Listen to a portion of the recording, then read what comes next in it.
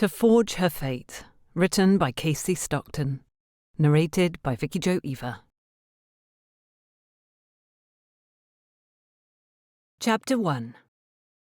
The key to maintaining a healthy social reputation in Hampshire was in securing an invitation to Lady Fathersham's garden party, a feat the Rose family had not successfully managed the last 2 years in a row. But this year would be different. Their luck would soon change because Eliza had a plan. Mamma pouted on the sofa in the drawing room, her gloved hands folded on her lap while she watched the fire dance in the hearth. Her faded brown hair and upturned nose were a mirror into Eliza's future. She hoped she would not inherit Mamma's nervous disposition as well. "Perhaps the invitation was lost in the post," Aunt Harding said, her voice rising in pitch as it spread false hope. She brushed gloved fingers over her greying hair, ensuring each strand was in its proper place. Mamma looked sharply at her sister-in-law. "You received yours a fortnight ago." "But I live closer to Lady Faversham than you do." "That is true," Mamma said quietly. Aunt and Uncle Harding's house was only located 1 mile closer to the Grand Faversham estate than Rose Manor, but Eliza wouldn't remind them of that detail. Anything to keep Mamma's spirits up until the invitation could be properly secured. Eliza glanced at the clock. 10 minutes remained before she needed to make her excuses and slip out. Her dearest friend, Ruth Wycliffe, was expecting her. If their plan was going to work, Eliza couldn't be even a minute late. Pretending to accidentally encounter someone had to be thoroughly, flawlessly timed, or her efforts and planning would be obvious, and she would, in turn, be disregarded. In fact, it was probably better if she started making her excuses now. The gig needed to be harnessed and her paisley shawl fetched. "What are your intentions for Eliza?" Aunt Harding asked, her booming voice swallowing Eliza's words before they could be heard. She leaned closer to Mamma on the sofa, wide eyes demonstrating the severity of this topic. It was a topic Eliza was very much invested in, so she closed her mouth and listened. Surely 1 more minute would not ruin her plans. Mamma sighed in long suffering. "It is hopeless. Mr. Rose refuses to suffer the expense if it is all to be for naught. Yet we cannot restore our reputation without some proof Eliza is nothing like Mary, surely. Nor can you suffer the humiliation of being shunned in town, I dare say." Aunt Harding pinched a corner from the slice of pound cake on her plate and leaned back, nodding slowly while she chewed. "You must be accepted by Lady Faversham if you want to be accepted in London. There is nothing else for it." "It is impossible," Mamma's voice wavered. "We've yet to receive an invitation to the party. If she leaves us off the list again, we'll be forced to wait another 12 months, and miss the season next year as well. Eliza will lose her blush of youth, and it will be too late." A little dramatic, Eliza thought. At 21, she was holding on to her blush of youth with both hands. With the season ending a month ago and summer quickly approaching, there were months ahead of them before they would need to consider next year's social season in London. But Mamma's points remained. Without the invitation to Lady Faversham's garden party, there would be no other invitations for the rest of the year, which meant no invitations during the season that began in February of next year, which meant no opportunities to find a husband or restore the Rose family's good reputation. Good heavens, the magnitude of her plan's importance heightened, making it even more vital for everything to go smoothly. She stood, wiping her hands down her gown. "May I take the gig, Mamma?" "For what purpose?" Mamma looked struck with surprise. Eliza breathed in patience. "I am meeting Ruth to play battledore and shuttlecock, remember?" "Is that wise?" Aunt Harding asked, her eyes narrowed in thought. Eliza's stomach clenched. She would not allow her aunt to step in and ruin this. "What do you mean?" Mamma asked, suddenly concerned. Aunt Harding looked at Eliza from the top of her styled dark hair to her slipper-clad toes. "It is a perfectly acceptable game, I'll grant you that. But if Eliza is to be the paragon of virtue her sister was not, should she not concern herself with decorum at every moment? When she is away from home, she ought to give particular care. Her eyes widened the slightest bit, drawing Mamma in further. One never does know who is watching. In this situation, the person watching would be of far greater import than either Mamma or Aunt Harding could imagine. Eliza's hands desired to fidget, but she did not permit them to move from their folded position on her lap. "The gig, Mamma? I will not play battledore and shuttlecock if it is abhorrent to you. I will suggest drawing or archery." "Drawing," Aunt Harding said with a decisive nod. "It is admirable, and not at all unseemly to be seen drawing." "If you think Ruth will not mind the change in schedule?" Mamma asked. "Ruth will welcome it, I believe," Eliza assured her. She certainly would not care, for they never had intended to take their outing as far as playing the game they'd planned anyway. "You may take the gig," Mamma said, much to Eliza's relief. "But you will take Anne with you?" "Of course, Mamma." When it came to the nature of Eliza's good name, she would do everything in her power to prove she was, indeed, nothing like her sister, which included trailing her maid with her everywhere she went. It hardly mattered that she had been travelling alone to Ruth's house since they were each 12 years old. Now that they were women, the world needed proof of their goodness and virtue. It was a sour fact, particularly when Mary had ruined herself, and the entire Rose family by degrees, in clear view, with a chaperone in attendance. That hardly mattered. Society could turn on a halfpenny, and Eliza was determined not to fall on the wrong side of their opinions. She delivered a curtsy to her mother and her aunt before fetching her paisley shawl and her maid Anne. She sent ahead for the gig to be harnessed and checked her reflection thoroughly in the gilded mirror on the entryway wall. Her skin was a bit pale, but she hoped it would be thought of as porcelain and not sickly. Eliza leaned forward, brushing her thumb over the ridge of her slightly upturned nose. Only a small smattering of freckles adorned the skin on either side of it, but she was determined to avoid the sun at all costs, until they disappeared. "Is it time?" Anne whispered, following her through the front door and down the steps. Rose Manor was of middling size, with 9 bedrooms, a parlour and a drawing room, and a stable block that rivalled the house in size. It was nothing to scoff at, and the family who inhabited it had long been steeped in the traditions and social scene of the upper-class families in and around Harewood. In the past, they had travelled as far as the other end of Hampshire for a ball or dinner, and generally had more trouble deciding which order to attend their various engagements each evening while in London, instead of their current situation, not receiving any invitations at all. A footman waited beside the step to give the women a hand up to the driving bench. Eliza took the assistance and settled herself in the driver's seat, pulling at her thick leather gloves before taking the horse's reins. Anne sat beside her. "I'm afraid my aunt's distraction has put us behind schedule," Eliza muttered, then set the horse to. "We must make up the time. Punctuality is of the utmost importance today." Anne nodded. "If you can manage it safely." "Of course I can manage it," Eliza said, pulling down the drive and turning onto the main road. She urged the horse faster. The gig jolted as the wind cooled her flushed cheeks. "But you must watch out for others." The road sloped downward, making Harewood visible in the distance, its stone buildings layered on top of one another down the high street.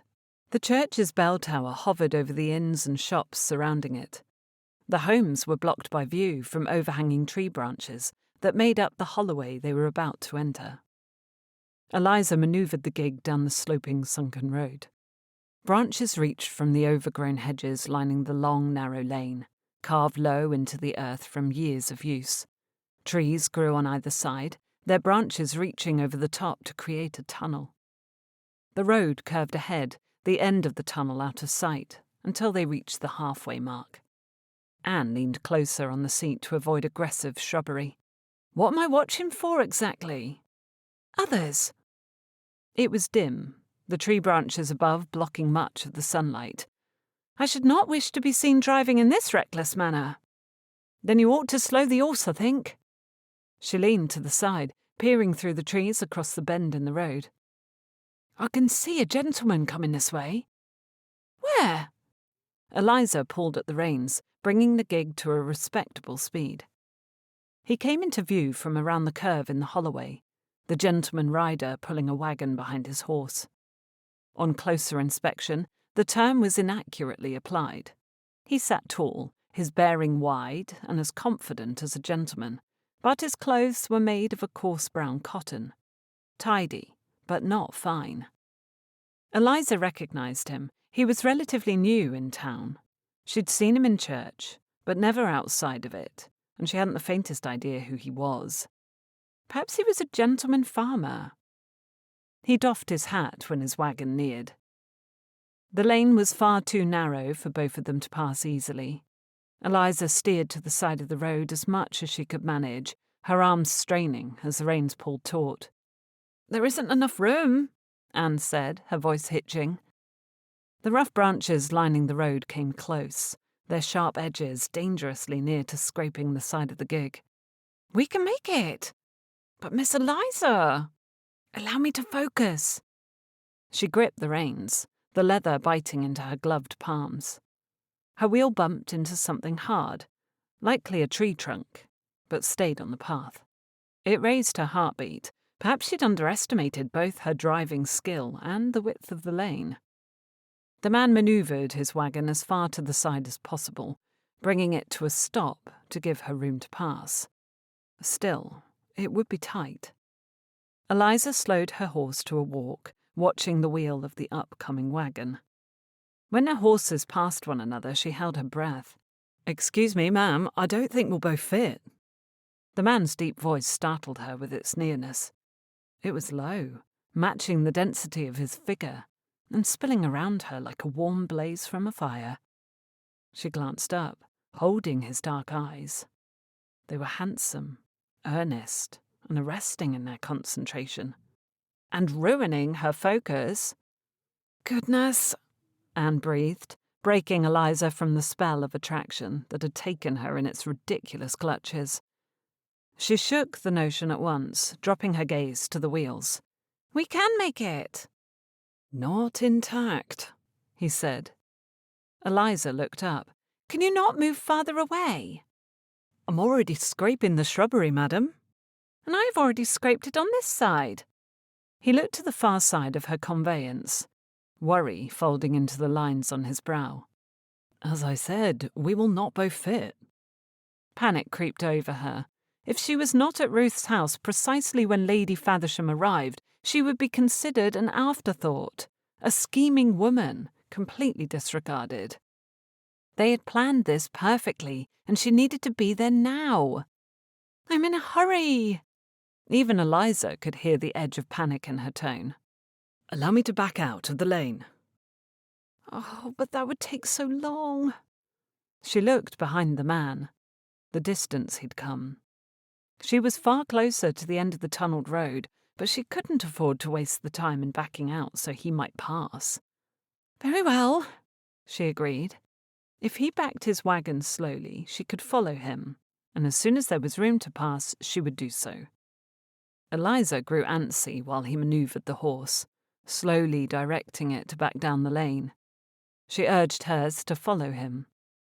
"Not too closely," he said softly. "You'll spook my horse." She pulled back, slowing Aspen as he walked nose to nose with the other horse. A large acorn fell from the tree overhead, hitting the ground with a thud and making her horse skitter. She pulled the reins, bringing Aspen under control again. "Goodness," Anne said quietly. "This is all very troublesome." "If we were not late, it would not be half so stressful," Eliza said, her fingers straining from their grip on the reins. Another acorn fell, swiping the man's horse on the neck. The horse reared back, panicked, straining at the harness that connected it to the wagon. "Whoa, Betty," he whistled calmly, trying to soothe the horse, but she only managed to panic further. Eliza's horse was skittish, his hooves dancing on the lane while he tried to move to the side, pushing them farther into the shrubs. Anne hissed in pain. "Are you hurt?" Eliza asked, doing her best to bring Aspen under control, her eyes glued to her horse. "It is only a scratch," Anne said faintly, while the carriage shoved her farther into the shrubbery. Aspen jerked again, pulling the gig with him. The conveyance slammed into a tree trunk, jolting its passengers and tearing the reins from Eliza's hands. "No!" she said, letting out a squeal. She reached for the reins as the gig jolted again, one side hitting the ground as if it had come unattached from the wheel, and pitching Anne forward out of the gig.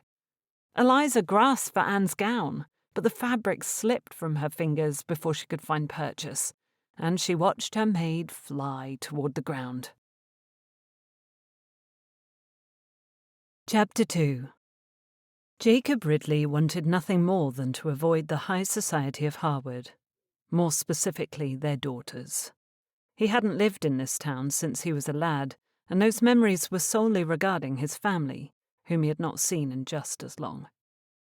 He'd returned to Harewood and taken on the smithy here, despite his reservations, because he believed he could blend in, keep his head down, and earn an honest living. Thus far he had been successful.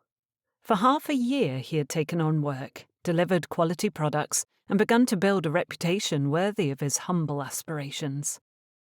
When he came upon the young woman and her friend, maid perhaps, in the holloway, he lifted his hat slightly, as one ought to do, but didn't so much as raise his eyes, not until they were in danger of colliding. He was determined to keep his name and image unimpeachable. His rules were simple, but they served him well. Never seek out the attention of a lady. Never make eye contact with a lady. Never conduct business with a lady. When the woman had panicked on the road and needed to pass, Jacob did what any gentleman would do. He offered to back up his horse. And he wasn't even a gentleman. Now her gig had broken and thrown her companion from the seat. He had to do what any man would do, run to their aid. Jacob jumped from the wagon seat, hurrying to the side of the woman on the dirt road. "Are you hurt?" She didn't respond. He lifted his gaze to her well-dressed companion, who clutched the dangerously sloping bench seat with white-knuckled ferocity. A lock of dishevelled hair flung over her brow. Jacob hurried to the gig, offering his hand. The pale-faced woman said nothing, reaching a quivering hand toward him. Her skin was smooth, speckled from the sunlight peeking through leaves overhead. He watched her closely in case she might faint, wondering briefly if her complexion was chalky because of the fright, or the lack of sunlight she permitted to touch her skin. Jacob guided her down until she was on secure footing again. His eyes brushed over hers, but he did not count this as breaking his rule. It was clearly a special circumstance, a state of emergency. He only wanted to ascertain the state of her health. He crouched beside the unconscious woman and tugged his glove off with his teeth. He ran bare fingers under her head to feel for blood or sign of a serious injury. His hand came away clean, and he let out a breath of relief. "Your friend is not bleeding," he said. Offering comfort wasn't natural to him, but he thought she should know. "Anne," she said quietly. "My maid's name is Anne. Should I fetch the doctor? A wheelsmith? Drat! I'm unsure what to do." She looked over her shoulder, a choppiness to her words that spoke to her anxiety. "We are blocking the lane entirely." He took pity on her. She was brave, even through her shock. "No one will mind the delay when they understand the situation." Rising, he crossed to his wagon and shoved aside the orders of nails, horseshoes, and the trunk he'd repaired in order to make room for the injured young maid. He was glad to have a blanket tucked around the trunk, and unwrapped it now, laying it flat. "What are you doing?" the woman asked, following him back to Anne's side. "Putting her in my wagon so we can take her to the doctor." He bent down, carefully scooping Anne into his arms. Her blonde head swiveled to the side as he lifted her, raising his concern. "Is it not dangerous to jostle her so?" The lady's dark hair was loosened from its coiffure, and she brushed the raven-coloured lock of hair from her forehead, holding his gaze with wide hazel eyes. Swallowing, he dropped his attention to the road, his body humming with anxious energy to move faster, but awaiting the woman's permission. "It is far more dangerous to leave her in the lane." He would not voice his concern that she'd yet to awaken. Jacob was no doctor, but even he knew it could not be a good sign. "Very well," she said, "but I cannot—" She looked back over her shoulder and made a frustrated sound. "I will ride with her. Can you take us home? My house is not far. She should be placed somewhere comfortable while the doctor is fetched." It was a valid observation. If they went directly to Dr. Wembley's house, the patient would need to be moved again. One jostling ride was probably too much, let alone two, if she had endured a head injury, as Jacob expected. He carried her to the wagon and laid her down in the back. "Wait," the woman said, shrugging hurriedly from her thin Spencer jacket. She folded it and tucked it onto the floor of the wagon before Jacob laid the maid's head down on it. She bit her lip, looking at her maid. "There is no room for me to sit with her." He looked at the cargo, noting a decided lack of space. "Speed is our priority, ma'am." He tried to be gentle, but with the jacket beneath her head, that was the most they could do for her. He could not make more room in the small wagon, and they needed to be on their way. "I'll fetch your horse," he said, dashing to the other side of the lane. "But we must leave the gig for now, miss." The woman hesitated. "It is Rose." Rose? Not her Christian name, surely. He'd heard of the Rose family in whispers about town, though he'd paid them no heed. He'd even filled an order for their current project, though it was not Mr. Rose who had conducted the business with him, but an underling. Jacob made quick work of unharnessing the horse from Miss Rose's gig and securing him to the back of the wagon. The only place for the lady to ride was on the driver's bench with him, which was deuced uncomfortable. Miss Rose must have drawn the same conclusion. A faint blush pinked her cheeks. "I will ride with you." Jacob followed her to the front of the wagon. She lifted her hem and found the step with the edge of her leather boot. He offered his hand, the glove still tucked in his waistband, his fingers bare. She looked down at it briefly before her gaze flicked over his shoulder, as though she checked the lane to make sure they were alone. All young women should be cautious of strange men, but Miss Rose seemed more worried about being seen with him than she was afraid of Jacob. The top of her head didn't reach his shoulder, and she was thin. Her lack of fear regarding him either showed a presence of character, that she could discern his harmlessness despite his strength and decided dislike for gentility, or a want of sense. But he was a good man, and her instinct not to fear him wouldn't serve her ill. He appreciated that she did not flinch away from him, as though he were a beast or an ogre, as some women of quality were prone to do. She took his hand and stepped up to the bench, and he followed swiftly. It was too narrow to comfortably fit them both. Jacob's leg pressed into her side, his arm brushing her shoulder. He would ignore it. He must. "My house is just up the lane. I will tell you where to turn." "Rose Manor?" Jacob asked. She nodded, before glancing at Anne over her shoulder. "I delivered an order just last month. I know the way." He urged his horse forward, slowing when he reached the broken gig. He could feel the metal on the gig's axles scrape along his wagon, drawing his shoulders up near his ears. But what else could he do? He had an injured woman in the back. He needed to make haste. Miss Rose let out a soft breath after they passed, relief evident in a slight relaxation of her posture. Jacob was impressed with her calm. He imagined most women, after watching their maid fall from their carriage and hit her head to the point of losing consciousness, would be lost to hysteria.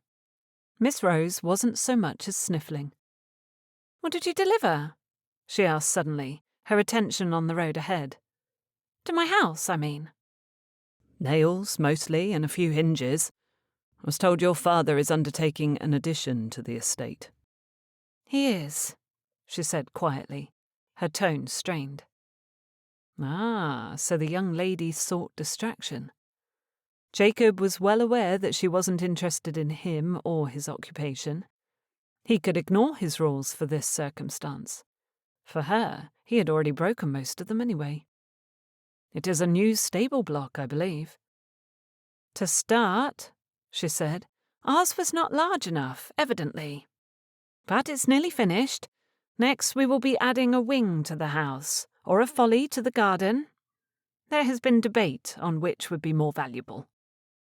"Livable space, I would think," Jacob said, before he could think better of it.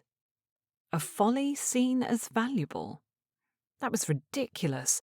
They were nothing but oversized broken pieces of architecture or art, for no other purpose than to allow one to pretend they were on the continent, instead of in good old England.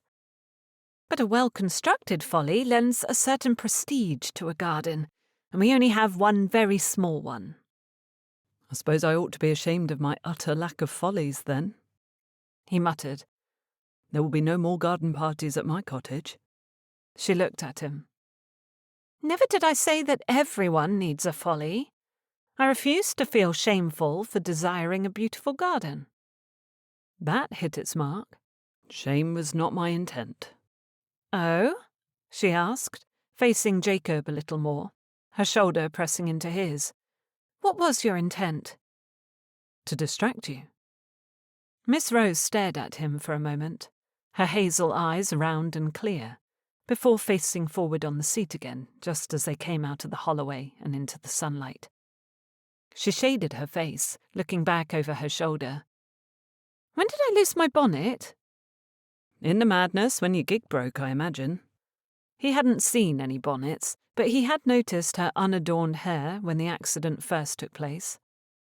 She smoothed back her dark hair, then looked again over her shoulder to check on her maid. She straightened again. "What a wretched waste," she whispered. The bonnet was retrievable, surely. Jacob turned onto the lane that led to Rose Manor. A carriage approached them, so he pulled off to the side of the road, slowing his horse to a walk. Miss Rose sucked in a gasp. "My aunt," she hissed. "She cannot see me. She will only slow us down."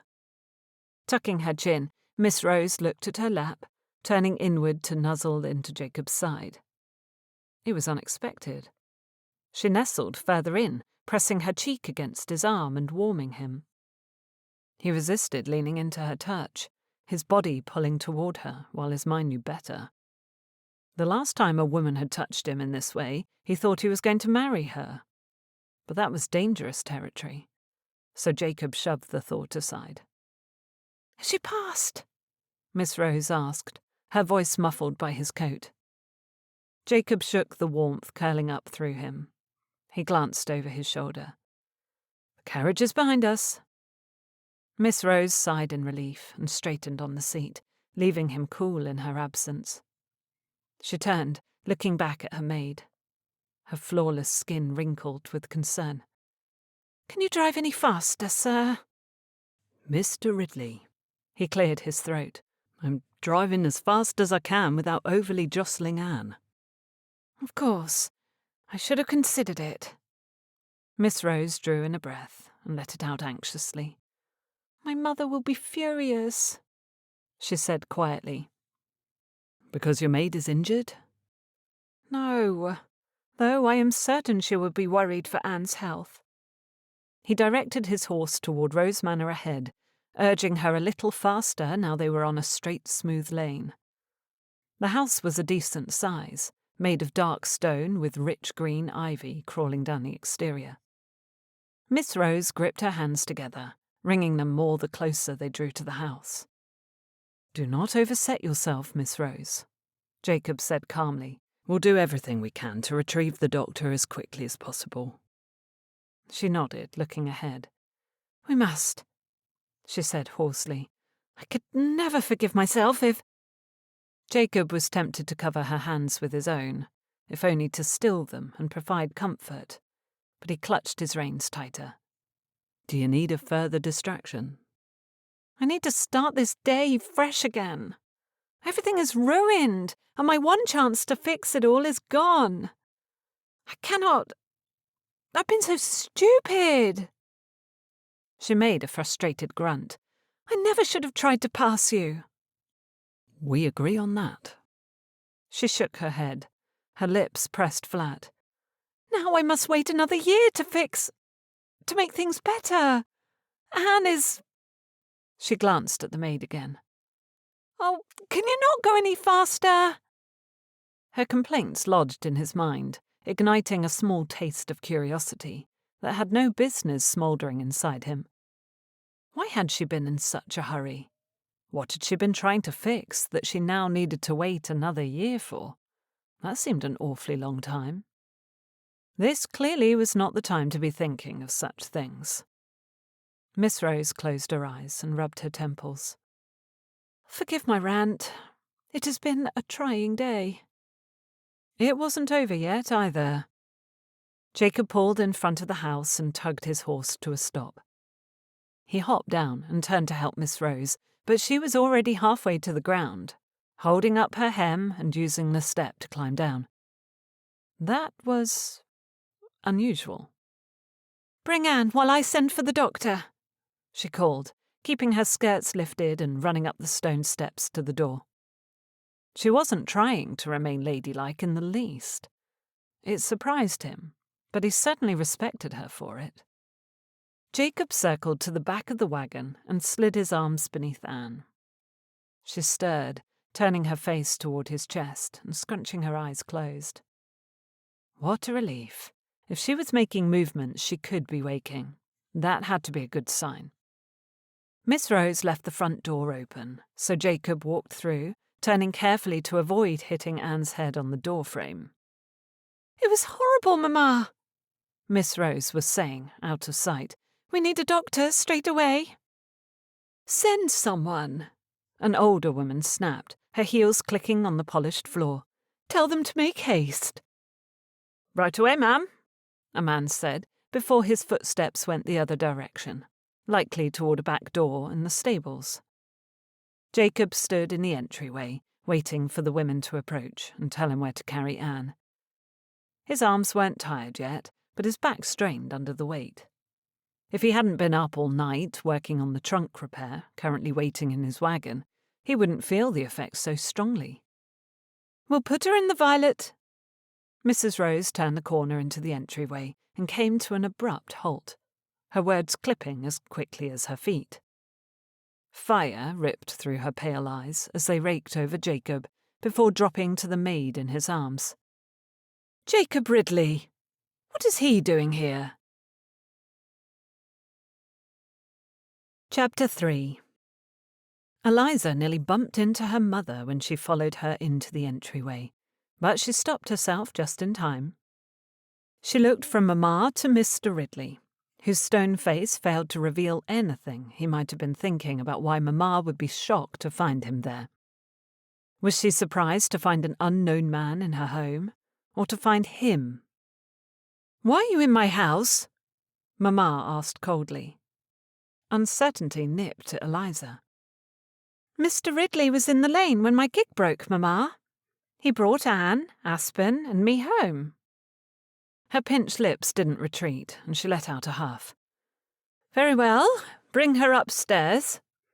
She spun around, clomping down the corridor. Mr. Ridley glanced at Eliza, his dark eyebrows pulling together, before he dropped his gaze and followed Mamma. She gathered herself and continued behind them, puzzling over Mamma's behaviour.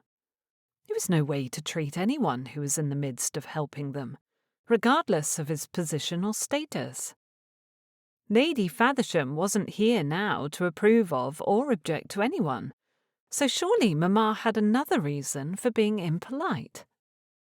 They climbed the stairs and reached the bedroom at the end of the corridor.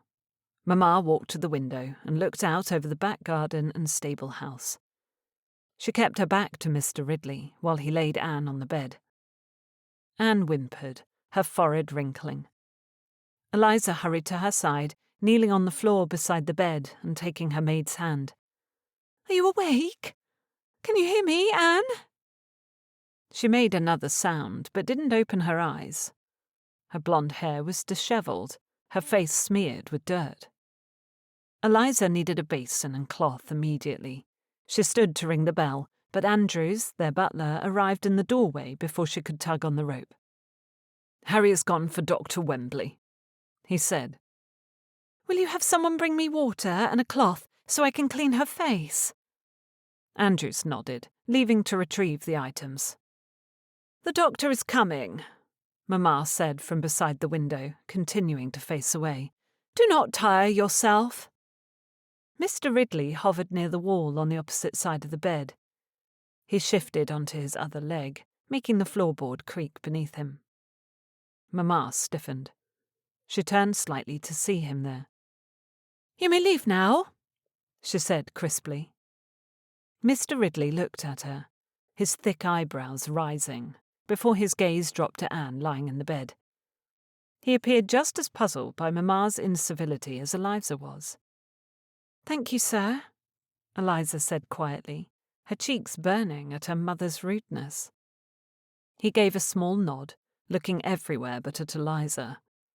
"I will see myself out," he muttered, dipping in a bow and slipping from the room. Silence sat heavily in the room, punctuated by Mr. Ridley's heavy boot tread on the stairs. Eliza waited until the front door thudded distantly, before turning her attention on her mother. "That was not polite." Mamma gave a small scoff, crossing the room with purposeful steps. "That was far better than he deserves. He is a Ridley." Eliza stood, schooling the confusion out of her expression. "You speak as though you were acquainted with him." "I am not, thank goodness." "Then how can you pass judgment?" Mamma's mouth was tight. "His family does not have a good reputation, Eliza." She paused, as though deciding what else to say. "Trust me, and leave it at that, please." "But if you are not acquainted—" "I am well enough acquainted with his family to know what I'm about," she snapped. Heaving a breath, she looked at the ceiling, searching for another topic, perhaps. "Leave it be, and trust me. We must endure the bad fortune of sharing a town and a church with that man. Do not do me the disservice of inviting him into my home again." That man had been helping them, though that detail seemed lost on Mamma. Eliza swallowed her argument and nodded her acquiescence. Anne's sickbed was no place to bicker. She sat on the edge of the bed and looked at her maid. In her attempts to hurry along so she could obtain an invitation to Lady Fathersham's garden party that morning, she had been foolish, reckless, and caused a great injury to occur to one of the most important people in her life. She had begun the day with such hope. How had it gone so wrong? By the time the doctor arrived at Rose Manor, Anne had regained consciousness and was able to undergo a full examination. Eliza was seated on the plush chair across from her mother and father in the parlour, their tea growing cold while they awaited news of Anne's health and expected recovery to the sound of the ticking clock and creaking floorboards overhead. Mamma's hands wrung uncomfortably, but Eliza assumed it wasn't in fear of a bad prognosis. Eliza loved her parents, but she wasn't blind to their feelings regarding the servants. This solemn, anxious attitude was not credited to a maid. Either the visit with Aunt Harding earlier had given Mamma great grief, or finding Mr. Ridley in her entryway was still affecting her nerves. Eliza's father stared at the unlit fireplace. "Has someone gone to fetch the gig?" she asked. "It will need to be repaired." "Yes." Papa's attention shifted to her. His greying side whiskers shook with emotion. "McKinley will see to it. Ridley should be able to form new parts, and we'll need to send to the wheelwright in Loxley about a new wheel, I suppose. Was Mr. Ridley a blacksmith? He had admitted to delivering nails and the like. She faintly recalled someone mentioning that the old smithy had been purchased months ago. If he wasn't the new blacksmith, he worked for one. Eliza could readily admit that the occupation was fitting. It explained his wide shoulders and thick arms, likely from working the forge.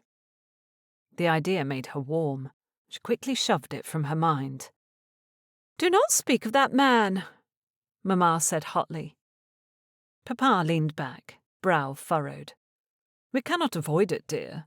If he is to remain in Harewood, it is an inevitability." "For McKinley, perhaps," she said, smoothing her hands down the fabric of the pillow resting beside her on the sofa. "Bailiffs ought to deal with that sort of thing. It is an unnecessary topic in my parlour." Papa hesitated. "Very well." Mamma reached for her teacup with shaky hands and brought it to her lips before taking a delicate sip. The door opened, admitting Andrews. "Miss Wycliffe to see you, miss." Eliza nodded. Drat! In all the excitement she had forgotten her friend. Ruth blew into the room like a leaf on the wind, pausing to deliver graceful curtsies to both Mamma and Papa. Her yellow gown flowed with each step, the hem meticulously covered in embroidered white daisies. "Good day, Mrs. Rose. Mr. Rose." "Ruth," Eliza said, crossing to reach her friend. "We had the most terrible accident. My maid is up with the doctor." "I heard," Ruth said, her blue eyes clear and wide. "One of our maids was passing Dr. Wembley's house when he was fetched." She reached for Eliza's hands. "How may I support you?" "You are doing a lovely job of it by being here," Mamma said, smiling kindly. "After the day we have had, it is a boon to know there are still some friends in the neighbourhood." Ruth shot Eliza a look, communicating that she understood exactly what Mamma meant. She was indeed very aware of the friendless state the Rose family resided in, according to Mamma, and had done so since the great shame of 2 seasons before. Ruth had schemed with Eliza to apply for Lady Faversham's grace in securing an invitation to her garden party. "I'm sorry to have missed our appointment today," Eliza said, pulling Ruth toward the pianoforte on the far side of the room. "Perhaps we can play a duet while we wait for news. It will calm my nerves." They settled at the pianoforte, side by side on the narrow bench, and flipped through the music stacked in the basket beside the instrument. Ruth leaned close, her blue eyes serious. "Lady Faversham wasn't in a pleasant mood at tea today. It could very well be a blessing in disguise that you were not there." "There is no blessing in an injured maid, a broken gig, and no opportunity to beg for an invitation." Ruth tucked her chin. "Blast it all, Eliza, you did not truly intend to beg." "I hope." "Language," Eliza reminded her. "My mother is too close." Ruth lifted her eyebrows, not retracting her question. "What else was I meant to do?" Eliza huffed. "Our plan only put me in front of the woman and demonstrated how your mother still accepts my acquaintance. That alone would not have been enough. Besides, she'll not even look at my mother when we cross her path. I must beg." "What you must do is go about this wisely, or you will only further endanger your chance of gaining invitations this summer. You should have had more faith in me, Lizzie. I would not have let you down."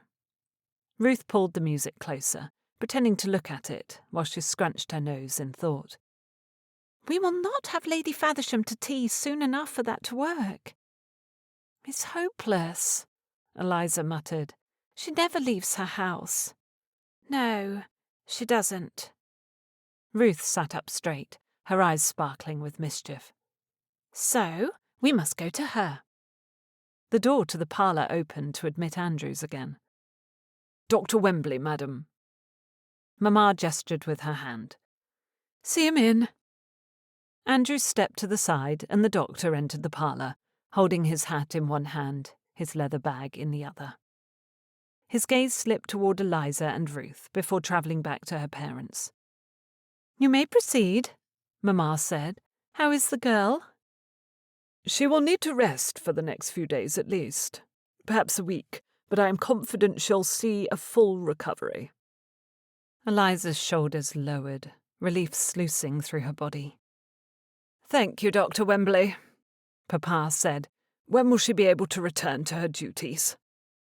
He shifted from one foot to the other. "Head injuries are unpredictable. I would like to see her again in a few days. It will be easier to answer your question then." "Of course." Papa rose to walk the doctor out. "We will see to it that she has the rest she needs until then. And a diet of bland foods until we are certain she will not experience any nausea," the doctor instructed. Papa nodded. "May I fetch you a brandy before you leave?" Dr. Wembley's cheeks rounded, pink blooming. "That would be grand, sir." Papa led the way out, likely toward his study, and the doctor followed, leaving the parlour in silence. Mamma's forlorn expression travelled directly to Eliza's heart. "I think I need to lie down, darling." Was she more affected by the ordeal than Eliza knew? "Of course, Mamma. We will play the pianoforte another time." Mamma gave a small nod before leaving the parlour and closing the door. Ruth stood. Eliza slid off the bench, walking behind her friend toward the vacated sofa. They were finally alone, and their scheming could commence. "I have an idea," Ruth said, dipping her chin. Her blue eyes flashed mischief. "Why do I have a feeling this will be far more than I bargained for?" Ruth held her gaze. "You wish to repair your family's good name, yes?" "You know I do." "And I can trust you will do whatever is necessary." "Within reason, of course," Eliza said. Ruth straightened confidently. "Then trust me." She reached to take Eliza's hand. "If you are willing to agree to my plan, it will work." Since Ruth's plans often involved innocent, unsuspecting people, and more work than Eliza desired, she was appropriately hesitant. But she couldn't deny their effectiveness either. Ruth was the one who had contrived to get Oliver to complete her Latin work while she went fishing just a few years ago. She had also convinced her parents it was their idea to allow her to cease her harp lessons and devote that time to bettering her seat. Unnecessary when she had one of the best riding forms in the county. If Ruth had a plan, and Eliza did not ruin it, it would work. Eliza swallowed. "Very well. What must I do?" Chapter 4. Jacob brought the hammer down again, pounding the metal into submission and throwing his weight into each strike. He'd been taught better. Thorne, a skilled blacksmith and a good man, had taught Jacob the power of an intentional swing and how it was more effective than a forceful one. But today, Jacob needed to feel sore. He yearned for the stretch to his muscles and the sweat dripping down his back. It had been 6 months, at least, since he'd felt the weight of a judgmental glare. The narrowed eyes that spoke disdain, the exact expression that adorned Mrs. Rose's face. He swung the hammer again, banging it against the edge of the ornamental hinge, ordered by the very family who so wrongfully dismissed him. Was it wrong? Mrs. Rose seemed to know exactly who he was, her hatred so pointed and sure. It almost felt as though she harboured ill feelings directly against him, and not just his profession. But that couldn't be possible. The woman did not know him. In the 6 months Jacob had lived in Harewood and operated the smithy on the edge of town, he had only come in contact with the Rose family at church. Though distantly, for he could never afford the boxes and rows where the elite members of society sat, and through Mr. Kinley, their bailiff, who ordered nails and hinges from him. Not that her approval meant anything to him. Jacob had had his fill of women in the upper classes, or one woman in particular, and he'd learned his lesson the hard way. It was best to stay away from them. Far, far away. Jacob brought his hammer down again, but it hardly made a dent. He put the hinge back into the forge to heat the metal again and rested his hammer on the anvil. Plopping onto his stool, he took a swig of ale and wiped his forehead with the back of his wrist. A knock came on the wall behind him, and Jacob turned to see who needed his attention. When a tall man with a crop of fiery red hair stepped into view, Jacob stood immediately, a smile spreading over his face. "Thorn!" he boomed, stepping forward to embrace the man who had raised him. "Coming to check on me? I was working only a moment ago, I vow it." "I heard your hammer out on the road," Thorn said gruffly, a twinkle in his knowing eyes. "What did the anvil do to merit such abuse?" Jacob's neck burned. He hadn't been working with proper form, and they both knew it. He gestured to the stool. "Thirsty? I could stay for a drink." Thorn took the seat. Jacob busied himself pouring a second glass, hoping the fire in his cheeks would cool. He could blame it on the forge, if not. "What brings you to Harewood?" "Passing through, I had an order in Felton Heath, so I thought to stop by." He handed the cup over, then dragged a crate closer and sat gingerly on it, grateful it didn't crack under his weight. "I'm glad you did." Thorn looked about the smithy. "Where is your apprentice?" "Don't have one yet." His copper eyebrow lifted. "You will find one, yes? A smithy this size isn't meant to be operated alone, Jacob. I told you so when I found the place for you." Jacob nodded, his gaze shifting to the fire. "I've been meaning to see to it, after my workload slows." Thorn chuckled. "That will not happen, son." Which was a blessing and a curse, the way Jacob saw it. "You're better off taking on a boy now." Thorn rubbed a hand over his whiskered jaw. "Maybe two, given the size of Harewood." The responsibility was more than he believed himself capable of taking on at the moment, but he knew the wisdom of obtaining an apprentice now. It would take years of training before a lad would be of much use to him, and the earlier he obtained an apprentice and began the training, the sooner he would have help. "I will work on it." "Soon enough, Felton Heath will not be hiring me to do their work anymore. They'll save time and come to you. You ought to be prepared." That wouldn't happen until Jacob built a reputation here to rival Thorn's, which was years away yet. Felton Heath hadn't bothered obtaining their own blacksmith because they were happy with his work.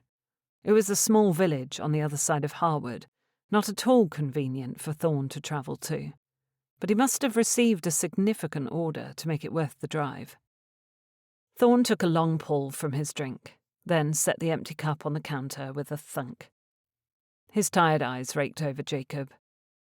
"You look well, son." "Better than the last time you saw me." "Far better," he said, chuckling. "What is your method?" "I've sworn off women, for one," Jacob muttered, not allowing his mind to travel to Rebecca, or the way she had successfully shamed him in front of their entire town. "That will do it," Thorn said quietly, watching him for a reaction. His observation was a great deal too pointed. Jacob had to stand, to find something to occupy his hands. He slid his gloves back on and retrieved his tongs, pulling the hinge out of the forge and placing it back on the anvil. Thorn was far enough away to be safe, so Jacob didn't bother waiting. He lifted the hammer and struck, letting the tool do the work, to save his muscle from becoming more sore. Now that his teacher was watching, he wanted his form to be flawless.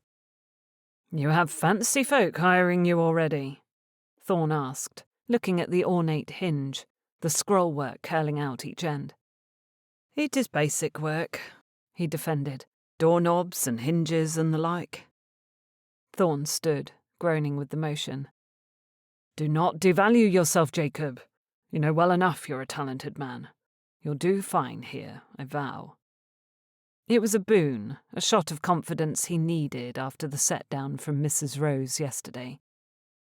"Did you assume otherwise?" he joked. Thorn was quiet for long enough to make Jacob lower his hammer. He set it on the wooden workspace, lowering the tongs and resting the hinge on the anvil. "You believed I would fail?" "No," Thorne said with force. "I worried other things would bar your way." Other things? That was a pretty way to put it. Jacob swallowed a scoff. He knew exactly what Thorne implied, and it made him want to lift his hammer and vent his frustrations again. He knew it wasn't worth slowing his work or injuring himself, but that didn't make him want it any less. "I've learned my lesson," Jacob said gruffly. "I don't plan to repeat it." Thorne nodded slowly. He emptied the rest of his cup before rising from the stall and moving toward the exit. "You should write more. Mrs. Thorne watches the post, you know." He didn't know, and it made him feel guilty. "She wants you to come for dinner, Friday next." A smile pulled at Jacob's mouth. He missed Mrs. Thorne. Could he return to Locksley? Surely it would be possible to visit the Thorne smithy and return home without catching sight of Rebecca. "I'll be there," he said. Thorne smiled. "We will see you then." He ducked out of the shop, returning to the horse and wagon waiting in front of the road.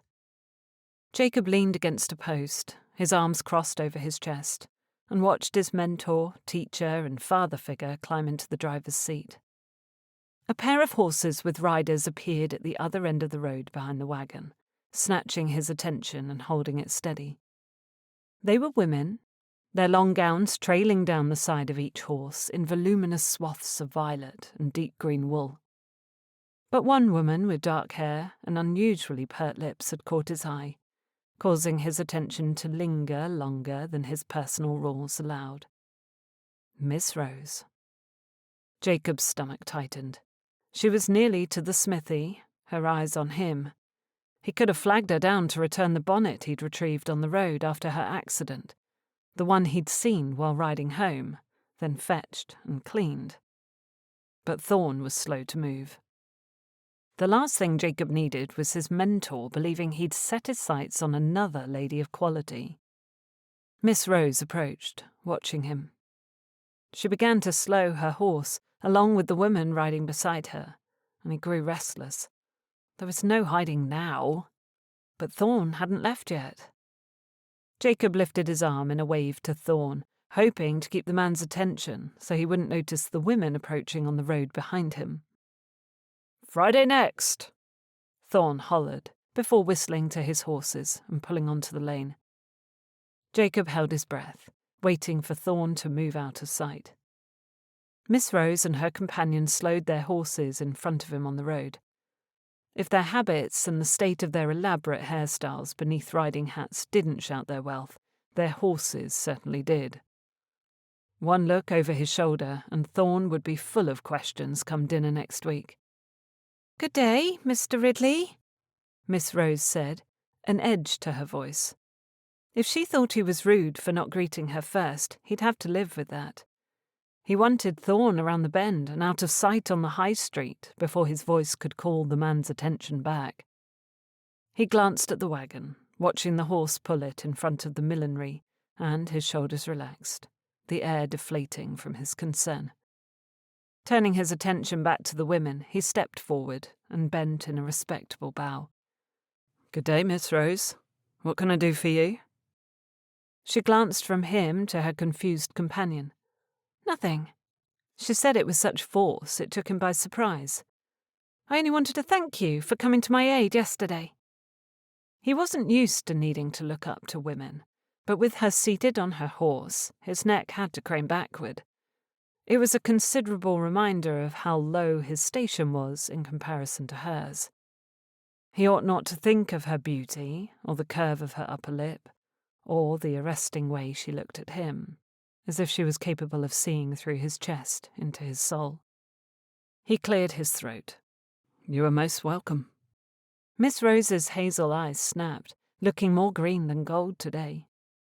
She opened her mouth as though to speak, but seemed to think better of it, the words dying on her tongue. Her companion gently cleared her throat, looking between them. Miss Rose straightened. "Miss Wycliffe, allow me to introduce Mr. Ridley, Harewood's new blacksmith." She looked at him. "This is my dearest friend, Miss Wycliffe." Ah, Wycliffe. Jacob had done work for that household as well. He dipped his head in acknowledgement and refrained from informing them that he had been in Harewood 6 months now, so he wasn't necessarily new, and he had already fulfilled orders to both of their homes, on more than one occasion. "It is a pleasure."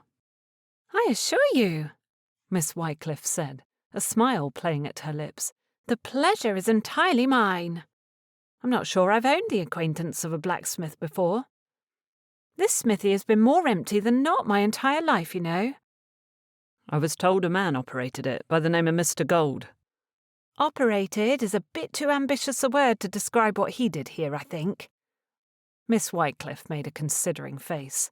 "Foxed is more apt." A chuckle pulled from his chest. He'd heard of Mr. Gold's drunken behaviour, but he'd not expected to hear of it again from a lady. "It is no wonder the business of Harewood has long been allocated to Locksley." "Indeed," Miss Wycliffe agreed, "though I've heard your praises sung these last few months, Mr. Ridley. You've made many men glad with your decision to purchase the smithy.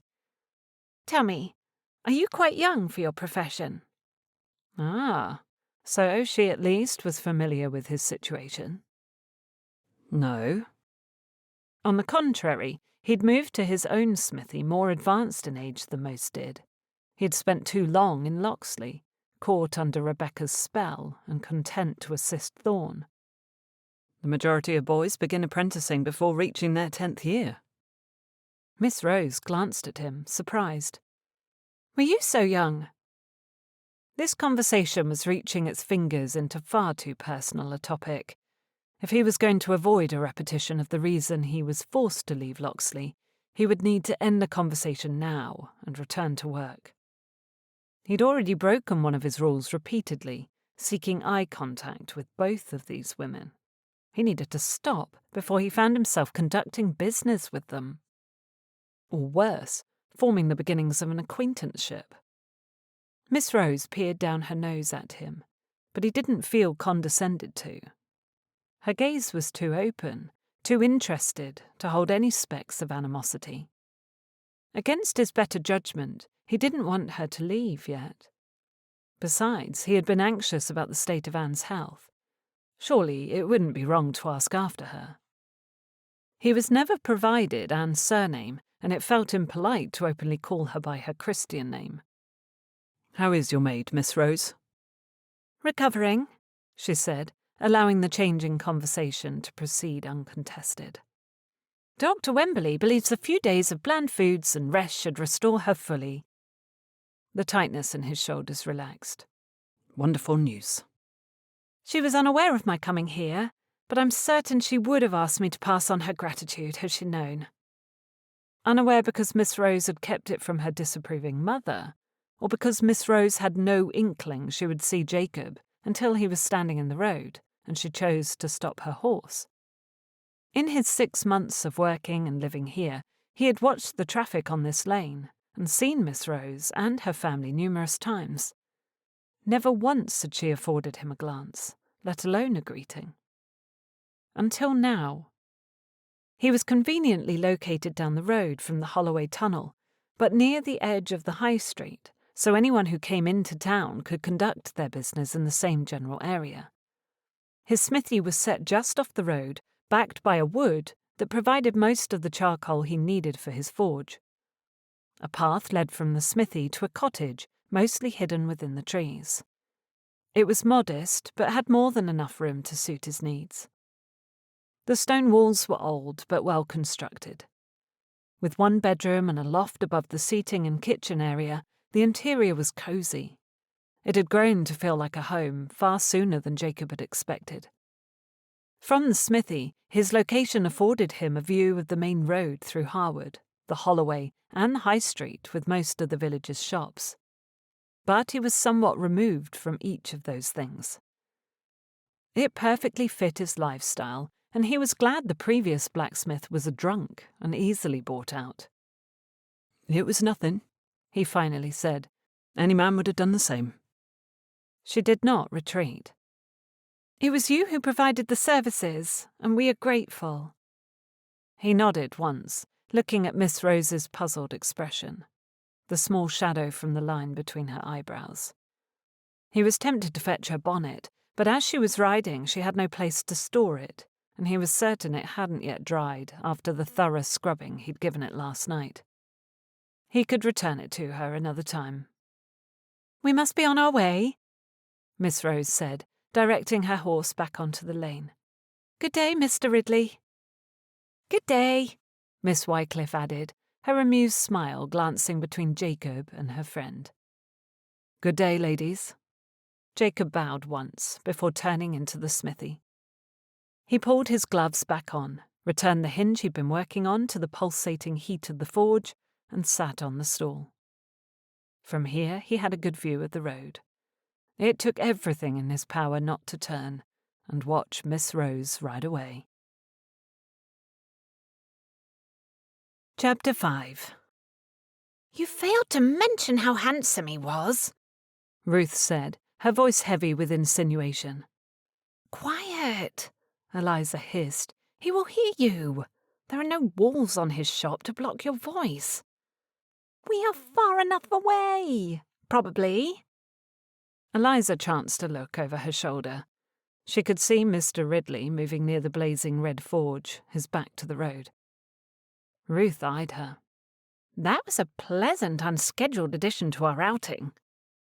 "It had to be unplanned," Eliza said. "My mother will be furious if she hears of it at all." Ruth eyed her. "You have no intention of courting the man, do you? That would make our efforts today in vain." "Of course not," though her cheeks bloomed with heat, regardless of how deeply she meant the words. She could not help it. Despite how unsuitable he was, Mr. Ridley was indeed very handsome. It had not escaped her notice how easily he'd lifted Anne to carry her to the wagon and again into the house.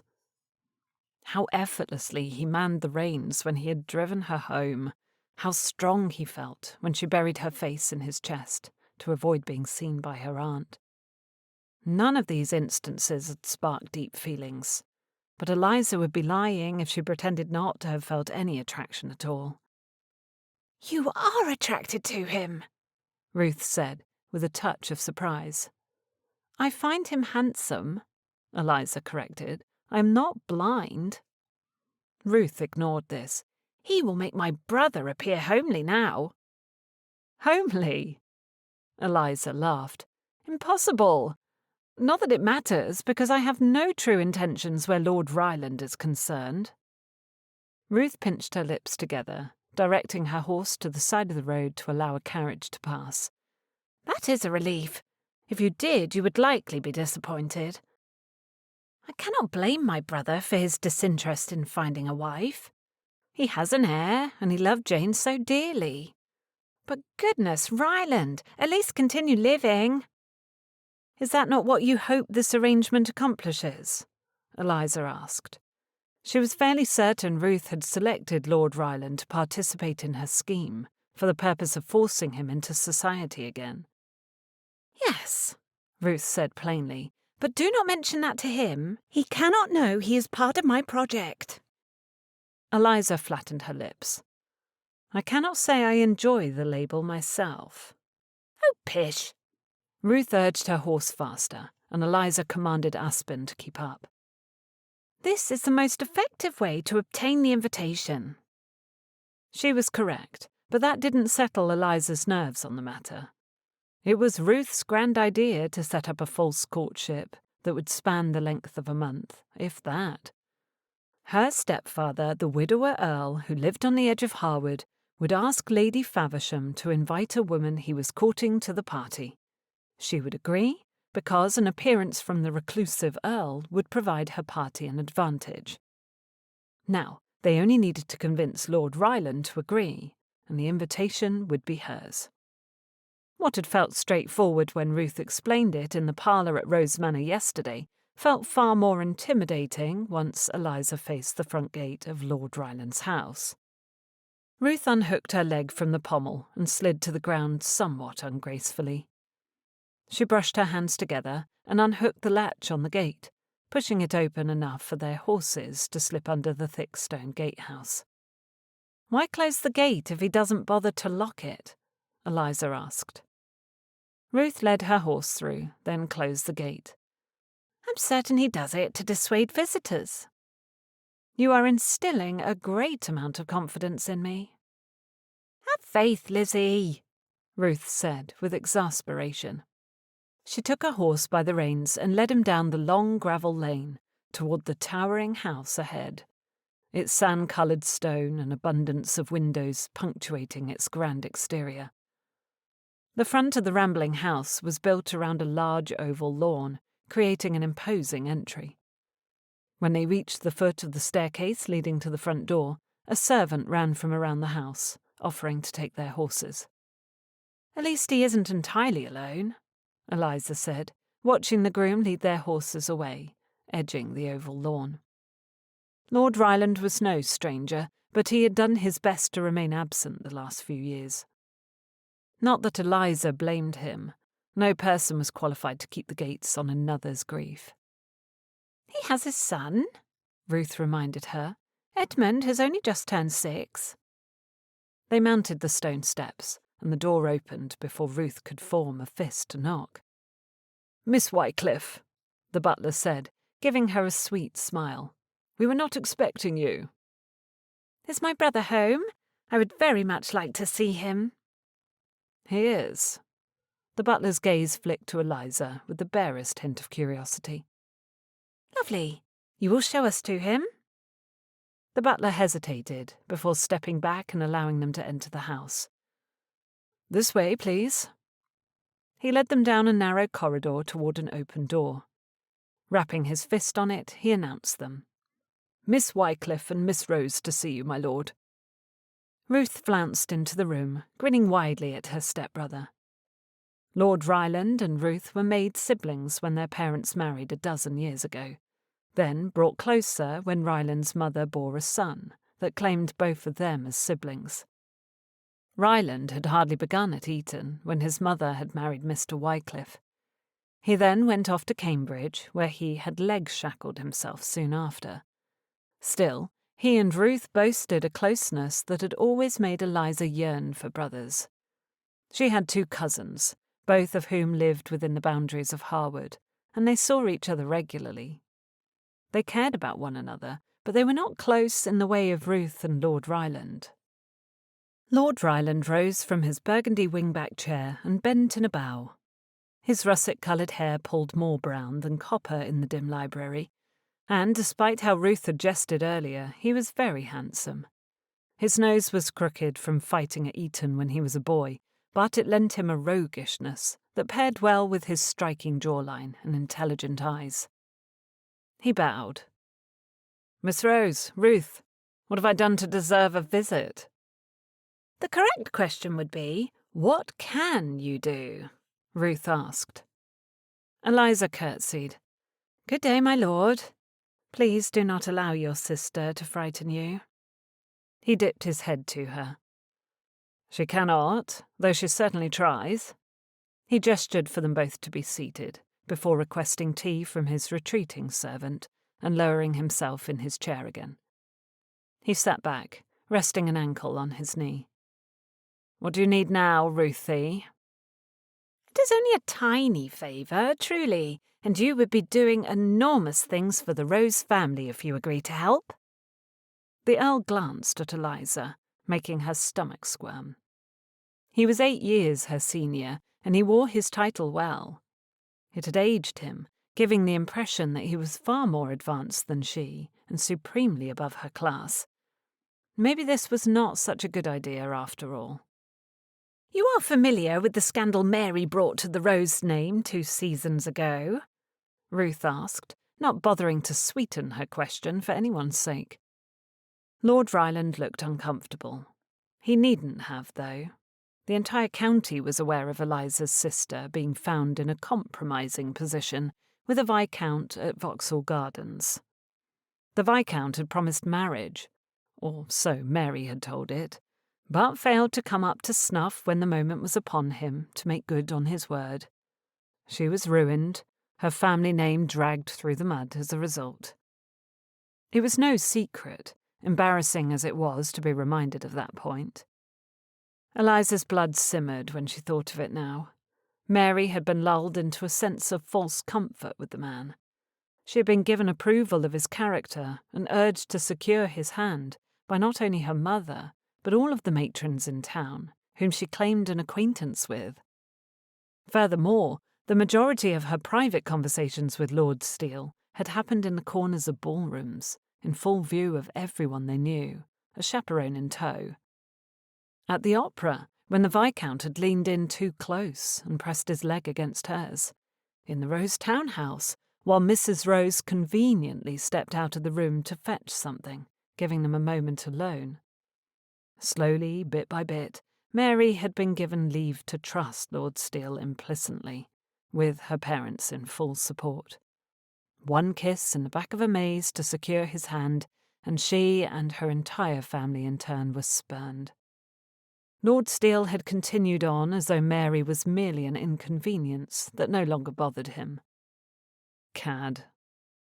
"I heard the tales," Lord Ryland finally said, clearing his throat. "Then you've also heard of the rejection and ruination the Rose family has had to endure ever since." Lord Ryland sat up, lowering his foot to the floor. His eyebrows pulled together. "I'm sorry, Miss Rose. It is an unfair consequence of your sister's actions." Eliza believed it to be an example of the unfairness in society, that one woman's misdeeds could so wholly ruin her sister as well. Should Eliza not be judged on her own choices and behaviour? "Then help us fix it, Rye." Ruth leaned forward, sitting on the edge of her sofa cushion. "If we can contrive a way to convince Lady Faversham to invite Eliza and her parents to her garden party, they will be accepted in Hampshire." "Hampshire is not London," Lord Ryland said. "No, but it is a start. If she is seen as accepted here among polite society, then Hampshire families will accept her in London, and she will have a chance during the season next year." He narrowed his eyes. "You are scheming so you might bring your friend with you to London, are you not?" "I might be," Ruth said. He sat back. "Then why not take her?" He glanced at Eliza. "I beg your pardon, of course, but if a season is what you are after, why not merely go?" Ruth gave a sigh of long suffering. "And be ignored and cut at every turn? What is the use of taking Eliza to London if she is not invited to any of the parties? My motives may be partially selfish, for I would dearly love to bring my friend next season, but that does not lessen the good you will be doing. Eliza has not deserved 1 ounce of the censure her family has endured these last few years. It is time we force everyone to stop treating them like undesirables." Eliza felt ill. Lord Ryland clearly did not want to involve himself in their plan, and Ruth's attempts to convince him were only a reminder of how difficult it would be to gain acceptance again, if it was at all possible. "We should not have come here." Ruth faced her sharply. "Yes, we most certainly should have. Ryland only needs to agree, and it could change everything for you." A blush stole up Eliza's neck, making her warm and uncomfortable. She should have insisted Ruth have this conversation with her brother in private, but she felt it important to raise her chin and ask for help herself. Perhaps it would ease her discomfort now if she took ownership of the request. She opened her mouth to plead her case when the Earl spoke first. "How do I enter into this equation?" Lord Ryland asked. He posed the query to Eliza, taking her by surprise.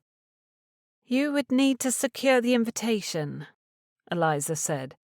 "Ruth's scheme involves us pretending to court for a month to give you a valid cause for the request." Observing her, he blinked slowly, his fingers running over the leather armrest of his chair. "Will that not do more harm than good? Surely tongues will wag more fiercely when our relationship does not last the summer." "Then it could last the summer," Ruth said. "You've nothing to lose and everything to gain by this arrangement, Rye." Eliza was already shaking her head when Lord Ryland stood, pacing to the hearth. He looked down at the flames in the fireplace, then turned to face them. He was tall, of an athletic build, and handsome. It was rather a pity he wasn't interested in taking a wife again. "This would require me to attend the garden party as well." "Yes," Ruth agreed. "It shouldn't be too awful. I will be there." He smiled at her. "I've already sent my reply telling Lady Faversham I am unavailable." "That is easily fixed." Ruth waved her hand through the air, as though it held magic, painting over his mistake. "You merely tell her you can come, that circumstances have changed." "And my son?" "We'll have a wild evening at my house, sliding down banisters with Tom and eating too many biscuits before dinner." He cocked an eyebrow. "Sounds much like us on my breaks from Eton." "When the parents attend parties, the children are free to stretch their wings," Ruth said firmly. "We were hardly children, Ruth." "Well, I was. You have no excuse." He clasped his hands behind his back and rocked on his heels, fighting an amused smile. "New proposal." "Yes?" Eliza leaned forward, gripping her hands together. He'd not yet refused her outright. His willing participation in this discussion inflated her hope. "I will go to Lady Faversham and beg that your family be invited, but not because we are courting. I'm afraid she will see directly through that." "What reason will you give?" Ruth asked. "My interest." He gave the barest hint of a shrug. "If I am to do this, it must be natural. If I had a true interest in better knowing a young lady, I would seek her out in public spaces and cautiously improve our acquaintance." "True," Ruth said, frowning. "Your plan sounds far more like you." "It will also be better for my reputation when it becomes clear we are not courting," Eliza said, understanding his point. He could show an interest, obtain the invitation, attend the party, then return to his seclusion without inciting massive rumours or doing additional harm to Eliza's reputation by discarding her. "I like it." The door opened to admit a maid bearing a tray. She set it down on the table in front of the couch. Steam rose from the lavender-painted teapot. "Thank you, Tilly. That will be all." Ryland gestured to Ruth. "Will you pour?" She nodded, reaching for the pot. "I think this will work. Fair warning, though, Lady Faversham already refused Mamma when she asked for the very same thing." That took Eliza by surprise. "When did your mother ask?" "Oh, a month ago?" Ruth finished preparing the first cup of tea, adding far more sugar than Eliza expected, and lifted it toward the Earl. "You must be firm. Lady Faversham will not refuse you, but she may require some grovelling." Lord Ryland took the cup and brought it to his lips, sitting on his wingback chair across from them.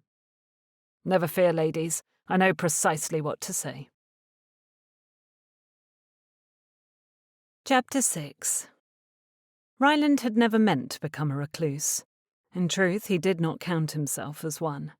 That was a title bestowed on him by the greater beings in society, who felt the need to apply a label to anything they did not fully accept or understand. In this, they were being far too liberal with the title. A recluse spurned his friends, did he not? Ryland had plenty of friends. They even came out for occasional visits to shoot birds or ride the glorious Hampshire hills on his property. A recluse also spurned his family, and Ryland had no opportunity to do anything of the sort. To say nothing of the weekly Sunday dinners he and Edmund attended at his mother's house, he could not escape the expectations laid upon him by his sister. Stepsister, in truth, but they never bothered with the pernickety title. She was a sister to him in all the ways that mattered. Ruth wouldn't allow him to hide away for more than a week. She was constantly arriving unannounced for a game of chess, to pull him outside for a lengthy ride, or to sneakily deliver a parcel of sweets to Edmund and hide in the nursery, eating far too many of them, and drawing silly pictures of animals doing very human activities. Not that Ryland cared. He loved his sister.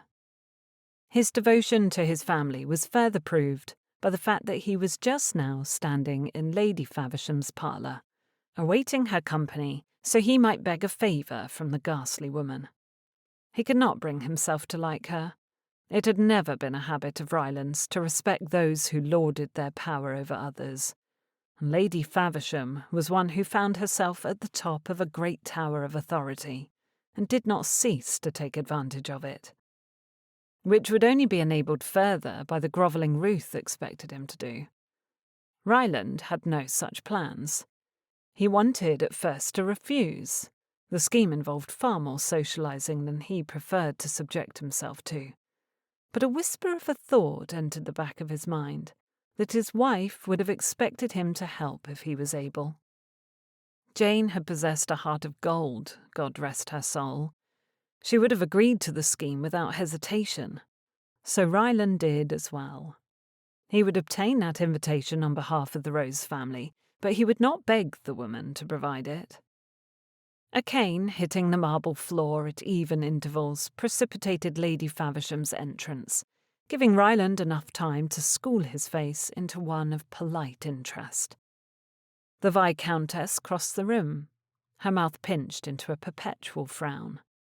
The glimmer of a fresh cat shone in her eyes.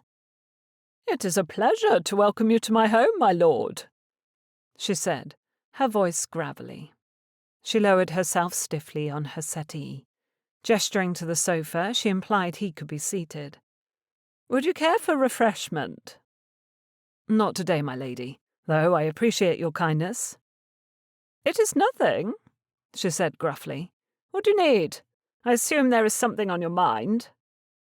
She possessed a decided lack of manners, did she not? Ryland forced down his irritation. If she could be so straightforward, he would take that liberty as well. "Your garden party is certain to be a success. It is only a fortnight from now, is it not?" "Little that means to you, my lord. You refuse to come." He searched for patience, and found it in the clenching of his hand, idling beside his leg on the sofa. "As it turns out, I found myself available on that day after all." Her white eyebrows shot up. "Have you? We would be honoured by your attendance. Lord Faversham has been eager to show you his new hounds." "More beagles? A new breed?" she said. "Though I know little about it. My focus has been on the preparations for this party, as you may well believe. We've invited the entirety of Hampshire." "Well, not the entirety," he said softly, as though it was of little importance. She stilled, her beady eyes raking over his face. "It would not be incumbent upon us to invite every soul in the county. My garden would burst at the seams." "Of course." He ran his fingers over the chain hanging from his waistcoat, pulling his watch out to check the time. He closed it with a snap and returned it to his pocket, his motions lazy, the words lingering between them. "One must only invite their friends." She shifted, growing uncomfortable. "If I permitted an invitation to every genteel household, my lord, it would be far too large a party." He nodded. Her justifications were narrowing. Soon they would reach the point. Lady Faversham eyed him. "Who is it you wish to bring?" "No one, my lady."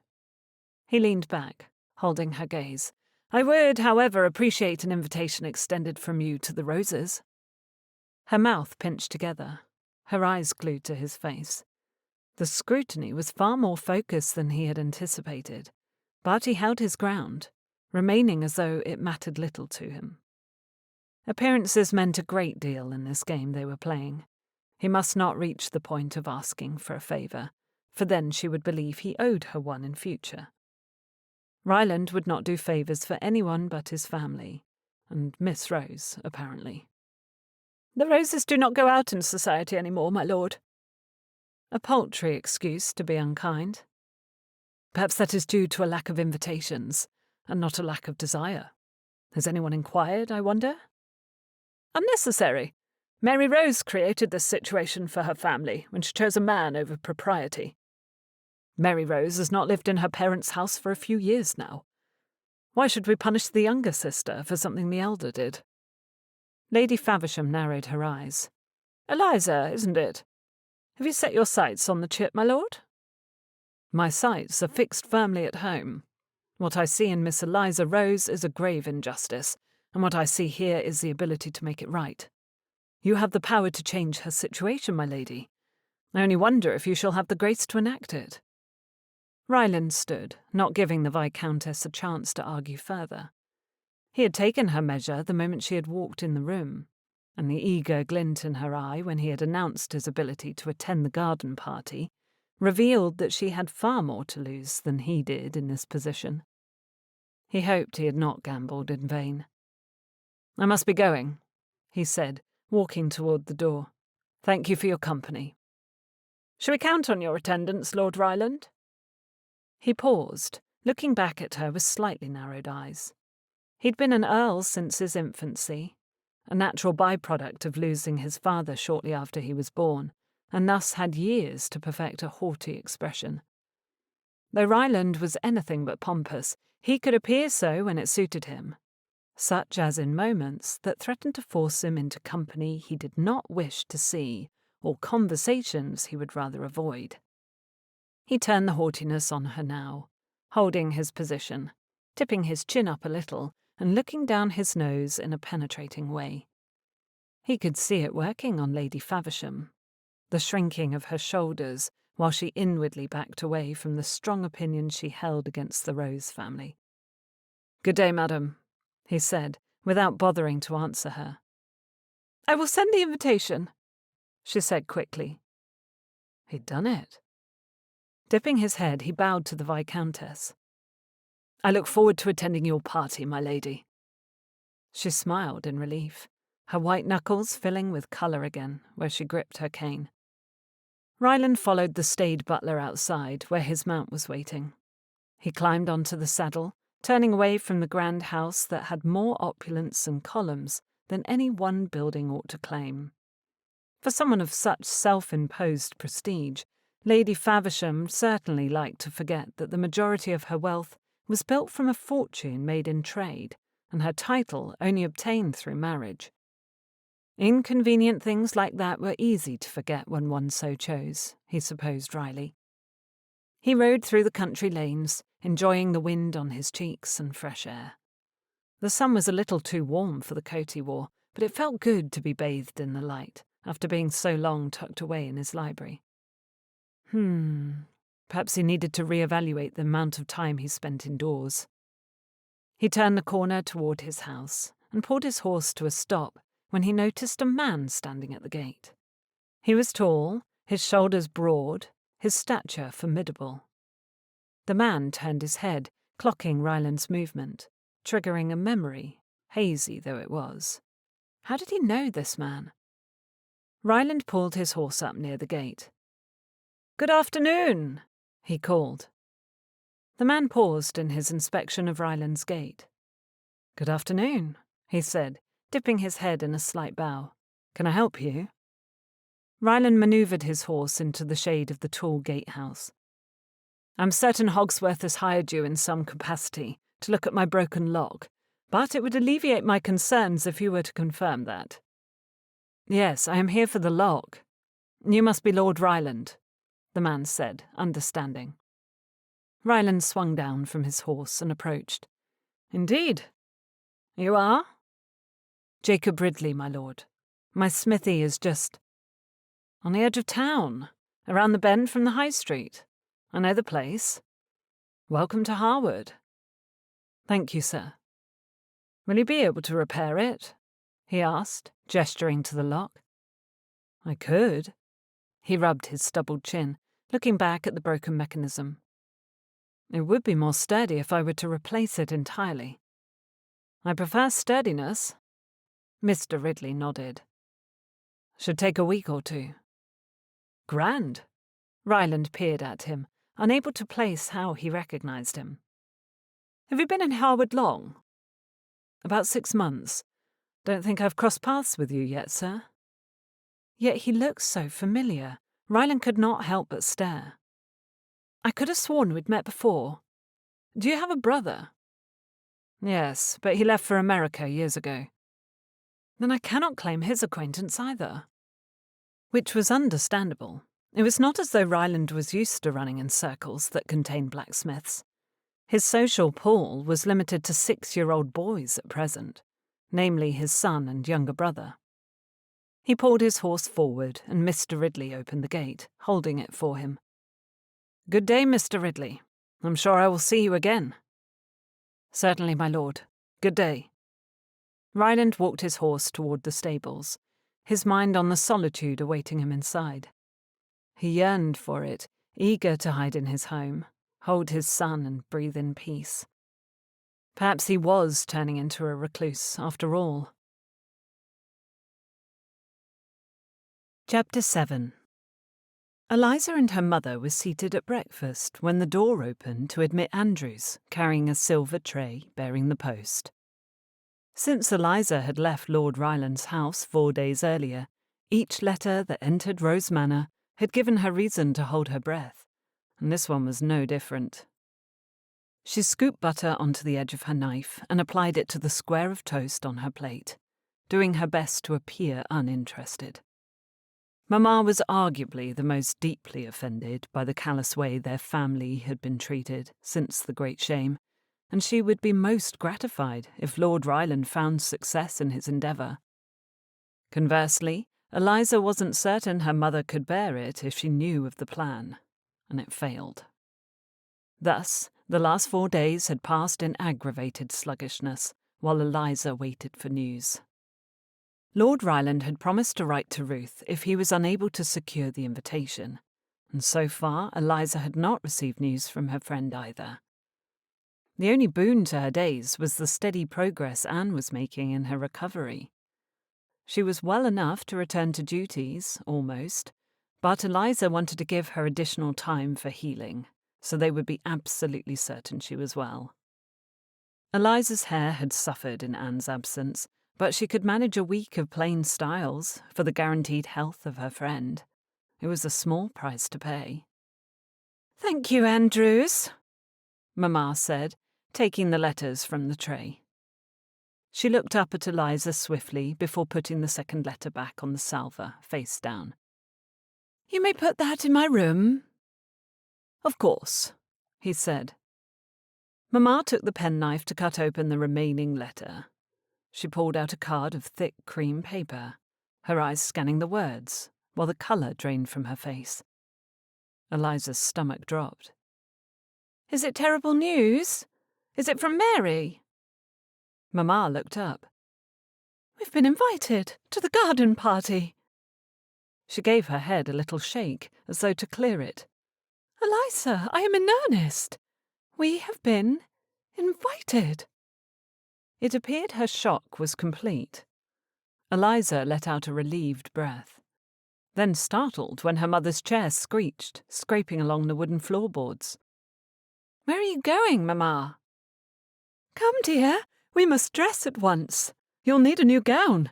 I need a set of gloves and a parasol. Oh, you should have a parasol too. Miss Kimball was carrying around the most dainty lace thing just last week. Won't block the sun for a minute, but that's neither here nor there if you have a decent bonnet. It was stunning." She made it to the door before turning back. "Come, Eliza, at once. We must make haste if we are to place our orders in time for the party." Eliza took another bite of her toast. She had been prepared to field all manner of questions about the nature of the invitation and where it could possibly have come from. But Mamma had not so much as questioned the nature of Lady Faversham's change of heart. "Make haste!" Mamma called from the corridor, her voice screeching. She would give herself an arrhythmia if she was not careful. "Coming," Eliza called, then took a last bite of her toast. It took under a quarter of an hour for both women to ready themselves to go out. Eliza popped into Anne's room to check her progress and verified that the maid was adequately resting. She wanted to return to her duties, but Eliza wouldn't permit it until the doctor had approved of her leaving her bed. Mamma was tapping her foot impatiently when Eliza finally made it downstairs, and they filed into their carriage in front of the house. Warm sunlight bathed over them, lending the earth a rich hue. "Papa is still out shooting," Mamma said when the carriage started toward Harewood. "He will need to wait to hear the news. Oh, he will be thrilled." Would he, though? Eliza hadn't believed her father cared much for the opinions of others. Of course, he didn't appreciate the snubs they'd received since Mary had ruined them all, but to say he would be thrilled felt a little much. Mamma closed her eyes, her shoulders swaying gently with the motion of the carriage. "You do not know what this has done to us, Eliza. The damage that has befallen my poor nerves." She glanced at her. "This garden party could change everything if we play our cards well." Beneath the wave of her mother's delight, the efforts Eliza had gone to in order to obtain this invitation felt worth every moment. More than that, Mamma's words had hit their mark, lodging themselves in her chest in the form of hope. They could attend Lady Faversham's garden party, prove they were respectable, and their social life would be reinstated, thus making it possible for Eliza to be accepted during the season and find a husband. As things stood now, no man would willingly attach themselves to someone so muddied in name and perceived character. For the first time in 2 years, Eliza stood a chance. She looked through the window as they came out of the Holloway tunnel, the trees thinning and more blue sky peeking between the branches. "You'll need new slippers too, though I'm not sure there is enough time for that," Mamma muttered. "My blue slippers have hardly seen any use," Eliza reminded her, watching through the window as they neared the smithy. She'd worn the slippers once to a dinner at Ruth's house a few months ago, and once to the Harewood assemblies last year, but hadn't had occasion to don them more than that. Mamma didn't venture out of the house if she could help it. Even when they had been invited to the Wycliffe's house, they were snubbed by all but Ruth's family and their own. Eliza sat up in her seat, peering through the window as the smithy came into view. She caught a glimpse of Mr. Ridley standing beside his forge, fiddling with something on the bench. His wide back was to her, the brown leather straps of his apron visible. "We ought to thank him properly, Mamma." "Thank who?" she asked, sitting forward. "Mr. Ridley. Perhaps we can take a basket." "No!" The word was stark and heavy, like the clang of iron against metal. Eliza was stunned into silence. Mamma clearly didn't like the man, but refusing to thank him, it bore no sense. "Why ever not?" The carriage turned onto the high street. Shops lined the road, and people milled between them. "We will not associate with a Ridley, Eliza." "Surely he should be thanked for the service he rendered us." "Consider it a small repayment toward the debt his family has owed ours for over 20 years. She narrowed her eyes. "Did he not cause the accident?" "I'm not sure I would say he caused it." "Then who did?" The carriage rolled to a stop. "It was both of us.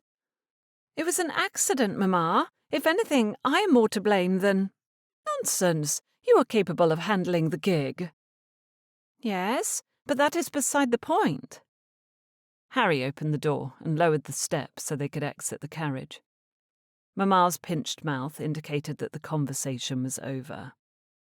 She took Harry's hand and stepped onto the paving stones, then turned back and quelled Eliza with a look. "I forbid you from speaking to him again. Understood?" Eliza gaped. "What am I to do if I happen upon him?" "Where would you do that?" "In Harewood? At church? Any number of places. You expect me to snub the man after he saved Anne's life?" "Saved her life? That is rich." Mamma chuckled, stepping back so Eliza could exit the carriage. Harry helped her out. She straightened her skirt, then tightened her reticule over her wrist, and followed her mother into the modiste's shop. A pleasant smile had fallen over Mamma's face, evidence that she would not speak another word about Mr. Ridley while they were in public. It left Eliza feeling like she sat on the edge of a ravine, her legs dangling over the side, without any purchase or solid ground beneath. The conversation was far from over. In what way did Mr. Ridley owe her family a debt? He hadn't been in Harewood long enough to warrant such an obligation. Eliza puzzled over this while she browsed the different silks and brocades on display, following her mother around the shop. Madame Perrot stepped from the back room, her dark hair swept away from her face and secured in a twist at the base of her head. "Good day, ladies," she said, her French accent clear but not heavy. She had only been in Harewood for a year, but in that time the Rose women hadn't had much cause to purchase new gowns. Eliza only recalled making her acquaintance once before, while out walking with Ruth. "We need a gown, quickly," Mamma said, her voice carrying an anxious edge. "How soon are you able to produce one for us?" Madame Perrot hid her surprise swiftly. "A fortnight." "That will not do. Can you not produce a gown any sooner?" Madame Perrot shifted her weight to her other foot. "I have had a recent increase in orders due to Lady Faversham's upcoming party. I'm afraid I have much yet to do." "We will pay additional," Mamma said, "if we can have a gown delivered within a week." The modiste glanced to the window, seeming to consider this. "Double?" Mamma nodded. "I will pay double." "One gown." "One gown for my daughter, one pair of gloves for me, and 2 parasols." "I will agree to the gown. The other items will not have the same assurance, though I do promise to do my best." "Then I will only pay double for the gown," Mamma said, raising her eyebrows. Madame Perrot gave a nod. "That is reasonable." She turned toward Eliza, her pale blue eyes resolute. She was young, not above a few years older than Eliza herself, but in such command of herself. "Do you know the gown you'd like?" She hadn't the first idea of what she should wear. "Do you have fashion plates?" Mamma asked, cutting in. "I do." "Will you show us what others have ordered for Lady Faversham's party?" When the modiste hesitated, Mamma continued. "We do not wish to have the same gown as another." "Of course, I can show you some of the styles that have been purchased, but I cannot reveal who ordered them." Madame Perrot pulled out 2 thick booklets of fashion plates and spread them on the counter. Mamma looked annoyed, but Eliza commended the modiste's integrity. They spent the next 20 minutes poring over the images drawn and painted throughout the book, explaining which gowns had already been ordered and in what fabrics and colours they were done. Madame Perrot was a wealth of information regarding what could be expected as far as fashion was concerned at the party, and the longer she went on, the more Eliza could see her mother scheming and plotting. It was increasingly clear as the appointment continued that Mamma intended to design what she believed would be the best gown at the party, giving Eliza cause to command attention. The bright yellow muslin she had selected and the elaborate embroidery she requested was certain to stand out. There would be no hiding that day. She would be dressed as a beacon. Mamma certainly intended her to be a signal of their revised status, but she wondered if others would view her more as a warning. The great shame could not be so easily forgotten, surely. "You will deliver it, I presume?" Mamma asked, standing near the door when their appointment concluded. "It will be delivered," Madame Perrot said with a slight bob of her head. Eliza waited until the modiste's gaze, strained, understandably after dealing with Mamma's exacting preferences, landed on her before she spoke. "Thank you. I look forward to seeing what you create." Madame Perrot smiled softly, her curtsy appearing more authentic this time. Eliza followed her mother through the door, adjusting her bonnet to cover her face from the sunlight. The freckles would not go away on their own. "Do you think the milliner is open?" Mamma asked. "We should find new bonnets for the party." "I have plenty of bonnets." "We'll only pop in for a moment and see if there is anything worth our time." Mamma was already walking toward the milliner, without waiting for a response. Eliza hurried to follow.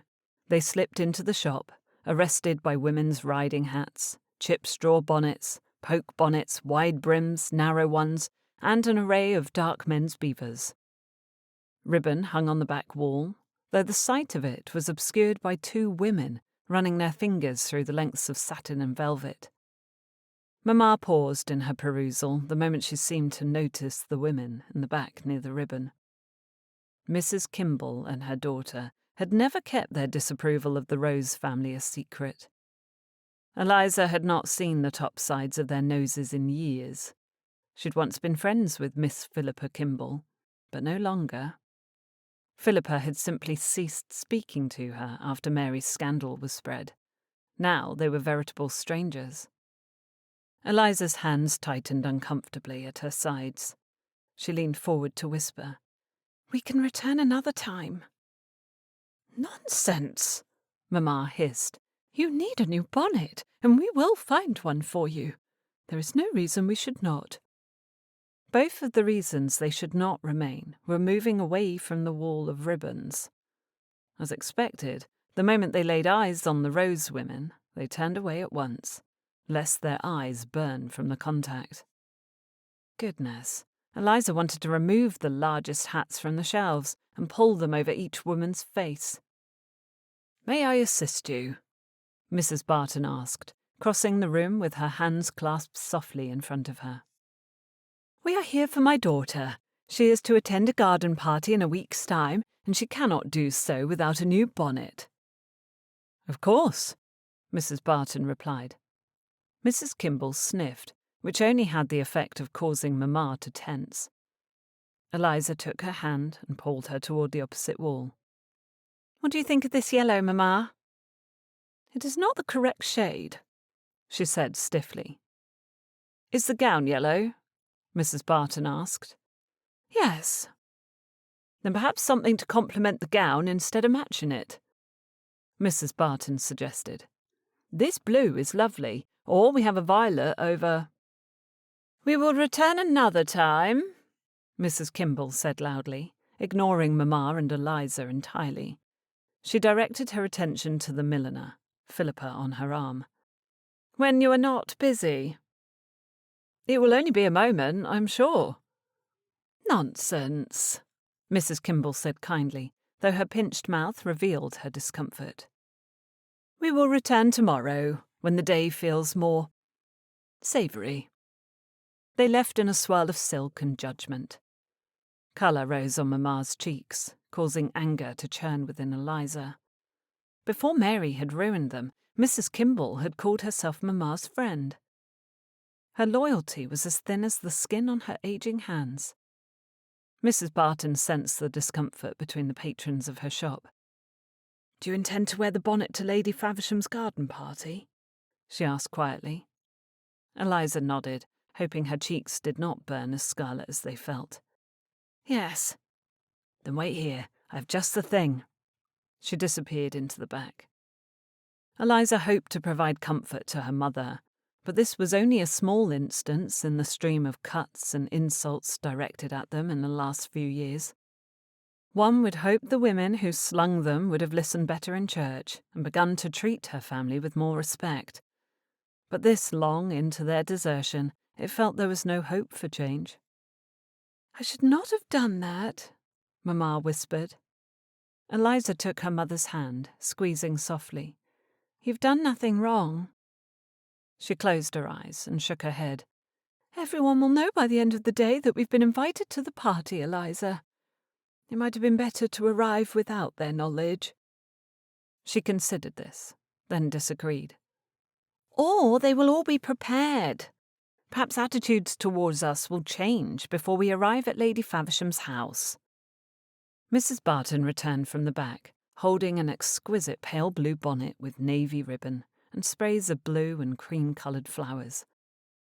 "It's divine," Eliza breathed, accepting the bonnet to try it on over her dark hair. She looked in the mirror, grateful the milliner had taken pity on them and brought out a hat she had clearly been saving for a special patron or event. "Thank you, Mrs. Barton."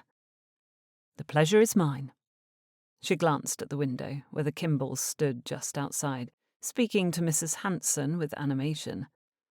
They were likely now spreading the news of what had transpired. "I would like for you to be the most beautiful lady at that party, Miss Rose." She took the bonnet to her counter and wrapped it in paper before boxing it up. The Rose women left the shop, giving a wide berth to where Mrs. Kimball and Philippa still spoke to Mrs. Hanson, all their gazes trailing the Rose women. They walked toward the carriage with straight backs and confident steps. "I can tell you one thing," Mamma said, determination lacing her words. "After next week, no one will treat us in such a way again." Chapter 8. Jacob tossed the handful of cold nails into the bucket and wiped his forehead with the back of his wrist. Sweat beaded along his hairline and gathered on his neck. He'd woken early to complete a few of his tasks before the sun rose, but he'd finished earlier than anticipated, which meant extra time to gather wood and make charcoal, something he was sorely in need of. He crossed the workshop to gather his tools and shoved aside the rudimentary knife on the counter. Pausing, Jacob picked up the knife, turning it toward the light from the forge in an attempt to catch a glint on the dull steel. He'd worked on this knife when he was still a lad. It was the first project Thorne had given him leave to do on his own for himself, to prove he was ready to work the forge. It was absolutely terrible. It was more suited to holding doors open than cutting things. He'd been meaning to make another knife, a usable one, but orders continued to roll into the smithy, stacking until he was forced to work from dawn until well after dusk to complete them all. Or, on days like today, before dawn, so he had time to make deliveries later. Not that Jacob was complaining. He appreciated the people of Harewood trusting him to do their work. After dealing with a drunk who could be found in the pub more than his smithy for the last decade, Jacob understood that they were grateful to have a reliable blacksmith in town. It saved them all the trip to Loxley, where most of them had been hiring Thorne to do their work. It wasn't lost on Jacob that a large portion of his success thus far could be owed to the fact that Thorne had highly recommended him, and that some of the people of Harewood were already used to working with him. Still, he had to prove himself and make buckets upon buckets of nails. It was by far the most purchased item Jacob produced, and a task easily passed on to a trained apprentice, if he had one. He glanced at the half-full bucket that would be empty by week's end. Yes, he needed to find an apprentice soon. The amount of time that would free up for him would be entirely worth the effort of training a new lad. Just one boy to make nails and fetch charcoal, or firewood to turn into charcoal, from the woods behind his cottage. Jacob checked the forge to make sure it was safe to leave. He carried his tools to the shed attached to the back of the forge, locking them inside, then stepped onto the trail that led to his cottage. He was just veering off to circle around it when a motion at the door caught his eye. A woman was bent over something on the ground, her dark cloak and the budding sunlight making her noticeable but difficult to identify. Jacob froze, watching the figure straighten and turn as though she meant to sneak away. His stomach dropped, anxiety creeping over him. Memories assaulted him, his cottage in Loxley, the last woman who had snuck to his window and tapped quietly on the glass to garner his attention. Disquiet fell over him, making his limbs grow still. He watched her move carefully along the path around the side of the house. She glanced over her shoulder. In the burgeoning sunlight, he could make out the distinct slope of her upper lip, curving in a way that had drawn his notice more than once. Miss Rose. What the devil was she sneaking around his cottage for? Jacob moved forward, following from a distance as Miss Rose snuck around to the back of his house. Her horse was waiting near his outbuildings, and he watched as she untied its bridle and led it to the old mounting block on the side of his shed. Jacob waited across the yard, planting his feet and crossing his arms over his chest, slightly amused by the situation. Was she spying on him? Leaving a note? He cleared his throat as she lifted her foot toward the stirrup. "Good morning, Miss Rose." She let out a yelp, startling her horse into stepping forward. Miss Rose lost her footing and fell from the mounting block onto her back. Jacob ran to her side. "Forgive me, I didn't mean to cause an accident." "Another one?" She was breathless, looking up at him. He offered her a hand and pulled her up. Twigs and leaves clung to her hair and hung on the back of her cloak. Jacob gestured to his head, unkempt and unbrushed. "You've a bit of leaves and—" He reached forward, then paused. "May I?" "Yes," she said quietly, turning her head to give him better access. "Please." Jacob pulled out the broken leaves and brushed the residue from her hair. He hesitated before brushing the debris from her back, but did so quickly and took a large step back. "Finished." "Thank you." She looked up at him, then her gaze darted away again. He imagined she was blushing, but it was still too dark to note. A smile curved his lips. "Was there something of particular interest near my door, Miss Rose?" She looked suspicious. "You did not see it?"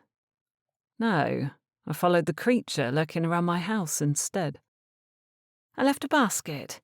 It is only a small thing to express my appreciation for what you did for us in the Holloway." She cleared her throat primly. "There is no note." Jacob crossed his arms, looking at her thoughtfully. "You wished to leave a token of gratitude, yet you did not wish for me to know it was from you." "I didn't know if you could... That is, I did not want to make you uncomfortable." "By thanking me?" She looked warily at him. "By leaving a note you perhaps could not read." Jacob's body went still. The woman expected him to be illiterate. He could understand her uncertainty. It was not a ridiculous assumption for someone in his position. But the woman who had essentially raised him, Mrs. Thorne, had taken great pride in her ability to read, and her small library of less than a half-dozen books. She had taught both Jacob and their other apprentice, George, to read, write, and do basic arithmetic. It was essential when it came to conducting his own business, and the skills had come in handy frequently throughout his life. But he was still a blacksmith. So far below Miss Rose in station, it was laughable that she should feel the need to explain herself to him. Yet she did so all the same. It was almost as though his past had returned, though this time with raven hair and striking almond-shaped eyes, and a pert mouth that drew his attention far more than it should. Jacob made a decision. He would not allow the association to continue.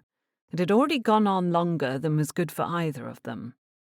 Miss Rose drew his attention and his thoughts far more than she ought, which was a danger.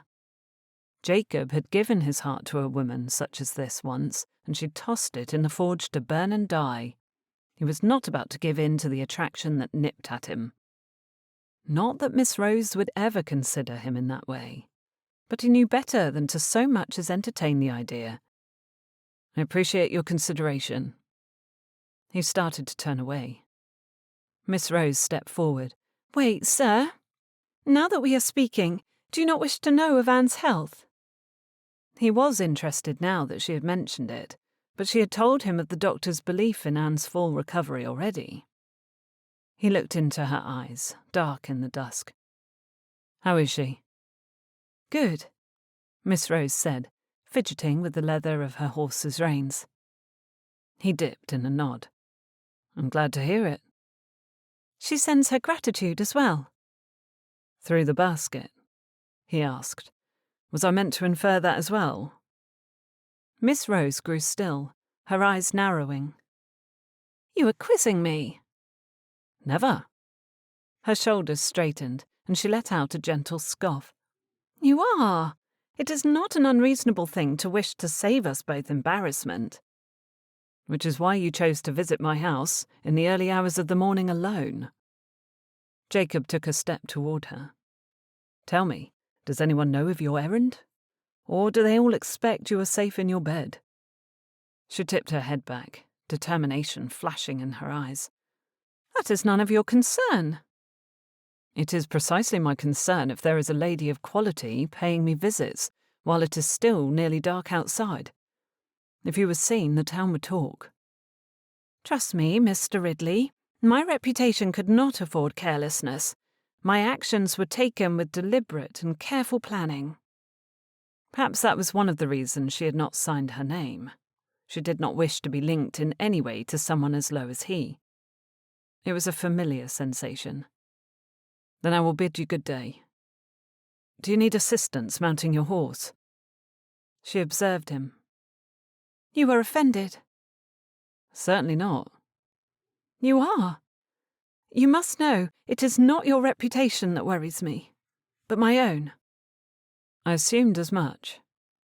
Why would she worry about his reputation? She could not know what had occurred in Locksley, of the newly married Rebecca Jenner Smith and her deceit.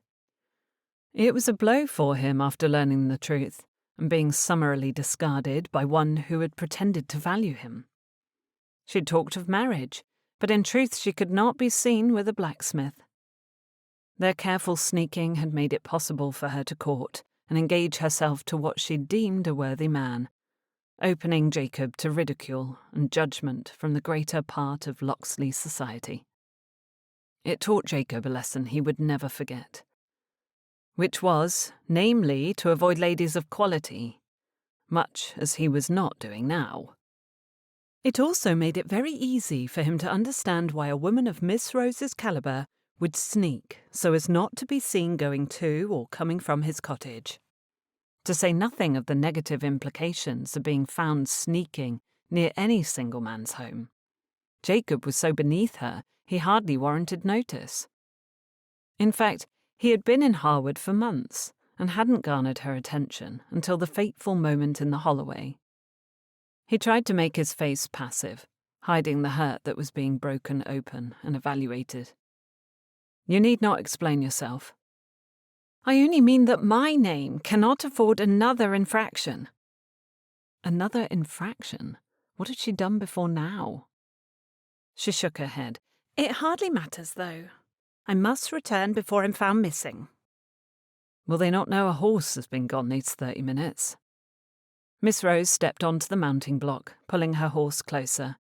"Yes, but that is not the problem. The grooms know I'm out riding. Not where I've ridden. They believe I'm on my own property."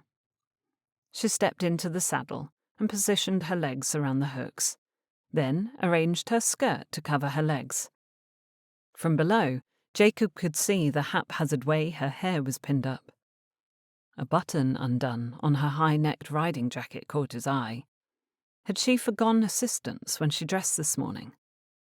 "Is Anne unable to return to her duties yet?" "She ought to soon."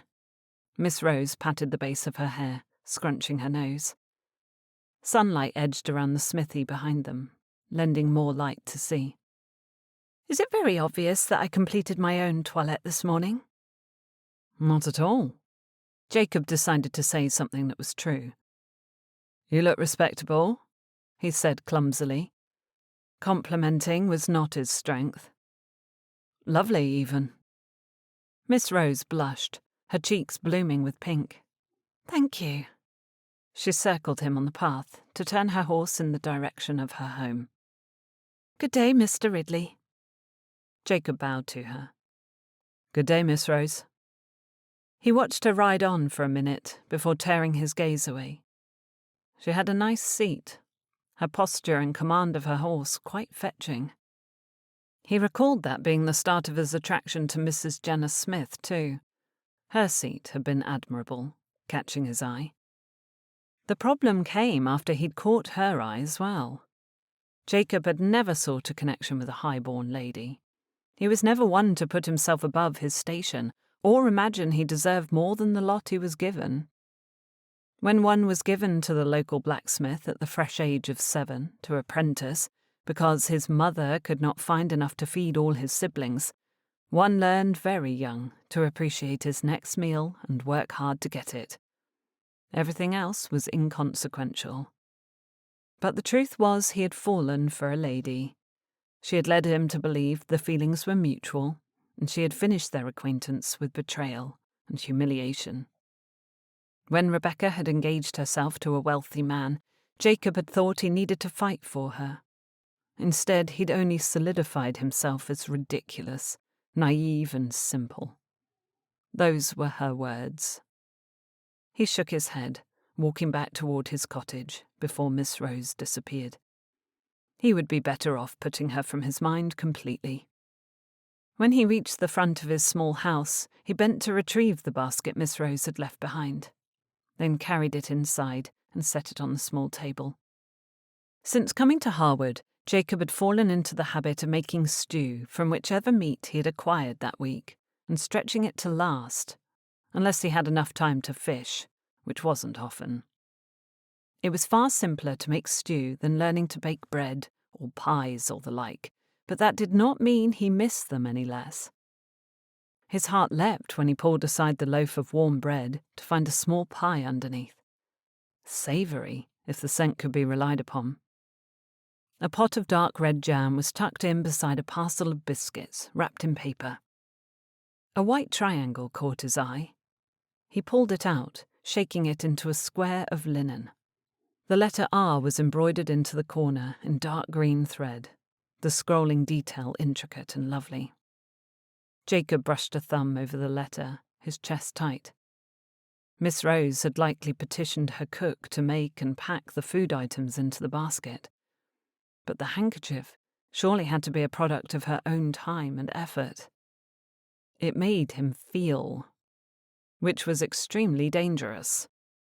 Swallowing, Jacob folded it carefully and went into his bedroom, tucking the handkerchief away in his trunk.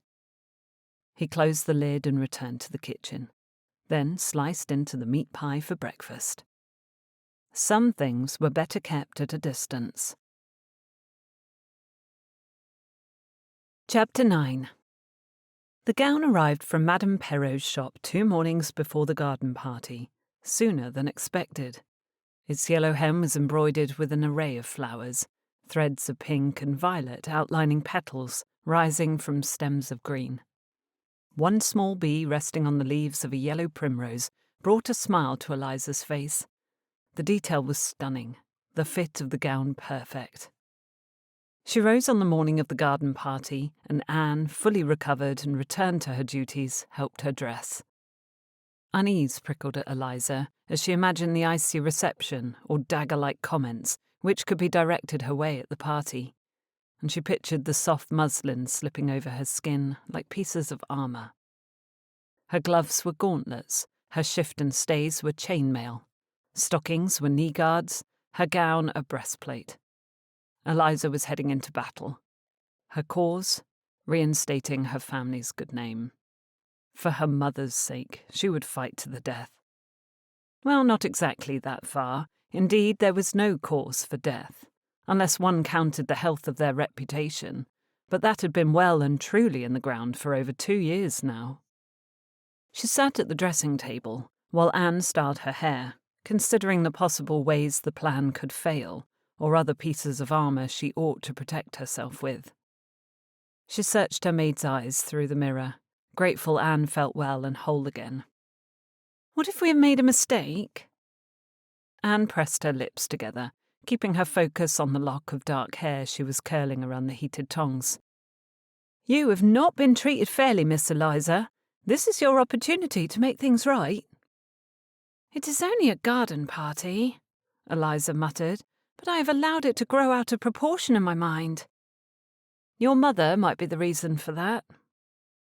She certainly placed the idea in my head, but she isn't wrong, Anne. Can you believe more than 2 years have passed, and still women turn their noses up at us? It is as if we are tainted. She wrinkled her nose. Dirtied. Anne dropped the curl, and it sat warm against Eliza's neck. She picked up another lock of damp hair and lined it with thin paper before twisting it around the heated tongs. You know you are not, though. You know the truth. How do I make everyone else see the truth? Eliza shook her head, but stopped when her hair pulled on the tongs. Never mind. I know. It is only the injustice of it that makes me angry." Anne finished curling her hair and put it up, spending time to make certain not a hair was out of place. She clasped a delicate necklace around Eliza's neck, careful not to dress her too opulently for a simple garden party, though simple was doing it too brown. She had intended once before with her sister, the summer before Mary had gone off to London, and only returned long enough to pack her trunks. Both men and women had taken great care to dress in their finest. It was the event of the summer, and everyone in and around Hampshire was extremely conscious of that. Eliza worked to steady her breathing for the next hour while she finished preparing to leave. When it was time, she climbed into the carriage, settling on the seat across from her parents. Mamma's gown wasn't new, but it was one of her best and hadn't seen much of society. Papa frowned at the ceiling, his grey side whiskers moving with the motion. "You do not wish for the barouche, my love. It is a fine day today." "And risk Eliza's hair?" "It looks lovely to me." Papa winked. "In this closed carriage there is hope it will remain that way," Mamma muttered. Worry carved deep grooves on her brow. Eliza leaned back against the squabs, watching through the small window as the countryside passed. Her nerves rising the closer they drew to Lady Faversham's house. She had not heard from Lord Ryland after the meeting with Ruth, but he had spoken to his sister and promised he would spend some time in conversation with Eliza during the party. The man deserved a basket full of biscuits for his assistance. The invitation, coupled with the Earl's approval, was enough to set her on a path back to acceptance. Enough time had passed to dull the severity of Mary's crime, however slight, or at least to lessen the sharpness of people's memory. If that did not succeed in healing her family's reputation, surely nothing would. The carriage stopped to the left of the house, and Harry opened the door and let down the step. They filed from the carriage, Eliza's heart in her throat, pulsing quickly and making it difficult to breathe. "Chin up," Mamma said under her breath, her posture rigid and smile stiff, though for all the world she looked proud. "We will not have anyone thinking we are ashamed to be here. We've every right. We were invited." That blasted invitation! What would Mamma think if she knew it was contrived through the help of Ruth, her stepbrother, and a bit of manipulation? She would likely be crushed, and Eliza had no intention of letting her learn of just how inauthentic the invitation was. The important thing was they were there. They stepped through a tunnel of apple trees, whose growth had been manipulated to mimic a holloway, their branches twisted and curved overhead, interlocking with those on the opposite side. When they came out at the other end, it was to a crowd of people gathered in groups. White tables were spaced throughout the grass, chairs placed around them for those who wished to eat the delicacies laid on them. A long table covered in white cloth held an abundance of dishes and drinks. Eliza was momentarily stunned by the opulence and excess. She picked up her chin, straightened her shoulders, and followed her parents. "Not too fast," Mamma whispered. "We do not wish for anyone to think we are scurrying." Eliza was conscious of the pace they walked, careful to keep her posture straight. She felt a hair tickle the back of her neck and ignored it, afraid of how even the slightest misstep might be misconstrued by the gossips. "Did you see her scratching? She must have the pox. How uncouth to itch oneself in public. Can you believe the Roses had the audacity to be here? And did you see the daughter scratching in public?" The turns her mind had taken were ridiculous, but understanding that did not lessen her anxiety. Mamma had spent the last fortnight reiterating the importance of perfection. Eliza was not perfect, but she would try her very best to be. They approached their hostess, a short woman leaning heavily on a cane, her grey hair pulled back into an immaculate knot, her wrinkled face not doing anything to betray her emotions. She dipped a faint nod. Her husband bowed beside her, his portly waist creaking.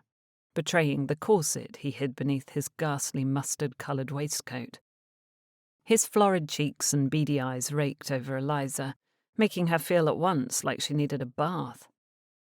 "Good day, Lady Faversham. Lord Faversham," Mamma cooed, curtsying far lower than a viscount and his wife deserved. "Have you had the pleasure of meeting my daughter?" "Your elder one, yes," Lady Faversham said. Her eyes were intelligent, betraying the depth of her knowledge on the subject of the great shame. It was also untrue, since Eliza had before attended this very party, and was likely meant to be a cut. Mamma faltered, the slight unexpected.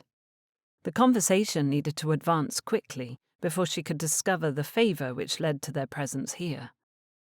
Eliza took a small step forward and curtsied low and gracefully, following her mother's lead and overdoing it a little. As she rose, she met Lady Faversham's eye and noticed a spark of approval. Or so she hoped. It could have been merely interest. Perhaps the woman responded well to exaggerated deference. "I believe we have met once before, my lady. I attended this party 3 summers ago." Mamma regained her composure. "This is my younger daughter, Miss Eliza Rose." "Welcome, Miss Rose," Lady Faversham said after a beat. She seemed undecided about something, her eyes narrowing slightly while they swept over Eliza's gown. It had the effect of making Eliza desire to win her approval before the end of the party. It would be an insufferable ambition, but she could do it for Mamma. Lord Faversham interceded. "There is a maze for your perusal, or you may admire the Italian garden up the steps there." He gestured toward the stone staircase that appeared built into the grass, short pillars on either side holding enormous cement urns. "Archery and lawn bowls just on the other side of the maze, and you can find refreshment here." "I do hope you will find something to entertain you," Lady Faversham added, as though her excessive offerings were paltry. "How splendid, my lady," Mamma said. "Thank you for including us today."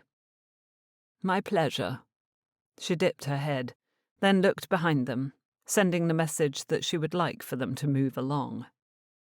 Mamma took her meaning and clutched Eliza's forearm, pulling her away, Papa following in their wake. She leaned close, speaking through her smile.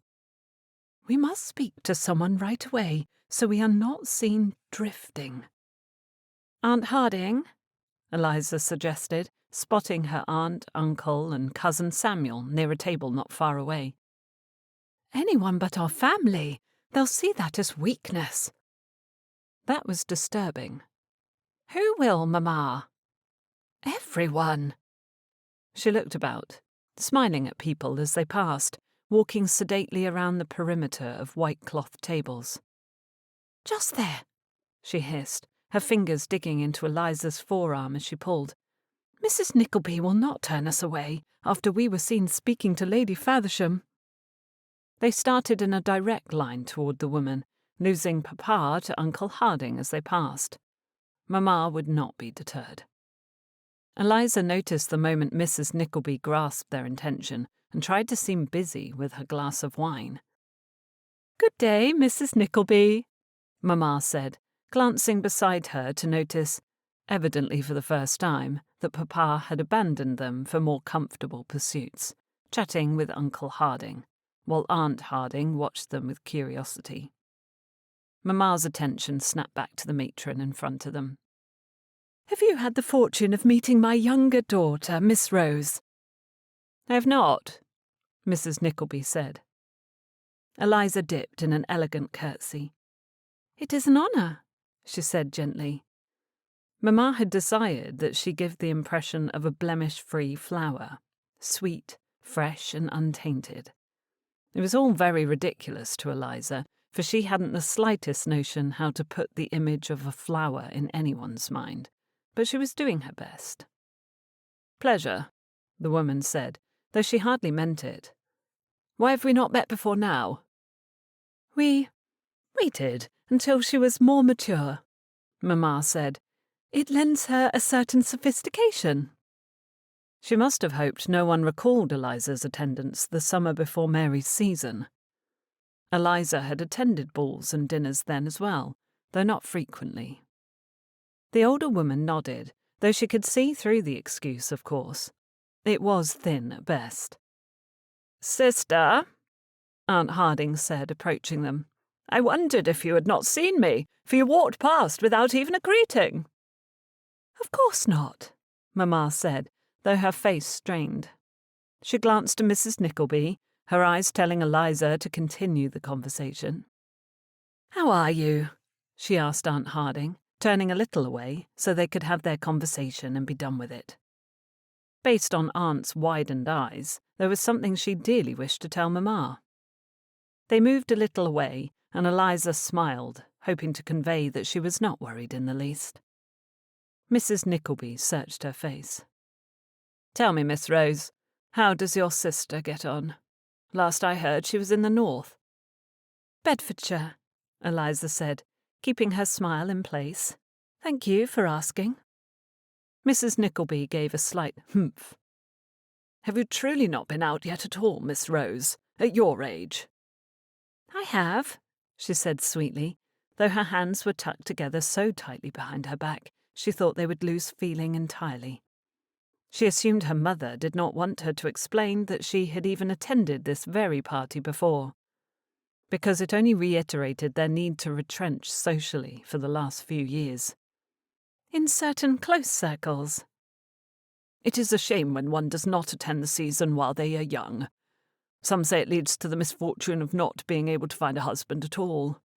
Gentlemen are more inclined to court a fresh young miss, whom they can sculpt, you see. Though, I suppose if you are clever, you may—" "Not every gentleman," a deep voice said, dragging their attention to the side. Mrs. Nickleby shrunk when she realised the Earl of Ryland was addressing them. His dark eyes flashed beneath russet-coloured brows. He wore tan pantaloons and a fine dark blue coat, a cream waistcoat peeking from beneath. His cravat was tied exquisitely, and only a simple watch chain, void of affectations and fobs, adorned his pocket. He was simply yet elegantly dressed, looking every bit the Earl he had been raised to be, from his pomaded hair to his haughty smile. Lord Ryland bowed to both of them. "There are a good many gentlemen of my acquaintance who prefer a woman of more maturity. We do not all wish to feel like fathers to our brides." It was an especially direct hit, for it was common knowledge that Lord Ryland's bride had been his precise age. He did not marry a schoolroom miss, but a woman of 22, who had nearly been on the shelf, according to women the likes of Mrs. Nickleby. It was Eliza's opinion that the shelf was a good deal farther along than that. "Of course, my lord," Mrs. Nickleby hurried to say, "I did not mean to imply that every gentleman had the same taste." "Did you not?" he asked lightly. Turning toward Eliza before his provocation could elicit a response from the old woman, he offered his elbow. "I thought to tour the Italian garden, Miss Rose. Would you care to join me?" "I would be delighted." She placed her gloved hand on his elbow. "Good day, Mrs. Nickleby," Lord Ryland said, before turning away and pulling Eliza with him. "Good day, my lord," came the faint reply. They passed her parents speaking with Aunt and Uncle Harding, her cousin Samuel, a veritable dandy, seated at one of the tables behind them, bored and sipping a glass of wine. Mamma opened her mouth to speak as they passed, but must have thought differently and closed it again, her eyes holding equal parts glee and surprise. The Earl lowered his voice so as not to be overheard. "I cannot tell if your mother is happy or terrified to see you on my arm, Miss Rose." "She is likely planning our wedding, my lord. I will be forced to crush her dreams later today." He cringed slightly. "Unenviable, that. As a proficient at disappointing one's mother, I can offer you the advice which has best served me." "Oh?" "It is much better to deliver unhappy news after supplying a treat in some form." "Biscuits or syllabub?" "Either of those options will work. Or good news does the trick. I will keep that in mind, she said, smiling up at him.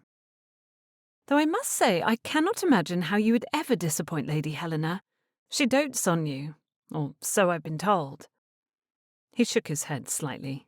You cannot believe everything Ruth shares with you. Perhaps, but I can readily believe that. Lady Helena makes no secret of her affection for all her children. He gave a soft smile. That is true. They walked the length of the fine gravel path, and it became increasingly clear that they were gathering attention from each person they passed. Eliza's neck prickled with awareness of the dozens of eyes following their every move, clocking the length of time they spent together and what it could mean for the gossip that would spread like spilled honey across the party. Do not look at them, Lord Ryland said, laying his other hand on top of hers, where it rested on his arm. Do not give them the satisfaction of knowing they are affecting you. That is much easier said than done, my lord. Perhaps, but you can do it. You are strong, Miss Rose. She looked up, mildly surprised by the confidence with which he spoke. How do you know that? He turned an impish smile on her. You must be. You are my sister's dearest friend. Chapter 10. The remainder of the garden party could not be considered anything less than a resounding success. Eliza had floated home on a cloud. Her joy had been short-lived, however, when she was forced to spend the following day doing her utmost to convince her mother that Lord Ryland's marked attentions meant nothing. His only objective had been to help launch her back into society. Mamma was utterly deaf to any argument, however frankly stated, that he had only been doing them a favour. She refused to believe there would be no romantic relationship between Eliza and the Earl, when the proof had been plainly before her. Eliza worried that the rest of Harewood would feel similarly. After subjecting the Earl to a garden party, for no other reason than to help Eliza, she felt she owed him. There was a simple fix available to her. Eliza only needed to tell her mother of Lord Ryland's agreeing to Ruth's plan and procuring their invitation to prove her point. But in that, her hands were tied. How could she reveal the machinations she had participated in? It would crush her mamma to learn that the invitation wasn't freely given, and she dearly wished to avoid that. The Rose women were seated in the parlour, each with their embroidery, awaiting Lady Helena and Ruth, who had promised to call. The white square handkerchief in Eliza's hand was nearly finished. The elaborate R in the bottom corner a rich navy blue, with masculine embellishments surrounding it. It was similar to the first, but slightly different in its design. She had already delivered the first handkerchief to Mr. Ridley, but when she found herself beginning a new project, her pencil had sketched another R. She loved Anne, and it had been a terrifying thing to watch her fly from the carriage that fateful day. The entire ordeal had taken a great deal of time to overcome, and while Anne was very much healthy now, Eliza's gratitude for Mr. Ridley's help had only grown. She had decided she would make him a set of handkerchiefs instead of just the one. Men needed these things, did they not? Papa was forever blowing his nose. As a man living alone, responsible for his own washing, it stood to reason Mr. Ridley would need a robust supply. And Eliza, in a covert manner, was bent on supplying them to him. She pulled the thread through, pausing when the door opened to admit Lady Helena and Ruth. The women looked nothing alike, understandable as they did not share any blood, but Lady Helena had been Ruth's mother for the better part of her life, and in some ways, expressions and temperament, they did resemble one another. Lady Helena's hair was a deep chestnut, darkened from what was once likely a vibrant red. Her nose was slender and long, her bearing regal and elegant. Mamma rose to greet them. "Good day, my lady. Miss Wycliffe. It is a pleasure to see you both." The syrupy sweetness of her tone was a surprise, causing Ruth to glance at Eliza in question. She could not answer for it. The women were seated, their tea preferences requested and the cups poured. Eliza tucked the handkerchief away, careful to hide the R. Lady Helena bemoaned the antics of Tom, her 6-year-old son who had just discovered the grooms in the stables and decided they had the occupation he wanted to have when he was old enough. "He will grow out of it when he learns the entirety of their duties," Mamma said. "One can only hope. My eldest son certainly did, but it took a good deal longer than I expected." "Lord Ryland wished to be a groom?" Mamma asked, her back straightening. Her attention to the introduction of the Earl into the conversation was conspicuous. Lady Helena laughed. "Do not all young boys wish to ride horses for the rest of their lives?" "I would not know," Mamma said. "I've only been blessed with daughters." The room was silent, as was often the case when Mary was somehow inferred in conversation. No one quite knew whether to address her existence. Mamma took a sip of her tea and placed her cup back on the short oval table, situated in the centre of the seating area. "Lord Ryland paid particular attention to Eliza at the garden party yesterday." "So he did," Lady Helena said, turning her attention to Eliza. "It is no wonder, my dear. You looked especially lovely." "Thank you," Eliza said, a blush rising to her cheeks. It was a kind thing to say when Lady Helena had likely been made aware of Lord Ryland's reasons for helping her. Ruth was generally forthright with her parents. Mamma was not willing to let the matter drop so quickly, however. "Might we hope that Lord Ryland has begun the hunt for another wife? His son must be in sore need of a mamma." Lady Helena brought her cup to her lips and sipped slowly. It was a device used to buy her time, but when she lowered the cup, her eyes were hard. "I'm not sure my son will ever find himself in a position to obtain a second wife. As far as my grandson is concerned, he has more than enough women doting upon him to spoil him with affection and influence." It was not the answer Mamma wanted, but it was what Eliza had been trying to tell her since their carriage pulled away from Lady Faversham's party. "My sister informed me of just the opposite," Mamma said, her voice level, her gaze similarly so. "It is being said that he has begun the hunt, and my Eliza is the leading fox." Her aunt had said what, exactly? That was the first Eliza had heard any such thing. Ruth's face whipped toward her, and Eliza did her best to dampen the irritation in her friend's eyes. She shook her head subtly, hoping to convey that she had no part in this plot, whatever the plot might be. "If my son has changed his plans, he has not told me," Lady Helena said calmly. She then changed the subject to the beautiful array of gowns they'd seen yesterday, and the matter was dropped. "You'll come ride tomorrow?" Ruth asked, taking Eliza's hand when the women rose to leave. "Papa surprised me with a new horse, and I want you to see him. I could use assistance in naming him if you are up for the challenge." Eliza looked to her mother, who gave a nod of permission. "Morning or afternoon?" "Morning, of course. It is the best time to take the horses out, I think, or we are certain to boil." Eliza bit back a cringe.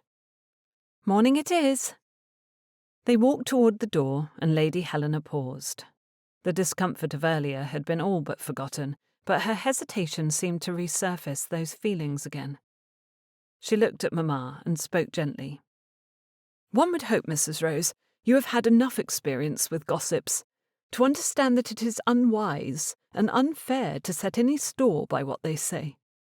She smiled kindly, took Ruth by the arm and left. Mamma's cheeks grew pink, her neck burning red. For all the truth in Lady Helena's words, it was uncomfortable to receive a set-down of any sort. Eliza only hoped it would help her see that Lord Ryland had only been acting out of kindness and cease pressing the matter. "You did not mention that Aunt Harding said anything to you about the Earl," Eliza said. "It did not seem necessary." Mamma turned away from the door, taking her seat again on the sofa and reclining back, closing her eyes as though to stave off a headache. "You were already in conversation with him when she spoke to me." Eliza startled, dropping onto the soft upholstered chair, her hands gripping the armrests. You mean to say the rumour about Lord Ryland and myself began before he paid me marked attention at the party? Yes. Mamma sat up, glee sliding into her tone and wrapping around her tongue. There must be some level of truth to it, or how else would it be known that he intended to set his cap at you? Drat. Eliza pulled out her embroidery to finish the last few stitches on the handkerchief, giving her hands something to do so her mind could run wild. She considered the rumour and who might benefit from it. Surely it would only help the Rose family's rise in society if her name was linked with an earl of such noble standing and good reputation. But neither Ruth nor her family appeared responsible for it. Yet no one else was aware of her connection to the earl, except Lady Faversham, who had been approached directly by Lord Ryland. Given the Viscountess's cool reception at her party, however, she seemed an unlikely source for a rumour that would help Eliza. Who else could it be? And what did Lady Faversham stand to gain? She puzzled over it for the better part of an hour, finishing Mr. Ridley's handkerchief and folding it into a neat square to the sound of her mother's soft snores on the sofa across from her. It had to be Lady Faversham. There was no other explanation. Lord Ryland had been kind, his conversation interesting. He was her closest friend's older brother, and, as such, Eliza already could claim a weak acquaintance with him. But his tendency to keep to himself, hidden behind the gates of his house, had made him more stranger than friend to her. She was determined to quiet any rumours about the two of them together. After Lord Ryland's kindness and willingness to aid her, it was the least she could do. She only hoped Lady Helena's parting shot had been enough to quell Mamma's enthusiasm. Smoothing the edges of the folded handkerchief, Eliza glanced up to the sound of knocking on the parlour door. Mamma sat up, snorting awake, just in time for Lord Ryland to be shown inside. "The Earl of Ryland to see you, Mum," Andrew said unnecessarily before stepping out of the way. "Good day, Mrs. Rose. Miss Rose." Lord Ryland's dark eyes fell upon Eliza, an unreadable expression lurking therein. "I wondered if I might have the pleasure of Miss Rose's company for a drive. I've brought my phaeton, and I thought only a quick jaunt to the lookout at Dunderhill and back, if you've no objections." Mamma's mouth hung open, her eyes flicking from the Earl to Eliza. If there had been any hope of her forgetting the rumours, it was all dashed now. She nodded, swallowing and endeavouring to appear awake. "Of course, my lord. Eliza would be honoured." He turned his attention to Eliza, amusement playing on his lips. "Is that so?" Mischief lurked in his gaze, poring over her in a surprising way. He was teasing her. She stood, smoothing her gown and discreetly tucking the finished handkerchief into her pocket. "Indeed, if you will give me a moment to fetch my bonnet." He bowed again. "I'll await you outside." Bidding Mamma farewell, he turned and strolled toward the front door. Eliza was halted from following him into the corridor by her mother exclaiming in excited accents, "I knew it!" Oh dear. Lord Ryland had better provide a good explanation for this behaviour. Eliza fetched her bonnet. She tied it beneath her ear as she hurried down the steps outside, where Lord Ryland waited beside his gleaming yellow lacquered phaeton. He offered his hand to help her onto the higher perched seat before climbing up and settling beside her. "Had I known I would be fortunate to receive particular attention 2 days in a row, I would have taken care to dress appropriately, my lord." He glanced at her gown. "You look lovely, Miss Rose." She did not thank him. On retrospection, it sounded as though she'd asked for the compliment, which was far more embarrassing than she could permit. Instead, she waited for him to continue. "I received a visit from my mother." Ah, there it was. He did have a reason for arriving at her door. "Indeed? She must have travelled directly from my house to yours." "Something like that," he said, manoeuvring the horses to turn around and follow the lane away from Rose Manor. A breeze ruffled her hair and cooled her skin. "Did Lady Helena express concern for the rumours? You can rest assured I will do nothing to give them further power. I intend to snuff them at every opportunity." He glanced sideways at her, his mouth turning up in a soft smile. "As grateful as I am for that, I care not a fig what others think of me. My mother was concerned about the rumours, Miss Rose. I was not." Yet he had come directly to her house to invite her out to ride, which would only link them together further. Perhaps those actions only proved his point. She looked ahead, watching the tunnelled lane of the Holloway approach, its shadows reaching forward and offering a cool respite from the sun. They slipped into the trees while Eliza searched for a way to ask his intentions while retaining her good manners. "You have a very nice phaeton, my lord." The look of amusement grew on his face. "If you are wondering why I've asked you to ride out, Miss Rose, you may ask." Her cheeks warmed as she kept her gaze directly ahead. "It had crossed my mind, if I'm being honest." "Naturally." He manoeuvred the phaeton down the slight incline into the tree-covered Holloway. "I enjoyed talking with you the other night, Miss Rose. When my mother brought her concerns to my door, it occurred to me that, while I am not looking for a wife, I could always use a friend." A friend? Swift disappointment shot through her, but she tamped it down. Lord Ryland had been clear on this point from the onset, and it was her own foolishness which had allowed her to wonder if he'd changed his mind. She tucked that away, doing her best to replace it with gratitude. "Was this Ruth's idea as well?" He shook his head.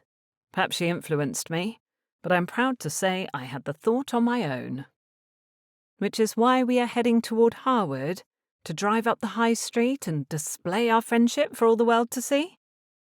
"You catch on quickly, little flower." Eliza nearly choked, the sound strangling her throat and turning into a laugh. "That is an odd thing to call one's friend." "Nevertheless, it is how I think of you. Now, what do you say we make a game out of this?"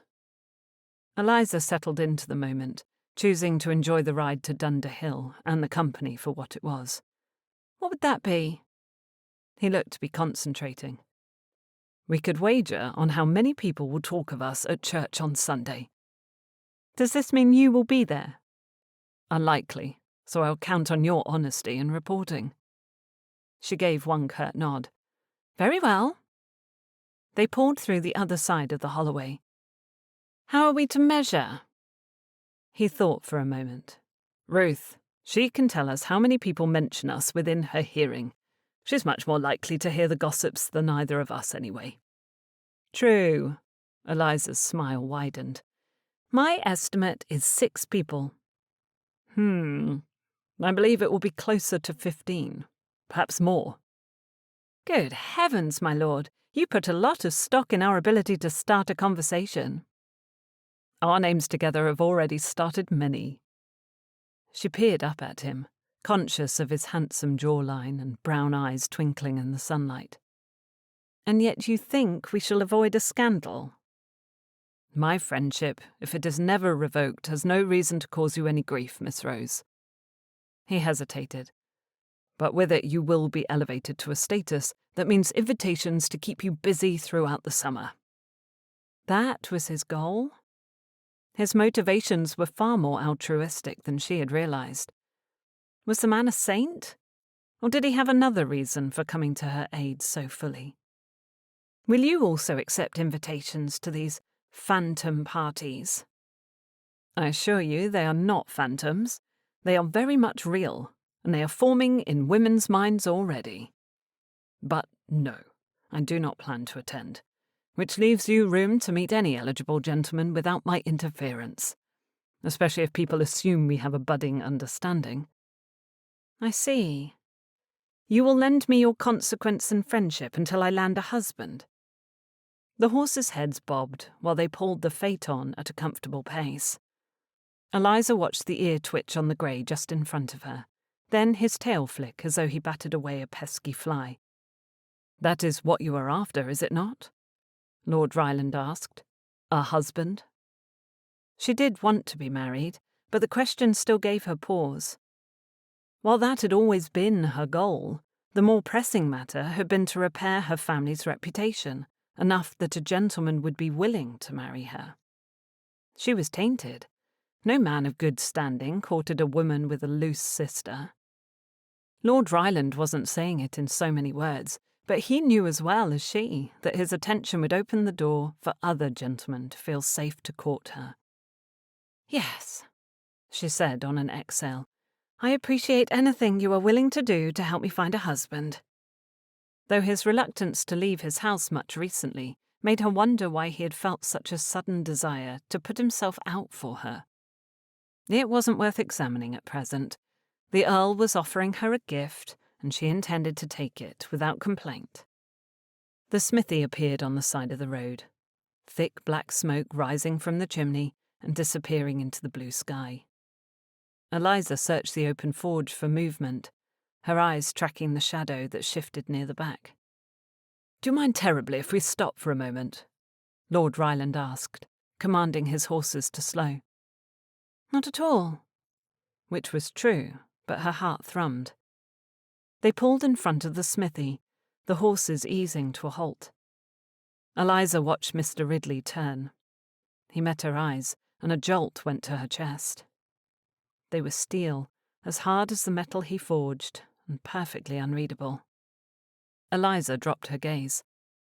"Good day, Mr. Ridley," the Earl called. Mr. Ridley made his way out of the shop, lifting his hand to block the sun beating down on them.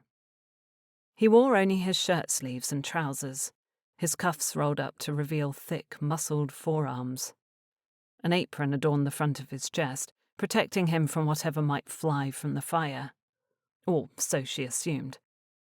Eliza had to swallow. He was excessively handsome, and seeing him set her heart to an unsteady rhythm.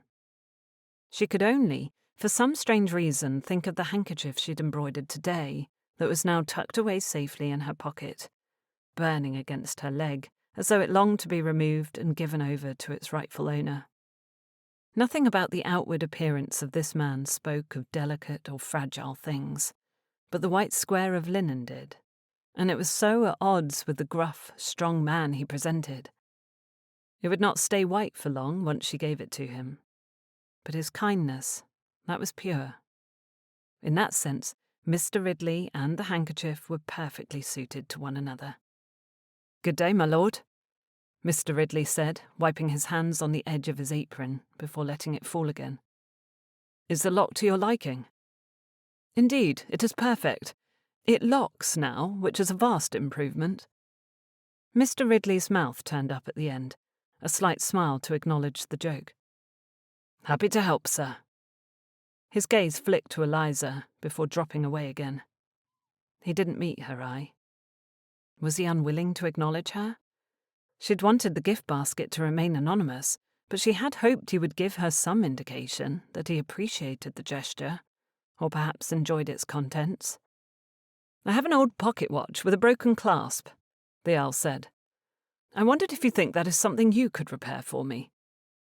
Mr. Ridley gave a curt nod. "I would typically recommend a jeweller, but I can look at it. Sounds as though it shouldn't be too much trouble."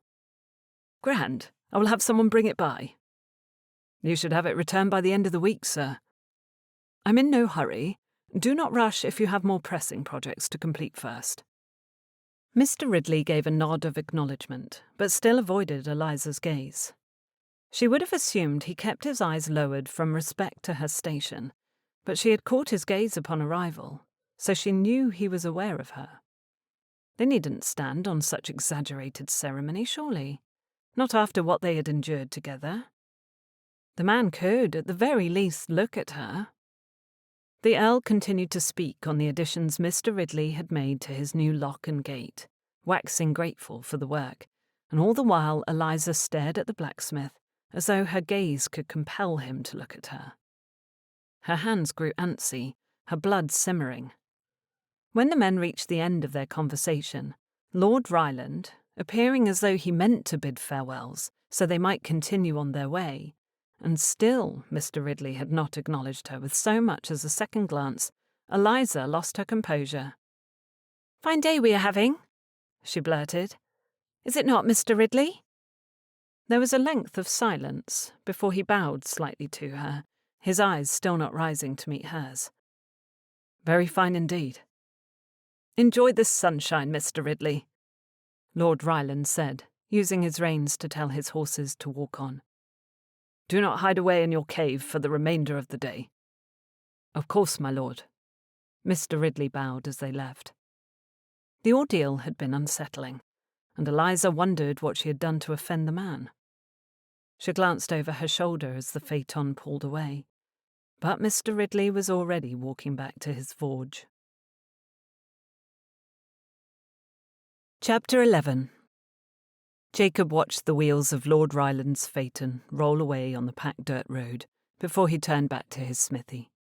He'd made the mistake of looking at Eliza when their conveyance first pulled up, of seeing her seated beside someone of her own rank. She was beautiful, as always, so cleanly attired and flawlessly coiffed, despite the frown that bent her pert lips. She belonged beside the Earl. If Miss Rose found it odd that Lord Ryland would wish to stop and speak with Jacob, she was not alone in that thought. Jacob found it strange himself. It was not the first time the Earl had drawn him into conversation. While Jacob had performed a multitude of services for men of elevated rank over the years, he had never dealt directly with them. It was always a steward or groom or some such underling sent to conduct the business on their master's behalf. Lord Ryland was a singular creature, but Jacob liked him despite that. Until he had seen the man driving Miss Rose in his dashing yellow phaeton. A surge of jealousy tore through Jacob, sending his mind back to the day he had learned of Rebecca's deceit. She'd been sitting on the bench of a phaeton much like Lord Ryland's, beside a gentleman whose clothing and position somewhat resembled the Earl. It was like experiencing the shock and hurt all over again, seeing a woman he was beginning to have feelings for beside a man like that. The stark reminder of his place and position burned in his belly. Jacob needed a distraction. He returned to his counter and continued to clean, putting away his implements and dusting off the space before he checked the fire to make sure it was properly banked. The last thing he needed was to return from his dinner at the Thornes' house tonight to a pile of ashes in place of his shop. Jacob finished tidying the smithy and went into his cottage to change his clothes. He had a number of deliveries to make before he could trek to Locksley for dinner, and if he didn't begin soon he would find himself late. He scrubbed his face and neck. A shadow of a beard often appeared before evening fell each day, so he took a straight blade to his face for the second time that day. He donned fresh clothes and tied a clean neckcloth around the collar of his plain waistcoat. His eyes fell on the trunk as he was buttoning his coat. He was tempted to retrieve the handkerchief Miss Rose had given to him. It was clean, pure, white, precisely the sort of thing one would wear to attend dinner at a friend's home. But what if he needed to use it?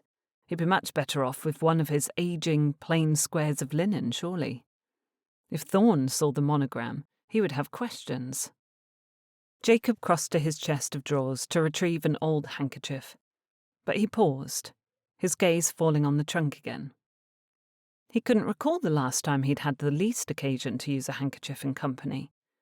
Honestly, he could not recall the last time he'd been in company at all. It was not the ordeal he had created in his head. The iron clasp was cold beneath Jacob's fingers. The trunk opened with a creak in the hinges, revealing the snow-white handkerchief sitting on top of his few precious possessions. He picked it up, running his thumb over the delicately embroidered R. It was soft and elegant, like its maker, and despite his better intentions, Jacob was drawn to it. He was breaking no rules by admiring this gift, though it felt as if he played with fire instead of fine linen. But in appreciating this, he was not seeking the attention of a lady, making eye contact with one, or conducting any business. His rules were perfectly intact. Jacob closed the lid on his trunk, tucked the handkerchief into his pocket, and left. Mrs. Thorne had always been a good cook, but now, after living off his own poorly made stew and badly baked bread, could it be called bread when it was flat and hard? For the last few months, Jacob appreciated her skill in the kitchen far more than ever before. He ate his fill of meat pie, stewed greens, roasted potatoes, and warm rolls. The conversation and company were as warm and filling as the meal, reminding Jacob of the way a family's love could cheer a home and gratify a soul. If there was one thing his life was missing, it was having someone to share it with. Small children nestled before the roaring fire while their father played his fiddle. A dog curled around his feet, keeping them warm while snow fell outside. A wife tucked beside him, embroidering. No, reading a story to the children once he put down his instrument. He was too aware of the handkerchief in his pocket to allow the wife in his dream to take on that particular occupation. Jacob leaned back in his chair in the Thornes' small house, glancing between the people who were more like parents to him than his own had ever felt. He'd lost touch with his mother after she had followed his father to America, but occasionally a letter arrived, telling him where they lived and how his family fared. "You are missed, Jacob," Mrs. Thorne said, pulling her yarn and needles from her work basket to knit while they sat before the fireplace in the cosy sitting area. "Mrs. Knapp inquired about you just last week when she picked up her mending. She wanted to know if you remain unmarried." "Her daughter isn't old enough to be a wife," Mr. Thorne said, scowling at the fire. "The chick cannot be more than 12. 15, I believe," his wife said. "Mrs. Knapp didn't say as much, but she must be holding out hope for a future alliance." Mr. Thorne scoffed the idea away. Jacob only felt ill at the thought. He would sooner marry his horse than a girl of 15. At 7 and 20, he was nearly twice her age. Not quite, but near enough to make the idea repulsive. "She'll be sorely disappointed." Jacob stretched his feet toward the hearth and crossed his arms over his chest. Mrs. Thorne's fingers paused on the needles. "But you do wish to marry, do you not?"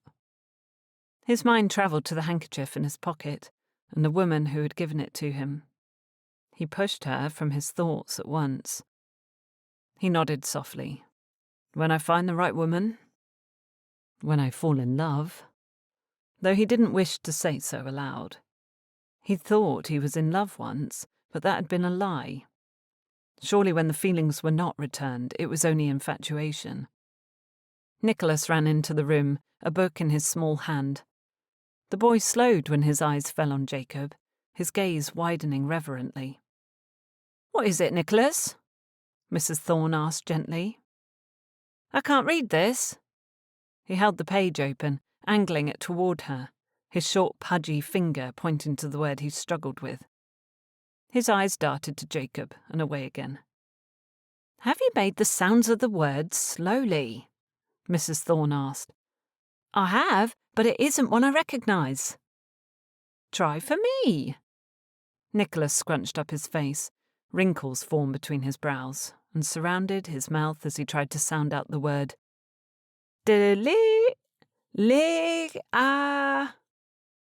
Mrs. Thorne's face softened. "Delight, Nicholas. Recall what we discussed about the g-h sound? In this word, you do not make the sound of the g." He looked at the word again, his face clearing. "Thank you, ma'am." Nicholas threw a look over his shoulder at Jacob before darting from the room. Mr. Thorne chuckled. "If he wasn't attached to Mrs. Thorne, I'd offer Nicholas to you." Jacob choked, coughing on his saliva. "Offer him? As an apprentice?" The boy would cower in fear. He'd be useless in my smithy, trembling too much to blow the bellows.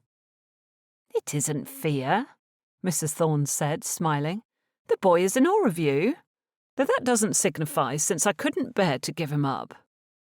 Jacob looked at her, unsurprised to find her watching him closely. She'd once said those very words about him, though he didn't know if she was aware, even now, that he had been listening. It had been shortly after George had come to them, and the Thornes were debating the need for 2 apprentices. In the end, Jacob had heard Mrs. Thorne say she could not give him up. He'd felt the resounding confirmation in his chest that he'd found his home, that he would not have to move or try to find his place with another family again. Even at the tender age of 7, he had understood the need to be apprenticed for a trade, and the relief it provided his family that he would be cared for, fed and have an occupation. That hadn't made leaving his family any easier. Mrs. Thorne was the reason he was able to make the smithy a home, for him to open his heart to both of the Thornes and George, the other apprentice, who was very much like a brother to him, until he left to begin his own smithy in Kent. Mr. Thorne looked at his wife, clearing his throat with an exaggerated sound. It was a message. From the worried bend to Mrs. Thorne's brow, it wasn't good.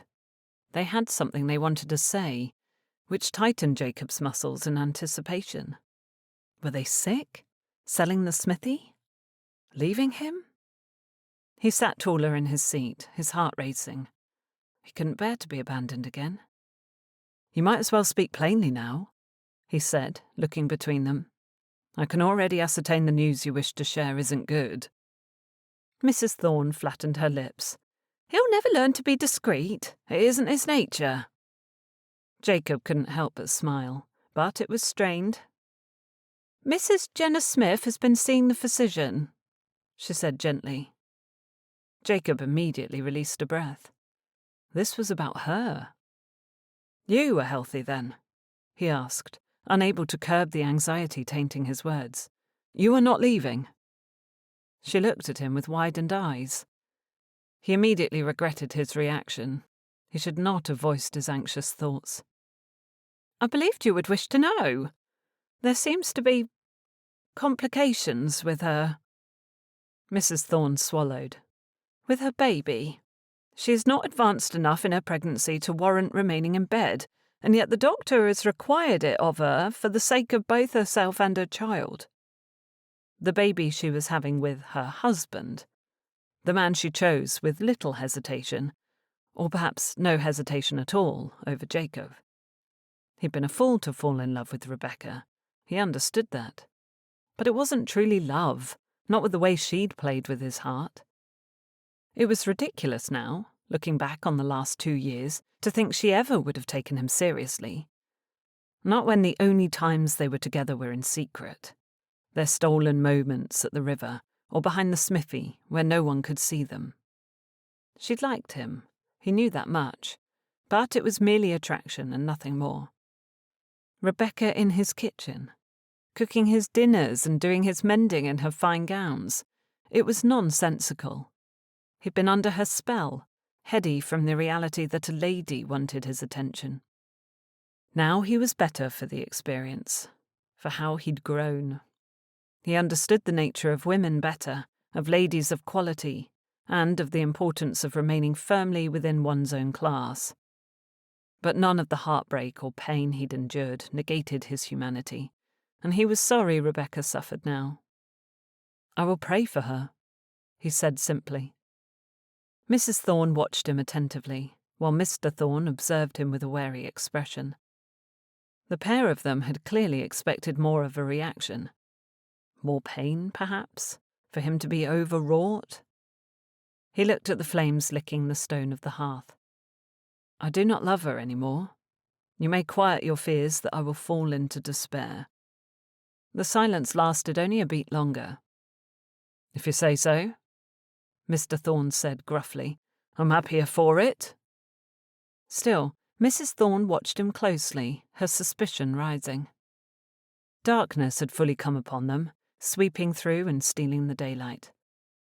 "I ought to be on my way before it grows too difficult to see." It was a weak excuse. They'd already reached that point in the evening, and they were sure to think he was overset from their news.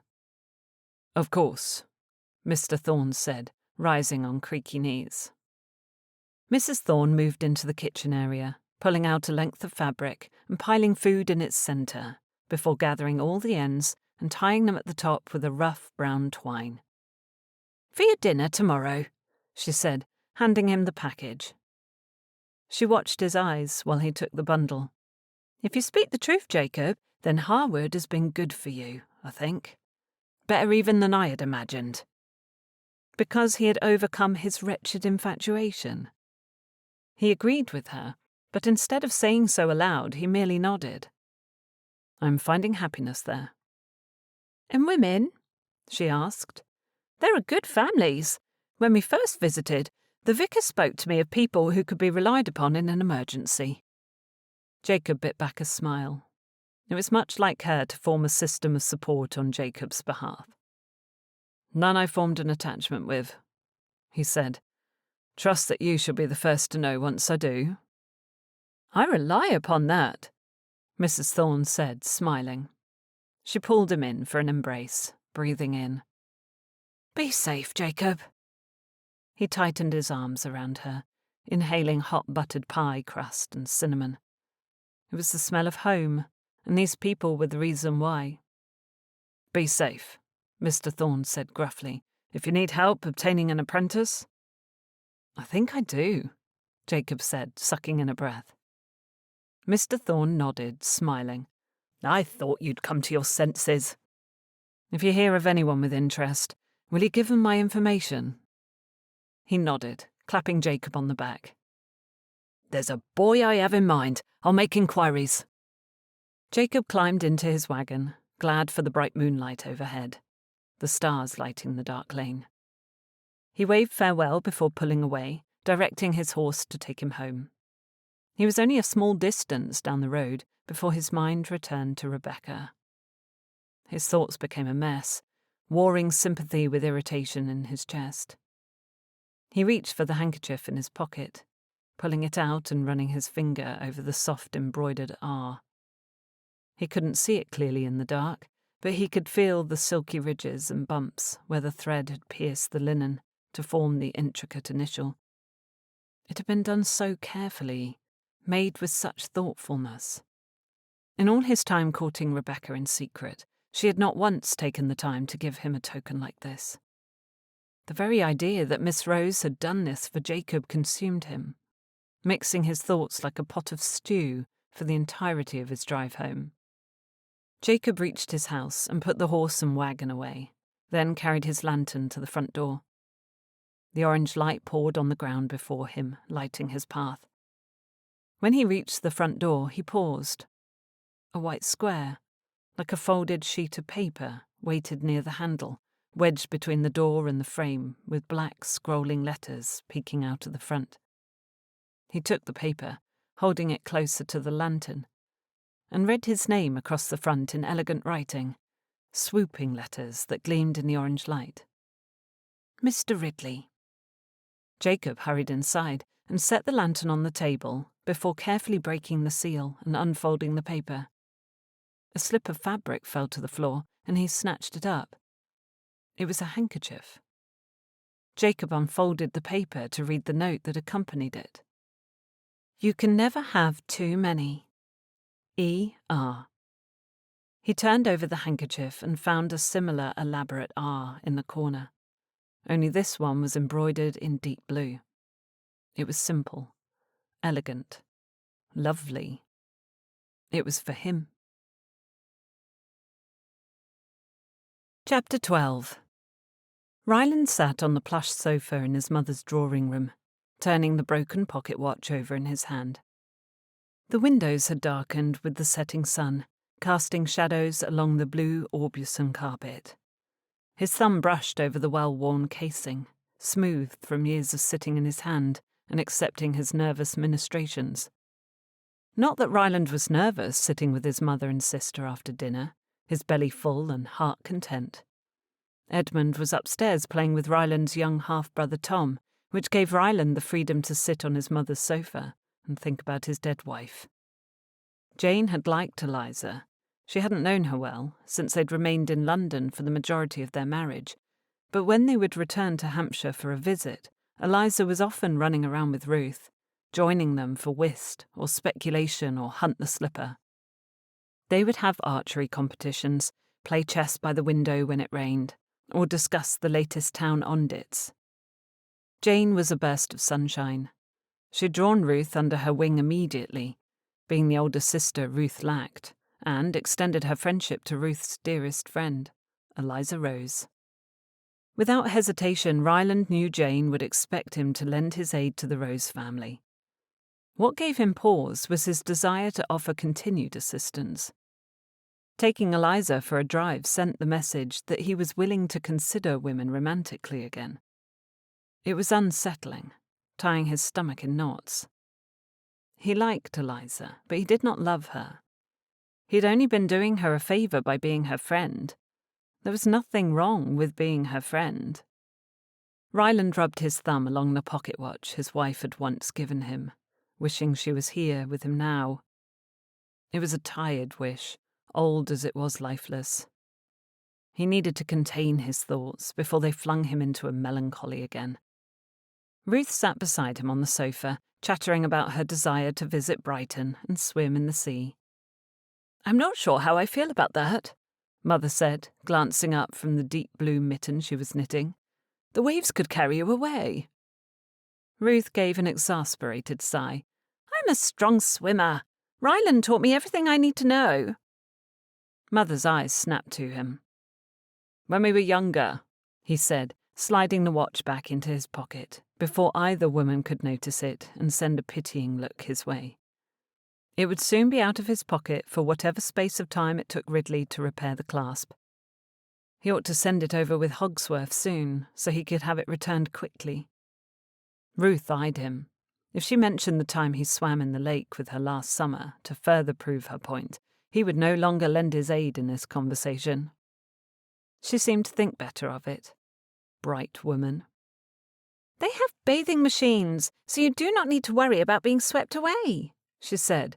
"It would be safe, Mother." The door opened to admit Mr. Wycliffe, crossing the room with a glass of whiskey and a scowl. He leaned down to kiss his wife on the cheek, before lowering himself into the chair beside hers with a sigh. "What is it, Papa?" Ruth asked. "We've lost another foal." He rubbed his hand over his face, sighing again. "Autumn will not carry again, I fear." Ryland's heart went out to his stepfather. He'd had trouble with his prize mare. This was the second time he'd lost a foal in as many years. "Will you attend the next horse market?" Mother asked. Mr. Wycliffe raised his gaze to meet Ryland's. "I had a breeder in mind. If Ryland will join me," he asked. Ryland hesitated, but the hopeful look on his mother's face decided it for him. He nodded to his stepfather. "Perhaps a few days from Harewood would be good for you," Mother said. "You should not wish rumours to grow too rapidly concerning you and Eliza." That had been his objective to begin with. What did it matter if his name was linked with hers? He wouldn't marry her. He couldn't marry anyone. His heart wasn't free. "She is glad for the help, I am sure," Ruth said. "Her poor family has been so mistreated." "I tried to obtain an invitation for them to attend Lady Faversham's party, but she refused me," Mother said. "I wonder what changed her mind." Mother was on to him. She had been since the garden party, which became obvious when she visited him the following day to lay a warning in his ear that Mrs. Rose was bound to spread rumours regarding him if he was not careful. He'd gone directly to Eliza's house to ask her to ride out with him. Was it foolish? He hoped not. Still, his stomach felt uneasy. He glanced up to find his mother's gaze on him. She knew. Somehow she knew what he'd done for the Roses. Ryland sat taller in his chair.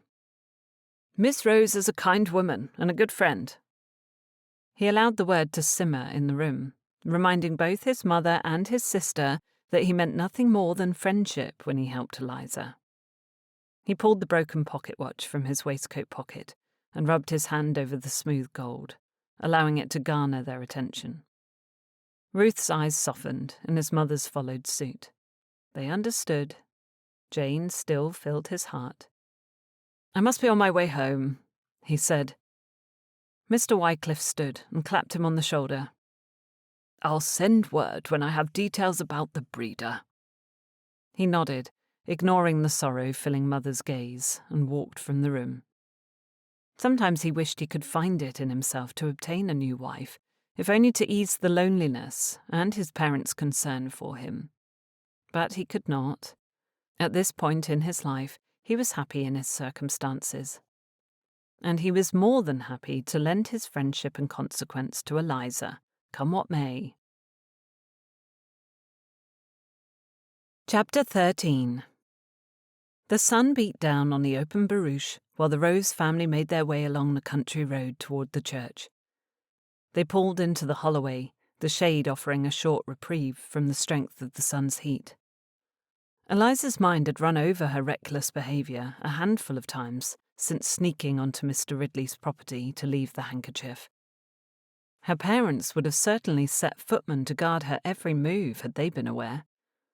She couldn't regret her choice, not when she was so glad to see Anne moving about as she once did, as though she'd never sustained any injuries at all. It was undoubtedly due to Mr. Ridley's quick thinking and taking charge of the situation that Anne was well today. Eliza could never have lifted her maid on her own, nor would they have ended up in that position were it not for her recklessness and desperation. The carriage pulled out of the holloway.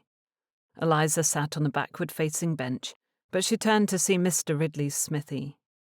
It looked empty, the forge dark, no shadows moving about.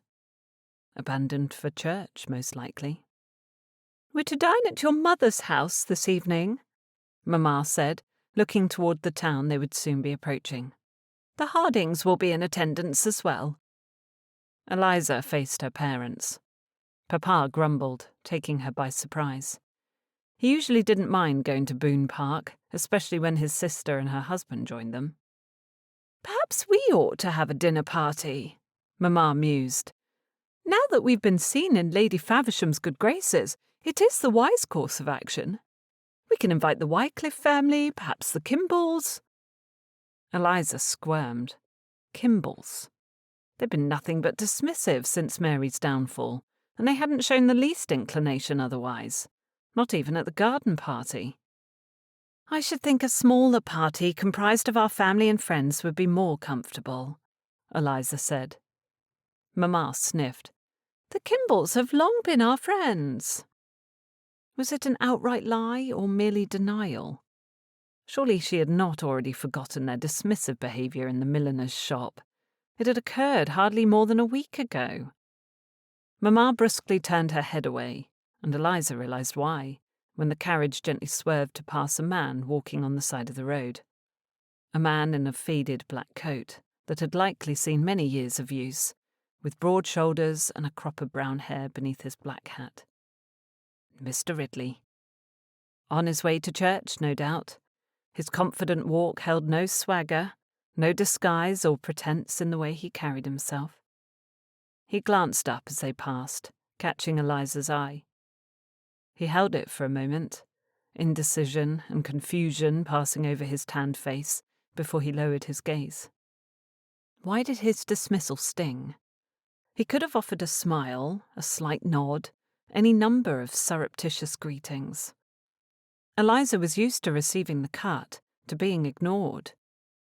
But for some reason, it smarted with particular force when delivered by a man so lacking in artifice, so fully in command of himself. She kept watching him as their open barouche rumbled down the lane. The way he walked, his shoulders back and chin up like he had pride in himself and his name, was so at odds with the way he refused to look at her. It was irksome.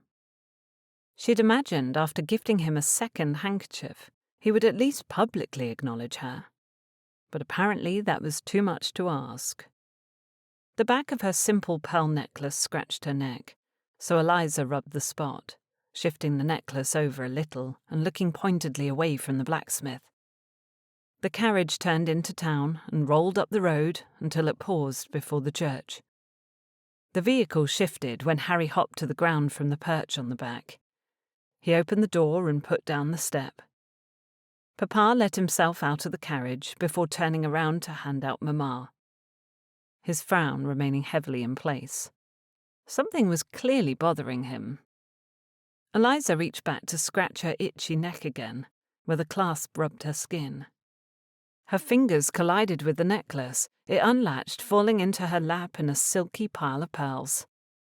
She picked it up, noting that it was still clasped, but the chain had broken away from the clasp on one side.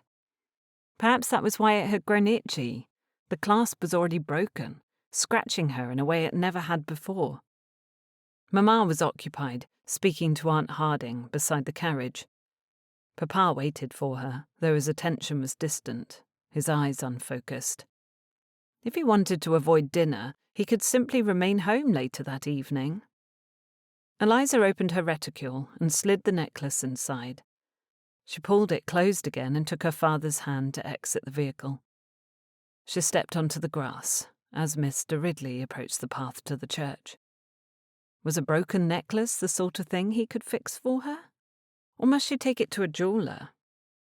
If he could fix Lord Ryland's pocket watch, it stood to reason he could manage this for her as well. She shoved the thought aside for now. Mr. Ridley would pass directly by her in a moment. He would not ignore them entirely, as he did when they drove by on the lane, or when she had been seated in Lord Ryland's phaeton. Not when he stepped so near. She watched him closely as he approached, but his gaze lingered on the ground where he stepped.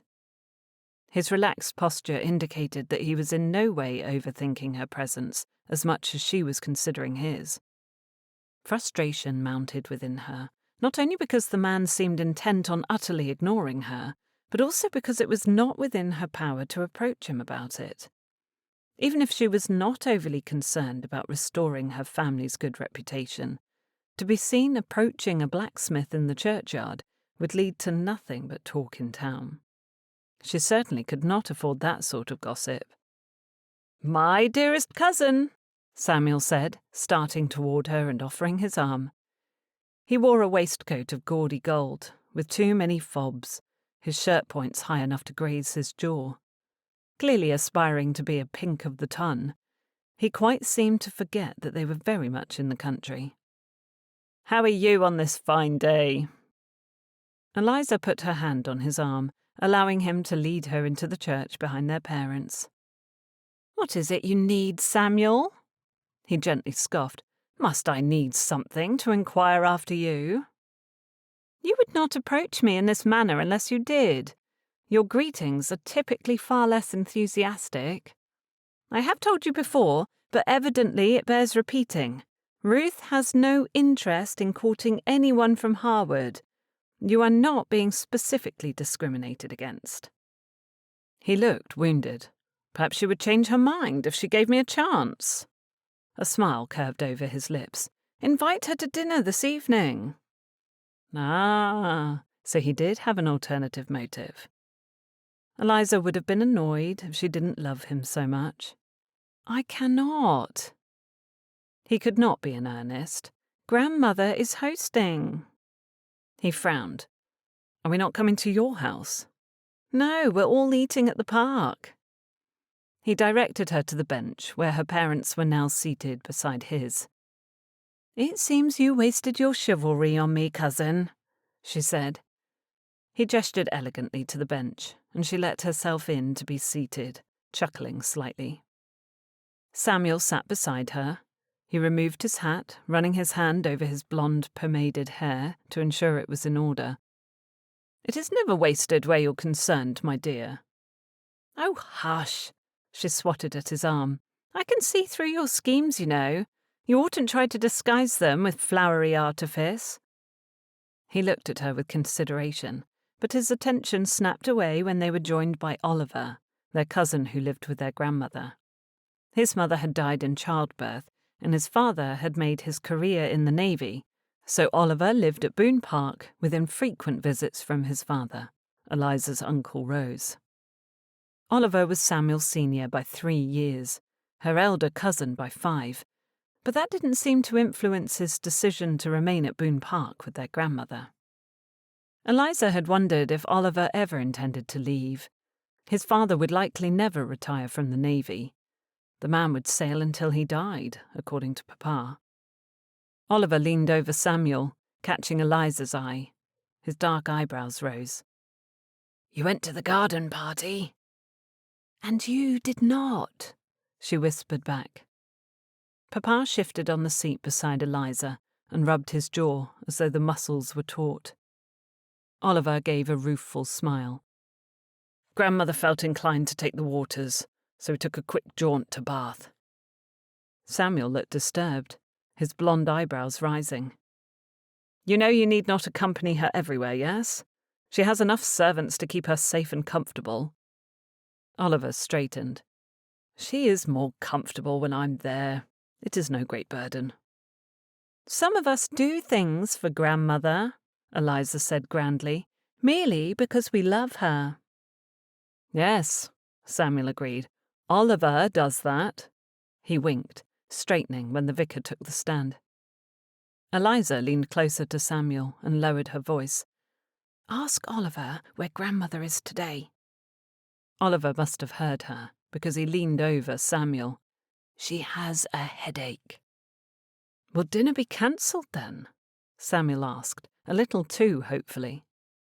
Unlikely. I think she is fatigued from our journey, but she will be restored by this evening. Samuel sat back against the pew, scowling. Mr. Chatham, the vicar, stood on the raised day and preached to the people of Harewood with booming enthusiasm. As the sermon wore on, Eliza was tempted to search the pews for Mr. Ridley, but did not succumb until the service was more than halfway completed.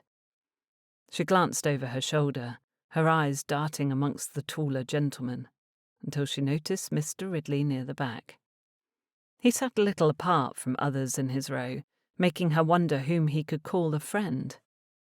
The nearest person to him was Madame Perrot, sitting farther down from him on the bench, with a decided space between them. Was that intentional or coincidence? When that lady's pale blue eyes snapped to Eliza, she turned back around to face forward in her seat quickly. Her neck burned from being caught staring, watching, wondering. Papa shifted again, as he'd done the entirety of the service thus far. Why was he so uncomfortable? His actions were distracting, which only deepened Eliza's blush. If Papa was so obvious in his little movements, her outright searching for Mr. Ridley must have been clear to anyone sitting behind her, which was nearly the entirety of the congregation. It was a blessed thing no one knew who she'd been looking for. Mr. Ridley hadn't even seemed to notice. In fact, the congregation probably assumed she searched for Lord Ryland. She settled in her pew, her shoulders relaxing. Let them. Papa's fidgeting only increased as the service wore on. Mamma whispered something to him, likely asking the nature of his discomfort. My tooth, he grunted. By the time church ended and most of the congregation had filed into the sunny churchyard, Papa was noticeably in pain. The Rose family stayed inside the church, while Mr. Chatham looked with gentle concern down on Papa. Dr. Wembley wasn't in church today. The vicar screwed his mouth to the side in thought. He was perhaps visiting someone else who was ill. When Mrs. Oakley's youngest son had an infection in the tooth, she applied to Mr. Thorne for help. The blacksmith from Loxley, you know. Should I send for Mr. Ridley? Mr. Chatham looked about the church, as if hoping Mr. Ridley yet remained, but came up short. He has worked for Mr. Thorne, and might have the proper tools on hand if— Dr. Wembley will suit us just fine, Mamma said crisply. We merely need to return home to fetch a chunk of ice and await him. The vicar looked uncertain. Papa looked even more dubious. All will be well, Mamma said. We have an ice house. Neither of the gentlemen said anything. Mr. Chatham nodded. You will send for me if I can be of any assistance, I hope. Of course, Mamma said, taking Papa's arm. We would appreciate your prayers. You will have them, he promised, watching her direct Papa down the walkway toward the door. Eliza dipped a curtsy to the vicar before following her parents, unease nibbling at her. When she made it outside, she searched the grounds for Mr. Ridley, but didn't see him. Ruth strode up to her and slipped her arm around Eliza's. 9 so far. Ryland is going to win. 9 of what exactly? Conversations about the two of you. Eliza whipped her face toward her friend. 9? But who? Nearly everyone, Ruth said. She chewed her lip. Was I meant to count conversations or the people in them? If I was meant to count the people discussing you, it far exceeds 9. Gracious, Eliza breathed. It was not too long ago we were seen together. How quickly people will talk. It is odious. Ruth untangled her arm and stepped back, appraising her. You knew that, though. You saw it firsthand when Mayor... She seemed to catch herself. Are you truly surprised? Yes. 9 conversations meant that nearly everyone in the churchyard had been speaking about Eliza and Lord Ryland. Nearly everyone. Good heavens, but did they not have better things to discuss? She supposed it was what she and the Earl had been after when they rode the phaeton through the High Street on their way to the lookout at Dunderhill, but the speed at which they'd accomplished their goal surprised her. Lord Ryland had likely expected it, or he would not have made his guess so high. I oughtn't be shocked, I suppose. She noticed her parents climbing into their barouche and squeezed Ruth's hand. I must go. Papa has a toothache.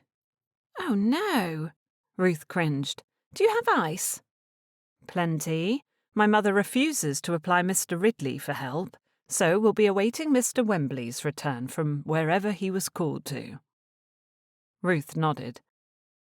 I would prefer to ask a doctor first as well. Blacksmiths can only pull the tooth, you know. She did know, but she was also aware that her mother's discrimination was not so finely tuned. It was a blatant displeasure for anything related to Mr. Ridley, and after her few interactions with the man, Eliza couldn't discern anything that called for such disregard. Mamma had a reason, though, she was certain, and she was determined to learn what it was. Chapter 14. Papa's tooth only grew worse. Dr. Wembley did not call on them until the hour was late and dinner was long past.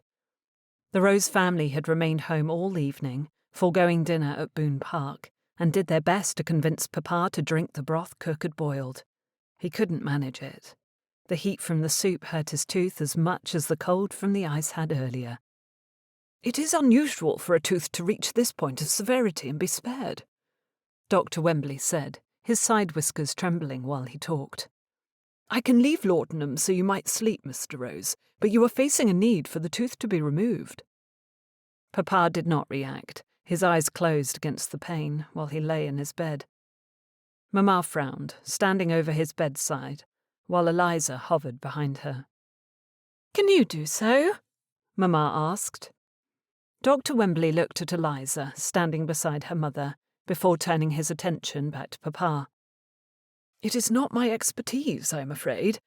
Mr. Ridley has the tools necessary, and he did a remarkable job of it just last month, when the Denholms hunting dog took an ache. He removed the tooth of a canine, so you believe him qualified to assist my husband? Mamma asked acidly. Dr. Wembley bristled. Mr. Ridley is qualified, ma'am. My recommendation is to ask for his assistance quickly, before the tooth grows putrid or forms an abscess, if it is not already. I will leave the laudanum, regardless. He did just that, giving over a small bottle of liquid with instructions for dosage, before bowing and making his exit. Andrews fetched tea, ensuring it was strictly warm, not cold or hot, and Papa's valet helped him to sit up and drink a dose of laudanum. Should I write to Mr. Ridley?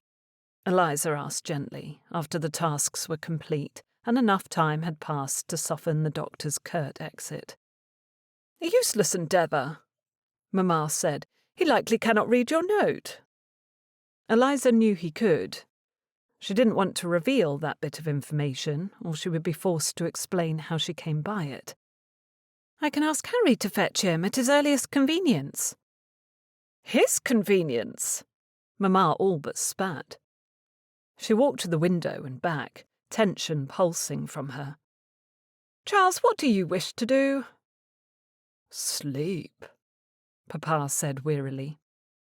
Mamma's hands curled into fists at her sides, her knuckles white. Shall we fetch the blacksmith or wait until morning? Eliza chimed in. The doctor mentioned the need for haste. It is up to your father, Mamma snapped. Charles!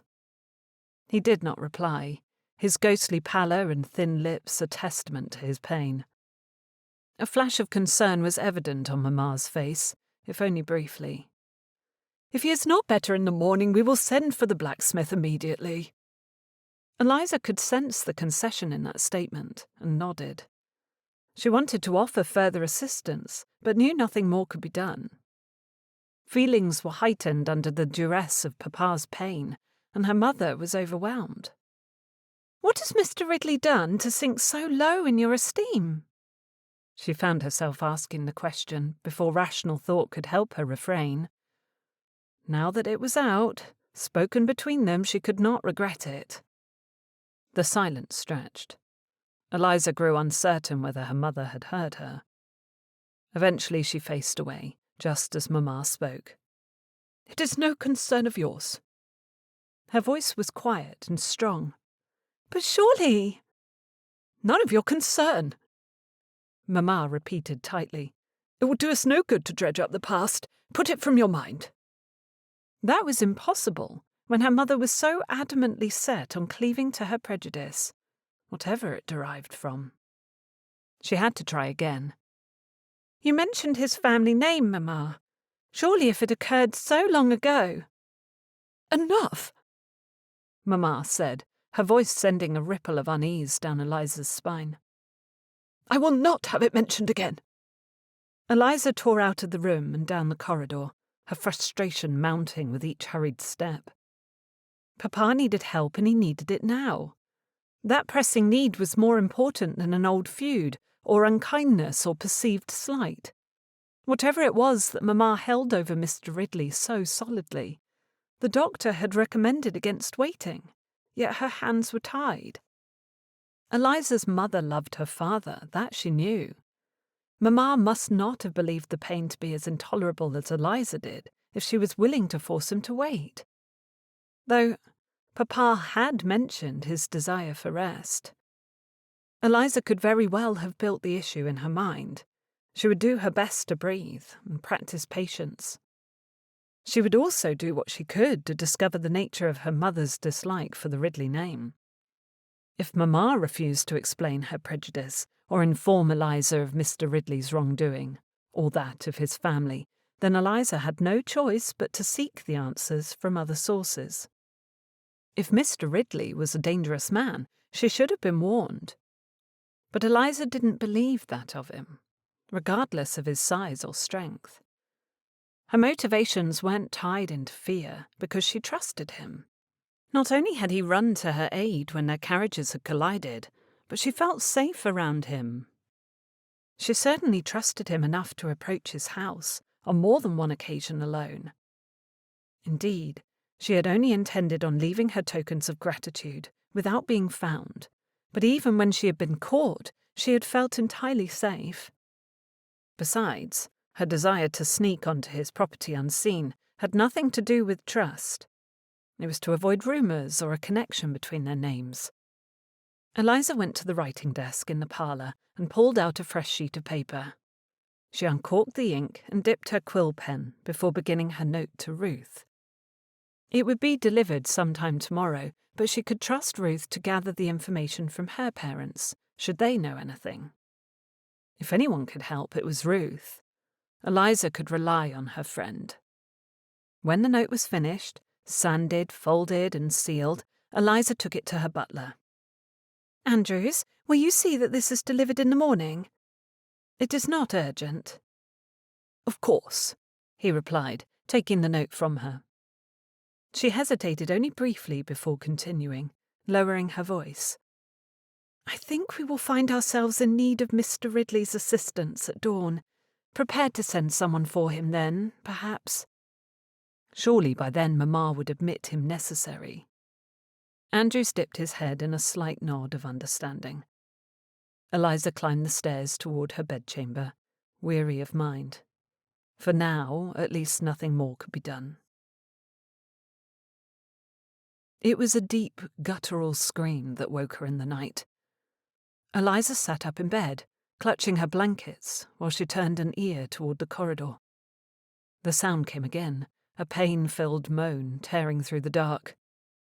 She was out of bed before it ceased, fetching her dressing gown and sliding her arms into the sleeves while she padded toward the door. She fastened the tie as she ran, her stockinged feet sliding on polished floorboards when they left the carpet. Papa's door was cracked open, light pouring through the slit into the dark corridor. She pushed the door open, her chest heaving from the run. He was propped up in his bed on a handful of pillows, holding the side of his face, eyes closed against the pain. She had never before seen him wear such a tired, forlorn expression. It shot through her stomach like a fire-tipped arrow. Her father, such a beacon of strength, felled by a toothache. No, she would not allow herself to think such things. People suffered from tooth pain frequently enough. It was a common, albeit painful, ache. Papa merely needed the tooth to be extracted, then healing could begin. "Has help been sent for?" she asked her father's valet, Talbot, who hovered near the shaving table with a tray of tea. "Your mother has sent for the doctor," he said quietly. "Dr. Wembley? You are certain?" Talbot nodded. Another moan of pain broke through the room. Eliza clenched her teeth and turned on her heel. "I'll return shortly, and I will bring real help." She didn't give Talbot time to question her intentions, but raced back to her room. She wasn't thinking beyond her father's cries, penetrating the stillness of the sleeping house and jarring her each time. Wherever her mother was, whatever she was doing, if she was not sending for the man to extract the tooth, it was not enough. Eliza yanked her thick cloak from the wardrobe and threw it over her dressing gown, then located her half-boots and fastened them hastily. Her long braid was tucked away within her cloak and her clothing hidden. She would not be identifiable in this state. If there was anyone on the road at this hour, they wouldn't know who she was. She raced downstairs, fully aware that most of the household was still asleep. Given the time, she didn't know if it would be faster to run to Mr. Ridley's cottage or saddle her horse. Her choice was decided for her when she approached the stables and found Aspen alert.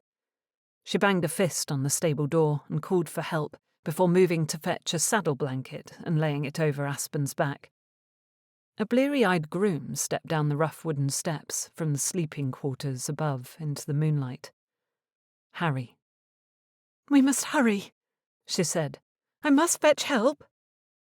Harry sprang into action, despite his unlaced boots and loose shirt, retrieving her side saddle and quickly fitting it to her horse.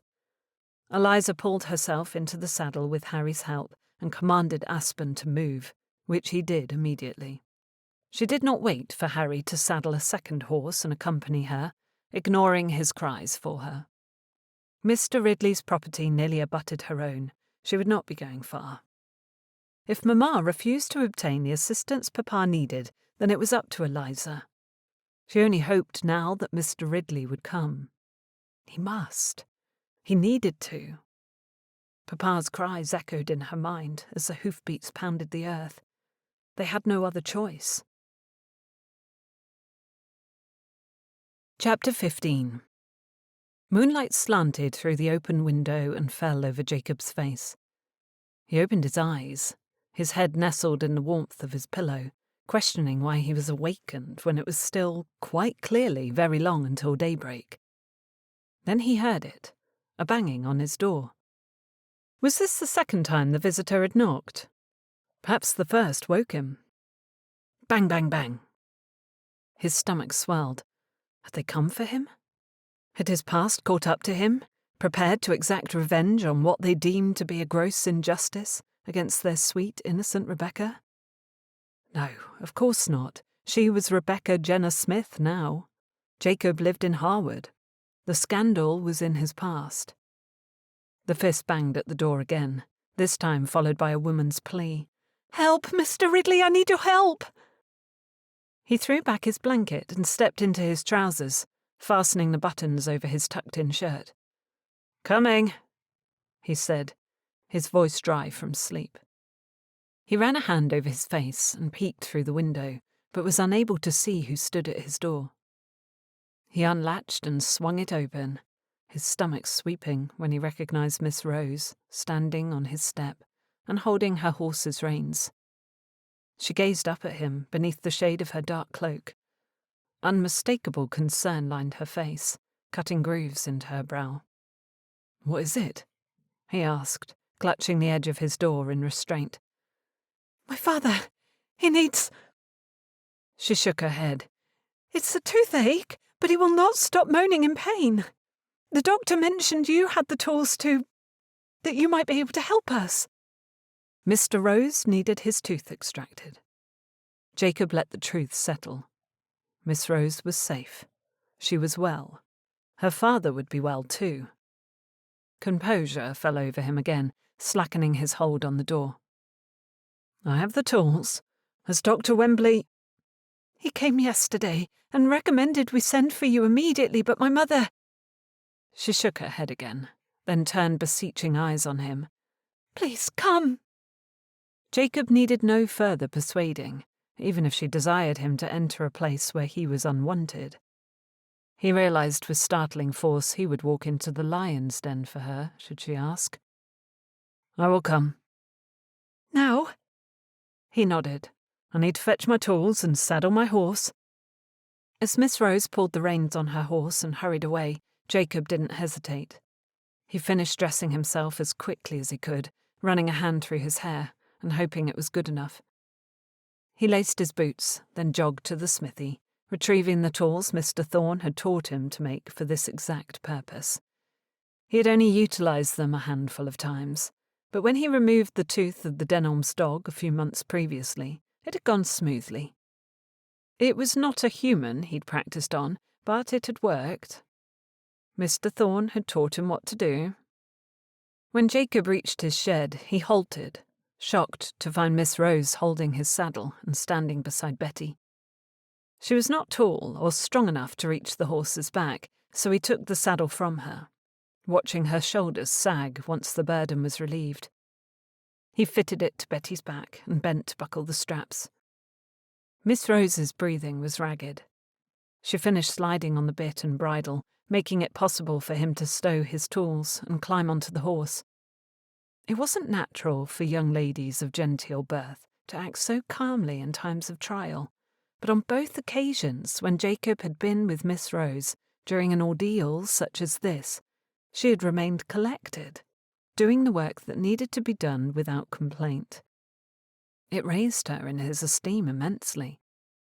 Miss Rose directed her horse to the mounting block outside his small shed and climbed up, hoisting herself onto the seat and adjusting her cloak so her legs could hook around the pommels on her saddle. "When did the pain begin?" Jacob asked when they moved the horses onto the lane, trotting quickly toward Rose Manor. "Recently, I believe. My father has been complaining of the ache in his tooth for weeks, but was never overly concerned until yesterday. The doctor was worried because of the severity of his pain." "From what my mentor told me, once the pain reaches this point, it does not usually correct itself."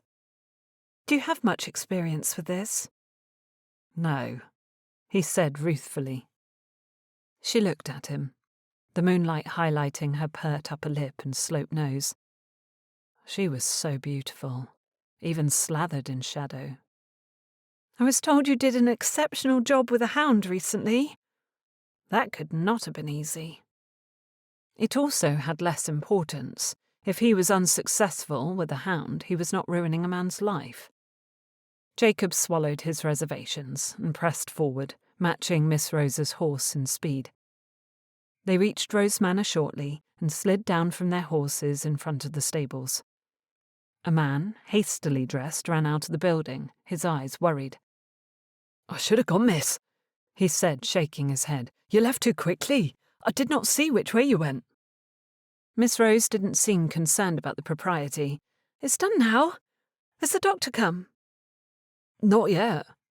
The groom took the horses while Miss Rose hurried toward the house, not waiting for Jacob. He caught up swiftly and followed her inside. Mr. Rose's moans reached him the moment he stepped onto the marble floor. Acute pain laced the sound, driving haste through Jacob. Miss Rose didn't stop in the entryway. She hurried up the stairs, and Jacob, clutching his case of tools in one hand, followed her. His boots thudded on the carpeted stairs, candlelight flickering in the sconces on the walls while they passed. "I've brought Mr. Ridley," Miss Rose said, coming to a stop in the doorway. She glanced at him over her shoulder and let down the hood of her cloak. Her dark hair gleamed in the orange firelight, but there was a different fire shining in her eyes that appeared much like determination. "I've sent for the doctor," Mrs. Rose replied. "We'll await his direction." "The doctor who recommended we seek Mr. Ridley's services last night." Miss Rose snapped back. "Can we not stand aside and allow him to help Papa?" "Eliza!" Mrs. Rose said sharply, followed by a deathly silence in the room. Jacob looked at her, at Eliza. A fitting name, he thought vaguely, for one so beautiful, and wondered what he had allowed himself to step into. Would Eliza relent, to put aside this need to champion her father, in order to yield to obedience? Jacob could not step forward on his own, not when he would need assistance to complete his task. He had challenged a lady of quality before, defended himself and his honour, and that had gotten him nowhere. In truth, pressing his suit for Rebecca and declaring his feelings to her mother had only made things worse for him in the end.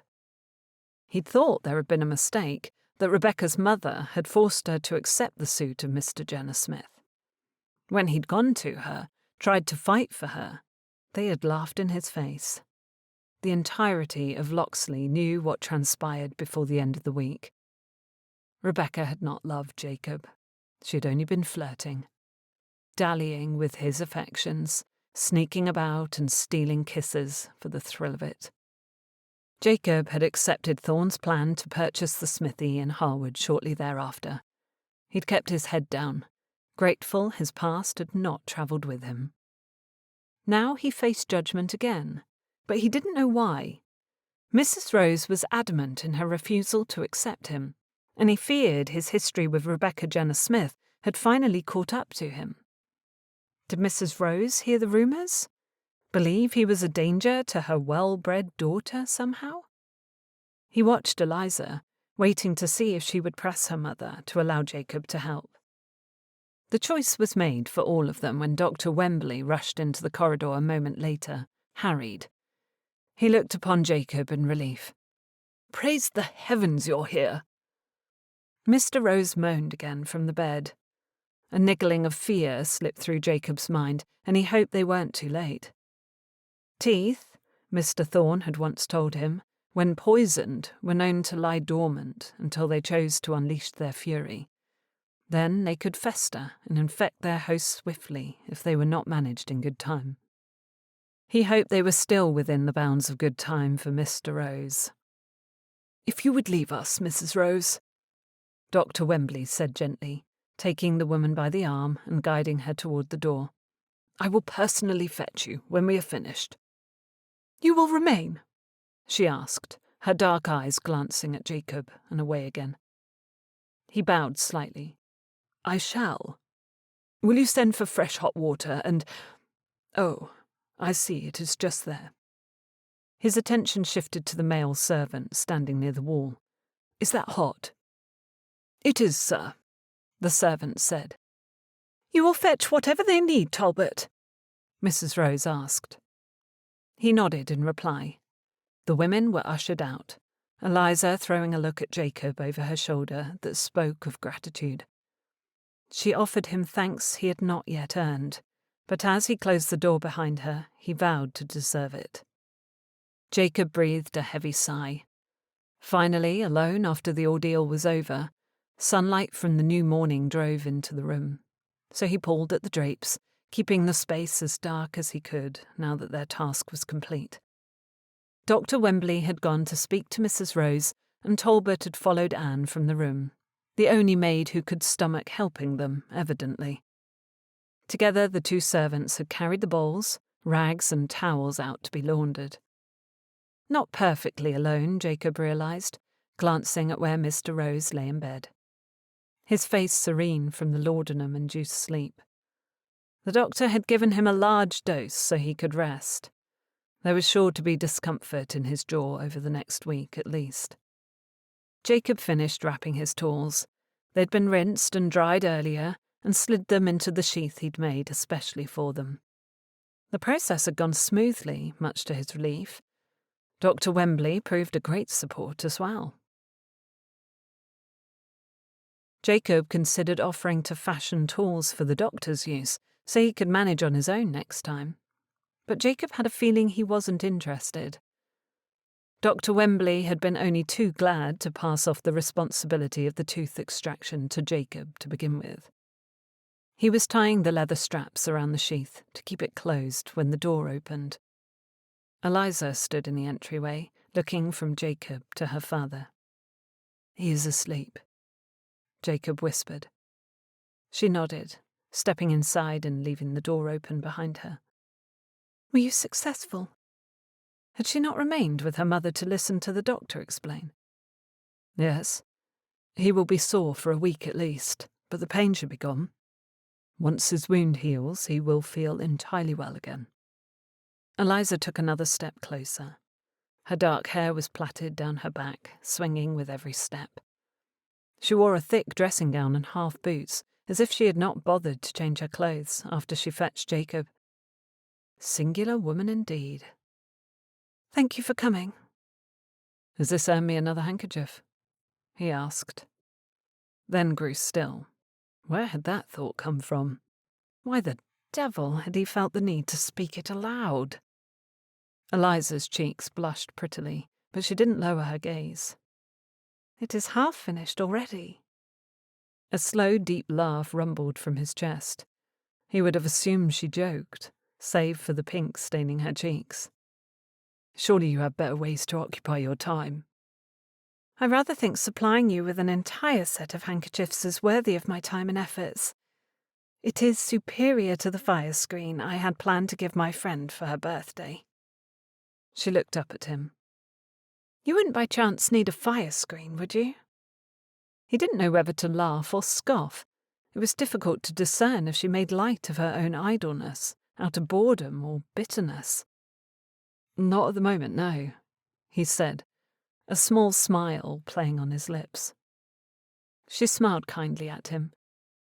She was so beautiful, even in this state of relaxed dress, her hair pulled softly away from her face. What he found even lovelier than her pretty face was the warmth in her heart. She did not shy away from him or ignore him as most people were prone to do. Rebecca had allowed him to entertain the idea that she could love him, but the vast majority of their courting had been done in secret. He supposed Eliza had done the same, sneaking to his house in the dark and leaving things for him to find.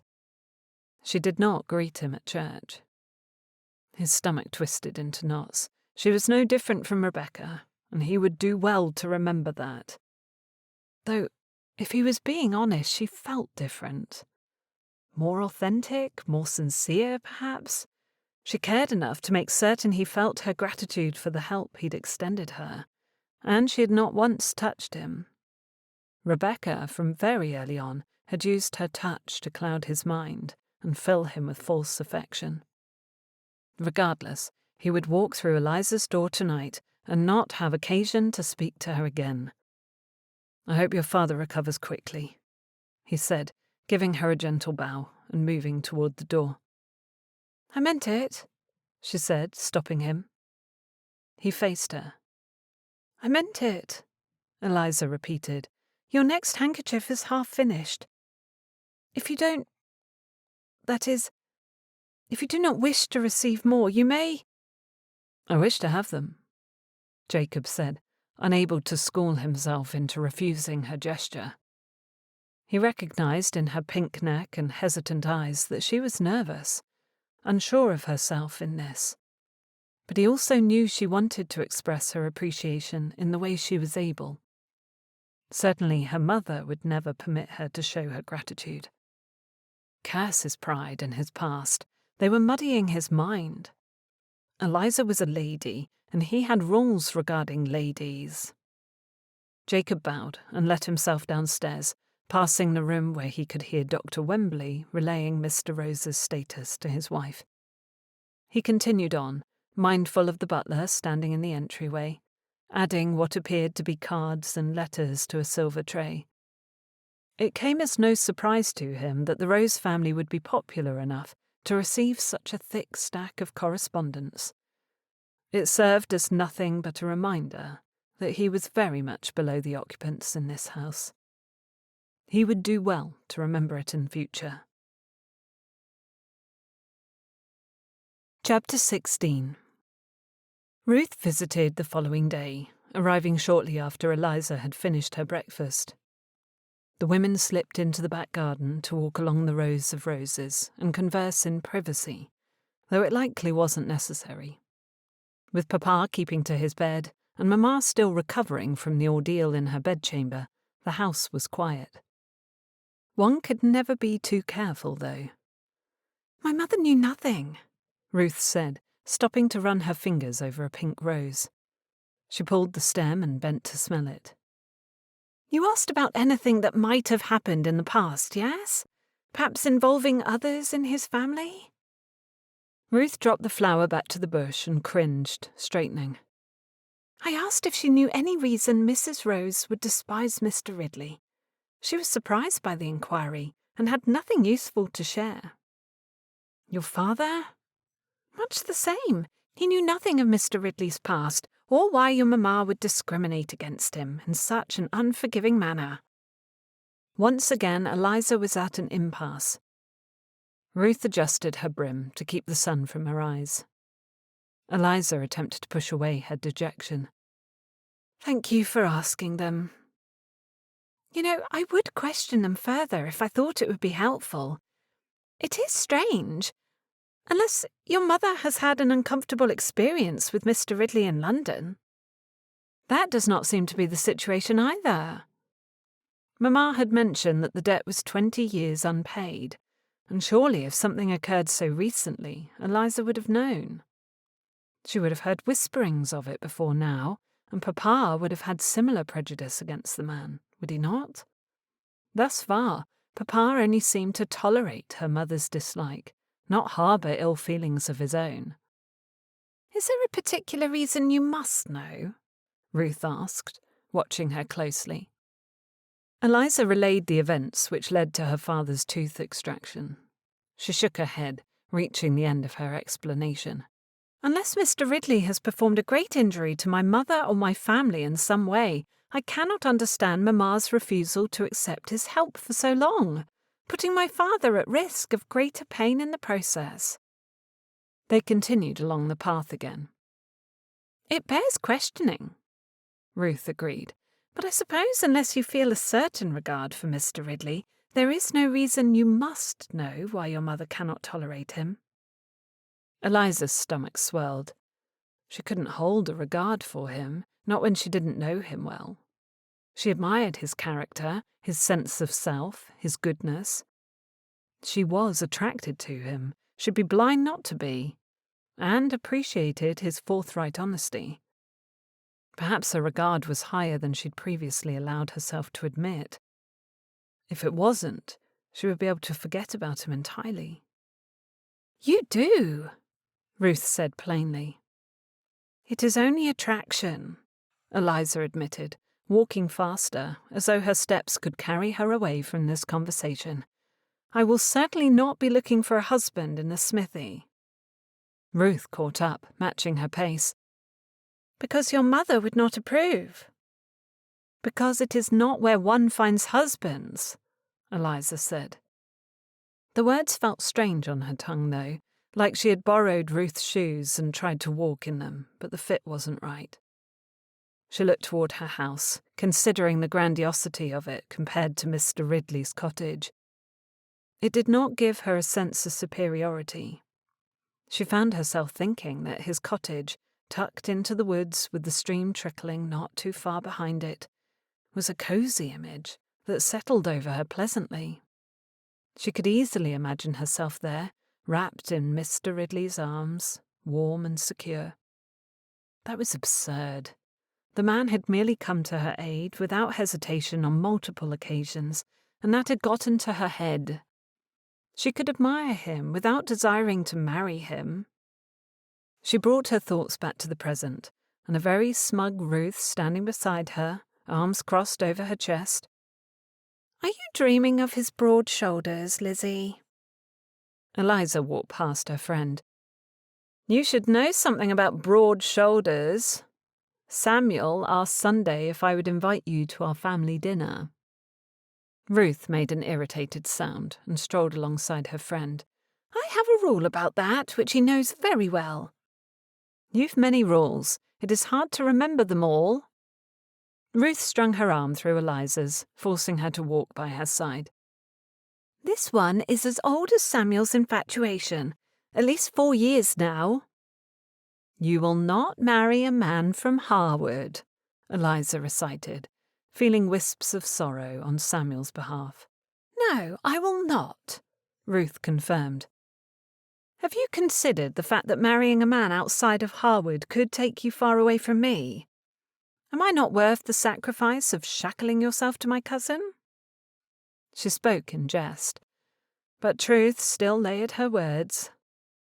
"Do not put the image in my mind, or I will be ill." Ruth's arm slipped free, and she returned to the rose bushes, this time leaning to smell a deep red flower. "Samuel does not truly love me, you know. He simply sees no other eligible women in Harewood and needs to expend his energy on someone. I happen to be the lucky woman. Miss Kimball is in Harewood, so is Miss Everhart. Besides, Samuel has been to London many times. Gambling, racing, participating in pugilistic pursuits. A man can go to London countless times without surrounding himself with women. He merely must avoid society events."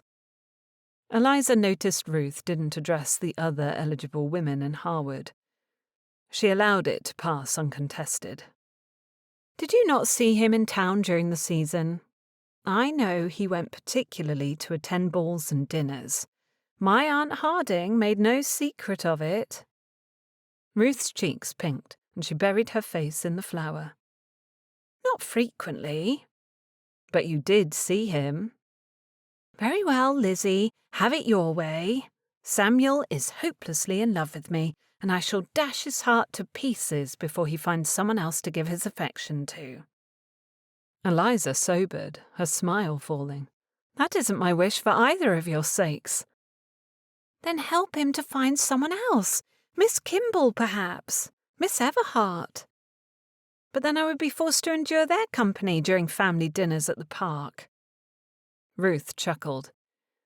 "When we are both in London for the season next year, we shall make it our special project to find him a wife." She looked toward the house and sighed. "I ought to be returning home." "I will see you to the stables. You rode, yes?" Ruth nodded. "Jameson is waiting for me with the horses." She looked for her groom as they crossed the gravel drive. Eliza walked with her, ignoring the thuds of hammers and the soaring sounds that punctuated their ongoing project. She thought they were nearly finished with the addition to the stables, but the work had seemed to stretch on. Ruth found her groom, and he helped her mount her horse. She took the reins in her gloved hands and looked down at Eliza, the shade from her bonnet dark over her eyes. "You will meet many men over the course of dinner parties and balls and such, and you will soon forget all about your mother's strange behaviour. I vow it, Lizzie." She tried to smile. "Certainly." Ruth looked at her a moment longer before waving farewell and directing her horse away. Eliza watched the retreat, her mind caught on the promise. Thus far she hadn't met any gentleman at the garden party, or since, who had consumed her mind or her heart. She wondered if London would be any different. A voice reached her ears and she stilled. It sounded as though it belonged to the one man who had taken far too much space in her thoughts. Mr. Ridley. His deep, rich tone slid over her skin, leaving her reaching for more. Where was he? Eliza searched the stables, stepping inside and following the sound. There, feet parted and arms crossed over his chest in a comfortable stance, he stood directly across from Aspen's stall on the far end of the stables, speaking to McKinley. She'd found him. "I can, but it would take some time," he said, rubbing the stubble on his chin. "Another fortnight, most likely? You need 4 of them." "4 would be grand," McKinley said.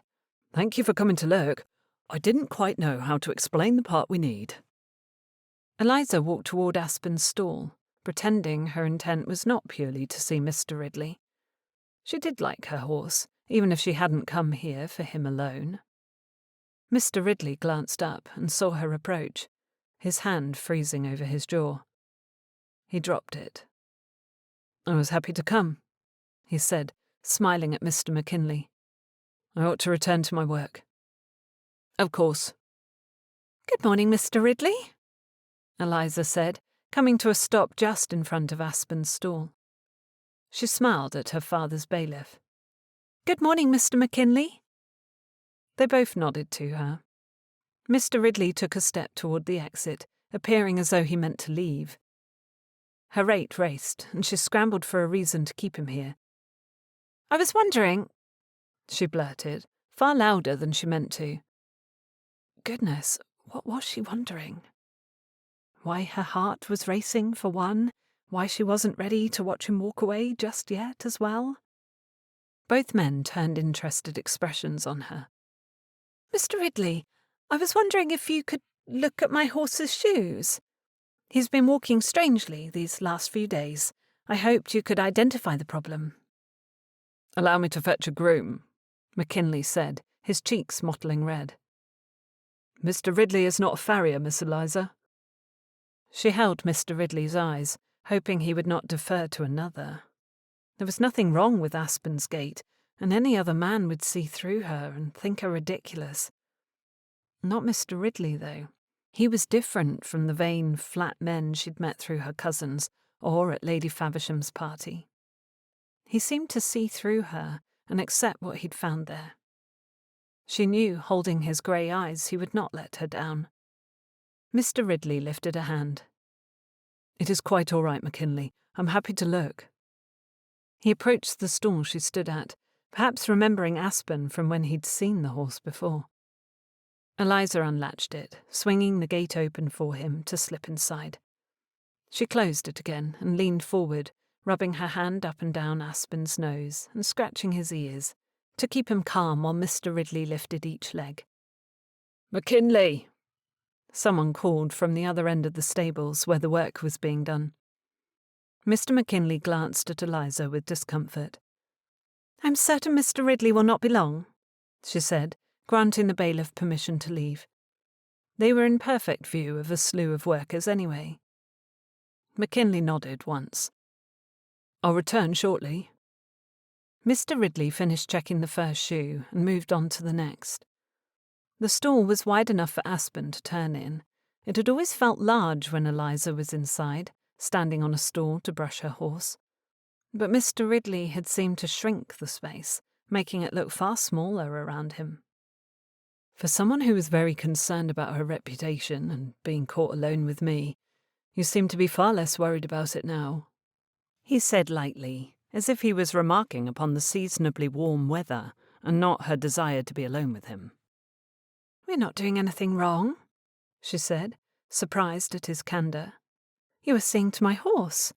There are people surrounding us." Mr. Ridley straightened, setting Aspen's leg on the ground and looking around them. His eyebrows lifted. "Surrounding us?" "That might be a bit of an exaggeration." "A bit," he said, moving to the third shoe. She considered Ruth's questions in the garden and how her mind had reacted then. Of course, Eliza was attracted to this man, but that mattered little. She regarded him with respect, which was the only reason she'd contrived an excuse to speak to him. The only reason. He let down the third leg and moved to the final one. When he'd finished his analysis, he wiped his hands together and approached the gate, but Eliza did not move. "Did you find anything?" she asked, tilting her head back to look into his eyes.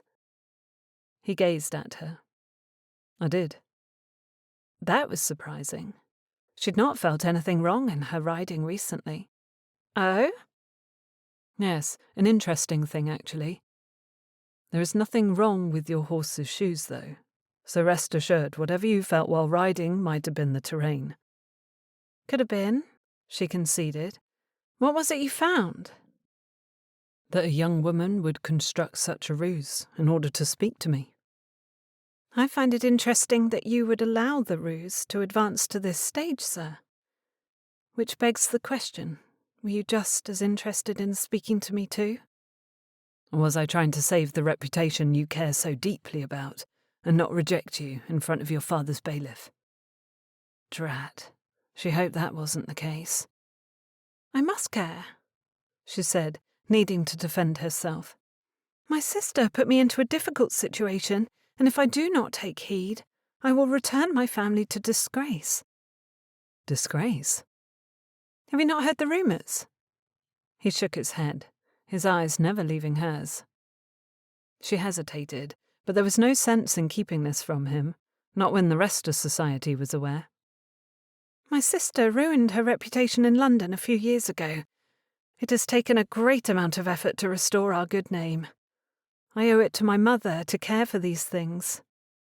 Mr. Ridley's dark eyebrows pulled together. I understand. He started to unlatch the gate, but Eliza put her hand over his, causing it to still.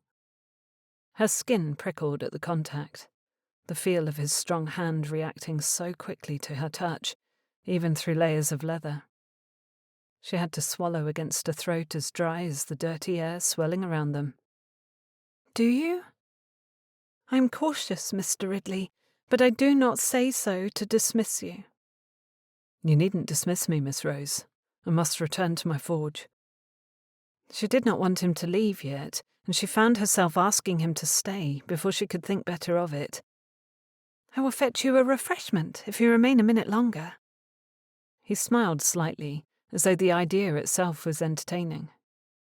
She only wanted to spend more time with him, but as she tried to identify why she felt that way, she wasn't sure she would be able to. Mr. Ridley removed his hand from beneath hers. He could have easily opened the gate or asked her to move, but he chose to remain, granting her wish. Your mother would not be happy to find you speaking to me. Do you know why? She asked. She will not tell me why. I was hoping you did, he said quietly. I cannot fathom a reason, unless she has heard the rumours of why I left Locksley. Eliza's entire body went cold. What were they?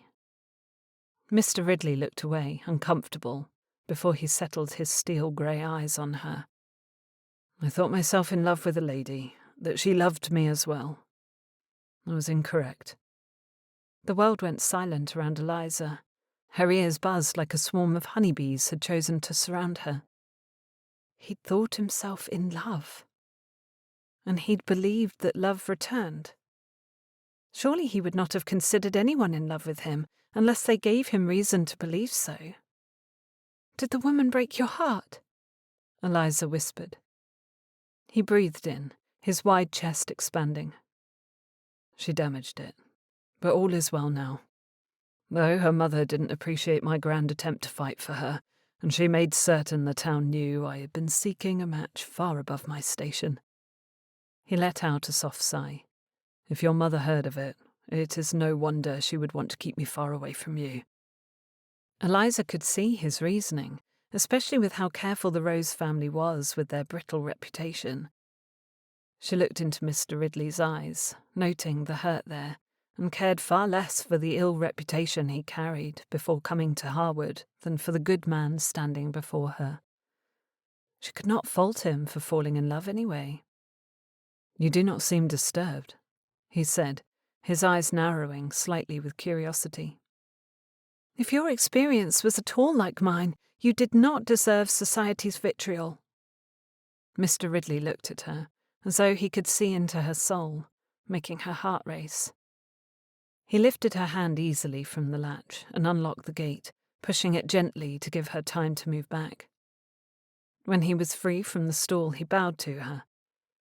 "Either way, Miss Rose, it is best if we are not seen speaking to one another." She watched him walk from the stables, her heart pounding louder than the tools against the stable wall.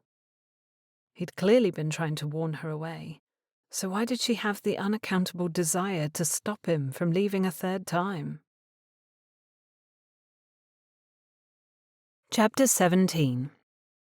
It had been 3 days since Papa's tooth had been removed, almost 2 weeks since the success of Lady Faversham's garden party, and 1 hour since Mamma received the pair of invitations in the post that proved, in her eye, the Rose family was well on their way to returning to the Tun's good graces. First, a dinner party at the Lindalls' house, then a ball at the Kimballs' house. The Kimballs, who had lifted their noses at Eliza and her mother in the millinery just before Lady Faversham's garden party. Mamma was elated, eager to call both of these women her friends again.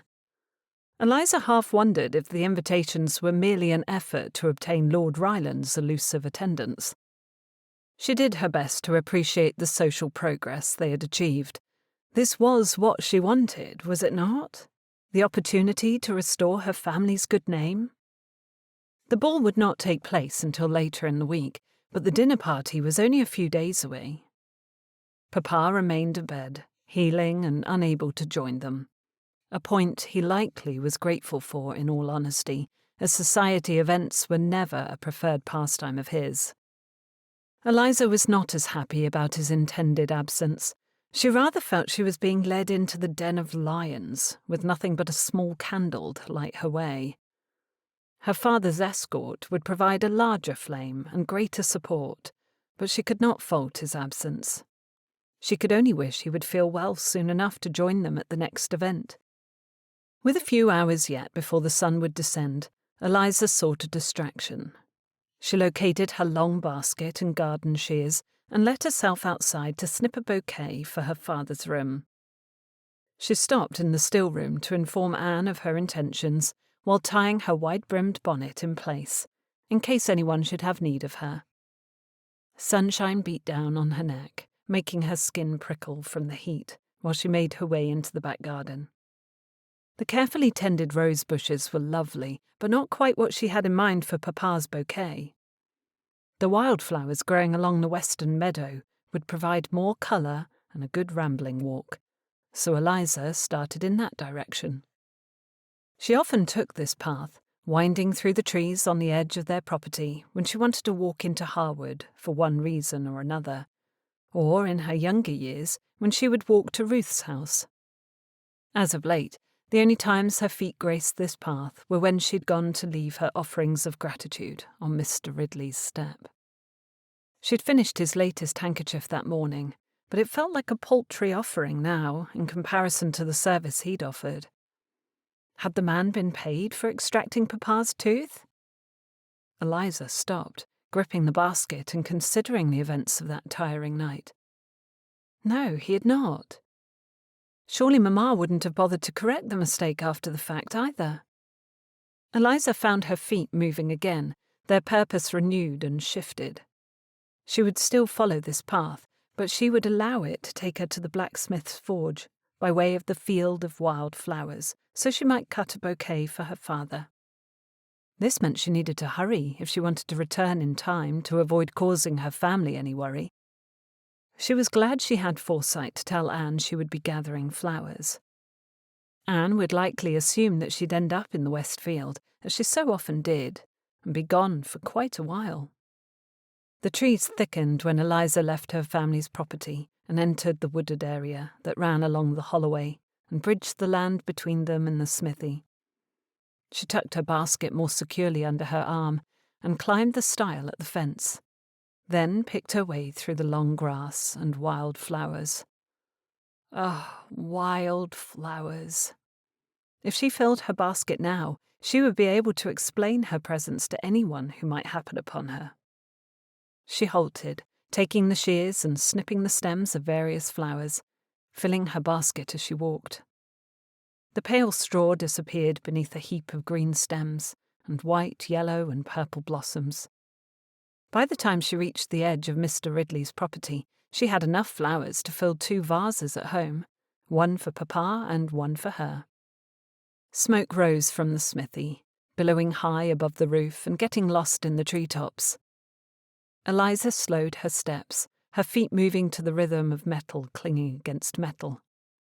When she reached the back door, she stopped, soaking in the sight of Mr. Ridley at work. The man appeared strong and tireless, his arms moving in consistent, continual motion. His sleeves were rolled up, his skin glistening from the heat of the forge or the work. Likely both. Eliza couldn't tear her eyes away. She was attracted to Mr. Ridley's sense of chivalry, the way he'd come to her rescue without hesitation on more than one occasion, the way he had looked at her horse's shoes, despite knowing it was only an excuse to speak to him. But she was also attracted to him. She swallowed, watching the muscles shift beneath his skin while he worked. The way his shoulders bunched, his corded forearms rippling with each swing of the hammer, made her blood sing. What was she doing?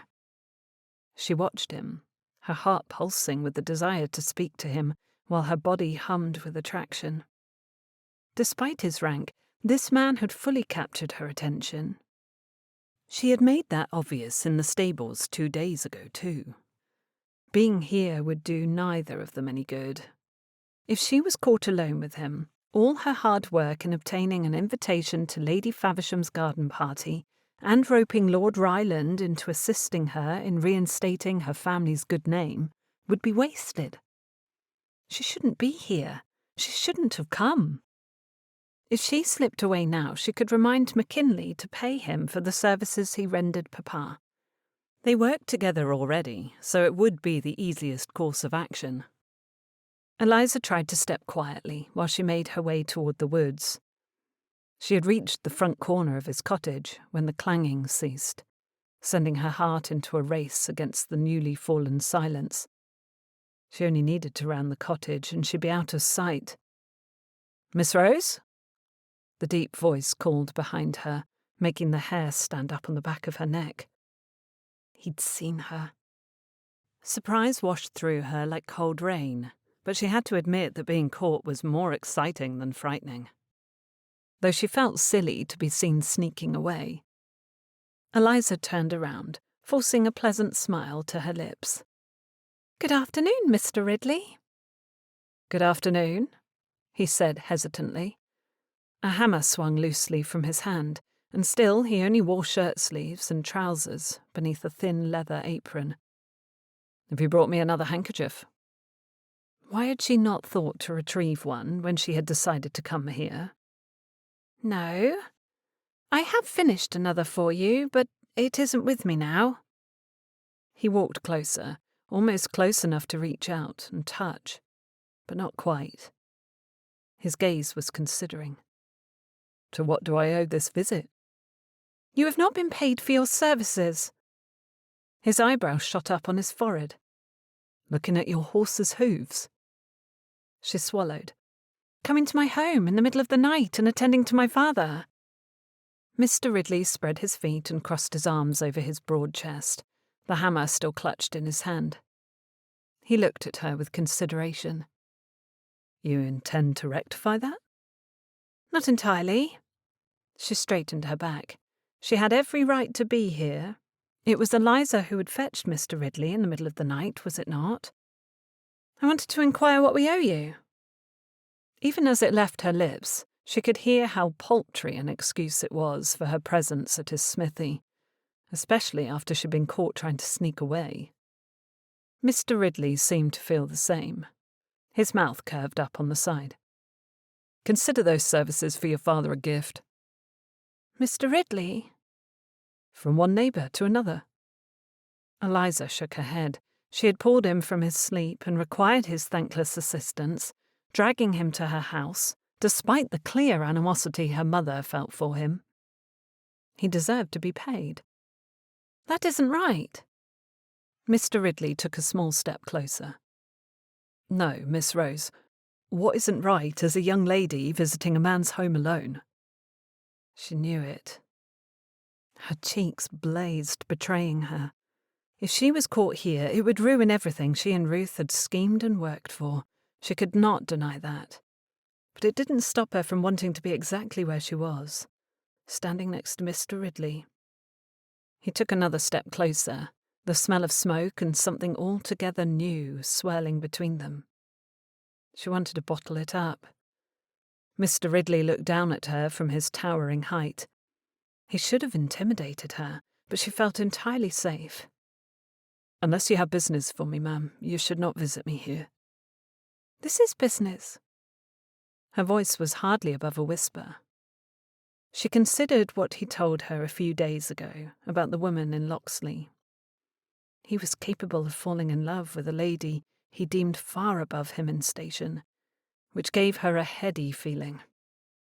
Did that mean he was capable of falling in love with her too? Mr. Ridley's grey eyes dropped to her lips, confirming that he felt the pull between them. He must have, or his gaze would not have lingered for so long, making her lips tingle. He seemed to shake himself and took a small step back, breaking the twine connecting them. I don't conduct business with ladies. That set her back up. Had he not only just told her she should only be here on matters of business? Why ever not? A personal rule. He started back toward his smithy, and she followed him. Well, that seems rather unfair. Besides, she had legitimate business to present to him in the form of her broken necklace. The clasp still needed to be repaired. Does it? He asked, coming to a stop at the edge of his cottage and turning back to face her. Eliza pulled up quickly to avoid bumping into him, and she was much closer now than a moment ago. Thankfully, they were still out of sight of the road, the shed behind the smithy blocking them from view. Yes, she swallowed. I have a perfectly respectable piece of business to conduct with you, and it has nothing to do with my father's teeth. By all means. He gestured with the hammer he still held. It was clear from the glint in his eyes that he didn't believe her. Goodness, the man must think her half in love with him. You may take it to Locksley. Why should I do that when there is a capable blacksmith much closer? I cannot travel so far on my own, even if I were to bring my maid. Have your father deliver it. My father is abed. He cringed. It is only a necklace, Mr. Ridley, she said, moving back until she hit the wall of his shed. Nothing to frighten you. I'm not frightened. He followed her, step for step. Then you will fix the clasp on my necklace. I need it in time for a ball on Thursday. He stared at her, his grey eyes glinting like steel. Send it with a footman. You have one of those, have you not? Eliza, emboldened by the slight softening of his demeanour, tipped her chin to hold his gaze, her heart racing. I will not send servants on errands merely because you do not wish to see me. They have much better things to do with their time. He looked abashed. It is not that.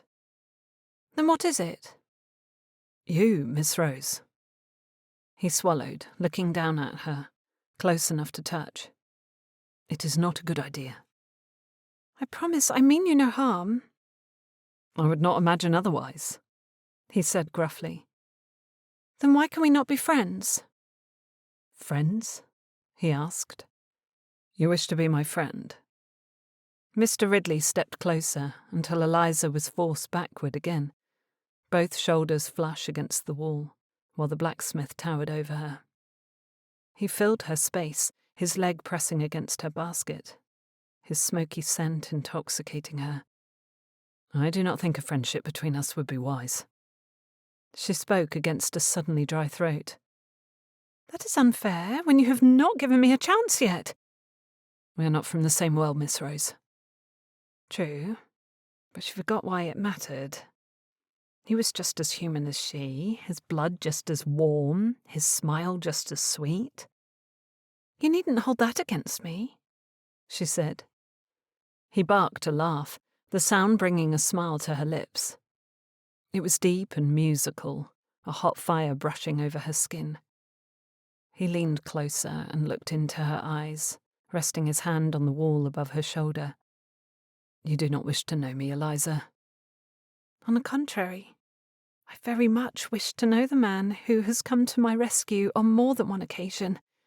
You have proven your character to be that of a gentleman in my esteem." He looked in her eyes before his gaze darted about her face, like he could not settle on one thing for very long. It made her heart pound to be so frankly observed, for him to lean so close that she could feel the heat emanating from him, smell the smoke and leather. "I've tried to be friends with women like you before," he said, his voice low and husky. His eyes dropped to her lips. "It does not end well." "The woman in Locksley." Mr. Ridley pushed away from the wall and walked toward his smithy without another word, leaving Eliza to catch her breath. Clarity settled upon her, making one thing abundantly clear. He had called her by her Christian name. He would not have done so unless he'd been thinking of her recently, surely. Eliza commanded her heart to calm. She watched Mr. Ridley disappear back into his smithy without another glance.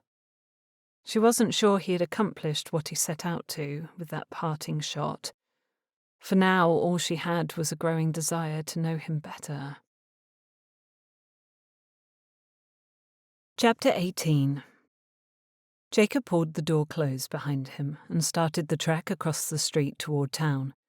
It had been 2 days since Eliza had come by to see him, and he hadn't been able to remove her from his mind.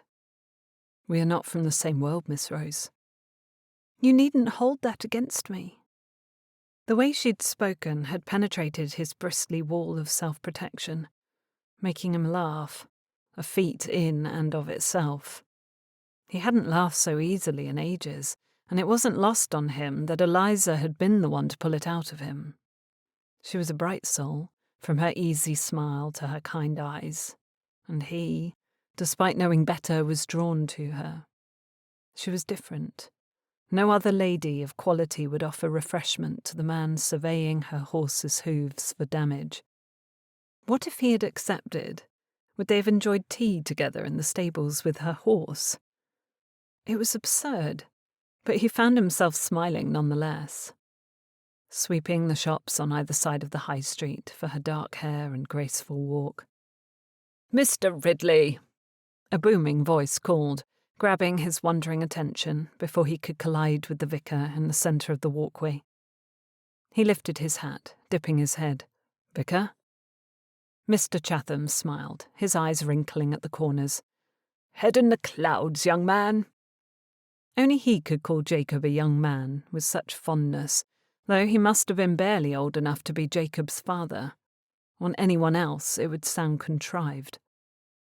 "Something to that effect," Jacob said, aware that anything else would be lying.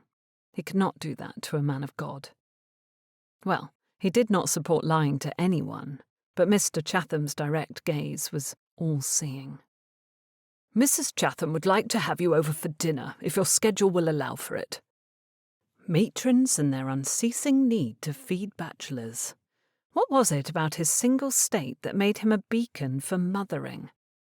He'd been without a present mother for most of his life, Mrs. Thorne notwithstanding, and had been well enough on his own these last months. He wasn't one to deny a hot meal either. It would undoubtedly be much better than anything he could cook up on his own. A fact reinforced by the very errand he was on, to fetch a meal from the inn, and he liked the Chathams. "That would be very kind, sir," he said. "Grand," the vicar said, his smile spreading widely. "Tonight? No, that is too soon. Mrs. Chatham is forever scolding me for bringing dinner guests with too little notice." He shook his head. "Even when she particularly requests them, we ought to give her a little more time. Tomorrow, perhaps?" Was that not too little time as well? Jacob knew nothing about pleasing wives, so he nodded. Mr. Chatham clapped him on the shoulder. "It is settled, then. You will come at 6 tomorrow." 6 tomorrow, he repeated with a faint nod. Mr. Chatham bade him farewell and ambled on his way. Jacob continued down the line of shops until he reached the inn and let himself inside. He rounded the tables until he found one empty and sat, waiting for the serving girl to approach. 3 men sat at a table not far from him, a card game and drinks spread out on the wooden slabs between them. Jacob had slipped away from work to satiate his hunger, and perhaps to try and catch a glimpse of Miss Rose, were he to see her in Harewood, but he could ill afford the time away. Men like the group sitting across from him epitomised what he disliked about the upper classes. They were lazy, wasting time in the middle of the day, while their coffers grew on the backs of other men. Meanwhile, men like Jacob worked without break for a pittance. The blond man on the bench facing him looked familiar, and it took a moment to recognise that he was one of the gentlemen who had sat with Eliza at church last week. If that was the sort of man she spent her time with, she was far more out of her depth with Jacob than she realised. "What can I fetch for you, Mr. Ridley?" Mrs. Leeks asked, leaning one fist against her ample hip, her frizzy blonde hair scraped back into a knot. He'd been in there a handful of times, but couldn't say he knew the owners well. "A hot meal." "Any ale?" she asked. "Not today." She nodded, turning back toward what he assumed was the kitchen. The group ahead of him grew rowdy, their game heating up in both speed and apparent stakes. "No!" the blond man called, grinning. He slapped his cards on the table and shook his head, leaning back in his seat. When he looked up and caught Jacob's eye, he smiled. Jacob looked away. He didn't have time to interact with men like this. Usually they just ignored him, so the smile caught him off guard. Mrs. Leeks set a plate in front of him with a slice of steaming meat pie and a chunk of bread with cold ham and cheese. "Thank you," Jacob said, digging in. He didn't have time to waste. "Do me a favour, Montlake," another man sitting at the next table said, his hair dark and sleek, pomaded into place. "Sam and I cannot be the only men dancing with my cousin at the Kimball's ball." "You want me to dance with her?" Montlake said, his wavy hair flopping as he straightened in his seat. "Help us," the blonde one added. "I would have asked Ryland, but he doesn't attend balls." "He might," the pomaded man said, "particularly now that he's showing interest in Eliza." Jacob's ears perked up. Was she the cousin they referred to? It explained why she sat beside them at church. Montlake still seemed unconvinced. "My attention has recently been directed toward another young lady. What if your cousin thinks I mean something by my interest?" "She won't," the pomaded cousin said. "Avoid asking for the first few dances. She'll be grateful to be asked, and no one will think anything of it." "We'll take those first dances anyway," the other cousin added. "But she cannot sit out for too long, and she cannot only dance with Oliver and me. That is certain to make her an oddity." "You care about her a great deal," Montlake said, swirling his drink. Oliver gathered the cards and shuffled them. "She is family, and my grandmother requested we look out for her." The blonde cousin grinned. "Oliver will do anything our grandmother asks." "Someone needs to," Oliver muttered. Jacob took the last bite of his pie. He piled the ham and cheese on the bread and stood to leave, dropping a few coins near his plate. He'd heard enough, and the very idea of any of these gentlemen holding Eliza in their arms, or having her full attention for the entirety of a set of dances, made him hot with jealousy. It was a swift, heavy reminder that he would do well to put her from his mind entirely. He stepped into the sunlight and nearly ran into the vicar again. "Ah, Mr. Ridley," Mr. Chatham said, dipping his head. "How delightful to run into you again. Bring your appetite tomorrow." Jacob nodded, passing the vicar to continue toward his home. Oh, and Mr. Ridley. Jacob turned back. You might like to know there will be others joining us as well.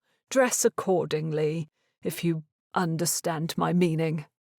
His greying eyebrows rose, heavy with insinuation. Though what those eyebrows meant to insinuate was lost somewhere between them.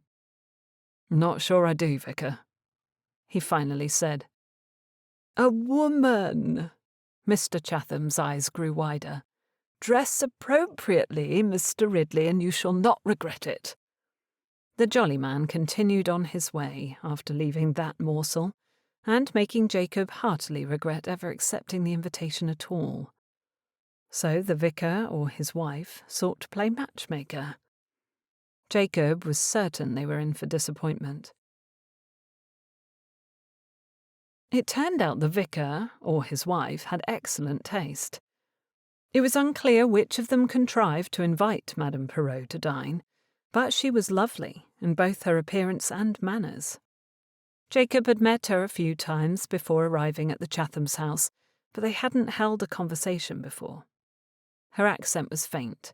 It was clear English wasn't her first language, but she spoke so eloquently one had trouble recalling she was French when in the throes of conversing. They had been placed at the end of the table together with the Smiths, an elderly couple in the parish, situated between them and the Chathams. It was a cosy dinner, the chicken dressed simply yet deliciously, the vegetables roasted and seasoned. Jacob washed down the last of his dinner with wine and sat back in his chair. You have both been busy since coming to Harewood, Mr. Chatham said, speaking to Jacob and Madame Perrot. It is a wonder you have time to slip away for dinner. It is a blessing to find all this work, Madame Perrot said kindly, her pure blue eyes crinkling on the sides. The people of Harewood are good and kind, Mrs. Chatham added. Some of them are in a constant state of movement, it seems. You will not find yourself idle, I promise you that. Madame Perrot shared a look with Jacob, and he had to stifle his smile. It would be nice to find themselves idle every so often, but perhaps that was what Sundays were for. He was grateful for the consistent work, truly, and he knew the Chathams understood that. Have you been here long? He asked Madame Perrot. 1 year last month, she said, cutting another bite of chicken. The people are quite welcoming. It sounded like a rehearsed response, and he'd have liked to know her true opinions. He liked her frank gaze and self-possession. Surely she was aware of the Chathams' matchmaking designs this evening, but she had not done anything to give Jacob a reason to think she supported their efforts. A self-sufficient woman who was not fawning over him. Jacob liked that very much. She was taller than Eliza, her figure more robust and very beautiful.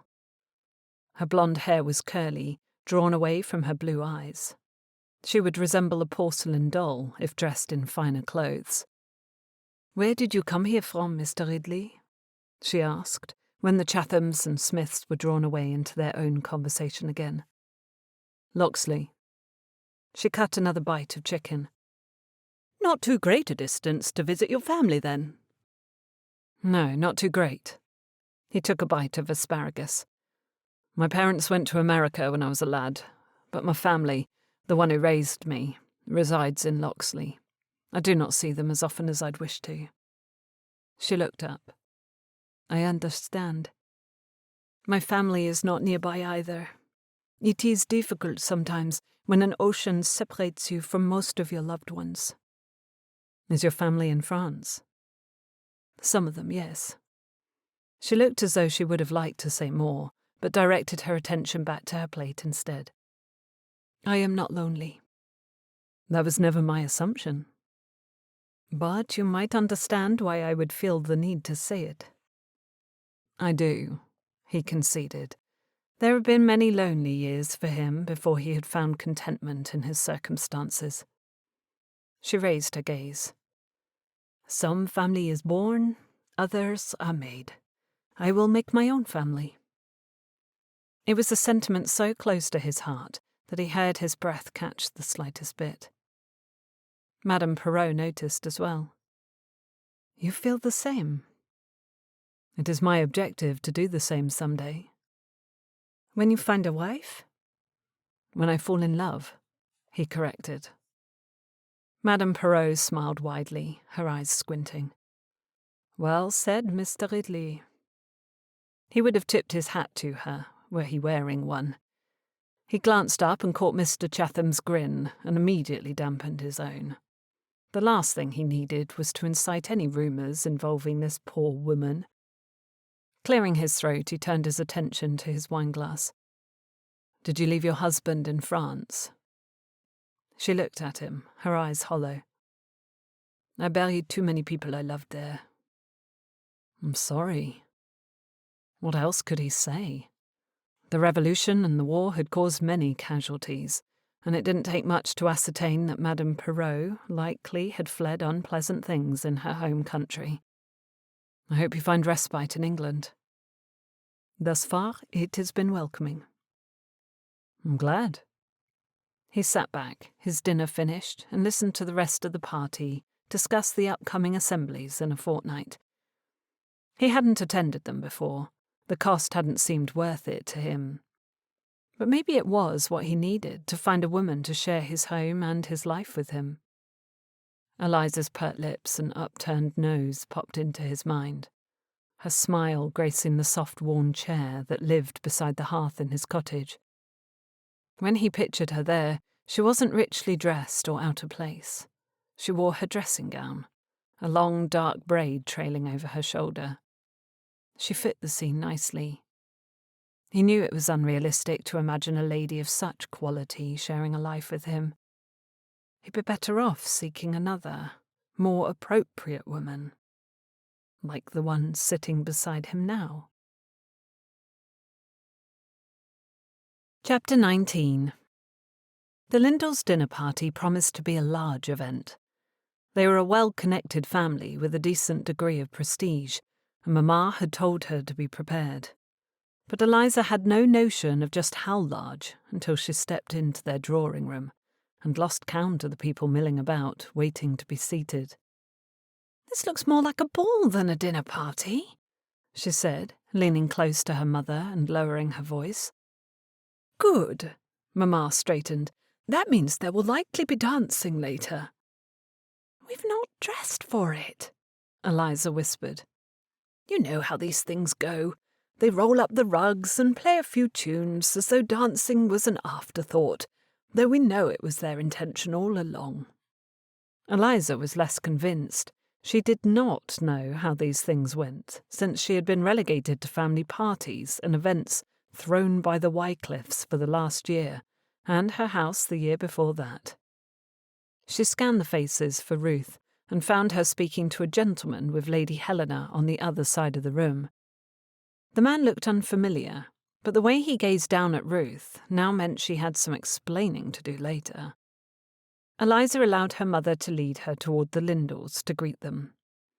Their reception of her was warm but curious, their gazes following her when she left their side and found refuge with her grandmother and cousin Oliver. She lost her mother along the way when she stopped to speak with other friends. It is about time you joined us in society, Grandmother said, leaning heavily on her cane. Oliver brushed back his dark hair, his lips curling into a half-smile that reminded her vaguely of Mr. Ridley. Strange, that. She would do better than to think of him while she was here. Perhaps she would have done so earlier if her family had stepped forward, Oliver muttered. My hearing is not that incompetent yet, boy. Oliver held Grandmother's gaze, lifting his dark eyebrows in question. She sniffed. I did all I could. What did that mean? Oliver shot Eliza a look of long suffering that she would later ask him to explain. What more could anyone have done for her family? She was certain they'd helped in any way they could. Both Grandmother and the Hardings had continued to invite her family to dinners and balls, though they had stopped attending them after Mamma was delivered the cut, direct by nearly all her friends. There wasn't much more they could have done. Dinner was announced alongside the directive to sit anywhere. It was abnormal, but Eliza wasn't complaining about the casual state of seating. Nor was she upset when Oliver quirked a brow and offered his elbow. He did so subtly, in case she should choose to refuse him, but she was not holding out for the escort of another gentleman. The only man she wanted to accept it from wasn't in attendance. Nor would he ever be. But that didn't stop her from thinking about Mr. Ridley.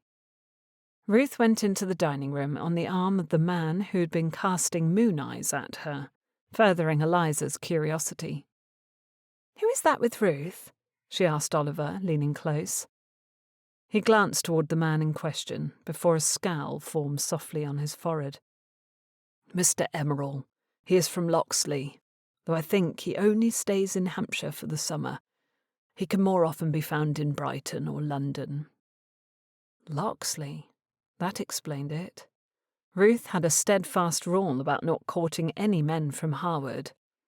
Eliza had believed it extended to the entire county, but evidently she was wrong.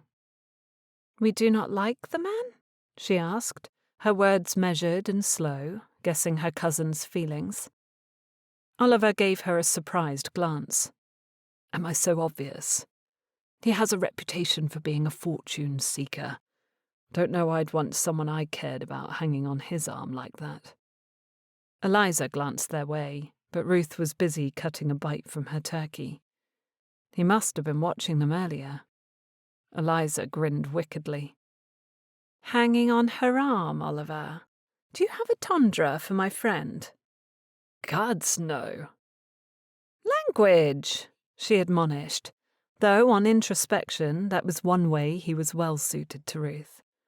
Eliza was forever reminding Ruth to watch her tongue in company. "What have you against her?" He rolled his lips together. "I like her well enough, you know that." Oliver said no more on the subject, but threw his attention to the turkey on his dinner plate, leaving Eliza to observe the remainder of the diners. She found her mother laughing gaily on the other side of the table, her grandmother deep in conversation with an older man a few seats down. In between her family members, everywhere she looked, she found eyes on her. Interested, curious eyes followed her, flicking away once they'd been caught. She was new, and she dragged along a trunk full of scandal behind her. What had she expected? That as soon as Lady Faversham accepted her, the past would erase itself? That no one would even remember the great shame of 2 years ago, and how it had tainted the Rose family? No, these people waited with bated breath for her to replicate Mary's mistakes. How naive of her. It was difficult to focus on her meal with so many people watching her closely, waiting for her to step a toe out of line. She found herself mindlessly eating, listening to the conversations around her. She knew many of these people from living in Harewood all her life, but she didn't know them well. How would these gentlemen have acted toward Eliza had they scraped past her gig in the narrow holloway when she had an accident and her maid fell to the ground? Would they have sprung to action so quickly as Mr. Ridley had? Or would they have fetched someone to act for them? She liked to think some of them would not mind dirtying their pantaloons or soiling their waistcoats if a maid was injured and needed a doctor. But Eliza could not help but consider how most of the people in this room had shunned her only weeks before. Yet now they were perfectly happy to sit at the same table as her, sending her occasional smiles or nods of greeting, watching her like she was an animal on display at the menagerie. It soured her stomach. "Have you found a bug in your soup?" Oliver asked, leaning close. "No." "A fingernail?" Eliza choked. "Repulsive!" She wiped her mouth and lowered her napkin. "Have you received any letters from your father recently?" "Yes, but—" "How is Uncle Rose? Enjoying the ocean? I do not think Papa has received news from him in an age." Oliver turned slightly in his chair to face her. "He is well, and he is happy on his ship. But that is not—" "Where Where is Samuel this evening?" she asked. "Not here." Oliver studied her. "Why are you avoiding the topic? You look unhappy, cousin." "I'm perfectly happy." She shot him a smile. "Tell me about your latest trip to Bath with grandmother." "I'd rather hear about why you are unhappy. You can trust me. Is it because of a certain gentleman's absence tonight?" She looked at him sharply. How did he know? Had he seen her at the smithy? "It is," he said triumphantly, sitting back in his seat. "You are interested in the Earl." The Earl? Lord Ryland, not the blacksmith. It was a ridiculous relief that Oliver hadn't taken her measure accurately. "He is only a friend." He shook his head, smiling smugly. "You cannot hide the truth from me, Lizzie." She already had.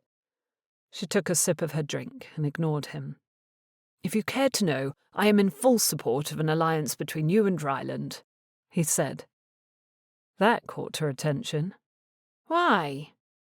"Because he is a good man. My acquaintance with him is long-standing, and I know he would treat you well. You'd be provided for nicely for the rest of your life." Oliver's sentiments were touching. With her dowry now, she was well provided for, so that wasn't a great concern. "Put it from your mind, cousin. He is only a friend. In truth, I think he will be grieving his wife for the rest of his life." Oliver frowned. "You could be correct in that regard."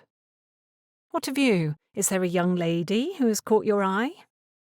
He looked at his plate before raising his eyes to meet hers. "Not yet."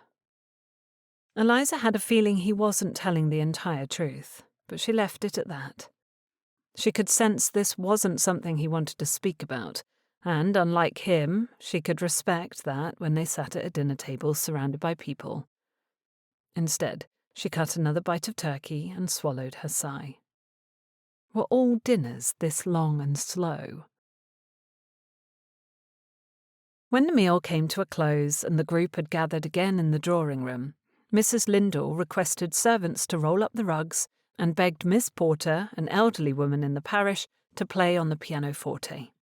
It was, as Mamma predicted, the family making it seem like the idea was born of the moment, when in fact they had likely been considering this well in advance. Eliza stood against the wall with her cousin, waiting for the rugs to be dragged away and the chairs to be pushed to the edges of the room. Ruth approached and took her hand, giving her fingers a squeeze. "It is so lovely to look across the room and see you here. I've been attending these wretched events on my own for far too long. I wish it felt just as lovely to be here." Ruth's nose wrinkled. "You have not enjoyed yourself?" "Dinner was nice." Ruth peered at her. "I'll forgive you for avoiding the question, since we are surrounded by people." "But you'll expect a full accounting tomorrow?"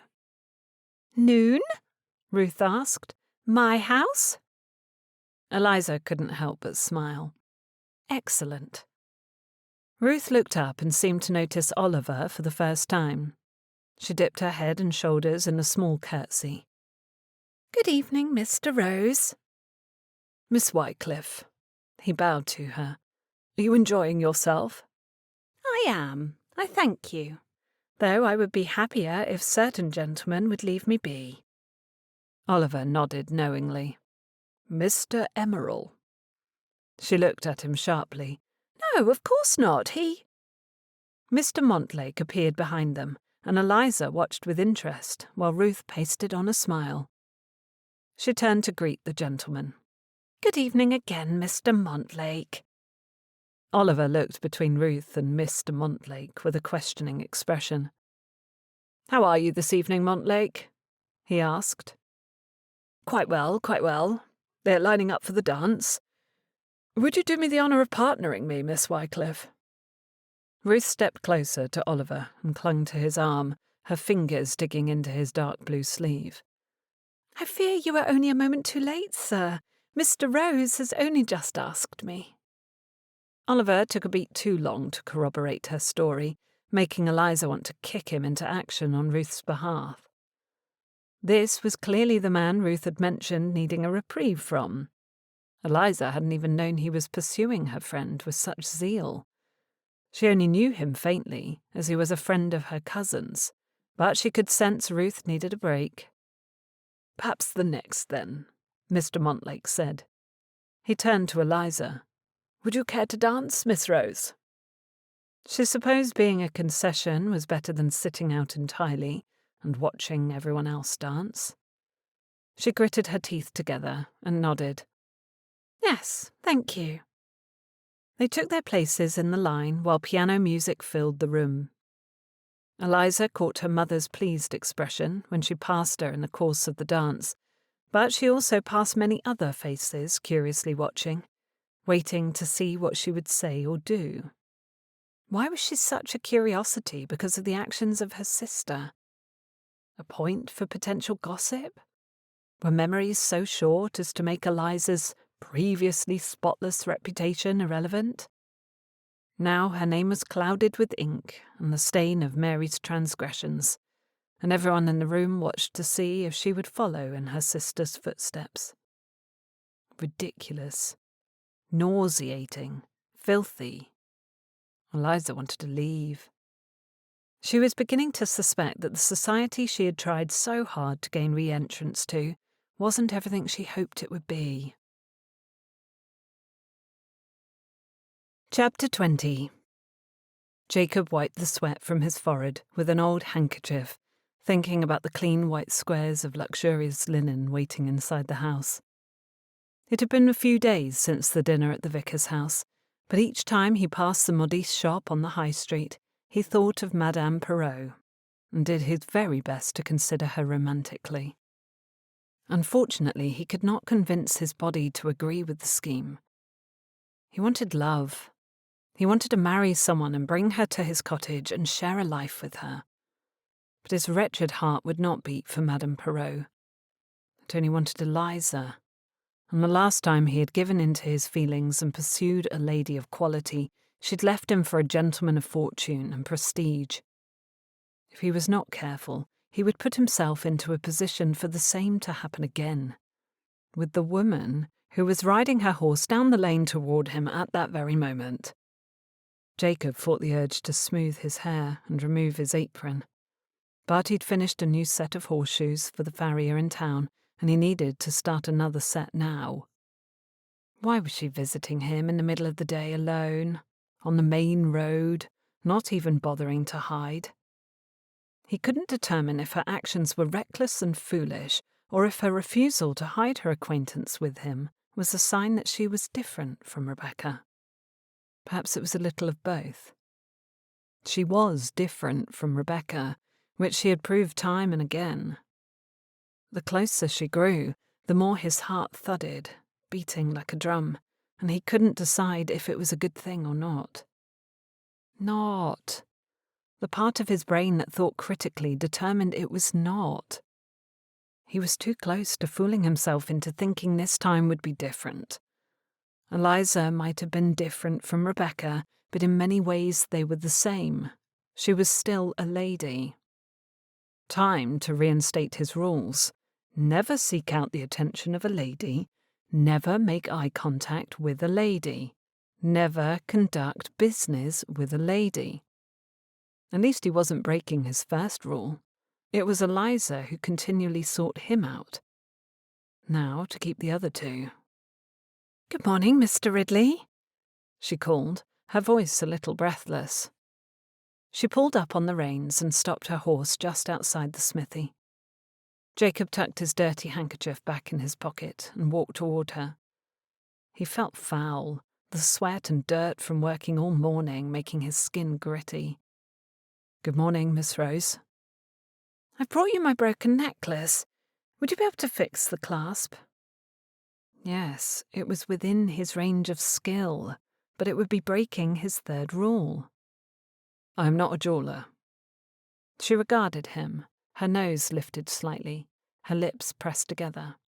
Her haughtiness was so innate, she likely didn't even realize how she appeared. But he felt like he knew her well enough to understand she wasn't haughty in spirit. She was assessing him. Eliza lifted one dark eyebrow. You cannot fix it, Mr. Ridley? Or you will not? Blast, she'd seen through him. I have a personal rule not to conduct business with ladies. As you've mentioned, I find it to be a silly rule. Is my money not as good as a man's? It has nothing to do with your money. She raised one sleek dark eyebrow. Then my items are not worthy of being repaired? Jacob looked up at her seated on her horse, and could only think of the moment they shared the other day beside his cottage. The way he'd leaned over her, how good she smelled, how easy it would have been to kiss her, how badly he had wanted to. She cleared her throat, bringing him back to the present. It was ridiculous to refuse her now. He reached up for her, palm up.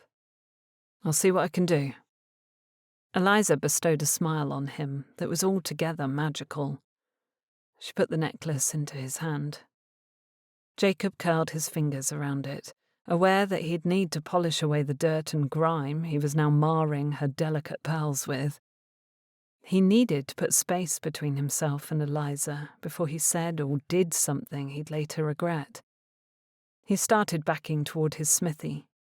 When should I retrieve it? She asked, leaning forward in her saddle as if she meant to follow him. She had done the same thing in her stables, pressing him to lengthen the conversation, to talk with her longer than he ought. She wanted to be around him, and it was altogether heady. Rules. He had rules. What were they again? Why were they important? When she blinked at him like that, it was difficult to remember. I will notify you when I am finished. The ball is Thursday. I was hoping to have it by then. Return Thursday morning. If I'm able to fix it, it will be finished by then. He turned into his shop, pretending to fiddle with the tools on his anvil. She said no more, and for a minute Jacob wondered if she'd left, but he would have heard the hoofbeats on the lane. He turned around and found her watching him. Are you angry with me? She asked softly. No. Then why the coldness? He took a step toward her horse. He hadn't thought he was being anything resembling cold. His intent had been to remain distant and professional. I'm trying to keep a respectful distance. I do not want you to, though. I thought we agreed to be friends. We could never be friends, Miss Rose. Eliza. He looked up at her, the brim of her riding hat keeping the sun from her eyes. The other day you called me Eliza. I like it better. It's what a friend would say. He took another step closer, so he was not forced to raise his voice to be heard. It is far too forward, and you know how it would sound to anyone else. No one else is around. He was to be her secret, then? That settled unpleasantly in his stomach. Good day, Miss Rose. Eliza! Her horse wasn't budging, and he respected the control she had over the animal. He looked up and down her fine, deep green riding habit, swallowing the rebuttal that flew to his tongue. It would leave a fiery path were he to give it wings.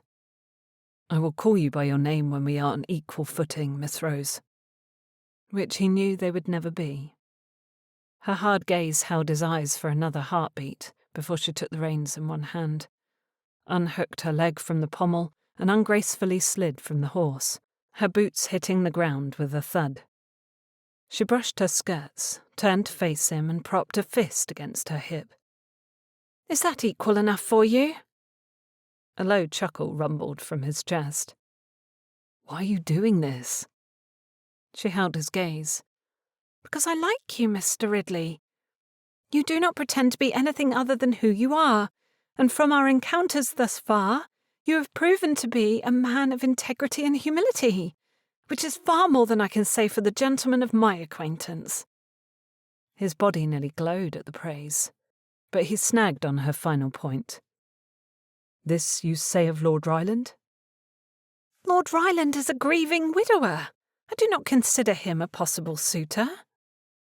Jacob's blood hummed. Then you speak only of eligible bachelors? Yes. She did not embellish her answer, but claimed it strongly, which meant she considered him an eligible bachelor. The woman was mad. Miss Rose. Eliza! Miss Rose, you must stop talking nonsense. She stepped forward until they were nearly nose to nose. Why? Because it isn't right. You are going to bring rumours down upon your family if you aren't careful. She froze. You're correct. He recalled their first meeting nearly a month ago. How worried she'd been to be seen in a compromising situation. The way her sister's choices had negatively affected her family. She still feared making her reputation worse. But if Eliza had not done anything wrong, why would she need a dance partner out of pity? Society must not have been kind to her. If her reputation was still so fragile, it would be best if he stayed away. His friendship would only make matters worse for her. Jacob cleared his throat. As much as I appreciate the thought. Oh, enough! You cannot make this less mortifying. Do stop trying. She was embarrassed. It was Jacob who stood in the mud and had to remind her she was a high-born lady. People of our ranks do not mix, Eliza. It isn't done. And it matters not that I feel... She looked at him, her eyes searching, her heart open. He wanted to step forward, to bridge the gap between them, but it would be wrong. To say nothing for the fact it was the middle of the day and they were on the edge of a busy road, anyone could pass them. Can I help you back in your saddle? She dropped her eyes, frowning. A handout would be most appreciated. He moved to her side and hesitated before slipping her necklace into his pocket and putting his hands around her waist. He knew it was foolish, that he shouldn't be touching her in this way while his heart leaned toward her. His mind simply wasn't strong enough to argue another course of action. Ready? He asked softly. She gazed up at him, her hazel eyes gleaming green in the light. He faintly recollected the bonnet she'd lost the day of the carriage accident, how it sat in his cottage just now. He would return it when she came for the necklace Thursday. Ready, she said. He lifted her, and she put her hands on his shoulders while she found her seat on the side saddle, hooking her legs under the hook. She released him, and he stepped back, his hands burning from the contact. He needed to slip into the pond or sluice a bucket of cold water over his head. But it was back to the forge for him. Orders of nails and horseshoes, hinges and a custom horse bit needed to be made. And now this necklace needed to be mended. He was glad for the extra work. It would be helpful in keeping his mind off Eliza. Perhaps it was time to take the hunt for a wife more seriously. He tried to think of Madame Perrot in that way, and had come up empty. But there were other women in Harewood, surely. He couldn't ask Thorne for recommendations, for Jacob had ruined his reputation in Loxley. Rebecca and her mother had made sure everyone in their village knew to keep their daughters away from Jacob Ridley. It mattered not that Rebecca had given him reason to believe she loved him too. He'd been fooled, then had subsequently made an utter fool of himself. Surely no one except for 15-year-old Miss Knapp found him eligible now. But the women here in Harewood were not aware of his tainted past, his humiliation, the way he'd thrown himself into what he thought was love. Here he could start anew. He would begin at the assemblies next week. Chapter 21. Ryland was not one for holding others to account for things they mentioned long ago and had since failed to fulfill. It was only human, after all, to forget about some promises, was it not? Others were not as forgiving of this minor common mistake. Others liked to hold Ryland to promises he made in the dead of night, half asleep and half alive.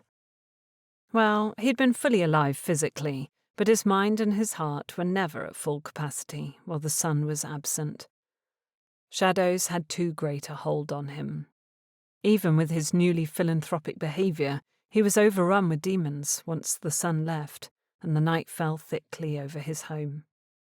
Had he known that by showing Miss Rose attention, he would be welcoming an onslaught of requests from his sister and mother to return to society again, he might have thought twice about offering her his friendship.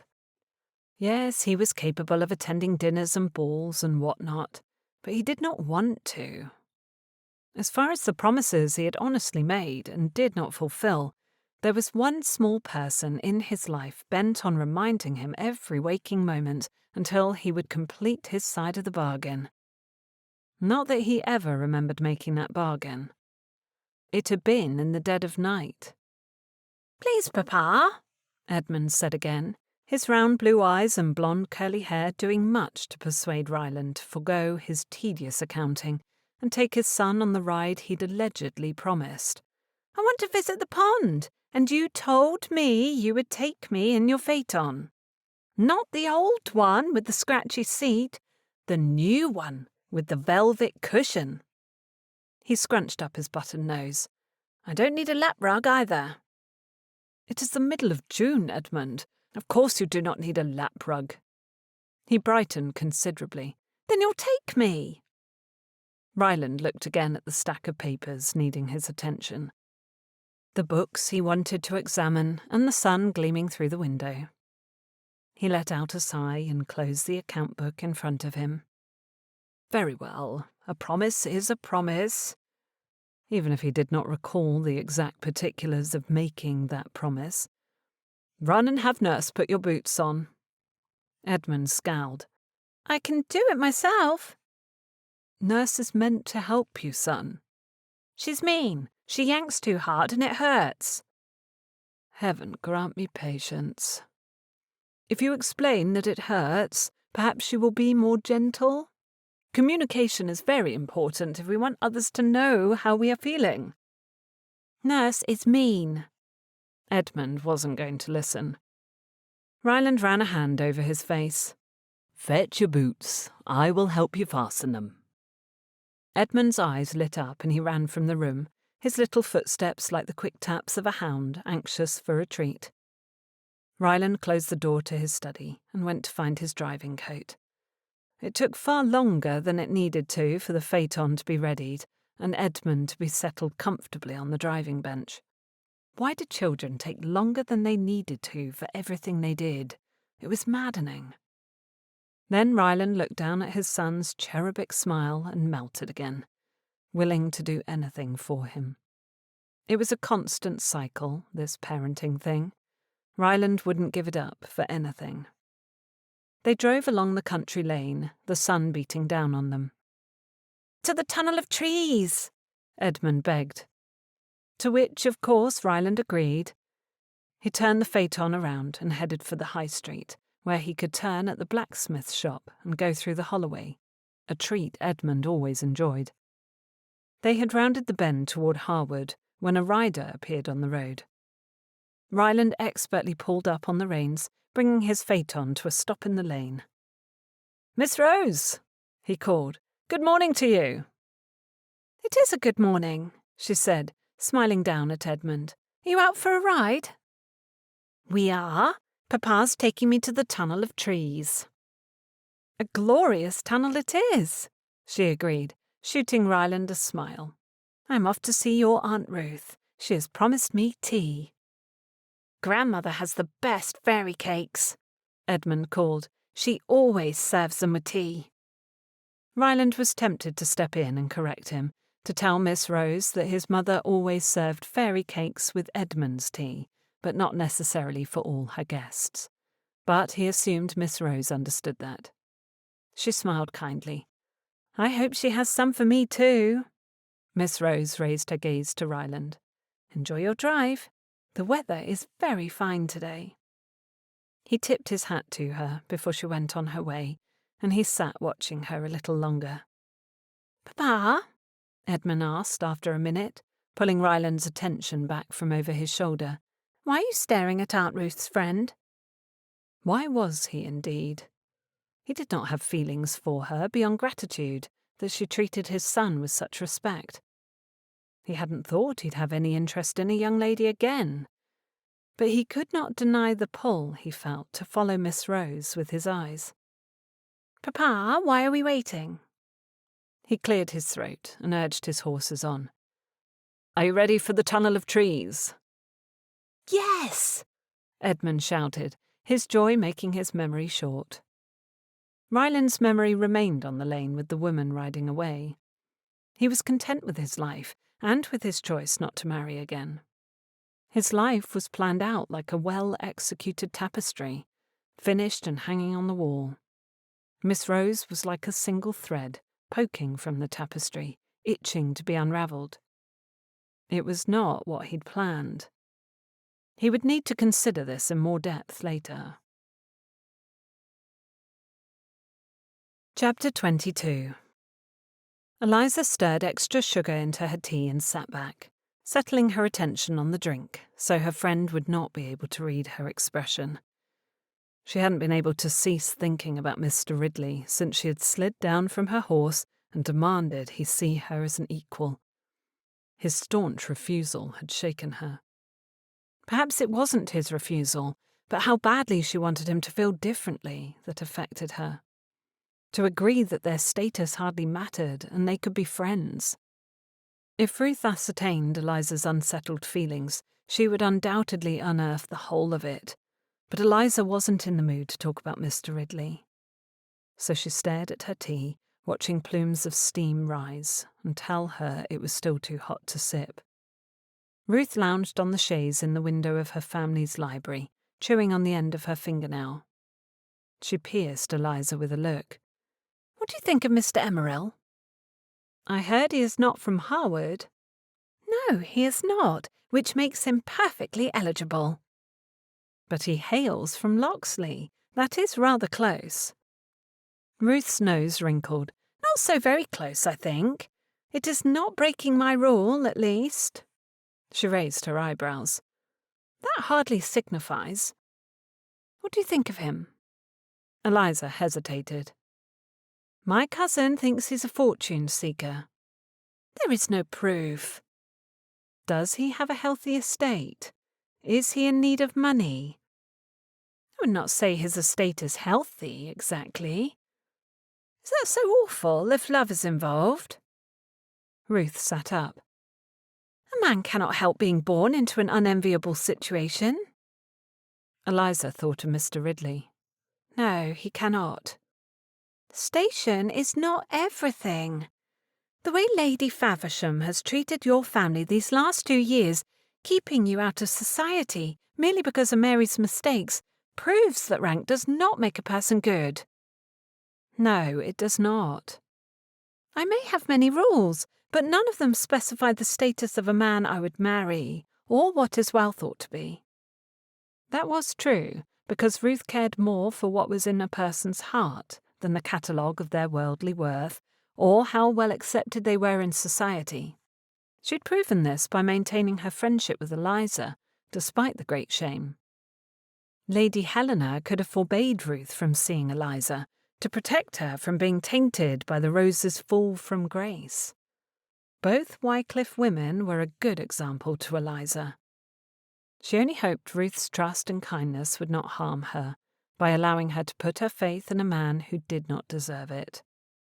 Ruth let out a frustrated groan. Is it so awful I want to be loved and admired?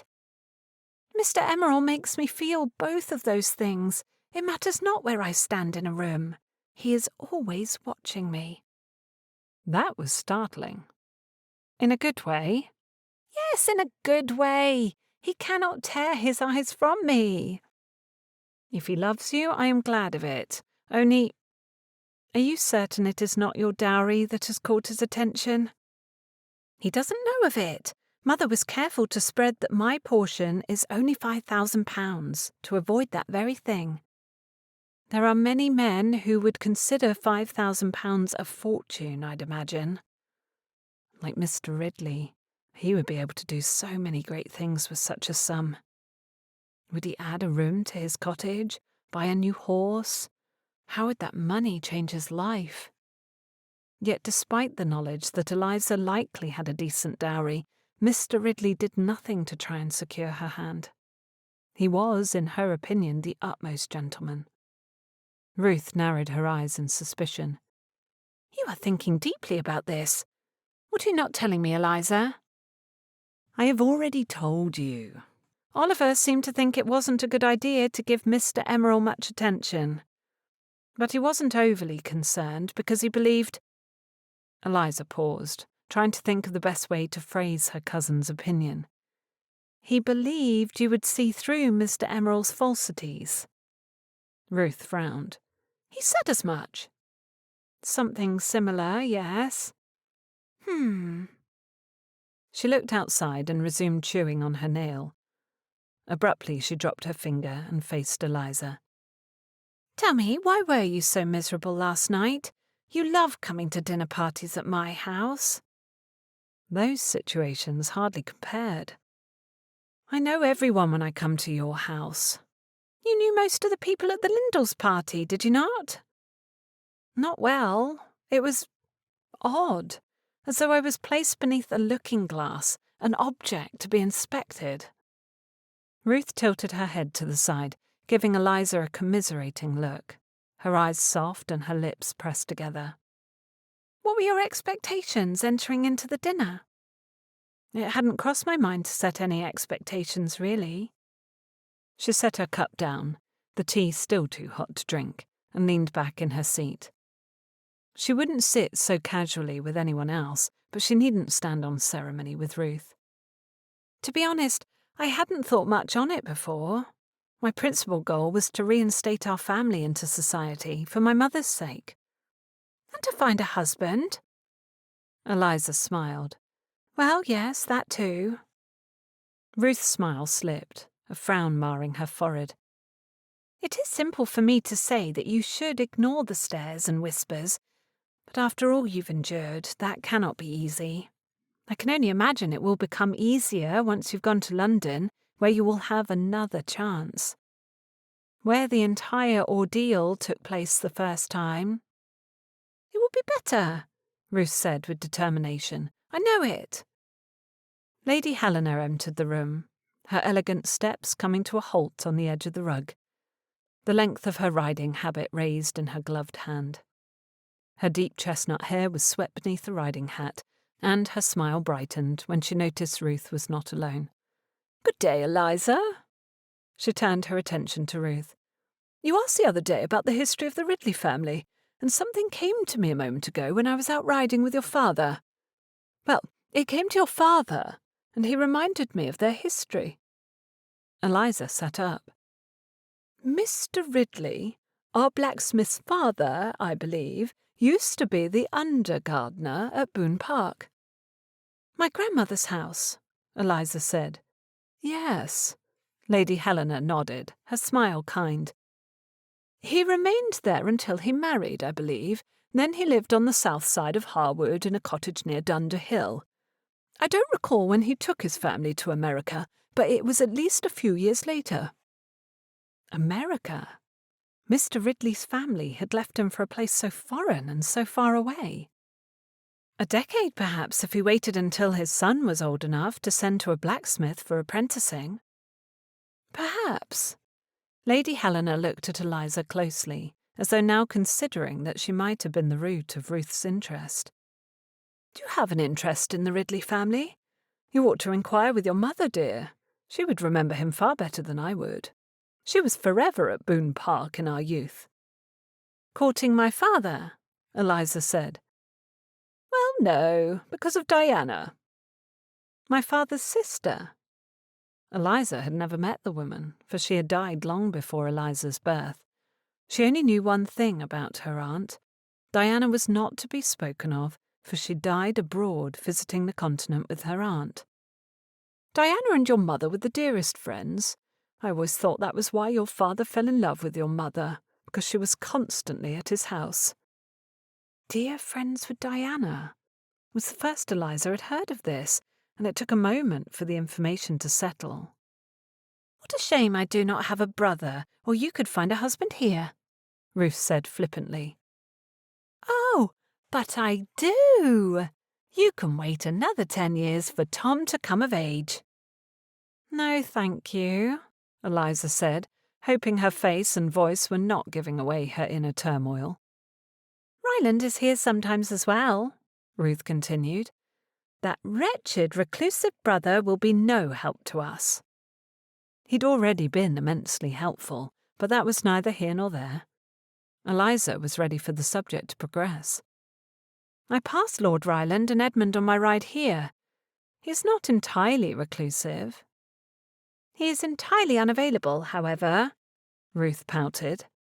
Lady Helena chuckled. You'll have to look for husbands elsewhere, I'm afraid. Perhaps the Kimball's ball? Or the Harewood assemblies? Ruth smiled, likely thinking of her Mr. Emerald. That is a good start. Eliza waited for Ruth to mention the gentleman to her stepmother, but her lips remained sealed on the matter. Had they already discussed him? Or was Ruth taking heed of Oliver's warning? Lady Helena left them to change out of her riding habit. It must be his father, Ruth hissed the moment the door closed again. Something happened with Mr. Ridley's father, and your mamma cannot forgive him. She had to admit it was a more likely scenario than her mother hearing of Mr. Ridley's Locksley rumours and desiring to keep Eliza safe. If Mamma had known of the woman Mr. Ridley had cared for in Locksley, she would not have delayed spreading the news to every other mother in Harewood. Thus far, it seemed Mr. Ridley was safe from such gossip. Likely, but what? Ruth's eyes rounded. Perhaps she loved him, and he spurned her. If he was just as handsome as his son, it would be an easy thing to imagine. It was possible, but Eliza couldn't credit it. She had feelings for Mr. Ridley now. Her thoughts centred around him. Yet he'd spurned her repeatedly, telling her to leave, that they couldn't be friends, that people of their stations did not associate. She could not imagine being so awful to his son in 20 years, merely because he would not love her. Unless Mother had a deeper regard for Mr. Ridley's father, if she had fallen entirely madly in love. It would certainly explain why Mr. Ridley was adamant about not pursuing any sort of friendship with Eliza. She needed more information. She needed to speak to her grandmother. When Eliza looked up, it was to find Ruth watching her closely, chewing again on her fingernail. "What is it?" "You care a great deal about this information, more than the last time we spoke. Has your tundra for the blacksmith developed?" Eliza wanted so badly to trust her friend, to share the feelings that had been bubbling within her, fighting for precedence. But what was the point? He would not even call her a friend. He certainly would never permit more than that. Her main objective now was to understand the root of her mother's disdain, so she could correct the wrongs against Mr. Ridley and stop the unfair persecution. She would certainly not bother him more than necessary, and she would look for a husband elsewhere. "I find him handsome, Ruth," she said honestly. "He is good and kind, and my mother's treatment is unfair. I only want to understand." Ruth continued to look at her, her blue eyes penetrating. "Handsome, good, and kind. If only he was not a blacksmith, that would be enough. Do you not agree?" "Enough for what exactly?" Ruth shrugged. "For a husband." A loud bang sounded, like something hitting the floor in the room above them, followed by the pattering of feet. Ruth looked up scowling. "Tom?" Eliza asked. "Probably up to no good. I wish you would have stolen Edmund from my brother's carriage and brought him with you. When Tom is alone, he creates far more mischief. Together the boys do not. Edmund keeps Tom from being too ridiculous. He is a good example." High praise for a 6-year-old. The bang sounded again. "Blast it all!" Ruth said in irritation. Eliza chuckled. "We can move to another room." "Good idea. Shall we shoot some arrows? Go for a ride, do watercolours? Eliza lifted her teacup and took a long drink. Archery sounds marvellous right now. Ruth stood, taking Eliza by the arm. We can pretend the targets are your cousins' faces. My cousins? Eliza asked, allowing herself to be pulled from the room. Whatever have they done to you now? Samuel will not take no for an answer. The man is relentless. He must know I would never seriously consider a dandy for a husband. And you must know that his affectations are not in earnest. Not truly. She scrunched her nose. Or at least, I do not think they are. He is aware of your role. So he dresses that way for attention? That is not much better, Lizzie. She had to agree, so there wasn't much use arguing on Samuel's behalf. What of Oliver? He isn't a nuisance. I lump him with Samuel since they're so often together. She laughed. The nuisance is that he brings a nuisance with him. Eliza shook her head and followed Ruth through the doors at the end of the corridor and onto the back terrace.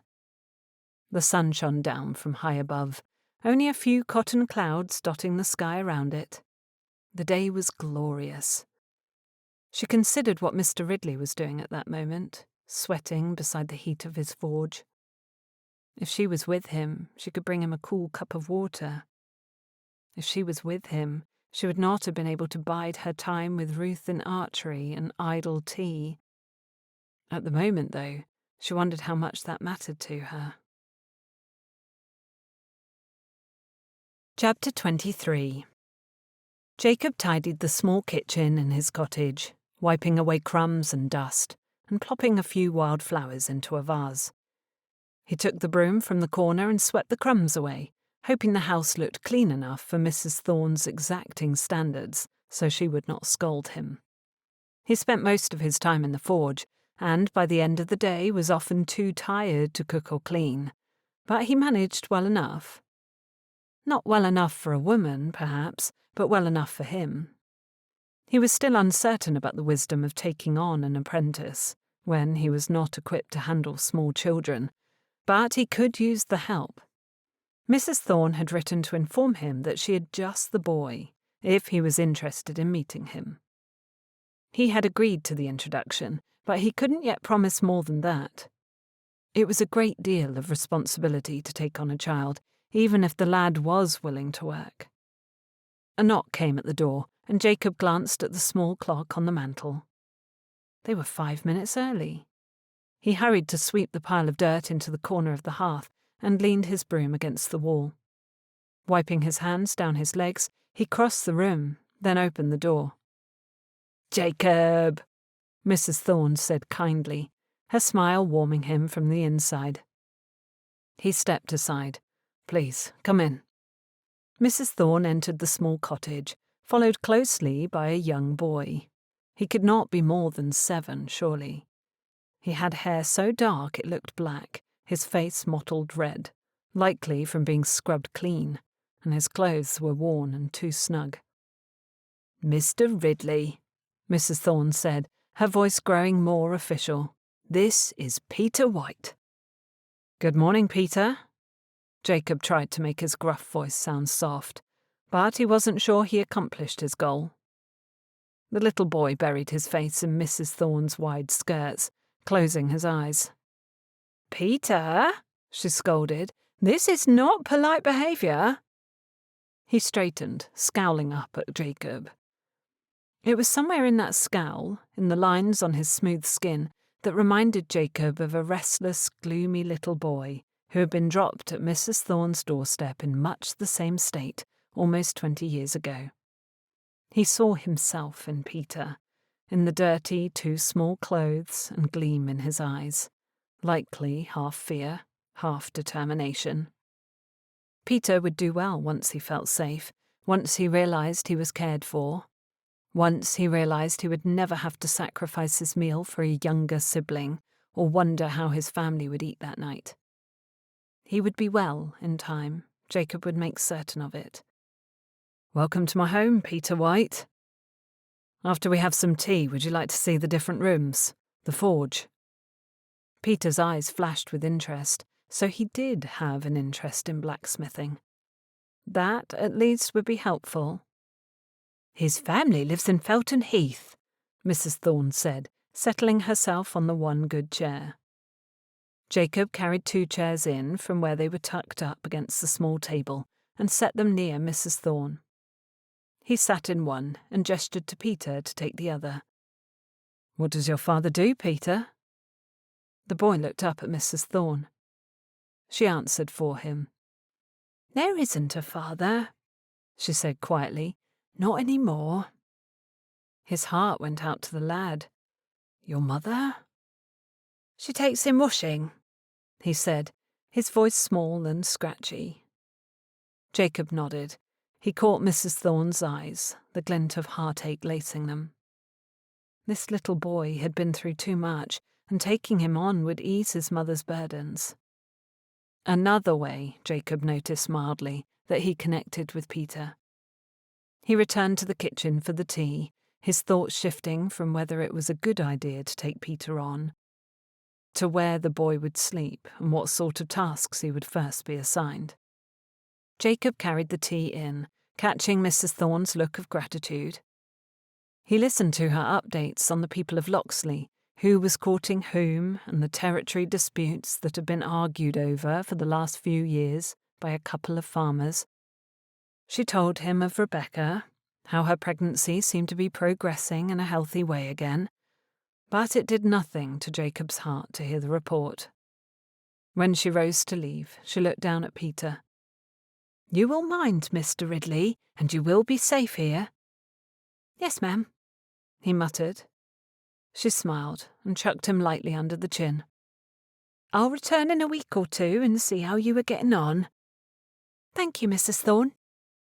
She turned her rosy smile on Jacob and took his hand, squeezing softly. "You fetch me straight away if you have a need." She paused, looking him over. "But I think you'll do well." He didn't want to tell her, he agreed, if he ended up being wrong, but he had a good feeling about this boy. Perhaps that was hope, sparking in his thoughts like a budding fire. It was growing, and it was good. He would be able to do good things here. The distraction would keep him from thinking overly much about a certain young woman who lived on the other side of the Holloway. Peter went out to the wagon to fetch his small knapsack of possessions and waved goodbye to Mrs. Thorne. When she'd ridden out of sight, Jacob turned to the boy. "Do you know how to hunt for charcoal in the woods?" Peter shook his head. "What about a forge? Have you ever been near one? Know the safety precautions?" The boy shook his head again. Jacob ran a hand over his scruffy chin and considered Peter's thin frame and uncertainty. There was time enough to teach him all he needed to know. Perhaps they would be better off familiarizing themselves with one another first. He needed Peter to know he was trustworthy, that he would be kind and take care of him. He looked down at the hesitant child and asked, "What about fishing? Do you know much about that?" Peter's eyes lit up. "A little." Jacob schooled his face into indifference, but inside he was soaring. "Why don't we start there then? You can take your things up the ladder first. Your pallet is in the loft. It'll have to do until we can fashion you a bed." "A pallet will do well for me, sir," he said quietly, not moving from his position near the door. Jacob motioned with his chin. "Go on then, put your things up in the loft." Peter nodded and moved to do as he was bid. He was timid, but he had spirit in there somewhere. It might take time, but Jacob was determined to create an atmosphere where Peter felt safe, complete and loved. Starting with fishing. Fishing had almost been a disaster. Apparently no one had taught the boy to swim. He fell into the pond. Not a total loss, for it gave his clothes a bit of a cleaning, and Jacob was forced to hop thigh-deep into the water and pull him out. They'd caught 2 fish before that, enough for dinner, but it ended their excursion for the day. They returned to the cottage earlier than planned. Jacob opened the door. "Go on upstairs and change. Then I'll show you the forge." Peter looked down at his feet. He didn't move. "What is it?" Jacob asked. Was the boy afraid of being scolded? Jacob thought he'd been kind through the whole ordeal, despite the way his toes had squelched in his boots for the entire walk home. "I don't have other clothes." Well, that just wouldn't do. Jacob calculated a little, unsure what a set of clothes for a small boy would amount to. He'd been setting aside money for years, and while his savings weren't robust, they were healthy. He nodded once, careful not to show irritation that Mrs. Thorne hadn't thought to inform him of this before now. "Then we'll have to purchase some, won't we?" He knew just the place to go. Jacob changed into dry trousers, then took the fish out back to clean later. He leaned their fishing gear against the wall and rinsed his hands before meeting Peter in front of the cottage. The lad watched him in awe while they walked down the road and crossed toward the high street. Madame Perrot's shop was for fine clothes, but she could point him in the right direction, surely. They made it to the front of the store when Jacob glanced down at Peter and hesitated. "You should wait outside. We don't want you dripping on the nice floor." The lad gave a nod. "Yes, sir." Jacob removed his hat and pushed the door open, stepping inside. Bolts of various colours and types of fabric lined the counter and were stacked against the wall, with spools of thread, ribbons and embellishments tucked here and there. 2 dresses were arranged on stands, showing Madame Perrot's fine craftsmanship. The entire shop was clean, the wooden floor and counter gleaming. It smelled of wood polish and wool, and he found it comforting. Madame Perrot stepped from the back room, untying an apron and pulling it from the front of her gown. She was dressed in navy blue that set off her blue eyes and blonde hair to advantage. "Good day, Mr. Ridley," she said, the faintest French accent curling around her tongue. He bowed. "Good day." He cleared his throat, unsure of where to begin. He turned, pointing vaguely toward where Peter waited outside, peering through the window. His nose and fingers pressed against the window, smudging the glass. Drat the boy. "Is he a friend of yours?" "My new apprentice," Jacob said. "He fell in the pond." "I'm sorry to hear that." He was making an utter mull of things. "He arrived only this morning, and he came with only the clothes on his back." Madame Perrot's face cleared. "Bring him in." "He's sopping wet, madame." She shook her head, already moving toward the door. "That hardly matters. What is his name?" "Peter White." She opened the door and peered outside. "Peter, come inside. I can hardly measure you out here, can I?" He looked to Jacob through the window for confirmation. Jacob nodded, his chest warming at the kindness she showed. Peter came forward reluctantly and allowed Madame Perrot to guide him with a gentle hand on the back. "Let me fetch my— On second thought, would you like to come to my sitting room? It is more private." "Yes, ma'am," Peter said. She smiled down at him. "Just this way." Madame Perrot was a natural. She led Peter to the back room, gesturing for Jacob to follow, where a comfortably worn sofa sat beside a small table strewn with projects. She pulled out paper and a stubby pencil, then began taking measurements and jotting down notes. "I was unaware you could make clothes for the boy. I'd only hoped for a recommendation," Jacob admitted when he sat on the sofa and watched her work. "It is not my usual business, I'll admit, but I can do it for you." She put the pencil in her teeth to measure Peter's legs, then wrote down the numbers. "Did you desire a set for church as well?" She had noticed Jacob's attendance then. He'd noticed her as well, but Jacob never expected others to remember him. "A set for church would be grand, thank you." She nodded, jotting something else down. "Anything else?" "We'll need shoes soon, I think." "Mr. Hoplin in Loxley can help with that." He nodded. He knew where to find the man. "Give me a few days. I will do my best to hurry. Until then—" She stood, crossing toward a trunk on the far side of the room and retrieving a small, long shirt. She carried it toward Peter and held it up against him. "This looks right. You can sleep in this while your clothes dry." Peter reached for the fabric, then pulled his hand back. Madame Perrault smiled kindly. "You may take it, Peter. It is yours now. A petit boy once slept in this, so it's a little worn, but it will keep you warm." He reached again and took the fine shirt, running his fingers over the soft fabric. "Thank you, ma'am." They stood to leave, and Jacob waited for the modiste to approach him. "What do I owe you?" "For the shirt? Nothing. I did not make it." That squeezed his heart further. If she did not make it, then it must have belonged to someone she knew.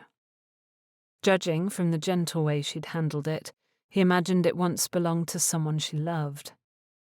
"I can still reimburse you." "No need. I will send you a bill for the clothes when I calculate what that will cost me." "Including labor," he said. She glanced at Peter. "You can pay for the materials, but let me do this for him. He reminds me so much of someone." "A child, perhaps." "Her child?" Madame Perrault looked up at him, seeming to read his thoughts. "My nephew," she explained, "whom I love very much." A nephew whose clothes were in a trunk in her shop. "Please," she pressed, when he did not immediately agree. It wasn't in Jacob's nature to accept charity, but looking at Madame Perrault now, he could sense that this wasn't charity to her. By refusing to allow her to serve, he would be refusing her a greater prize than a few extra coins. "Very well," he finally agreed. "Thank you," she said softly. "He has a mother," Jacob said, afraid he'd given the wrong impression. "She lives in Felton Heath." "And a father?" Not anymore. He only repeated what had been said to him, but now he wondered if he should have asked more questions. Madame Perrault nodded. "He will find a home in Harewood. It is a lovely, welcoming village." Jacob agreed. "Thank you, Madame Perrault." "Call me Marguerite. We are friends now, are we not?" It felt as though she truly meant it, that she desired his friendship and nothing more. "Friends," he agreed. "Thank you, Marguerite." She beamed at him, following him toward the door. He wished her a good day, placed his hand on Peter's back and walked away. He hadn't been on such informal terms with a woman using her Christian name since Rebecca, but this didn't feel the same. No, with Marguerite he imagined he'd found a true friend. Chapter 24. The morning of the Kimballs' ball, Eliza woke early and was unable to fall back asleep. She rose, tying her dressing gown around her waist and going downstairs for breakfast. On a table set against the corridor wall, a handful of cards and letters were strewn over the platter. She flipped through them to ascertain that none were for her. Another letter sat on the table, face down. She was reaching for it when Andrews stepped into the corridor, startling her.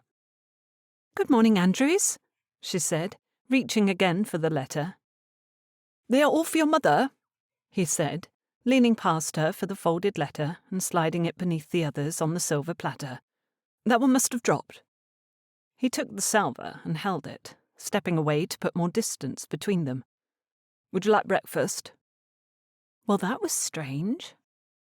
"Yes," she said, eyeing the platter. "I'd like a tray in my room, please." "Of course, miss. Anne will bring it up straight away." "If she isn't awake—" "She is, miss. She was downstairs just a minute ago." He stood there, waiting for her to leave, and she had the impression he didn't want her to see the letter that had fallen on the table. She could demand to see it, but that seemed silly now. As she considered the purpose, she realized it was ridiculous. Rubbing her arms to ward off the chill in the house, she turned for the stairs to ready herself for the day. If she ate quickly enough, she could visit Mr. Ridley and retrieve her necklace before too many people were up and on the road.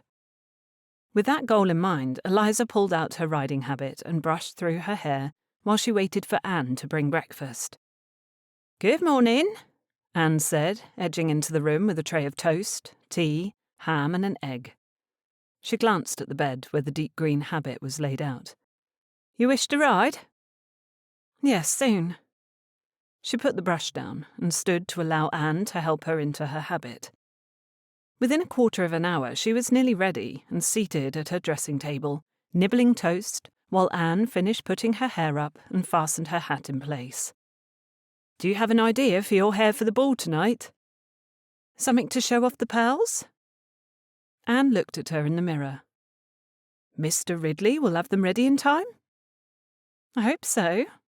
Eliza took a sip of tea. "He told me to return this morning for them."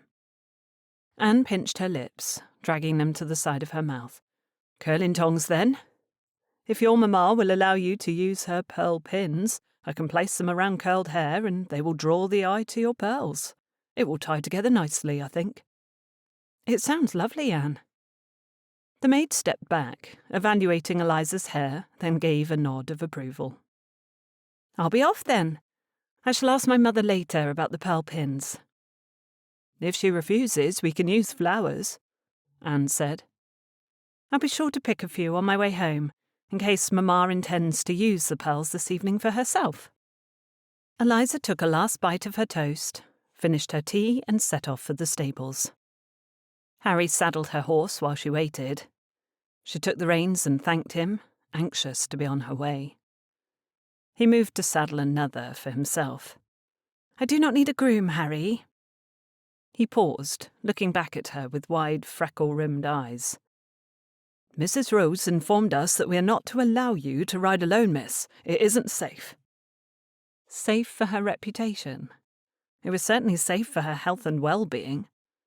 "She's not cared about my other morning rides. I will not venture far." He looked uncertain. "Your mother said." "Will you fetch me a blanket, Harry?" Eliza asked, pulling Aspen toward the mounting block. She climbed up the stone steps while he watched her. "I think Aspen could use another blanket." Harry's expression told her he knew exactly what she was doing. She put her foot in the stirrup and pulled herself onto the saddle, arranging her legs around the pommels, then her skirts. "A blanket?" he inquired. "Yes, I need another one. Do not feel any need to hurry, of course. I have time." Harry shot her a harried glance. Eliza swallowed, her anxious energy eager to be on her way. If she arrived at the smithy too late, Mr. Ridley could be with another customer and not have time to speak to her. "You will not be in trouble for fetching me a blanket when I specifically requested one." He nodded, turning for the tack room. Eliza commanded Aspen to move and made her way out of the stables. She let the cool morning air brush over her skin, urging her horse faster, away from the new stable block and toward the open fields. She wouldn't gather the flowers until she was nearly home, for she wouldn't be able to reseat the horse after getting down in the middle of the field. But that would be fine. She was anxious for the ball that evening and all it entailed, so the longer she could occupy her mind, the better. Mr. Ridley's cottage came into view, smoke rising from the chimney, though none came from the smithy. Perhaps in her haste to arrive before it grew too late, she had arrived too early. He had told her to come in the morning, had he not? This was morning. Eliza used the mounting block on the side of his shed to dismount from Aspen's back, then led the horse to a nearby tree and threw his reins over a branch. She walked to the front door with purpose, though her body skittered with nerves and unease. She had set this appointment. She had a right to be here. She only wanted him to want her here. Drawing in a breath, she knocked on the door and took a step back. A moment later, it opened to reveal a little boy. Eliza could only stare. Had she knocked at the correct cottage? Looking around, she confirmed that yes, she was in the right place. The boy gawked. Eliza smiled. Good morning. She looked behind him, but Mr. Ridley did not appear to be inside. It was a cosy-looking home, the fire built up to ward off the morning chill, a bowl of something steaming on the table. There was one chair near the fire and a cushion on the floor, a fiddle propped up against the wall. The cheerful image ahead of her so consumed her mind, she did not hear the footsteps approaching from behind. "Good morning, Miss Rose," the deep voice said. "I see you've met Peter." Mr. Ridley stood close, warmth exuding from him. Her awareness of his nearness made her stomach flutter. "I had not," she said, smiling again at the young boy who still stood in the doorway. "It is nice to meet you, Peter."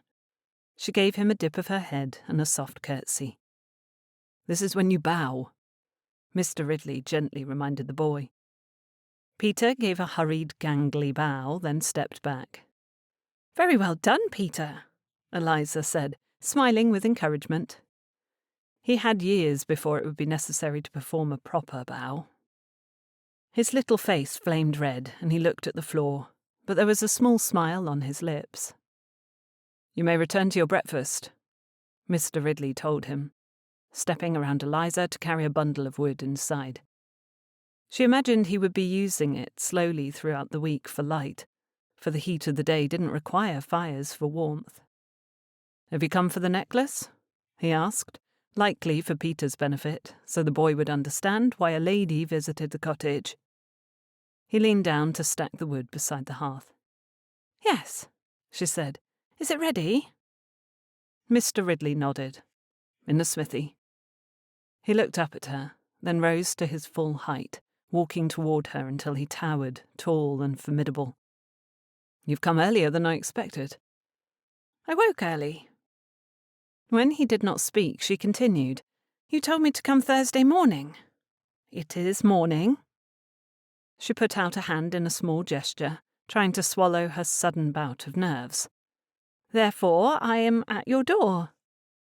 Mr. Ridley shook his head slightly, his smile directed at the floor.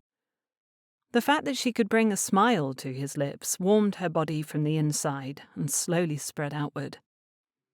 This man, who had refused to look at her for most of their acquaintance thus far, had smiled because of something she'd said. It was a small feat, but it felt immeasurably large. "I'll return shortly," Mr. Ridley said to Peter before closing the door behind them and leading the way toward the smithy. Eliza watched his back until he slowed and fell in step beside her. "Is Peter a friend?" she asked. "Or family?" "Not a son of his, surely." "My new apprentice," he explained. Eliza's steps halted on the pathway just before the back door to the smithy. "He is so young." Mr. Ridley tossed her a set of raised eyebrows. "No younger than I was." "He is 8, 9. She only recalled Mr. Ridley telling her that most apprentices began before reaching 10 years of age. 7. Many boys start then. Her mind could not grasp the idea of that small boy working, especially in a place so dangerous as the smithy. Cool morning air licked up her neck, causing a chill to sweep over her skin. Is it even safe for him to be near the forge? Mr. Ridley crossed his arms over his chest and looked at her, tilting his head a little to the side in amusement. "You think I would put the boy in danger?"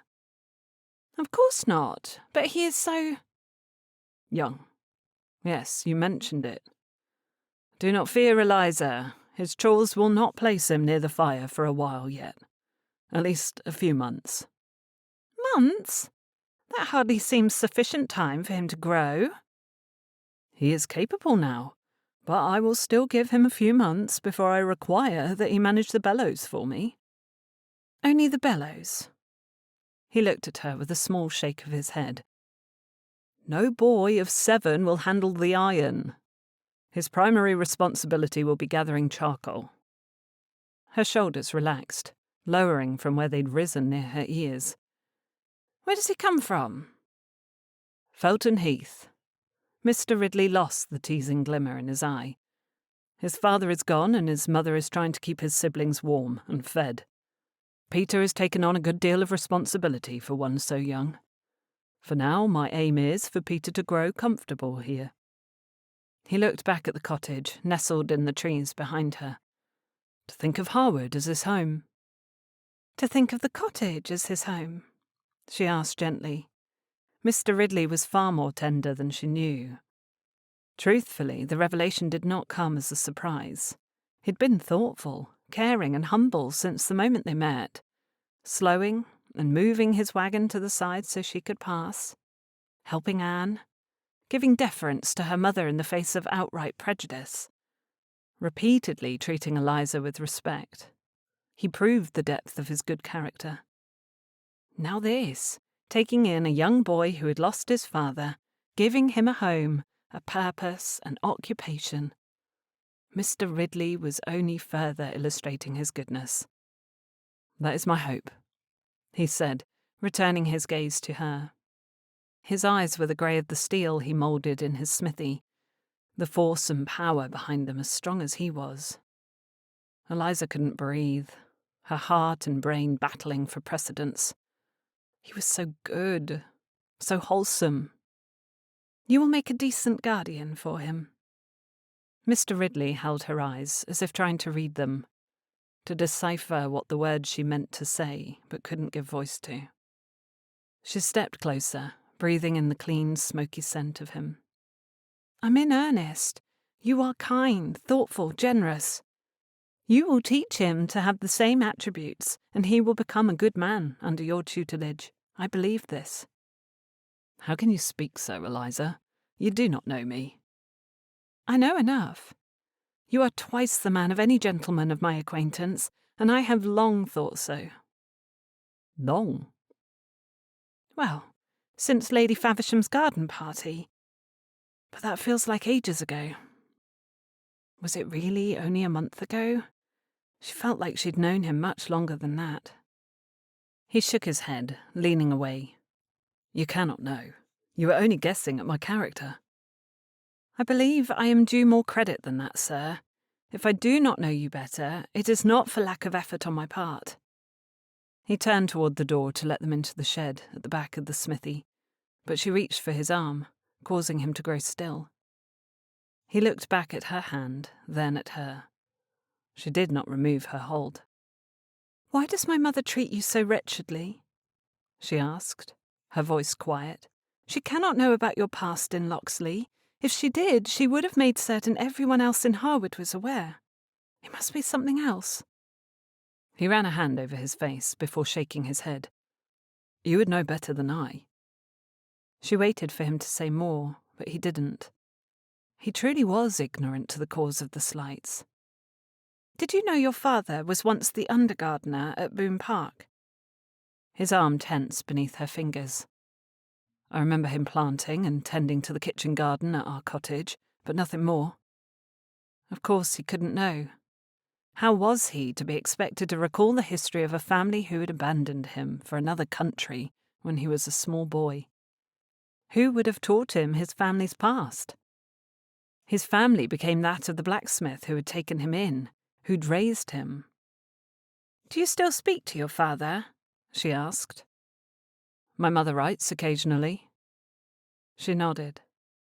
He peered down, so close she could see the various flecks in his eyes. "What is the significance of Boone Park?" he asked. "You mean you do not know it?" His mouth turned up in a half-smile. "I've done no business with the place. Is it nearby?" "Yes." She dropped his arm and crossed both of hers over her chest. Her horse whinnied, complaining about being left attached to a tree for so long and reminding her she ought to be returning home. "It is my grandmother's home." His expression cleared. "Your mother lived there, then, when my father—" "No, my father did. My mother was a good friend of the family and visited often." Mr. Ridley turned for the door, unlocking the latch and pushing it open. "Then you would know more than I." "I know nothing, Mr. Ridley," she said, following him inside the shed. Leather and smoke filled the space, seeped into the wood. It was part of him, the way it was part of the smithy. My mother will tell me nothing. What of your father? He asked, while pulling a box on the counter toward him and opening it. She hadn't thought to ask Papa. He's still abed. His mouth is healing, but it is a slow process, and he has been in pain. Mr. Ridley nodded. Turning to face her, he held out his hand, a square of white linen in the centre. Eliza took the handkerchief and opened it. It was the one she'd embroidered for him, the deep green R flopping over her thumb. It had been folded carefully around her repaired pearl necklace, the one she meant to wear to the ball that evening. It was a symbol of the chasm that lay between them, this clean white pearl necklace in the dusty dark shed. She pulled the necklace into her hand. Would you help me clasp this? I do not have pockets in my habit. His gaze was hard, his chest unmoving. He reached forward silently, and she put the necklace in his hand, then turned to give him her back. Mr. Ridley unclasped the necklace and drew it around her. His fingers brushed the nape of her neck while he worked the clasp, raising a chill over her skin. His touch was gentle. She wanted his strong hands to hold her with intent, to care for her. He was finished far too soon. He cleared his throat and stepped back. Eliza drew in a shaky breath, turning to face him.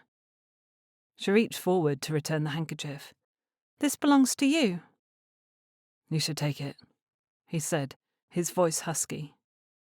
His words stung. It was a gift. Mr. Ridley closed his eyes and let out a slow breath. You make it difficult, Eliza. Difficult to do what, exactly? To keep my distance from you, he said, his voice low. I want to, but I can't. Last time I trusted a lady and gave my heart to her, I came to regret it. I vowed I would never do so again. Her chest squeezed. She wanted to follow him farther into the shadows, but his words had frozen her. What do you mean, you vowed never to do so again? Chapter 25. Jacob's body went still, leaning against the table in his shed and looking at Eliza. She still held the handkerchief toward him, so he took it, his fingers brushing over hers. I thought I loved her, but I was wrong. I decided not to open myself up to that kind of pain again. You will never allow yourself to love? She asked, her mouth hanging open incredulously. He swallowed. I will not allow myself to love a lady. Women of my class, I do not consider them the same. It is unfair, she said. The humiliation of his past was fresh, biting into his mind and tensing his muscles. Difficult as it was, she needed to understand he was coming from a place of experience. She needed to know why he could never allow himself to love her. The woman in Locksley, who allowed me to think, whom I fell in love with, fool that I was, I'd believed she meant it when we talked of sharing a life together. I thought it could work for us, because we cared enough about each other to sacrifice. But when a better offer came along and she abandoned me, I saw the truth for what it was. I'd only been a source of entertainment for her. I refused to place myself in that position again. Eliza stepped forward, her hands going to his arm where it was crossed over his chest. The contact jarred him. Every time she touched him, it sent a bolt straight to his heart. He wanted to lean into the feeling, to let it wash over him like a blaze from a hot fire. He wanted to take her in his arms and see how it would feel to hold her. But he had to resist. He couldn't succumb to the temptation. Imagining this time might be different. I'm sorry she hurt you, but I am not her. This, he said quietly, holding her shadowed hazel eyes. Between us, could never amount to anything. It is best to... You do not get to say what is best for me. She spoke with conviction, leaning closer to him. I've been living in the shadow of my sister's scandal for 2 years now, doing whatever is bid of me, not complaining, trying to find a way for my mother to re-enter society. Now that we've done so, I'm finding more and more that the only man I wish to spend my time with is you." Jacob's heart pounded, his body flushing warm. "You cannot know." "Do not say I cannot know you. I do. You have kept your walls up, but I am very good at climbing them, and I know your character. I know your heart. I know how you make me feel." "We can never be anything, Eliza. Can you not see that?" Her eyes snapped, like the popping of a blazing fire. "I only see a stubborn man who will not give me a chance." He gazed down at her, his pulse thrumming in his ears. All he could see was the determination in her gaze and the outline of her pert lips. He raised his hand, forcing her arms to drop, and slid it over her soft cheek, his fingers stopping on the shell of her ear, his thumb caressing her cheekbone. "It isn't wise." "I care not for your poor opinions at the moment," she said, breathlessly teasing. "You are a difficult man, Mr. Ridley." "Jacob." She stilled, her breath catching. Did she understand the concession he was making? It went against everything he had been telling himself since he first met her, when he had been impressed by the way she'd handled the emergency with her maid. She had been stubborn and ridiculous when she insisted on passing his wagon, but she'd more than made up for it when she did not lose her head over Anne's injury. She'd made up for it repeatedly, treating him as an equal when society dictated otherwise. But this, between them, could never amount to anything. They were fooling themselves if they pretended otherwise. Looking at her now, touching her, Jacob was willing to pretend, if only for a moment. "Will you not grant me the courtesy of admitting that I know my own mind, Jacob?" she asked. His name on her tongue was another bolt to his chest. He wanted to hear it again. "You might believe you do," he teased, pulling his hand away. He could not kiss this woman, not when she was doing her best to restore her reputation. He leaned away, and she swayed toward him. It took every ounce of strength he possessed to keep his hands at his sides. She gave him a beseeching look. "Why the sudden change of heart?" In which way? In allowing her to grow closer, or in pushing her away again? He wasn't steadfast or worthy of her. He was doing his best, but even his walls crumbled sometimes. "You shouldn't be here. If you're found, it wouldn't be good for you or your family name." She cringed. "You're correct." Taking a step away, Eliza clasped her hands behind her back, leaving a coolness in the space she had previously filled with light. "I'll leave now. But if you think I am giving up so easily, you are sorely mistaken. When can I see you again?" "It isn't wise, Eliza." "I will be careful." He shook his head. Had she not heard him, or was she intentionally dismissing it? "You do not have to promise me your heart today, Jacob. I would still like to be your friend. When can I see you again? Will you be at the market Wednesday next? The one in Loxley?" "Yes," he finally said. He would not lie to her.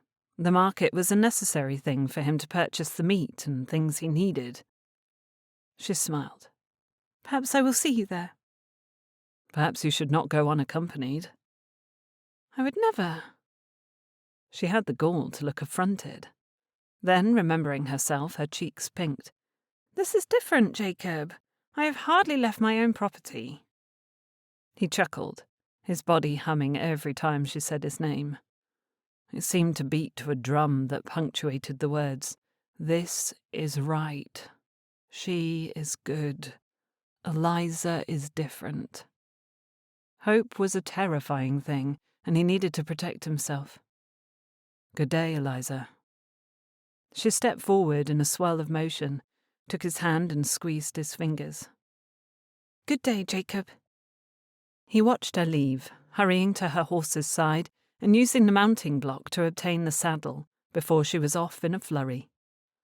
Jacob, meanwhile, remained in the shed, watching through the doorway, wondering what sort of a mess he had just made for himself. Jacob led Peter through the wooded path toward the area where he knew there had been a fire a few months ago.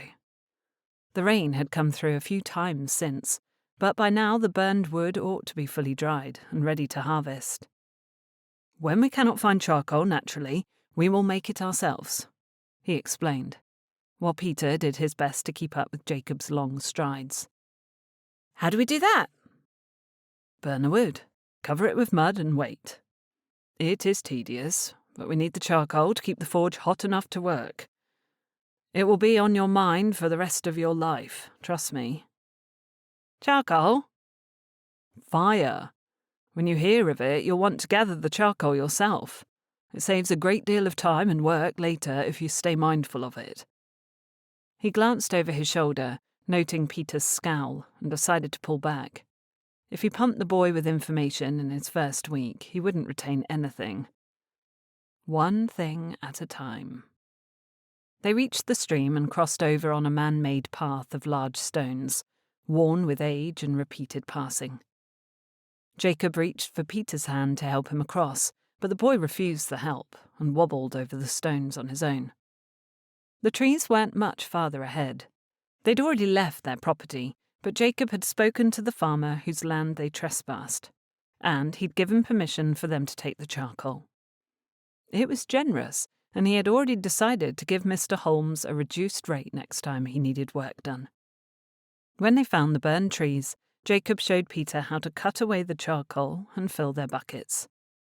They worked silently, side by side, moving from tree to tree until they'd cut away all they could carry. "What of the rest?" Peter asked, looking at the remaining trees they hadn't yet harvested. "We'll return when we can. For now, this will do." Peter nodded, following Jacob while they made their way back to the smithy. When they reached the stream again, he refused help to cross and almost lost his bucket of charcoal in the water, but he balanced it in time.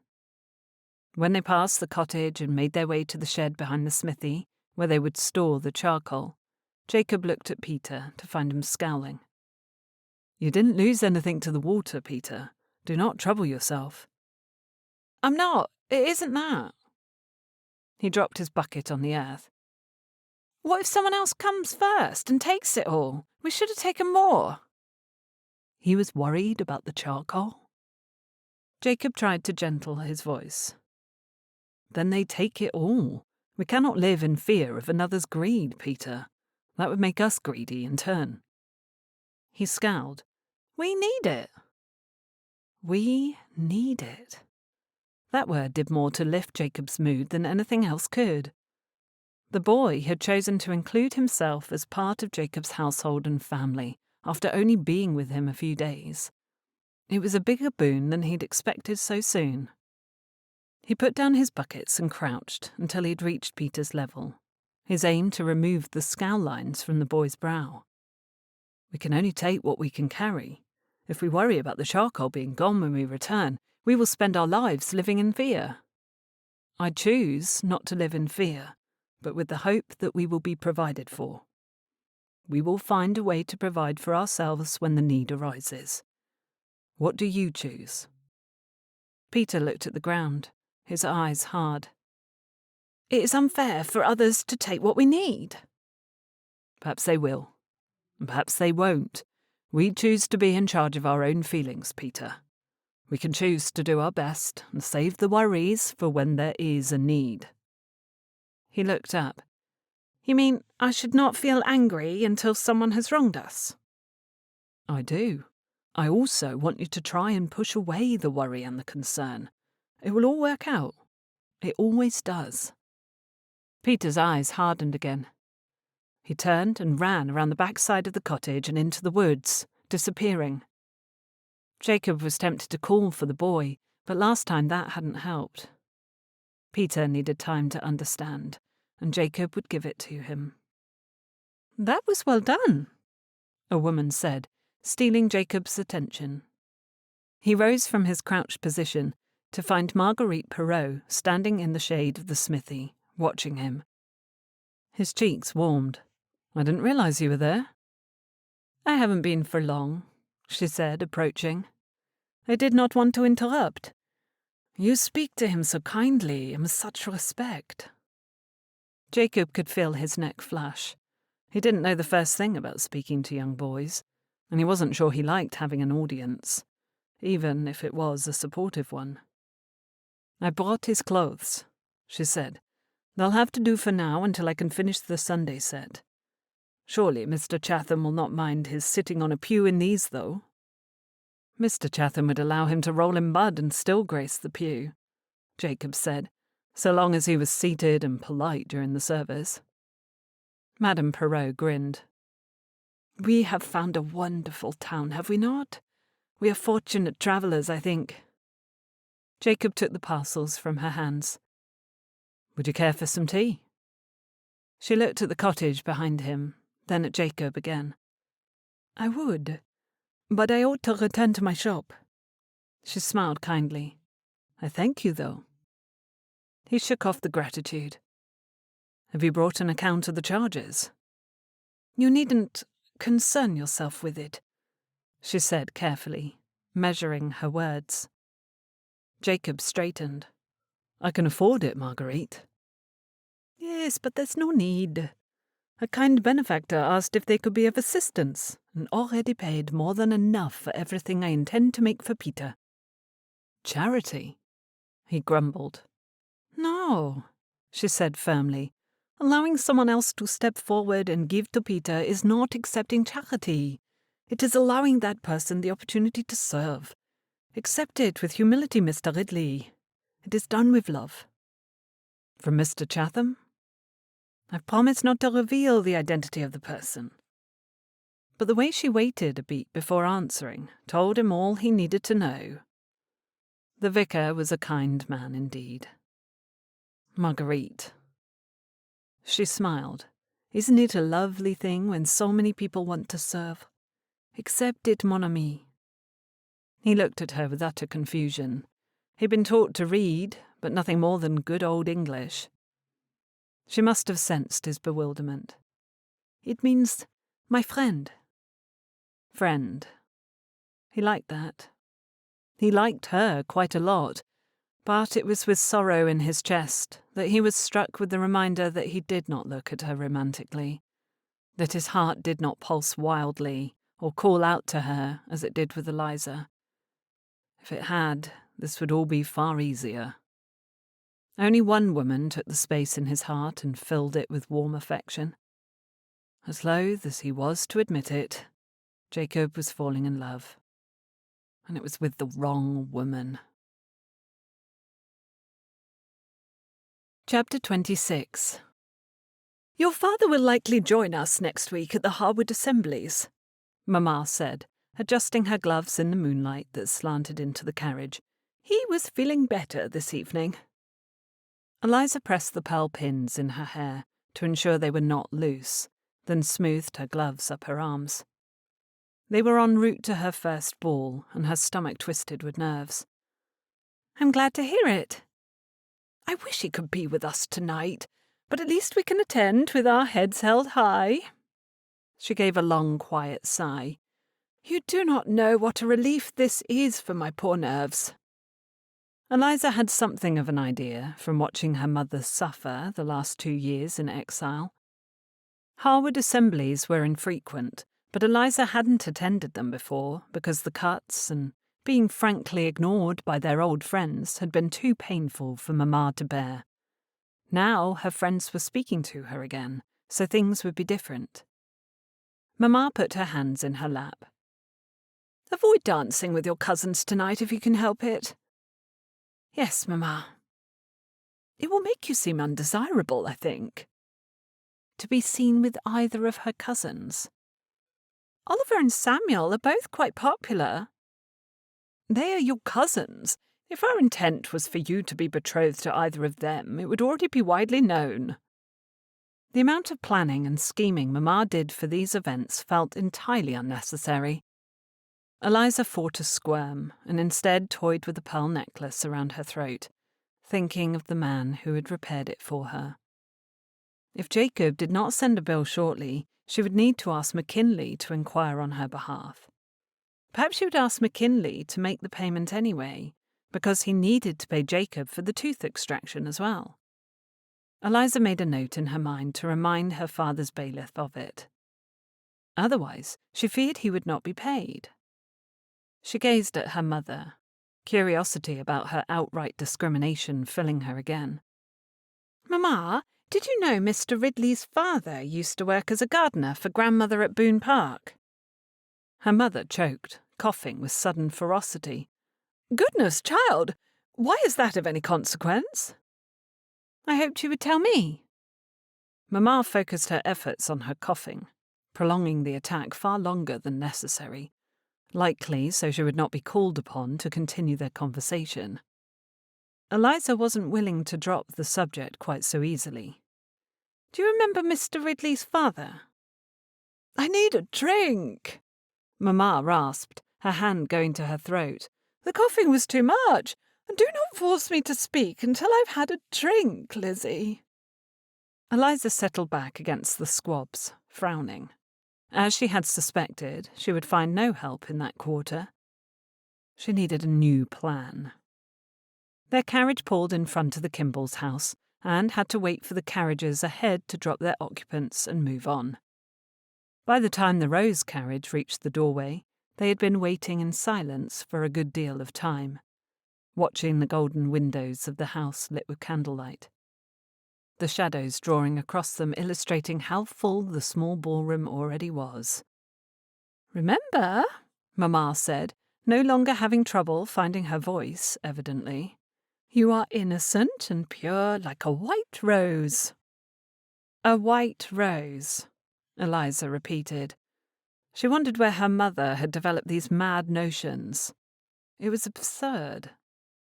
Flowers do not dance. Does that mean I do not have to dance either? Enough nonsense, Mamma whispered, enunciating each word. You know perfectly well what I mean. You are to embody the rose, elegant, pure, sweet. They mounted the staircase and stepped inside, where the Kimballs waited just inside the door to welcome their guests. Their house was not quite as large as Rose Manor, so while they certainly had room enough for a small ball, it was bound to be a crush. Mrs. Kimball stood beside the open door to the ballroom, flanked by her husband and daughter. She gave Mamma a sweet smile. It is so lovely to see you again, Mrs. Rose. Such a blessing you could join us this evening. The syrupy sweetness of her tone raked against Eliza's skin.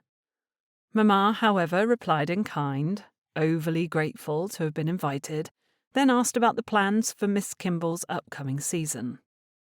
The women's conversation continued, while Miss Kimball eyed Eliza with faint disinterest, before looking at the family approaching behind her. Mr. Kimball stood quietly, aloof behind his wife. Eliza squirmed, so clearly undesired, while her mother chattered on. The further the women discussed the London season and joining together to help both Miss Kimball and Eliza succeed in the marriage mart, the more her stomach turned. Goodness, did neither of these women remember the incident in the milliner's shop just a month ago? Given Miss Kimball's quick dismissal, she had not forgotten how her family previously felt about the Roses. Eliza pressed softly to her mother's elbow, discreetly communicating that they ought to move on. A line had formed behind them, and others were waiting on the stoop to be admitted through the open door. We do not want to keep our guests waiting, Mrs. Kimball said, smiling broadly.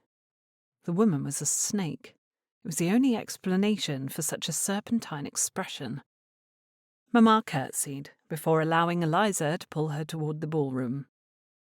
That could not have gone any better, she whispered to Eliza's surprise. How?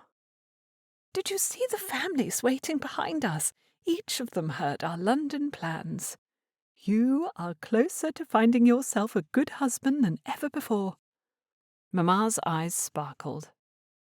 Those assurances were not the balm they once were, their power weakened by Eliza's discomfort. The small ballroom was already something of a crush around the edges, making it difficult for Eliza and her mother to find a place to stand. She followed as her mamma weaved through the groups, hesitating, then moving on more than once. Was she nervous? She hadn't seemed so before now, but her reluctance to greet some of the women was surprising. "Mamma," Eliza said, pulling softly on her mother's arm, "shall we find Aunt Harding or Grandmother?" She wanted to question them about the nature of Mr. Ridley's occupation at Boone Park. Her mother searched the crowd, while musicians grouped in the corner of the room near them began to tune, their random sounds permeating the air like the first unsteady drops of rain. "Not tonight. We must introduce you to all the eligible gentlemen." Her stomach revolted at this. Would it not be seen as desperate? "It is perfectly typical behaviour to introduce an acceptable young woman to suitable young men," Mamma defended. Her eyes widened, darting about in search of her next victim. The music grew louder, the notes falling into familiar melodies. Chatter mounted, creating a wall of sound that pushed at Eliza while an elbow grazed her back and a passing dress brushed against hers. The number of people in the room was multiplying into madness. How could anyone dance when they could hardly stand still without being touched? Eliza wanted nothing more than to sit before a cosy fire and listen to the fiddle play a simple tune. She ran her fingers over her pearls and thought of Jacob. It was telling that her mind would run to him while she was surrounded by Harewood's elite gentlemen. The man did not even own enough chairs for both of them to sit in front of a fire in his cottage. He was undoubtedly not thinking of her at the moment, for his mind was likely taken up with important things, like settling Peter into his home. Jacob would want her to push him from her mind and replace him with someone else. She glanced about the room, at the gaudily dressed men with their ridiculously knotted cravats or heavy gold fobs on watch chains. None of them held any interest for her at all. "He is here," someone said, passing Eliza. "Are you certain?" "Saw him myself a moment ago." "We must tell Mother right away," the first girl said again, giggling. Together the women scurried off. Mamma craned her neck to look about, attempting to see around a group of people chatting, her lips pressed together and strained. Seeing her mother's anxious searching for a gentleman to introduce Eliza to had the effect of pulling her in two opposing directions. While she wanted to find a husband and ease her mother's burdens, she found herself growing a distaste for the things and people surrounding her. All the fine clothes and exquisite wines in the ballroom could not buy a good character or humble manner. Eliza's shoulders slumped, her brow creasing. It was clear that despite her efforts, her priorities had altered. All this time she had worked to make it possible to attend veritable crushes like this. She had wanted to participate in the games that made up society's social calendar. Now that she was embroiled in it, she wished she had never tried to fix what wasn't broken. She had known her life before was lacking something. Her mother believed it was acceptance. She had not realized until now she'd been chasing the wrong thing, the wrong acceptance, from the wrong people. Understanding dawned like a fresh sun on a cool, foggy morning, burning away the wisps of clouds and making everything clear. "Lord Ryland," someone whispered, catching her attention. "He is near the door. Come, we must put ourselves in his path." She took a younger lady by the arm and hurried past Eliza. Mamma's head snapped in the direction they went. "Lord Ryland is here." Her eyes swung toward Eliza. "Did you know of this?" "He is my friend, Mamma, nothing more. I'm not close enough to the man to warrant being made aware of his calendar." She knew, like the rest of Harewood, that it was rare for him to attend balls. He must have had a reason to be at the Kimballs tonight. "Perhaps he has brought Ruth." "Yes, good idea. We must find Ruth." Mamma grabbed Eliza's hand and pulled her toward the entrance to the ballroom, following the other mothers and daughters and sisters, who were now catching word that the eligible Earl had arrived and chose to press their luck. Eliza panicked as she was caught in the swarm. Her heart galloped like aspen when given his head on the long open field. She tried to pull her hand free of her mother's grasp. "We ought to give him time to catch his breath." "Nonsense! If he is here, it is for you. We do not want his dances to all be spoken for before he so much as lays his eyes on you." Eliza stared at her mother. Was she not hearing Eliza or choosing not to believe her? There was nothing more Eliza could say to penetrate her mother's stubbornness as she was tugged toward the door. Mamma was bound to be vastly disappointed. "There you are!" Ruth grinned as she approached them. She reached for Eliza's hand, forcing Mamma to release it. "I've been looking everywhere for you. It is impossible to find anyone in this crush." Eliza took a step toward her friend, bringing them closer to the wall. "How will we dance if we cannot all stand in here?" "They will open the doors to the terrace, I assume." Hinges creaked on the other side of the room as the French doors opened onto the terrace outside, showing torches lighting the grey stone balustrade and the black sky above. The crowd shifted as people moved outside, making room. Eliza wanted to be out there in the fresh air. But for now she would satisfy herself with the fact that her mother was no longer dragging her toward the Earl. Eliza looked to the door and caught Lord Ryland's eye above the swarm of women doing their best to put themselves in his line of sight.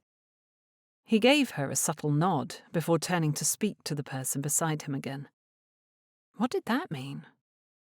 She leaned closer to Ruth. "Why is your brother here?" Ruth gave a look of long suffering. "It is impossible to know why he does any of the things he does." Mamma looked smug. "Perhaps it proves his marked interest in Eliza." Ruth gave a genial smile. "I suppose it is possible, but I was under the impression they were only friends." "Many marriages begin as friendships," Mamma said, undeterred. Ruth shot Eliza a look. "Mr. Emerald has requested my hand for the first set, but I hope to introduce you to him first." Eliza looked to her mother, who gave a nod of approval. Ruth strung her arm through Eliza's and pulled her through the crowd, Mrs. Rose following. Ruth leaned close enough for Eliza to smell her lemony scent, her brown ringlets bouncing near her temples. "I think he might make me an offer soon. Maybe tonight." Eliza nearly tripped in surprise, but Ruth kept her from sprawling to the floor. "Tonight?" she choked out. "Are you in earnest?" Ruth made a shushing sound and looked about them nervously. "It is only a guess.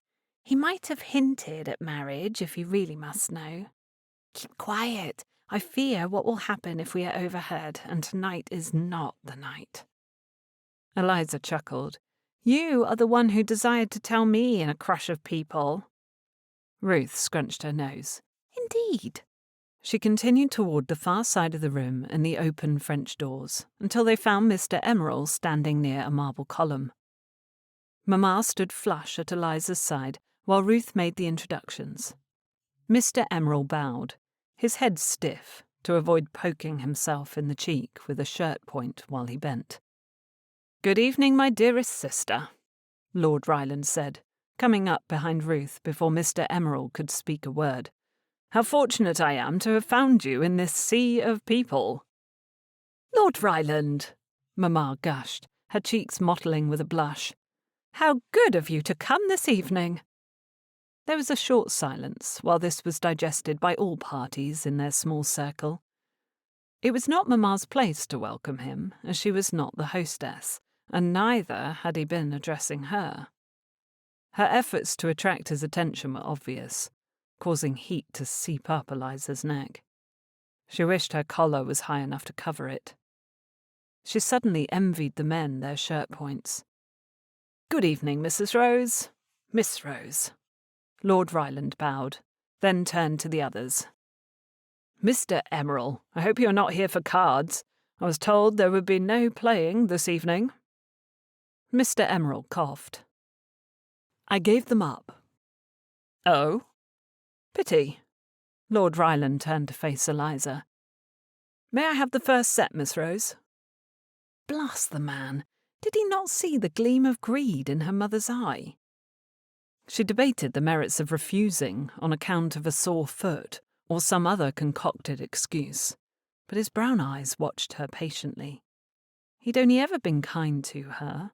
This was nothing more than him offering help, and she'd be a fool and a terrible friend to refuse him. Yes, she said, doing her best to sound gracious and grateful. White Rose, Mamma hissed in her ear. Goodness, whatever was she doing wrong now? She was being soft and graceful in her speech and movements. Are you not hoping to find Aunt Harding? She asked through her teeth, hoping for some space. Mamma seemed to understand her meaning and gave a broad smile. So good to see you, my lord. Lord Ryland smiled, but it appeared forced. The man was kinder than she'd known, willing to come to the Kimballs' ball and dance with her, to suffer the scheming mothers, Eliza's included, and hopeful young misses in order to lend her support and aid. When he bent his elbow for her, she took it and leaned close. What has Ruth offered you now, my lord? Her chess set? A lesson in archery? An entire week of watching over Edmund, so I might go to London and gamble my inheritance away. Eliza took her place in line and dropped his arm. His smile proved his joke, or so she hoped. She watched him for further signs that he was not entirely serious. I would never leave my son for so long, he finally said, his lips flat. I knew that. He raised an eyebrow. Did you? She gave the barest hint of an unladylike shrug. It was an assumption. So you did not? A safe assumption, evidently. The music began, and they moved in formation. You've come to a ball, she said. I have. I distinctly recall your mentioning you would do no such thing. He looked down at her briefly. You have changed my mind. Eliza missed a step and tripped forward, but Lord Ryland caught her. He righted her, holding her shoulders until she was steady, then looked behind her to watch the steps until they could safely re-enter the formation. He guided her into place, and they joined the dance again. It had happened so quickly that Eliza was still trying to understand what had occurred as she stepped down the line. Lord Ryland watched her when she moved away in the dance, his eyes hot on her back. It was almost as if he was interested in her, but that could not be. It made no sense. He was a widower, still grieving his wife, so caught up in himself and his son that he didn't have time or desire to look for another wife. Had he not made that perfectly clear when she and Ruth had first approached him? Yes, he had. This was nothing. It was not his way of telling her he was interested in her. It was merely a kind man doing what he could to further her aims. A friend. He was merely being a friend. Chapter 27. The remainder of the ball put her theories about Lord Ryland into question when he failed to dance with anyone else and left before supper was served. If he had been any other man, she would assume this to be a subtle declaration of his intent to court her. He had not shied away from her mother, from dancing, from singling her out. It was also very confusing. Eliza sat beside Ruth at supper, listening to her conversation with Mr. Emerald, while Mr. Montlake scowled at him from her other side. He had clearly only asked Eliza for the supper dance to be closer to Ruth, and he was very obviously upset about being ignored by the woman in question. Not that Eliza minded. She wasn't interested in any of the gentlemen her mother had contrived to introduce her to. They were either pompous, disinterested in her, or had strange ideas of the nature of her character, as illustrated by Mr. Hoops and his wandering hands while they'd waited for their quadrille to begin. She imagined she had Mary's situation to thank for that particular reputation. Not that she blamed her sister. The longer she spent in society, the more she realised that people were capricious, their opinions easily changed. She longed to write to Mary to tell her of Lord Ryland's behaviour, Mr. Hoop's irritating presumptions, and the possibility of Ruth's impending engagement, but it would be pointless. Mary had already made it clear that she didn't welcome letters in Bedfordshire. She had moved on with her life, and Eliza would do well to put her from her mind, as Mary had done to her. "I far prefer to paint animals," Ruth said now, snatching Eliza's attention once more. "My horse cannot tell me I've made her nose too large or her head too egg-shaped." "Who told you those things?" Eliza asked. "Ryland." Ruth spooned a bit of syllabub. "Though he was hardly more than 16 at the time. He cannot be held to account for his harsh critique, I suppose." Eliza perfectly remembered the painting in question. He was not entirely wrong, either. Heads are not meant to come to a point at the top. Ruth scowled playfully. "It was rounded." "Hardly. I would not mind a pointed head if it meant I was fortunate enough to be the object of your painting, Miss Wycliffe," Mr. Montlake said gallantly. He leaned far too close to Eliza to say it, however, and his breath carried too much garlic from the chicken. "Unless you have 4 legs or wings, I'm afraid I cannot paint you," she said, with false regret. Declaring she could not paint men was undoubtedly another of her rules. Ruth's rules were as ever-changing as they were ridiculous, but they helped keep her from scrapes more times than Eliza could recall. When supper came to a close, Ruth took Eliza's hand and pulled her from her seat. "Shall we step onto the terrace for a bit of fresh air?" Which meant she had something to share. They thanked Mr. Emerald and Mr. Montlake for their escort into supper.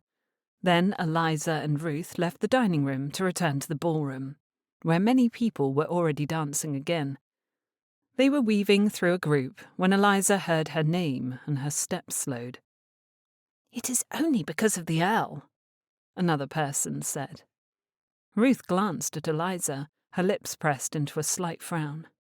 She seemed to be asking if Eliza was certain she wanted to linger here. She did. If her character was being called into question, she intended to defend herself. Ruth pulled her toward the wall, tucking them against the columns situated there. They could still hear well enough, and they only appeared to be waiting for another dance. "He cannot be genuinely pursuing her," the first voice continued. "She has not, until recently, been accepted in society. Did you know her mother begged for an invitation to Lady Faversham's garden party? She was rejected until the Earl asked for the very same thing." The girl shared a look. Mamma had begged for an invitation. Surely these people were spreading falsities.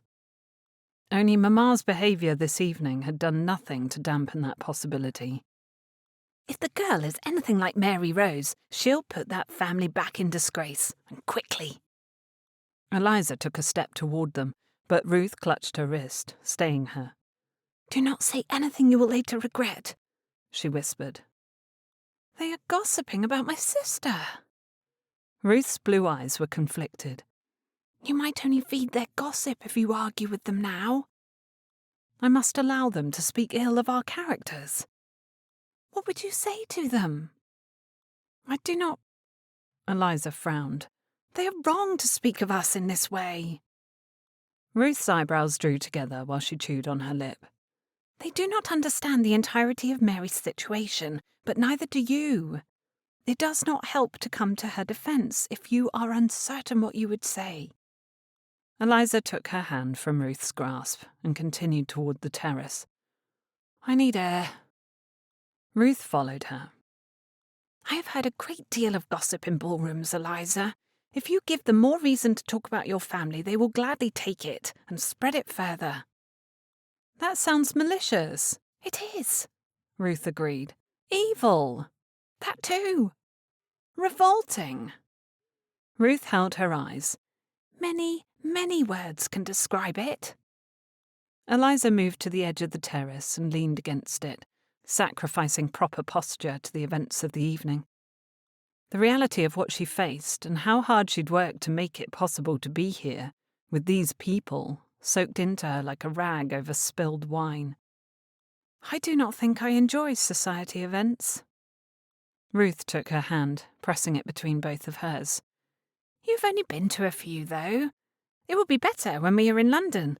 All the balls and parties and concerts. We will have the most glorious time together. Mamma had only recently been discussing how to best launch Eliza with Miss Kimball when they'd arrived in town. Would that come to fruition?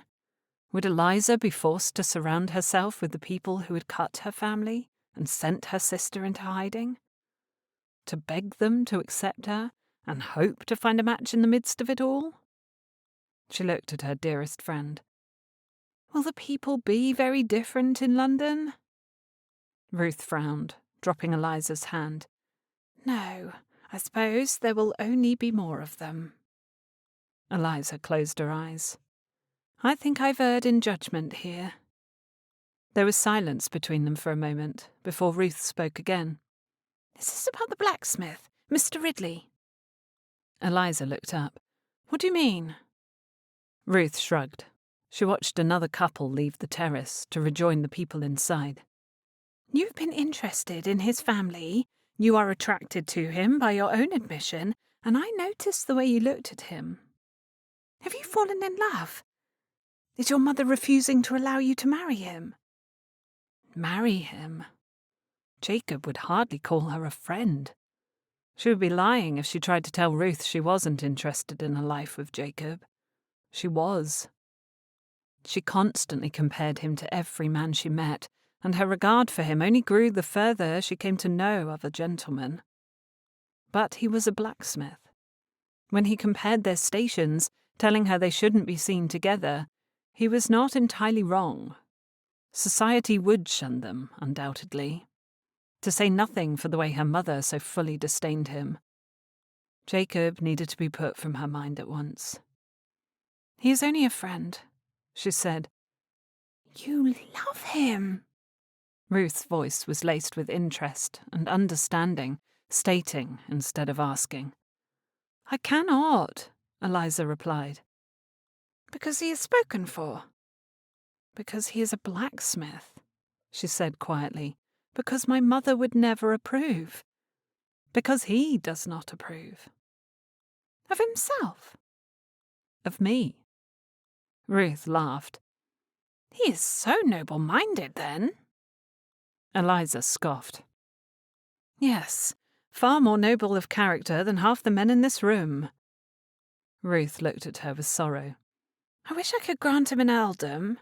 He can have Rylands if he'd like. I'm certain Ryland would only be too happy to give it to someone else.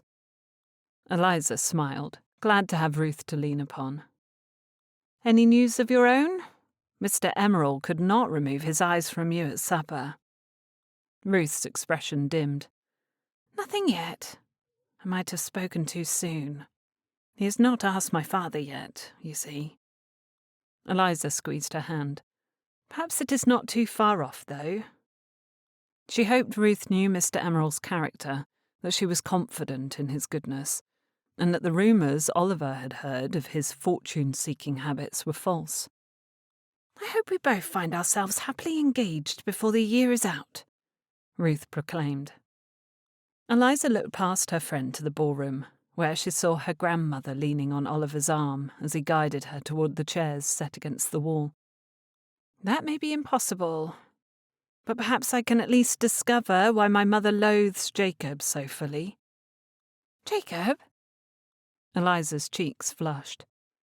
Mr. Ridley. Ruth grinned widely. Ah, I see. How do you propose to do that? I'll question my grandmother. It was her house where Mr. Ridley's father worked, after all. Ruth followed Eliza's gaze and looked over her shoulder, where grandmother was now being helped into a chair. Her scowl deep, lines etched on her face from years of complaints. Good luck. I have a feeling I shall need it. Eliza crossed into the ballroom and lowered herself into the empty chair beside her grandmother, searching the crowd for Oliver. "Where has my cousin gone?" she asked, in lieu of a greeting. Grandmother never was one to mince words, so Eliza did not trouble herself with polite inquiries. "To fetch me something to drink. Must be stronger than lemonade, or I will leave." Eliza ignored this remark. "Did you enjoy your supper?" "No. The wine was tolerable," she said. This was not going to be easy. Ruth remained on the terrace, watching with interest, her eyes wide, an expression hopeful. Best to be direct. "Have you met the new blacksmith?" Eliza asked. "Why would I do that?" Grandmother asked. "No reason, I suppose. He is related to your old gardener, so I wondered if you had any interest in the association." "Gardener?" Grandmother finally turned to face Eliza, her cool blue eyes running over Eliza's face. "What would I do with a gardener?" "Mr. Ridley. Do you remember him? He's in America with his family now, but he once worked for—" "What has your mother told you?" Grandmother's eyes narrowed, shifting to an ice so cold it pierced. Her mouth pressed into a line. The beginnings of trepidation skittered over Eliza's skin, making the hair prickle at the back of her neck. "Nothing. She refused to speak of it." Grandmother shook her head slightly. "Do not mention the name again in my hearing. Do you understand me?" Oliver returned, handing Grandmother a glass. She took it with trembling hands. Was she frightened? In shock? Angry? Eliza swallowed. "I only wondered—" "Never again!" Grandmother snapped. She sipped her drink, then speared Eliza with a look. "Am I clear?" "Yes, Grandmother." Eliza stood. "What is it?" Oliver asked, looking between the women, a furrow on his brow. His dark hair and concerned eyes reminded her much of the expression Jacob had worn that morning. When would she cease giving the men in her life reason to be concerned for her? "I must return to Ruth." Eliza stepped around her cousin. He watched her with confusion while she made her way back to the terrace. Whatever occurred with Jacob's father must have been far worse than unrequited love. Eliza was going to find out what it was. Chapter 28. Ryland stacked the cards and shuffled them again, preparing to deal once more. He looked up at Samuel seated across from him, and his hands stilled. The man's head had flopped backward, his mouth open and breathing loudly. He'd fallen asleep. "Is my company so tiresome?" he asked quietly, pushing the cards into one pile. Oliver rubbed his eye. "Blame the hour. It is too late to be accountable for reasonable thought." Ryland glanced at the long case clock against the wall. The hour was indeed late, too long past midnight. "Perhaps Samuel's dancing at the Kimballs has worn himself out," Oliver mused. "Did he? I didn't remain long enough to punish myself in that way." "You only danced with my cousin," Oliver said, leaning back in his chair and folding his arms across his chest. "Are you determined to attach more rumours to her name, or do you have more wholesome intentions where she is concerned?" "I can assure you my aims are nothing but wholesome." Oliver made a humming sound in the back of his throat. He tilted his head to the side, examining Ryland far more closely than he was comfortable with. "You haven't. That is, how do I say this?" "With your tongue." Oliver's lips went flat. "Very well. I was under the impression you would never marry again after Jane. Has that changed?" "No." He shuffled the cards, despite having decided they were finished playing for the night. "Yes." He looked up. "I'm not entirely certain." "You shouldn't give Eliza false hope if you do not seriously intend—" "I have done nothing of the sort. I promise you, she does not imagine me to be a suitor." In truth, we entered into an arrangement where I would lend her my name and position and friendship on the grounds that she understood it would never amount to more. Ruth had made certain of that, had she not? Eliza was aware of his situation. And now? Now I wonder if I can put aside my feelings to provide Edmund with a mother. Oliver shook his head slowly. Eliza deserves more than that. It is more than that. He put the cards down and rubbed his temples. He felt as tired as the hour demanded. His voice dropped, the words hardly more than a whisper. For the first time since Jane died, I feel attracted to a woman. I did not believe I would feel this way again. Ryland avoided looking into Oliver's eyes, so he would not find pity there. His friend had been by his side for years. He'd known Jane, known Ryland when he was happy, watched him succumb to his grief when she died. Rye. He cleared his throat. It is only attraction. I have not made any plans to court her, but I have recognized these feelings, and am debating how to proceed. It's all very new for me. Eliza is a good woman. She is kind. She would make a good mother, Ryland believed. He wasn't certain he was ready to make that commitment, to welcome a woman into his home. It wasn't fair to give her any false sense of hope if he could not follow through in the end. The debate had warred in his mind since the day he had passed Eliza on the road, and the kind way she'd spoken to Edmund. Still, when he was with her, he'd only felt friendship. A good marriage could begin with friendship, could it not? His certainly had. Jane had been his dearest friend, his closest ally. She will receive nothing but respect and friendship from me, for now, Ryland promised. He needed to understand his feelings before he pressed them on another. Emerald was there tonight, Oliver said casually. He's been paying Ruth special attention. I noticed.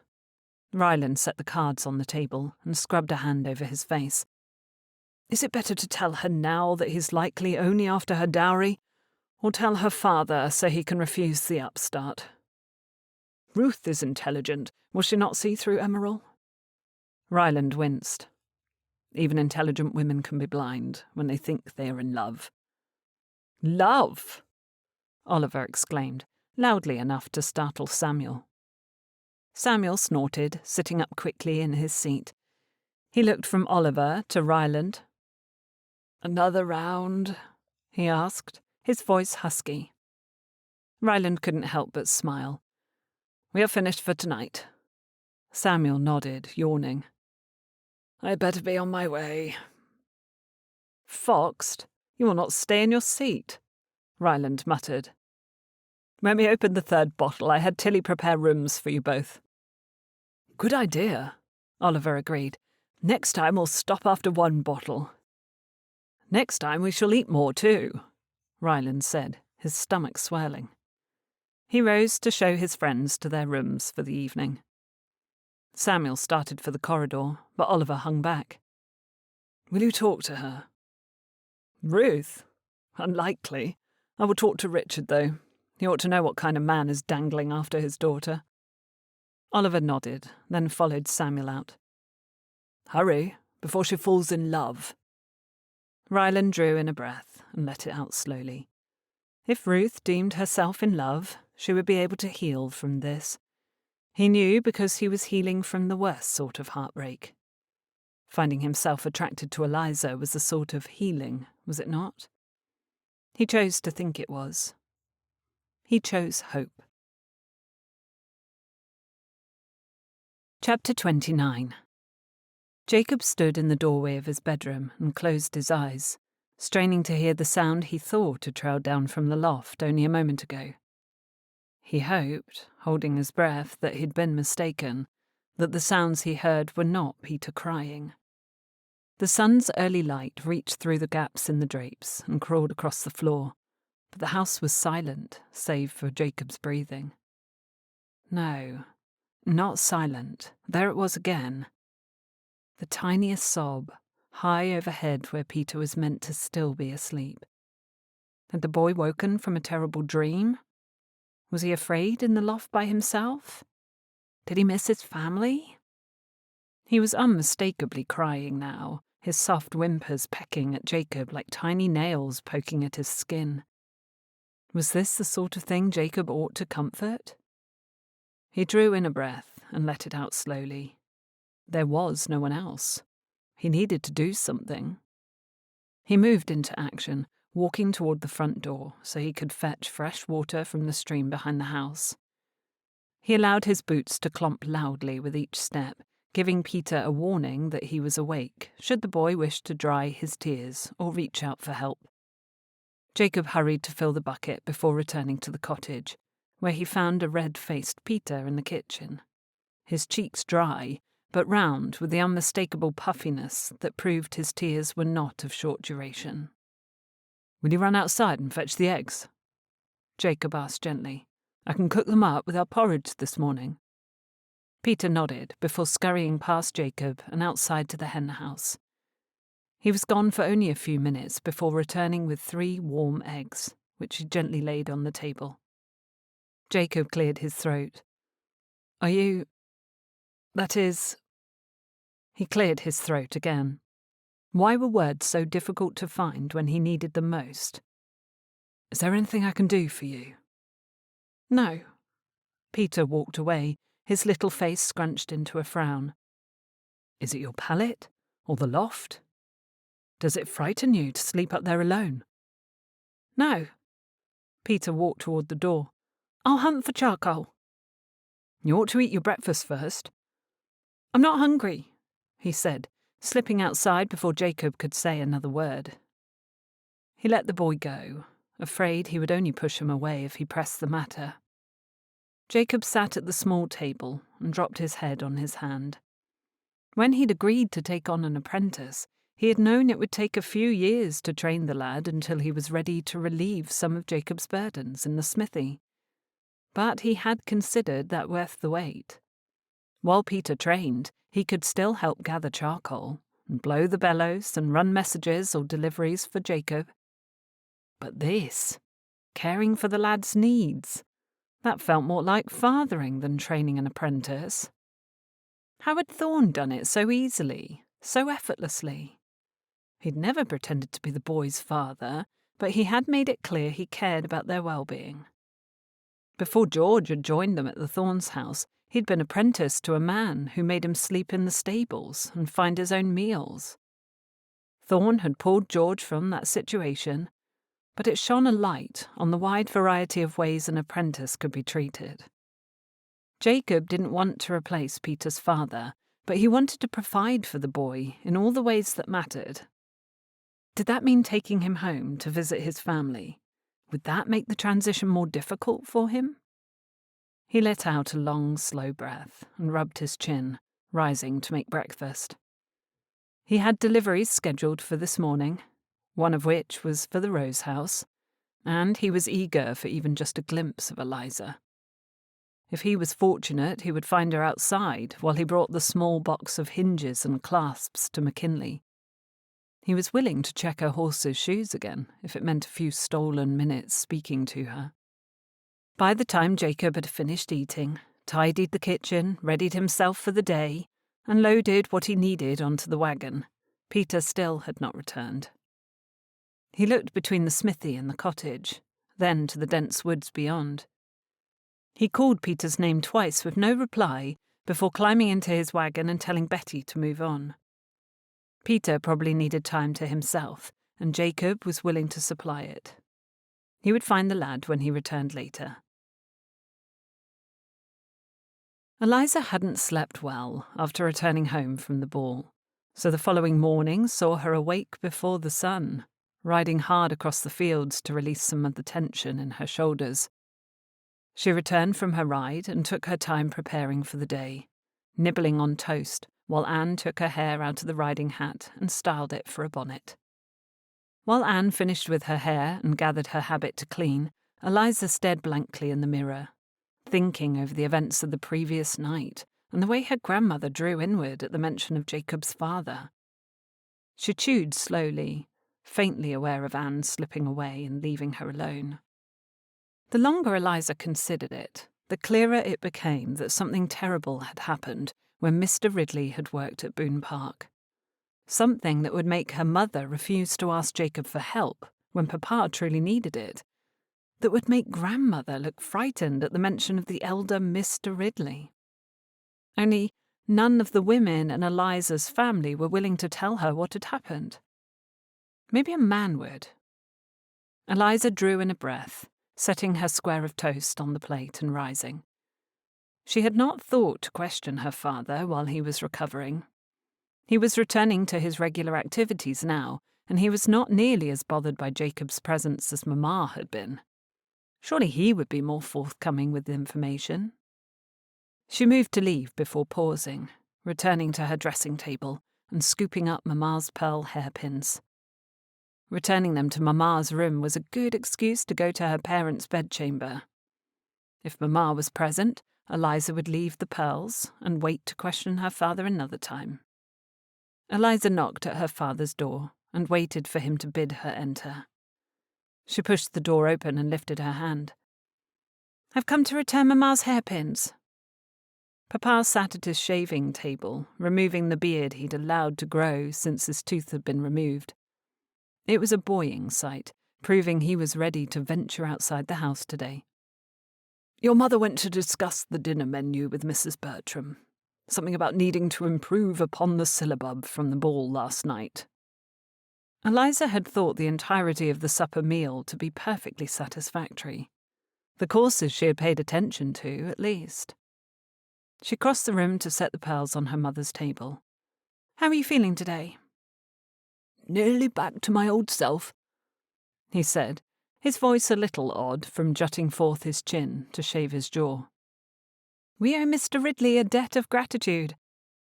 "We owe the man a debt of money too, I believe, unless McKinley took it upon himself." "I reminded him," Eliza said. "I was unsure if Mamma would permit Mr. Ridley to be paid otherwise. She carried such disdain for him." "She has reason enough," Papa chided. "Do not lay judgment when you're not fully aware of the situation." "Which situation? With Mr. Ridley's father when he worked at Boone Park?" Papa's eyes shot to hers, and Eliza worried she would ruin the progress of the conversation.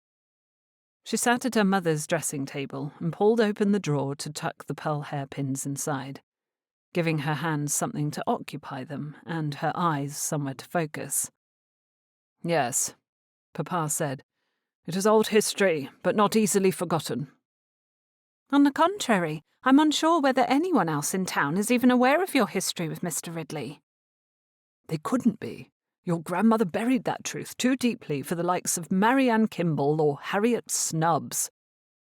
Eliza froze, her hand hovering over Mamma's ivory comb. She pulled it out and ran her fingers gently over the tines. "Because it would be harmful to the family if it was revealed." Papa went silent. "Your mother has not told you." Eliza kept her gaze in the drawer. "She will not speak of it." "How did you know he worked at the park, then?" "Lady Helena. She knew no more than that." He sighed, the sound long and burdened.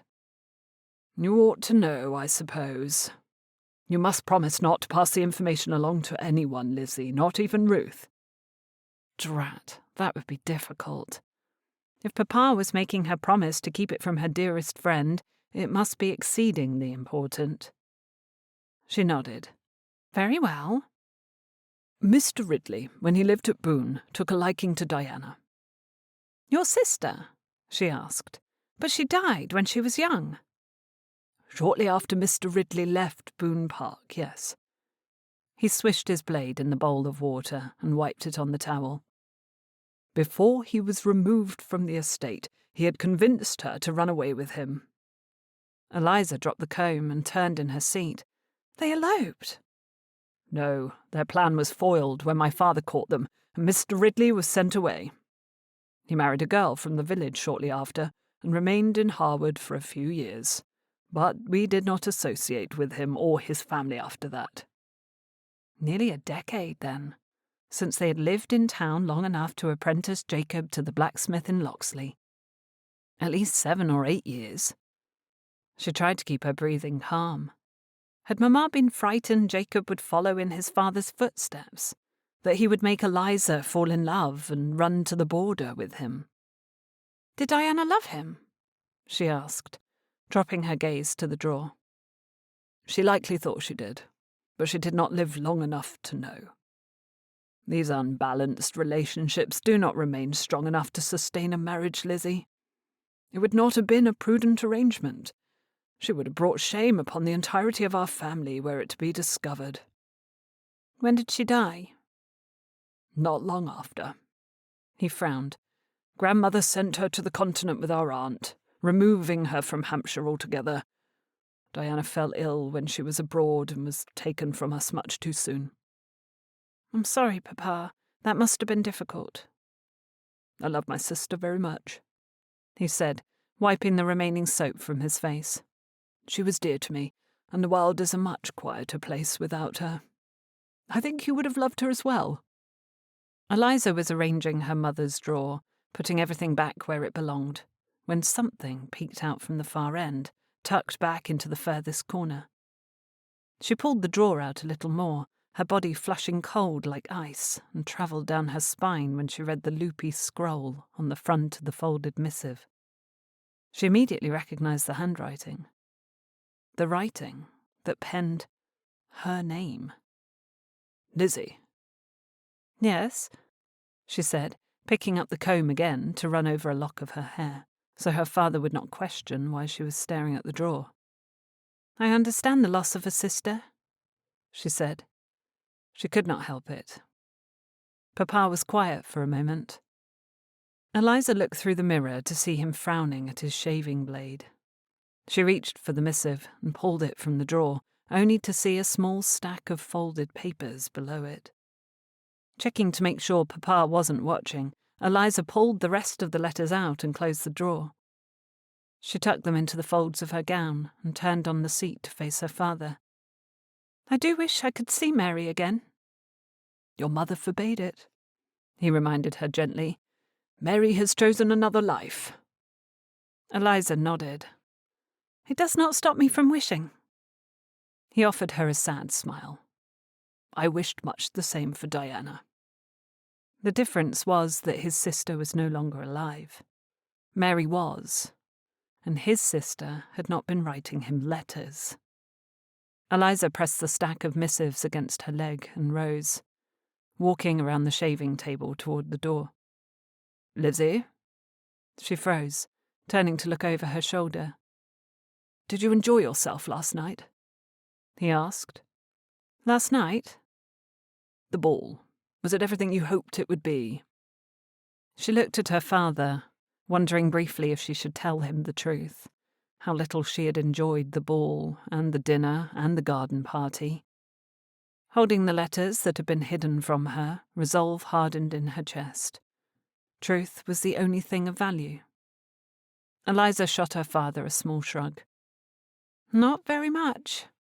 I've come to find that society is not for me. He looked surprised, but chuckled. You are my daughter, after all. Eliza slipped from the room and hurried toward her own.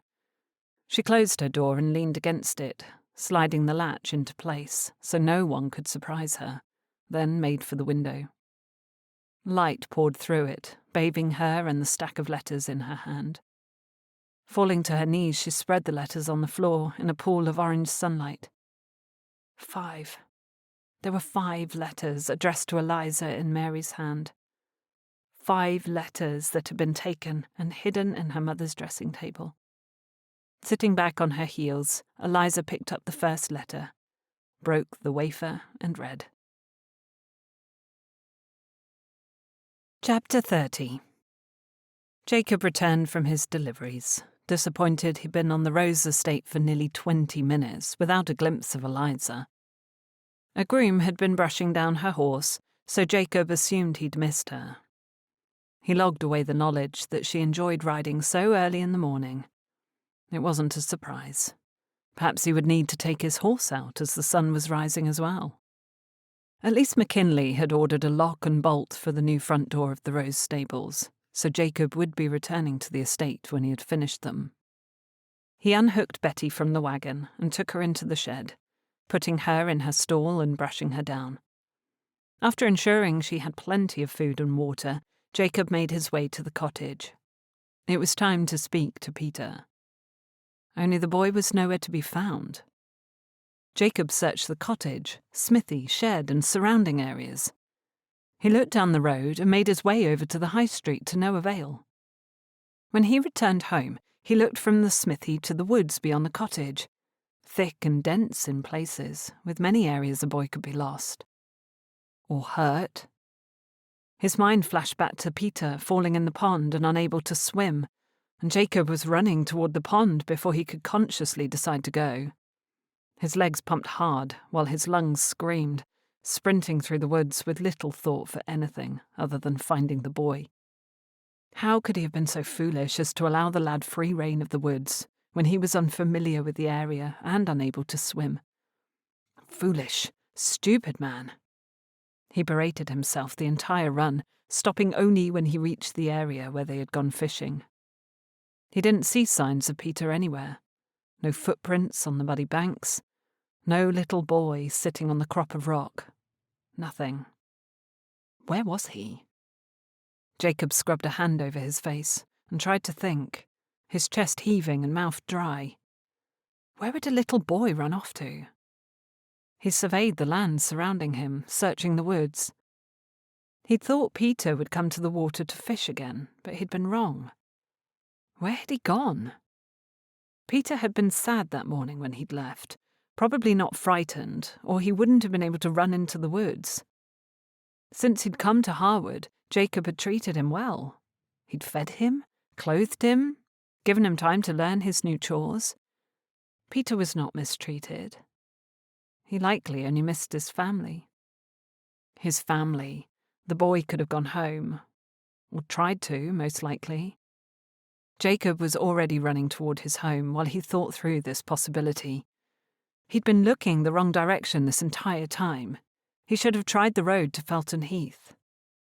It took far longer than he'd have liked to saddle Betty again and start toward Felton Heath. When he pulled past Harewood, he urged Betty into a run, careful to watch the road closely for oncoming carriages, other riders, or little boys walking on the side of the lane. He left Harewood behind quickly, entering the wooded lane that wound its way toward Felton Heath, the road narrow and worn. When he caught sight of a young boy sitting on the grass, his face in his hands, Jacob's anger and frustration disappeared at once, replaced immediately with overwhelming relief. He drew in a shaky breath, thanking the heavens Peter was alive and appeared unharmed. He commanded Betty to stop and jumped to the ground. "Peter!" The boy looked up, his red face streaked with dirt and tears. Cringing, Peter stood. Jacob stood in front of him, holding Betty's reins. "You cannot leave without telling me first." Peter looked up. "You were angry." "I'm furious." Jacob commanded his breathing to slow. "I was terrified you were lost or hurt. You cannot do that to me again." Tears welled in Peter's round shimmering eyes. "I only wanted to bring my mamma these eggs, but I dropped them and they're ruined now." He held out a small dirty handkerchief with 2 broken eggs, yellow yolk running through the fabric and dripping on the ground. He hadn't left because he missed his family. He'd gone to help them. The realization hit Jacob like an arrow to the heart. When he was a lad and had been sent to live with Thorn, he'd missed his family too. If he'd had the opportunity to help feed them, he might have taken it. How could he be angry at Peter for doing something so selfless? Jacob released Betty's reins and crouched on the ground until he was level with Peter. "You wanted to give your mamma a good breakfast." He sniffled. "Our hens all died. We have no eggs." "Does that make it right to steal eggs from me, Peter?" "No," he said quietly. "But I didn't steal them, not really. You said I could eat eggs." "I meant the ones you brought to me. You know that. If you're going to live in my house, you must be honest." If you would like to give your food to your mamma, you must tell me. I cannot allow you to walk home by yourself. You will ruin all the eggs, and no one will be able to eat them for breakfast." Peter looked up, his eyes wide, his mouth hanging open, revealing a missing tooth. "You mean it?" "I want honesty, Peter." He nodded fervently. Jacob couldn't have the boy returning home every day to feed his mother and sisters either. "Perhaps we can put a basket together and take it to your mother as a gift." "A basket?" "I have one at home a kind friend gave to me. I think we can find plenty of things to fill it." Peter threw his arms around Jacob's neck, nearly knocking him backward. "They're so hungry, Mr. Ridley. I just wanted to help." Jacob's stomach constricted. He didn't have much to spare, but he could give what he was able. Was he not meant to treat others with love? What was love if it wasn't parting with a little so another could have much? He could sacrifice food so Peter's family could eat. Jacob tightened his arms around Peter, allowing the boy's gratitude to fill his heart and chest with warmth. He hadn't had many opportunities for human connection, and he found he craved the wholeness it provided. He thought perhaps he had fallen in love with Rebecca for that reason. He enjoyed being touched, enjoyed that she was not afraid to hold his hand or embrace him. It gave him the feeling he was complete, wanted, whole. He'd been fooled then as well. True love was reciprocated. It was caring for and sacrificing for someone else without any thought of oneself. It was the way Eliza gave to him, without any expectation. The way she looked at him. The way she brushed aside their stations and saw the man Jacob was beneath the smoke and the grime and the smithy. Jacob picked Peter up and set him on the front of the saddle before pulling himself up behind the boy. He turned Betty around to return to Harewood. The ride was slow and quiet, neither of them speaking until they reached the cottage again. He ran his mind over possible things to add to the basket and when he could feasibly slip away from his work to deliver it. He didn't want Peter to be unhappy, but he had the fleeting thought that perhaps he wasn't the best man to take care of a young boy. Thorne had taken him in and treated him as one of the family, yes, but he wasn't the person who had made Jacob feel like their house was his home. That had been Mrs. Thorne. That was what Jacob needed. A wife. He knew whom he would like to fill that role, but it was impossible. She was a lady. She was too accustomed to nice things to even entertain the idea of a life with him. He shook his head. It was too ridiculous, and he needed to put it from his mind immediately. He'd been to Rose Manor that morning and seen the grandeur of her house. His entire cottage could fit within the boundaries of half of her stables. Her horses had a larger home than he did. Jacob let out a small scoff, pulling Betty to a stop in front of his home. It was small, and looking at it now with Eliza in mind, he knew nothing between them could ever develop. He'd been telling himself this from their first meeting, and he would continue to remind himself until he had found a wife, or she found a husband. That was the intent of her re-entry into society, was it not? To find a worthy man. The idea made his stomach simmer. He wanted to be the one courting her, to dance with her, to hold her. He had planned to go to the Harewood assemblies, but no, he must not think of it any more. Jacob jumped down from his horse and helped Peter to the ground. "I must work for the rest of the day, but we can prepare the basket this evening and deliver it in the morning with fresh eggs." Peter nodded, his eyes finding the ground. The tips of his ears burned red, making Jacob's stomach flip. He didn't want to shame or embarrass the boy. "You can help me in the smithy, or fetch more charcoal. What would you prefer?" "I'll hunt for charcoal," he said quietly, turning toward the woods. Jacob stood there and watched him leave, his mind and heart troubled. He thought he'd handled the situation well, but Peter was still upset. his demeanour carrying a sorrow Jacob could not identify. Was it disappointment in himself for disappointing Jacob? Missing his mother? Not wanting to be a blacksmith? The options swirled around Jacob's mind until they became a mess, like stew that had simmered so long the potatoes were disintegrating and creating mush. He put Betty away and was headed to the cottage to fetch something to eat when a letter caught his attention, sitting squarely on the ground in front of his door. He bent to pick it up, his heart hammering when he read the direction. He immediately knew who had sent it. The letter had come from America.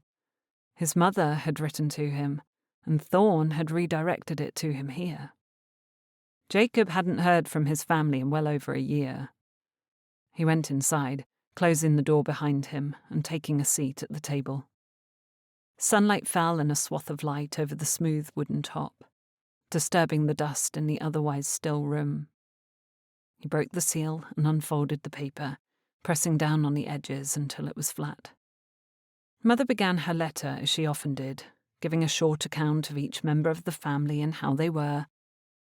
Jacob had brothers who were now grown and 2 sisters he'd never met, for they were born after reaching America. He felt removed from his family, but at the same time yearned for these sparsely supplied updates on their lives.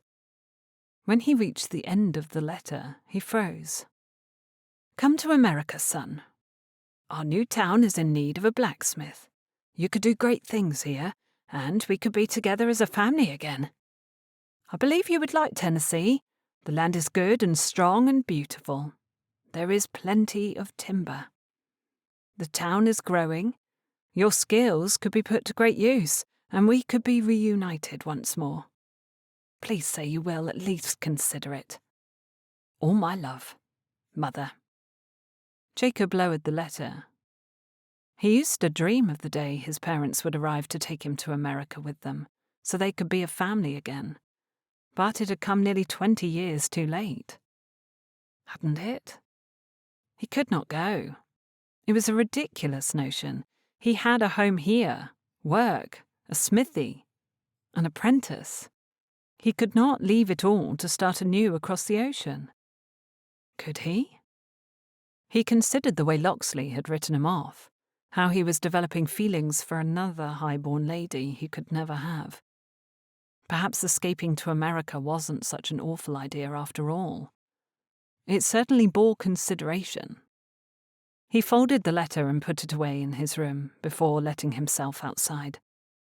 Mother had asked him to at least consider the idea, and that was exactly what he planned to do. Chapter 31. Eliza left her horse with Harry in front of Ruth's house while she mounted the steps. Her gloved fingers circled around the stack of letters, folded and unfolded enough times to wear the creases already.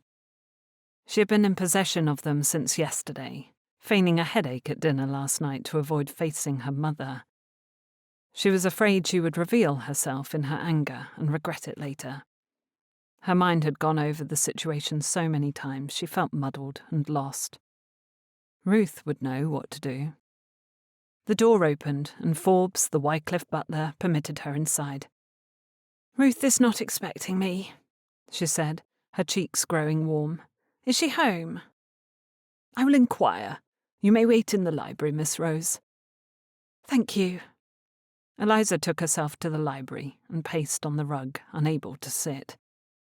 Taking this news to someone outside her family was certain to send her mother into a rage, but Eliza had no other choice. She could not trust herself to know what to do on her own. She was afraid if she asked her mother about the situation, Mamma would forbid her to do anything at all. But Mamma had taken Mary's letters and hidden them away. She had forfeited Eliza's trust. "This is a surprise," Ruth said, blowing into the library. She took one look at Eliza and returned to the door, closing it softly until it clicked. She faced her friend. "What is it? Where do I begin?" Ruth crossed to her immediately, taking her by the hand to lead to the chaise near the window. She pulled Eliza down and sat beside her. "Is everyone well? Has someone been hurt?" No, it is nothing of that nature. Eliza drew in a breath. You must promise this will not leave your lips. Ruth straightened, her expression mildly offended. You can trust me, Lizzie, you know that. Eliza closed her eyes, then pulled the small stack of letters from her pocket. Mary has been writing to me, but my mother hid the letters before I could see them. Ruth drew in a quiet gasp. Those are the letters. Is she well? Yes, by her account she is healthy and well. She informed me to direct any replies to the Locksley vicarage, Ruth Locksley. I thought she went to live with your uncle in the north. As did I. Eliza looked down at the stack of letters. She is supposed to be in Bedfordshire. I wrote to her there soon after she left, despite my mother forbidding it, but none of my letters were acknowledged. She scoffed. Mary likely never received them. She must imagine I have been ignoring her, I presume. Why would my mother hide these from me? Why would she not allow me to see Mary when she lives so close? Ruth's eyes were worried. Locksley is too great a distance to ride on your own. Not so great a distance as to preclude me from seeing my sister for 2 years. Her eyes welled, warm with unshed tears. She had cried enough the previous evening to fully vent her frustrations. Surely there were no more tears left. To think of all the times I've been in Locksley without any knowledge of her whereabouts. I understand Mary has made wrong decisions, but she is still my sister. Then visit her. Eliza sucked in a breath. You think I should? If you would like to see her, then go see her. How? I know not where she lives. The vicar must. Mary had directed her to send her letters to the Locksley vicar. If she visited him, he would be able to direct her to Mary. Is it wise? I have only just re-entered society. Which you have not enjoyed? No, but my mother does. Ruth tucked her chin in disbelief. The same mother who hid these letters from you? Eliza closed her eyes briefly, pushing away at the temptation to agree with her friend. Her wrong behaviour does not give me permission to act in kind. I still must hold my head up in pride of my own character, regardless of how I've been wronged. Ruth pressed her lips together. You are a better person than I, Lizzie. I am not, which is precisely why I came to you. I need you to advise me. What you need is a plan. She dropped her head back and sighed. That as well. Ruth took the letters from her lap and brushed her thumb over Eliza's name, written across the front. Have you considered that Mary might not wish for you to visit? Perhaps there is a reason she did not supply her direction to you. Yes, Eliza said quietly, but I must see her for myself. I must know she is well. Ruth placed the stack of letters in Eliza's lap and stood, pacing to the fireplace and back again. We need a reason to visit Locksley, preferably without my mother. Or mine. Ruth shot her a smile, as though that was a foregone conclusion. She snapped her fingers. The market is this Wednesday, is it not? The market. Jacob had mentioned he would be at the market, and Eliza had hoped to find a way to go as well, to see him there if she could. Perhaps she could manage it. How will we go without our mothers? Ryland will take us. Eliza shook her head. I cannot ask it of him, Ruth. I cannot risk taking another person to see Mary when I do not know how I will find her, or if she would like to be found. Precisely. Ruth popped a hand on her hip. Ryland will not come with us to visit her. He will only convey us to Locksley. You cannot know that he will agree to such a thing, particularly when the town is busy with the market. He would be unlikely to let you from his sight. It will be easy to slip away. Your mother would never refuse you an outing with him, so it is the perfect solution. After all the help Lord Ryland has given me, I cannot abuse him in that way. Ruth dropped her hand. Abuse? He will be happy to help. He will be guilted into it and agree merely because you are... What will I be guilted into? Lord Ryland asked, his deep voice cutting through their argument. Both women turned to face him in unison, where he stood in the doorway to the library. How long had he been standing there listening? He is here, Eliza hissed, rising. Did I not mention that? We were having tea when you arrived. Lord Ryland crossed the room to approach them. You were having tea, Ruthie. I was attempting to convince Edmund to return home with me so we could have tea in our own house. Ruth rolled her eyes. Ah, yes, his superior tea. It is much better than the stuff Mother provides. She hitched an eyebrow. But is the company better? Lord Ryland smirked at his sister. That would depend upon the day. He turned to Eliza and delivered a short bow. I did not mean to interrupt, but I could not help it when I heard my name bandied about so frivolously. What does my sister wish for me to do this time? His attention was warm, making her want to take a step back, but the chaise was situated behind her calves. He was so kind, and she would have liked to call him a friend, but the nature of his attention felt deeper than that, more pointed. Nothing. It is nothing, Ruth agreed. We wish to go to Locksley Wednesday for the market. Mother cannot take you? Ruth scrunched her nose. I wouldn't wish to bother her with this. Lord Ryland narrowed his dark brown eyes at his sister. You have something planned. She did not deny it. I have something planned, Eliza said quickly, before Ruth could reveal the whole of it. Business to conduct at the vicarage. Why go during the market, then? Because it was the only way her mother would approve an outing to Locksley. She would likely be suspicious otherwise.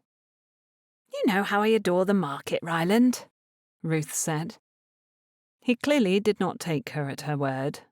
Suspicion lurked on his expression. He swung his gaze to Eliza. If you ask me, I will take you. The meaning between the words was unclear, weighing heavily on her conscience. Was this a further declaration? A friend willing to help? Eliza did not wish to encourage his affection, but what choice did she have? She wanted to see her sister. Lord Ryland, if it is agreeable to you, would you convey Ruth and I to Locksley on Wednesday? He nodded. I will. Thank you. Lord Ryland quietly looked at her another moment. It is my pleasure. Ruth gave a quiet snort. Why are you never so quick to come to my aid, brother? His gaze swung to her, the light of teasing returning to his eyes.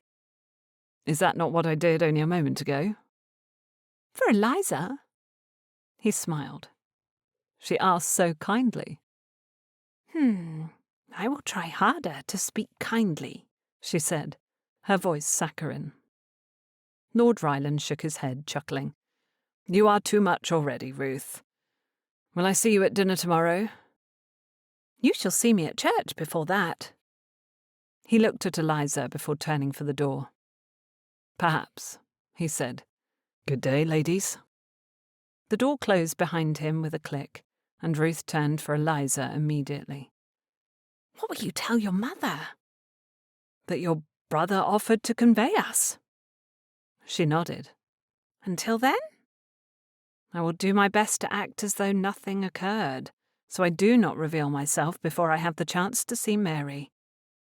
Oh, Ruth, she said, nerves pulsing through her. What shall I do if we cannot find her? We will. The vicar will know where she is. Her confidence was great enough to borrow from, calming Eliza's anxious thoughts. It is only 4 days, Ruth continued. Yes, Eliza repeated, finding the stack of letters in her pocket. Only 4 days. Chapter 32. Jacob wasn't certain he had enough to fill a basket for Peter's family, But when it came time to do so, he found he could not stop adding things to it. Bread, a small pot of jam Eliza had given to him, eggs, 2 meat pies from the inn, and nestled in Peter's arms where he sat beside Jacob on the wagon bench, a hen. It made far more sense to provide the bird than it did a few eggs alone. Now Peter's family could have eggs consistently. If Jacob decided to go to America, he could give the rest of his hens to Peter's family. Peter rode the entirety to Felton Heath, wearing a broad smile, proudly holding the hen. Jacob was less eager to arrive. He feared Mrs. White would refuse the offerings. Many people didn't appreciate charity, which Jacob understood well. It was difficult to lower one's pride and accept help, even when it was offered in love. When he reached the small lane that led to Peter's cottage, Jacob was forced to slow his horse and creep along the pocked road, careful to avoid the largest ruts. "Mamma!" Peter shouted when they reached a small cottage half the size of Jacob's home. Smoke rose in a thin plume from the chimney, and water pooled on the ground near the pump, creating a pit of mud. Peter jumped down from the wagon, his arms holding tightly to the hen, causing it to let out a squawk. The front door opened to reveal a copper-haired woman, her eyes suspicious when they landed upon Jacob. Her face brightened when she noticed her son. "Peter!" "I brought you breakfast, Mamma." "You've brought a hen?" she asked, looking from Peter to Jacob. "Breakfast every day," Peter clarified, grinning wildly. "Mr. Ridley has many hens. He does not need this one." Jacob's neck heated. He only had 4 hens, but it was the excuse he'd provided Peter, certain the boy would pass it along. He cleared his throat. "I'm Jacob Ridley, ma'am. Mrs. Thorne told you about me?" "Yes, she is very proud of you." Mrs. White looked at her son. "I would have come myself, but it is a far walk." A walk Peter had tried to undertake yesterday. Jacob pushed aside the thought and how terribly he was failing this woman. She had put her faith in him to keep her son safe, and he'd already made a muddle of things. Mrs. White turned to Peter. "Fetch Alice and Hannah. You can show them the hen."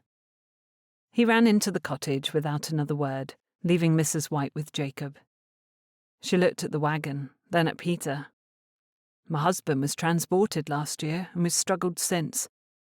She hurried to add, "He was taken for poaching. He only tried to feed us, but it caught up to him. He is a good man." Jacob's heart jolted. When Mrs. Thorne had mentioned Peter didn't have a father, he had assumed the man was dead. Sent away to another country without hope of ever seeing his family again. It was a familiar feeling for Jacob. He and Peter's lives were more in line than he had realized. He could see why the Thornes believed Jacob to be the best mentor for Peter.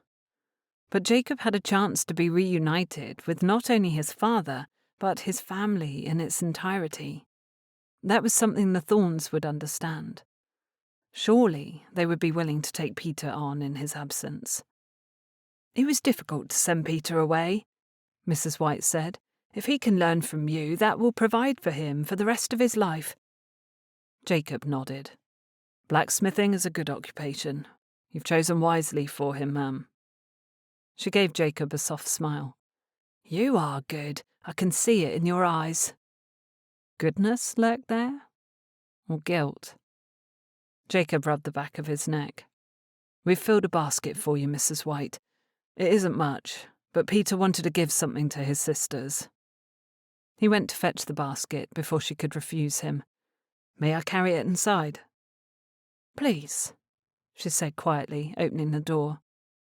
Jacob stepped past her into the dim house. It was darker than he'd like. Small but tidy. Peter sat in front of the hearth with 2 younger girls, their hair the colour of fresh straw, and he took turns letting his sisters hold the hen.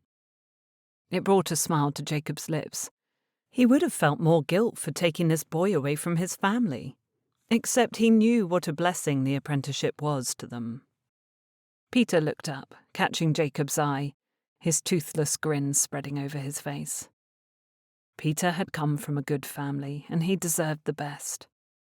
The trouble was, Jacob did not know if that was him. The following morning found them fighting a summer rainstorm on their way to church. When Jacob and Peter hurried into the building, they stood at the door to allow water to drip from their clothes. Peter had been in good spirits since returning from visiting his family yesterday, even going so far as to cheerfully offer to blow the bellows while Jacob worked. It was the lad's responsibility already, but he had yet to seem happy while doing it. Even now, he followed Jacob to a pew at the back of the church and sat beside him, a smile on his water-streaked face. Jacob covered a chuckle, reaching into his pocket to retrieve a handkerchief for Peter to dry his face with. His thumb brushed over Eliza's embroidered R as he handed it to the lad. He hadn't seen her yet today, but he looked forward to when he would. Watching Eliza during church had become a beam of sunlight over his Sundays. Mr. Chatham stood at the door welcoming people, which meant there was plenty of time before the service would begin. Jacob sat back against the hard, polished wooden bench and twisted his hat in his hands. "May I sit here?" Marguerite asked, gesturing to the empty space at the end of their row. Jacob sat up straighter. "Of course." He moved down the pew, giving her more room, and gestured for Peter to follow him. "You look handsome, Peter," she said, admiring the clothes she'd made for him.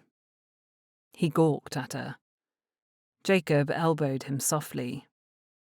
"This is where you thank the lady." "Thank you, ma'am." "You will have an Amara if you're not careful with your compliments," Jacob muttered. Marguerite looked down at Peter, his cheeks scarlet. "He is a sweet boy." Jacob smiled. He agreed with her, which made the letter from his mother burn in his pocket. He'd brought it today, hoping to have a chance to counsel with Mr. Chatham. He wanted to go to America, that much was certain. He wanted to see his mother and meet his sisters. But watching Peter grow more comfortable with him had given him reason to question the plan. He did not want to abandon the boy, yet he wanted to be with his family again. The trouble was, he would have to sacrifice one of those, and he didn't yet know which way to go. Eliza walked down the central aisle of the church, behind her parents, stealing his attention and his breath. She wore a blue cloak, dotted with rain. A navy bonnet perched on her dark hair. When she turned her head and noticed him, a smile curled over her pink lips and lit her eyes, shooting straight to his chest. Until her gaze slid to Marguerite on the bench beside him, and her smile faltered. She looked ahead again, keeping her gaze toward the front of the church. That was odd. The service lasted long enough to make Peter squirm and allow the rain to abate. After church, sunlight peeked through the clouds overhead, highlighting the dewy grass and wet stone pathways. People congregated in groups in the churchyard, and Jacob found himself speaking to Marguerite while he waited for Mr. Chatham to become available. Eliza left the church at her cousin's side, her gaze jumping through the groups of people until it landed on Jacob. Then her feet followed. Blast it, woman! Why was she walking in his direction? Her eyes stayed on him, making her objective clear. When she reached his side, she looked at Marguerite. "Good day, Madame Perrault. How are you?" Marguerite blinked, but quickly recovered. "I am well, thank you." Eliza faced Jacob. "And you, Mr. Ridley, are you well?" "I am." "Good." He stared at her. Why had she approached him in full view of the occupants of Harewood? Would this not hurt her reputation? Make her mother angry? "Can I not greet my friends?" she asked softly, her voice defensive. She must have sensed his hesitation. "Friends," he said, like the word tasted salty when it was meant to be sweet. I thought we agreed that wasn't right for us. You should not be speaking to me so openly like this." Marguerite stepped away, giving her attention to someone else. "I thought we agreed that our stations are irrelevant," she countered. "No one believes that, Eliza." Her smile grew, and he realized his mistake. He should not have used her name. It was a blessed thing he'd spoken quietly. "How is Peter adjusting?" she asked him. Was that an attempt to distract him? He was tempted to walk away, but he could not bring himself to do it. "Well enough. I took him to see his mother yesterday, which I think he needed. His mother certainly did." Her eyes softened. "That poor boy." "His family views his apprenticeship as a blessing." She nodded. "I understand. Still, it was kind of you." She searched the lawn until she found Peter playing with another little boy. "He looks happier today." Pride filled Jacob's chest. It quickly deflated when he remembered the letter in his pocket. If he told Eliza of it, would she start keeping her distance now? It was the right thing to do. "My mother wrote to me." "Your mother?" She gasped quietly, taking a step toward him. "In America? Is your family well?" "Very." He looked down into her clear eyes, and tenderness tore through him. "They are thriving, and they wish for me to join them." Eliza's face fell. She peered into his eyes as if they would permit her to read his soul. "You're leaving?" He swallowed. "I'm unsure as of yet." "Eliza!" Mrs. Rose snapped, coming up behind her. "Time to leave." "In a moment, Mamma," Eliza said, her words coming out between her teeth. "No!" She ignored her mother. "When will you decide?" Jacob looked at Mrs. Rose, her livid eyes flashing. "You should go with your mother."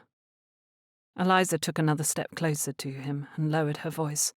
"I have done enough for her." She spoke so quietly he was certain he was the only person who could hear her. "I helped her gain her entrance into society again.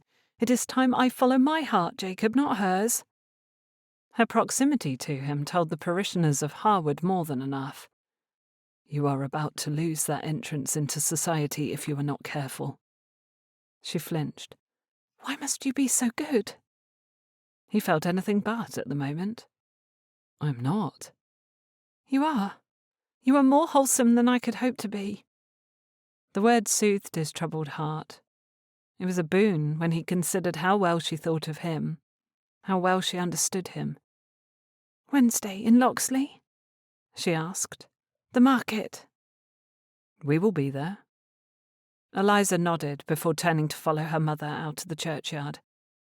When Jacob turned to locate Mr. Chatham, he found many people surveying him. Some looked down their noses. Others were merely surprised. Mr. Chatham looked concerned.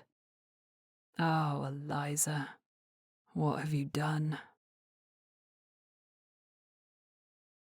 Chapter 33. Eliza could not regret speaking to Jacob in the churchyard, because she always enjoyed the moments she had near him, but she wished her mother had not been witness to it.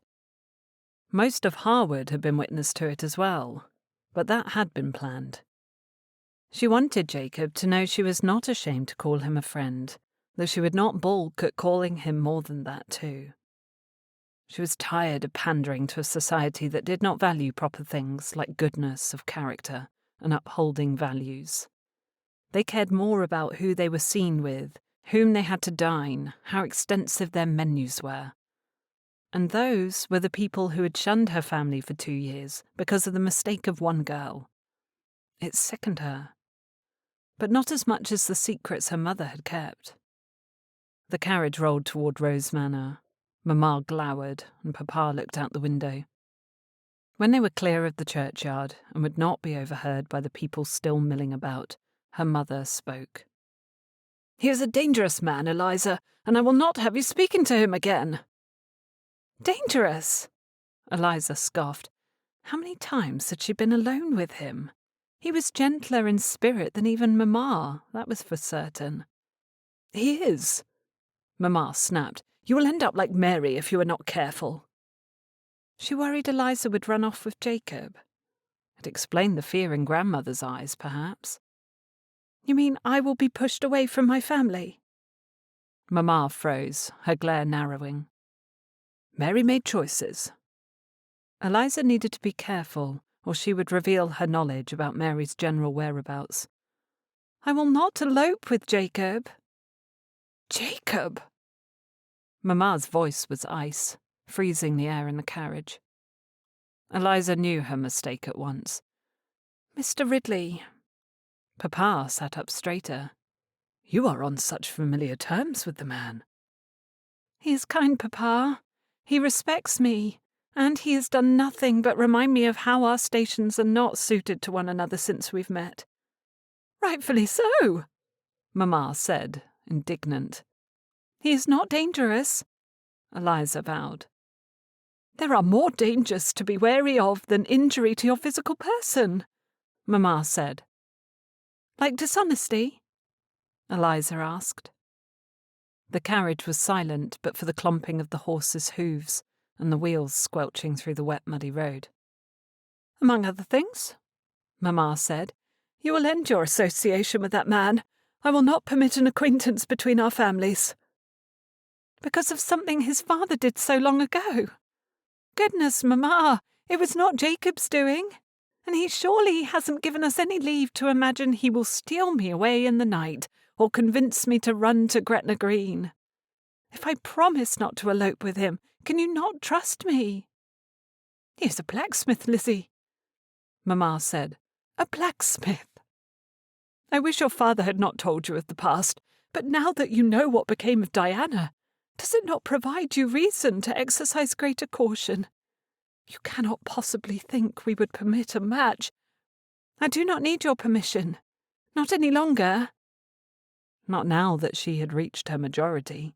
She could marry whom she pleased, and they all knew it. If you'd like your dowry, you do, Mamma said coldly. This is not the plan we had for you. I would wager you said much the same thing to Mary. Yes. Currently you are both disappointments. You have been taught better than that. Better than to love a man who values me, who respects me. The carriage was too small for the large emotions filling it. Papa looked hurt, Mamma looked angry, and Eliza wanted only for them to hear what she was saying, to trust her and accept how she felt, to care about her enough to disregard Jacob's station. You will not speak to him again, Mamma said. Do you understand me? We are trying to protect you.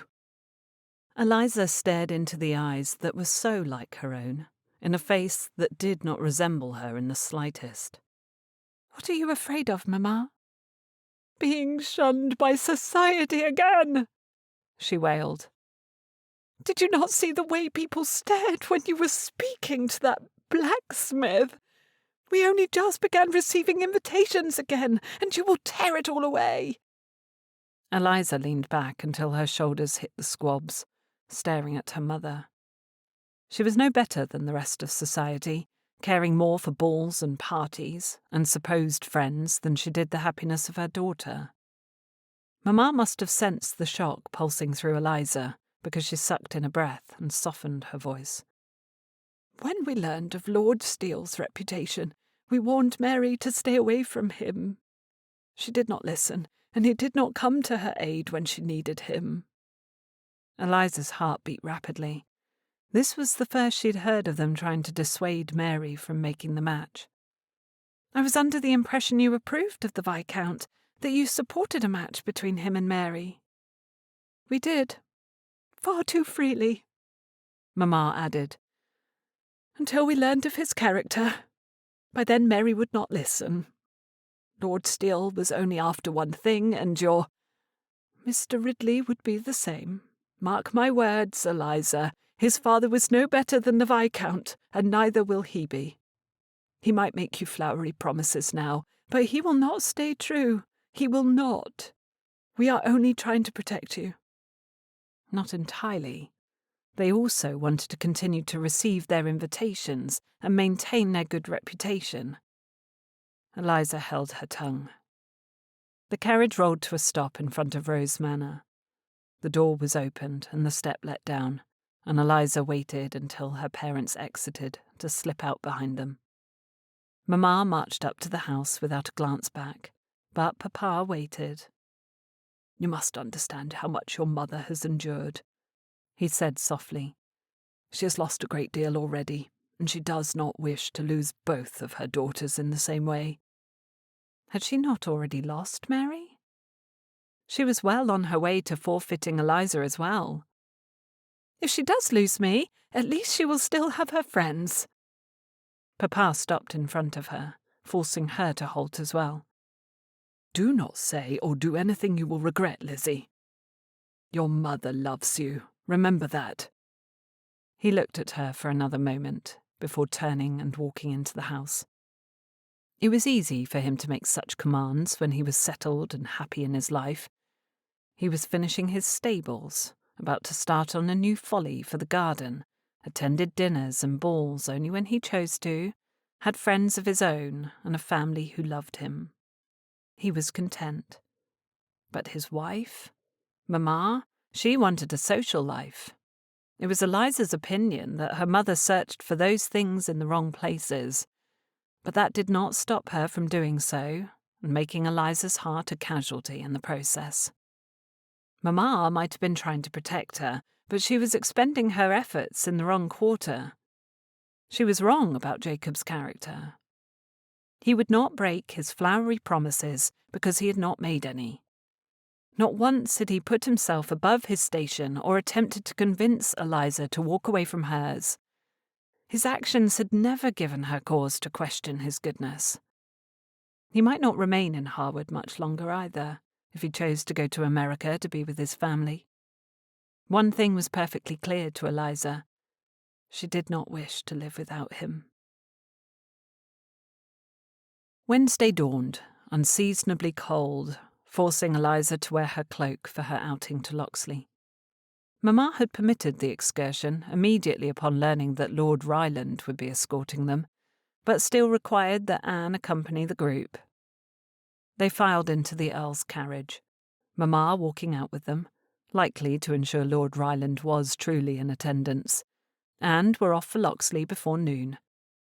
"You were quiet today," Eliza said, eyeing Ruth with suspicion. She looked paler than usual, her lips dry. There was a decided lack of bounce to her this morning, which was telling enough. "If I am to be entirely honest, I do not feel well." "Ruth," Lord Ryland scolded, "why did you not say so earlier?" Her voice was wan. "We mustn't miss the market today. It is of the utmost importance." "We will not miss it," he promised, looking at her through dark, narrowed eyes. "But I believe you shall. You look unwell." She sat up, then closed her eyes briefly. "I am well enough for the journey. Locksley is not so very far." Lord Ryland glanced at Eliza, and they shared a look.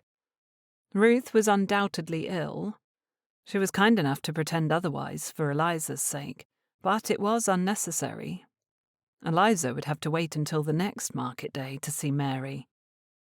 "You ought to return home," Eliza said gently. Ruth closed her eyes again. "We must go to Locksley."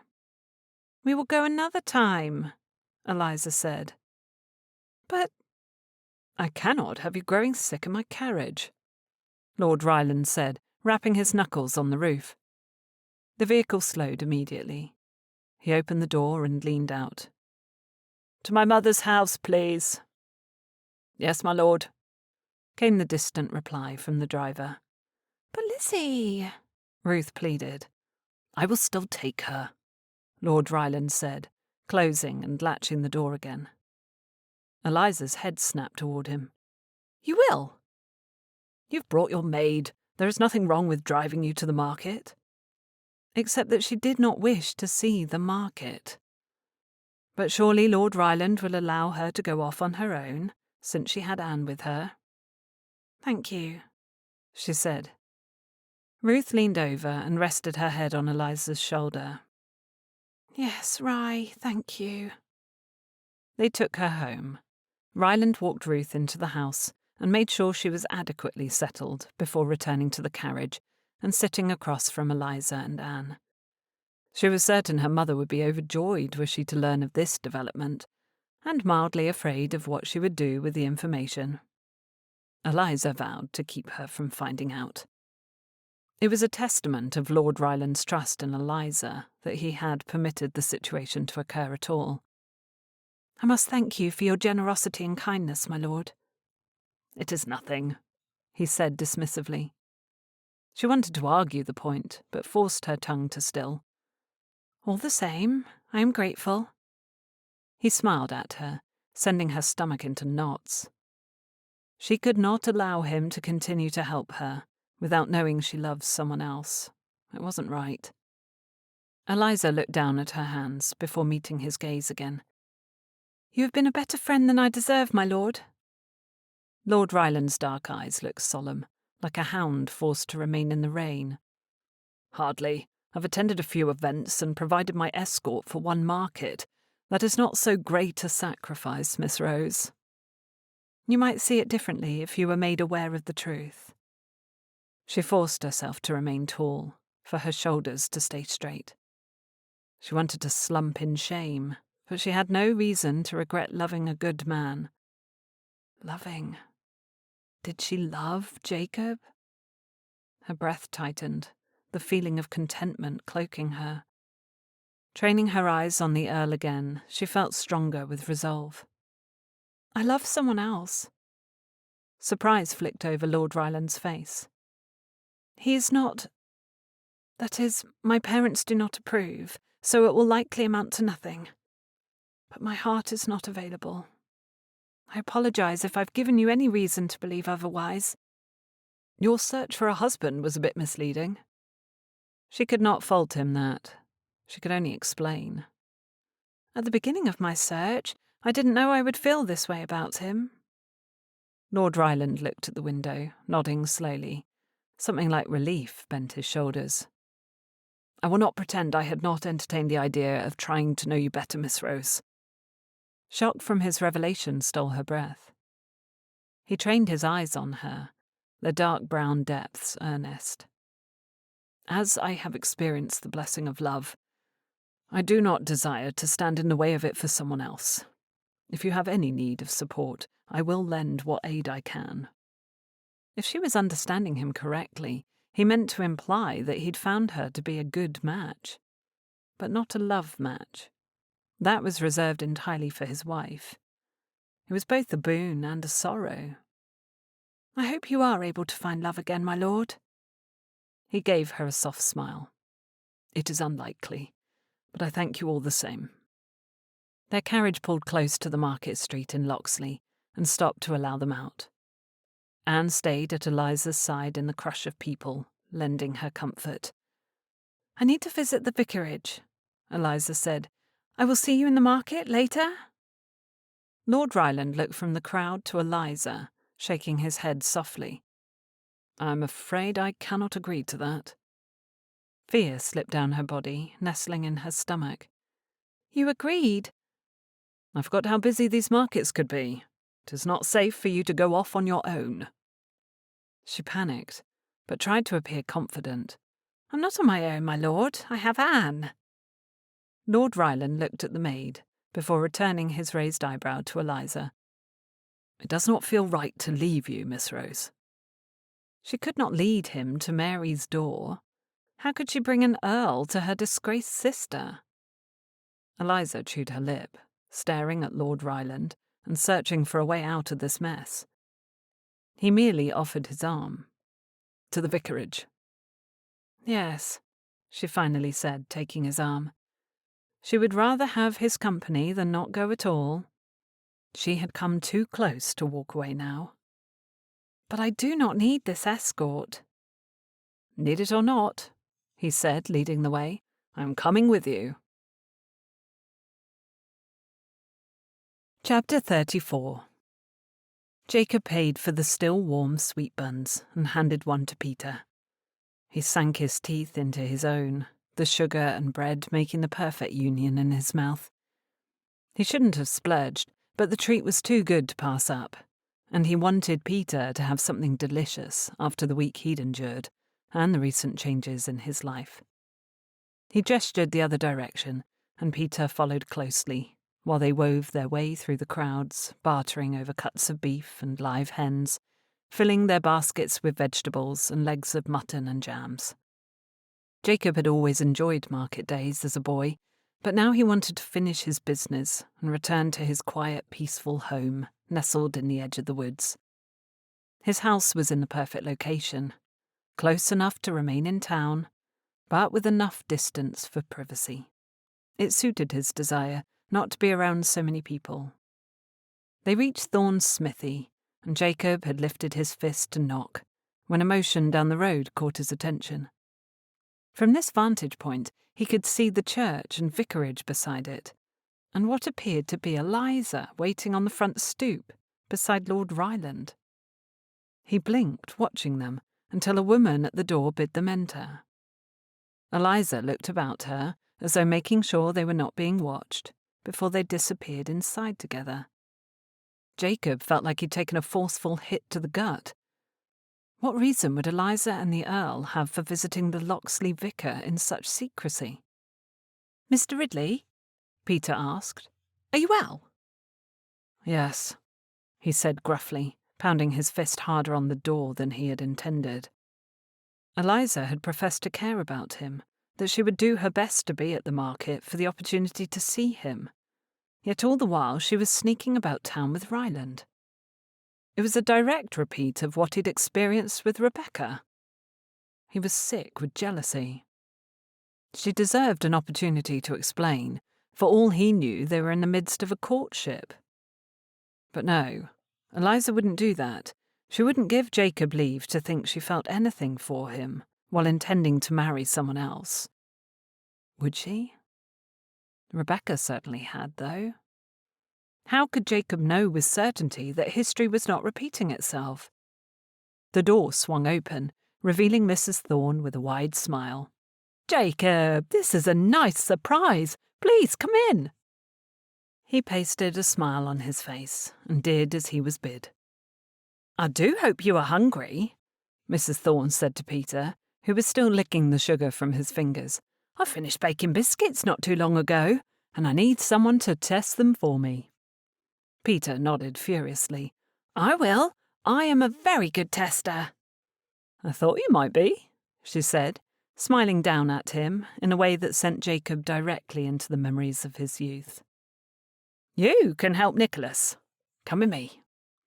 They went into the house, closing the door behind them, but Jacob's mind was still on the vicarage down the road and the woman inside it.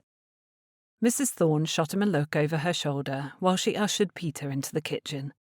"To what do we owe this visit?" "I was hoping for some counsel," Jacob said. "It is not of an urgent nature." She smiled kindly. "We always have time for you, son." Mrs. Thorne introduced Peter to Nicholas, and the boys sat together with their plate of biscuits and small glasses of milk in the kitchen. Jacob watched how her eyes twinkled, observing the boys together, and thought that maybe she could be persuaded to make room for Peter after all. They walked into the small sitting room, leaving the boys to their treat. Mr. Thorne clapped Jacob on the back before taking his chair by the empty hearth and scrubbing a hand down his face. "You've landed yourself in trouble, then?" "No," Jacob said, leaning back in his chair.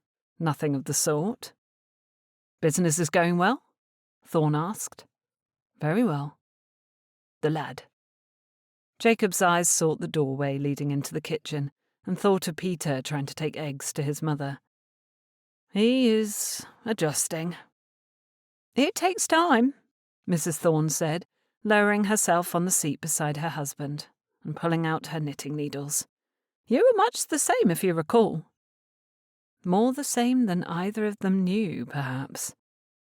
"I've questioned whether or not I am good enough to be in this position." "We believe you are, or we would not have brought Peter to you," she said firmly.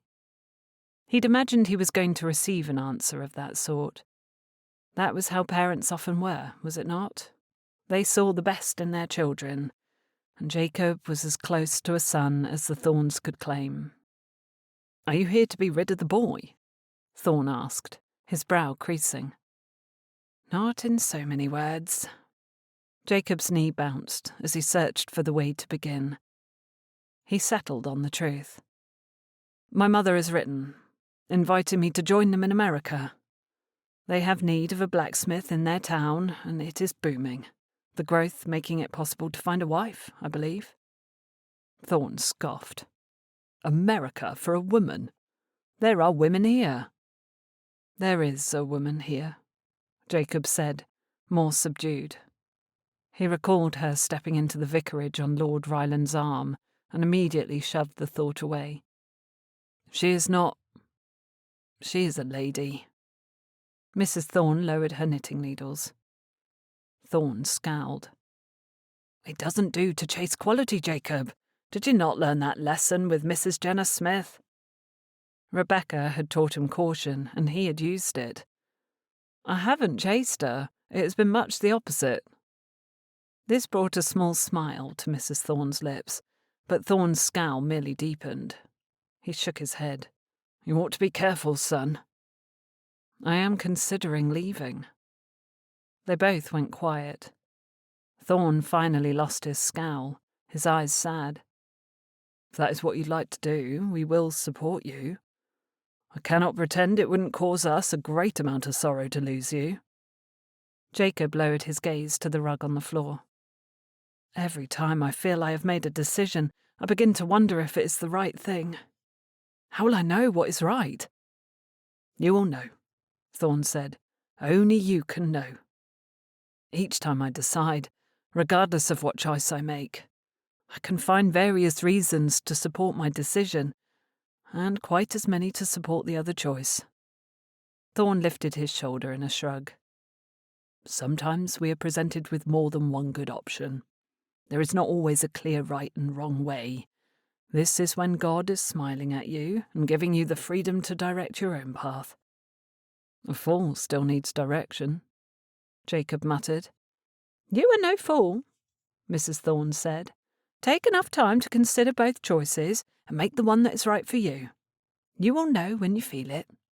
You will." Was he not the worst kind of fool? He couldn't help but feel that he'd allowed history to repeat itself, that he'd fallen in love twice with the same type of woman. But he hadn't, for Eliza was nothing like Rebecca. She had never made him promises, or begged to be held, or tried to keep their acquaintance a secret.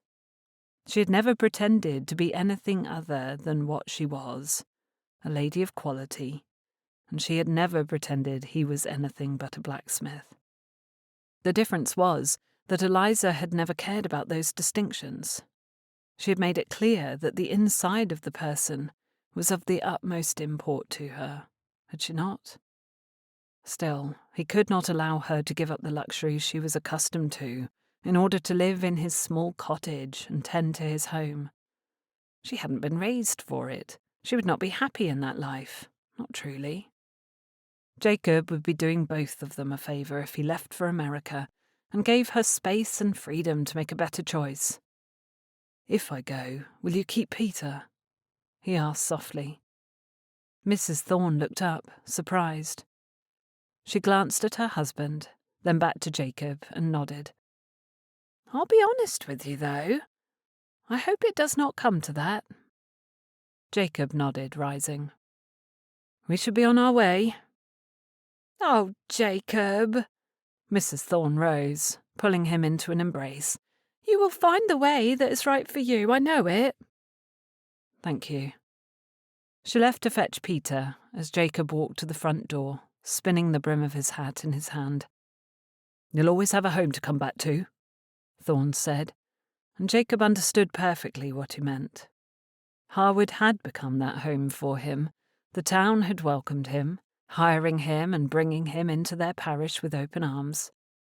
He shook his head. All but one family, at least.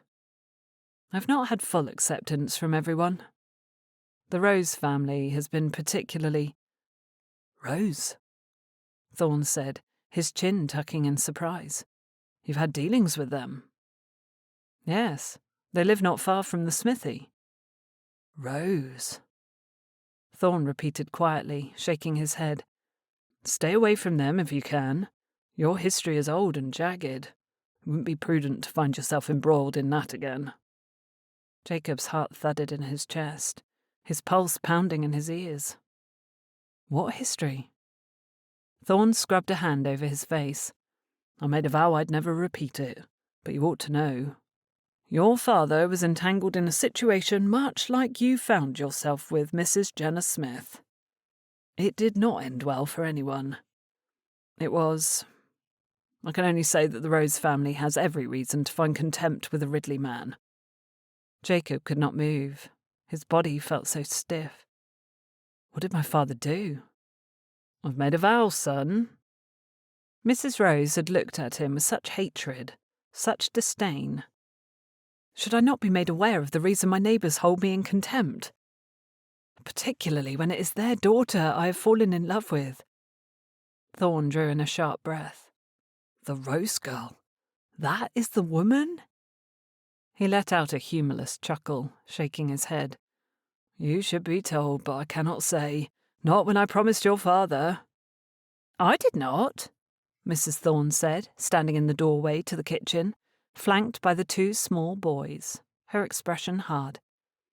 "Catherine, I do not think—" She speared her husband with a look. "If it will help Jacob to make his decision, he ought to know." She looked at Jacob. "You love her?" He nodded, thinking back to the moment when he told Mrs. Thorne she would be the first to know when he formed an attachment. He hadn't spoken it aloud, but it was a truth that settled on him with fierce confidence. He loved her. "I do." "Then come sit down. I will tell you everything." Chapter 35. Eliza stood in front of a blue door, the paint peeling in places and revealing the wood underneath. Lord Ryland stood just behind her, Anne at her side, but she could not bring herself to knock. How would Mary react to seeing her? 2 years had passed, and in that time Eliza had accepted their fate when both of her letters were ignored. She had made no further efforts to find her sister. She had allowed her mother to dictate her life, without check, and it was her responsibility now to apologise. "You can do this," Lord Ryland said. He'd stood at her side when she asked the vicar to direct her to her sister, had not flinched nor balked. He was a good man. She hoped he could keep a secret as well. Now that they stood in front of this small house on the edge of Locksley, she was glad to have him with her.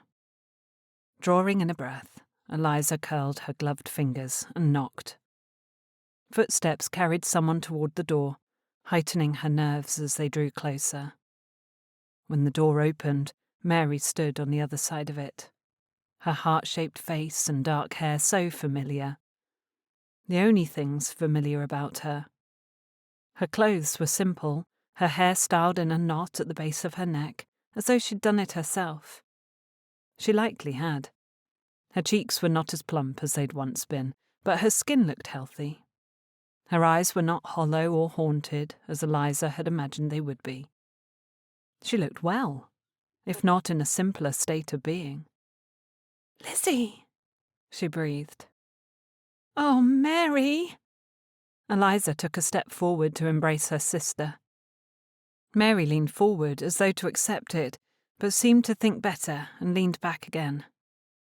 She closed the door most of the way, so they were not permitted to look behind her into the house. "Why are you here?" Eliza swallowed her surprise. "To see you." "You could have written." "I didn't receive any of your letters, Mary. Mamma hid them from me. I only just found them." Mary looked torn. She had a smudge of something on her chin, so at odds with the refined lady Eliza had always remembered her to be. It drew her attention and held it there. Mary's gaze slipped past Eliza and froze. Lord Ryland. He bowed. Good day, Miss Rose. Her eyes shifted behind her briefly. I am Mrs. Privet here. You are married. Eliza choked. Mary looked over her shoulder once more before she closed the door behind her and stepped forward. No, not married, but I've allowed the town to believe it. Why? The door opened behind her and a woman stepped forward holding a baby on her hip. Mary, you're needed, love. She woke up and won't have nothing to do with me. The baby held out her arms, and Mary promptly took her with practiced ease and familiarity. She was a pretty little thing, with dark hair and chubby red cheeks. Panic flashed in Mary's eyes, and everything came crashing down on Eliza like a swift bucket full of water. Mary. Mrs. Privet. The child looked to be just over a year old, perhaps more. Eliza took a step back. This child is yours. Mary looked from Eliza to Lord Ryland, then down at the sweet baby in her arms. I think you had better come inside. Lord Ryland, ever the gentleman, offered to return in a half-hour to convey Eliza back to the carriage, giving the sisters time alone. Anne had remained, sitting by the fire in the kitchen, holding the baby. Her name was Emma, and she had taken to Anne immediately when the maid proffered an old ribbon from her pocket. Emma Elizabeth Rose, Mary whispered, looking at her child. The world knows her as Emma Privet, which is how it must remain. What do your employers believe? That I married a Navy man who was lost to the sea. Jenny, the other maid, and I care for the house, keep the kitchen, and do the chores for Mr. Hurst and his wife. They are kind, good people, and they adore Emma. She was a maid. Mary had fallen so low in status. While she seemed hesitant, she did not look in the least unhappy. Does Mamma know you are here? Yes. Eliza's stomach turned. So many secrets. So many lies. I would have come sooner had I known. Would she have? It wasn't until recently that she had discovered her own feelings regarding society. Until the beginning of the summer, her one objective had been Lady Faversham's garden party, and obtaining entrance into society again. Now it all felt so small and trite, so unimportant. I should have tried to find you sooner. You didn't know any better, Mary said kindly. Mamma said you were in Bedfordshire. I was, until 8 months ago. I needed to go away for Emma's sake. When she was born, our uncle didn't want me to stay. Papa spoke to the vicar here and found me a position. It was understandable that he would travel beyond Harewood, that she could not remain in the same town. But to live so near for all that time. Have you made a match with Lord Ryland? Mary asked. I thought the man was a recluse. Eliza put aside her feelings. He has recently decided to step out of his cave on occasion. But no, we are not anything other than friends. In truth, I have fallen in love, but Mamma and Papa do not approve. Mary gave a humourless laugh.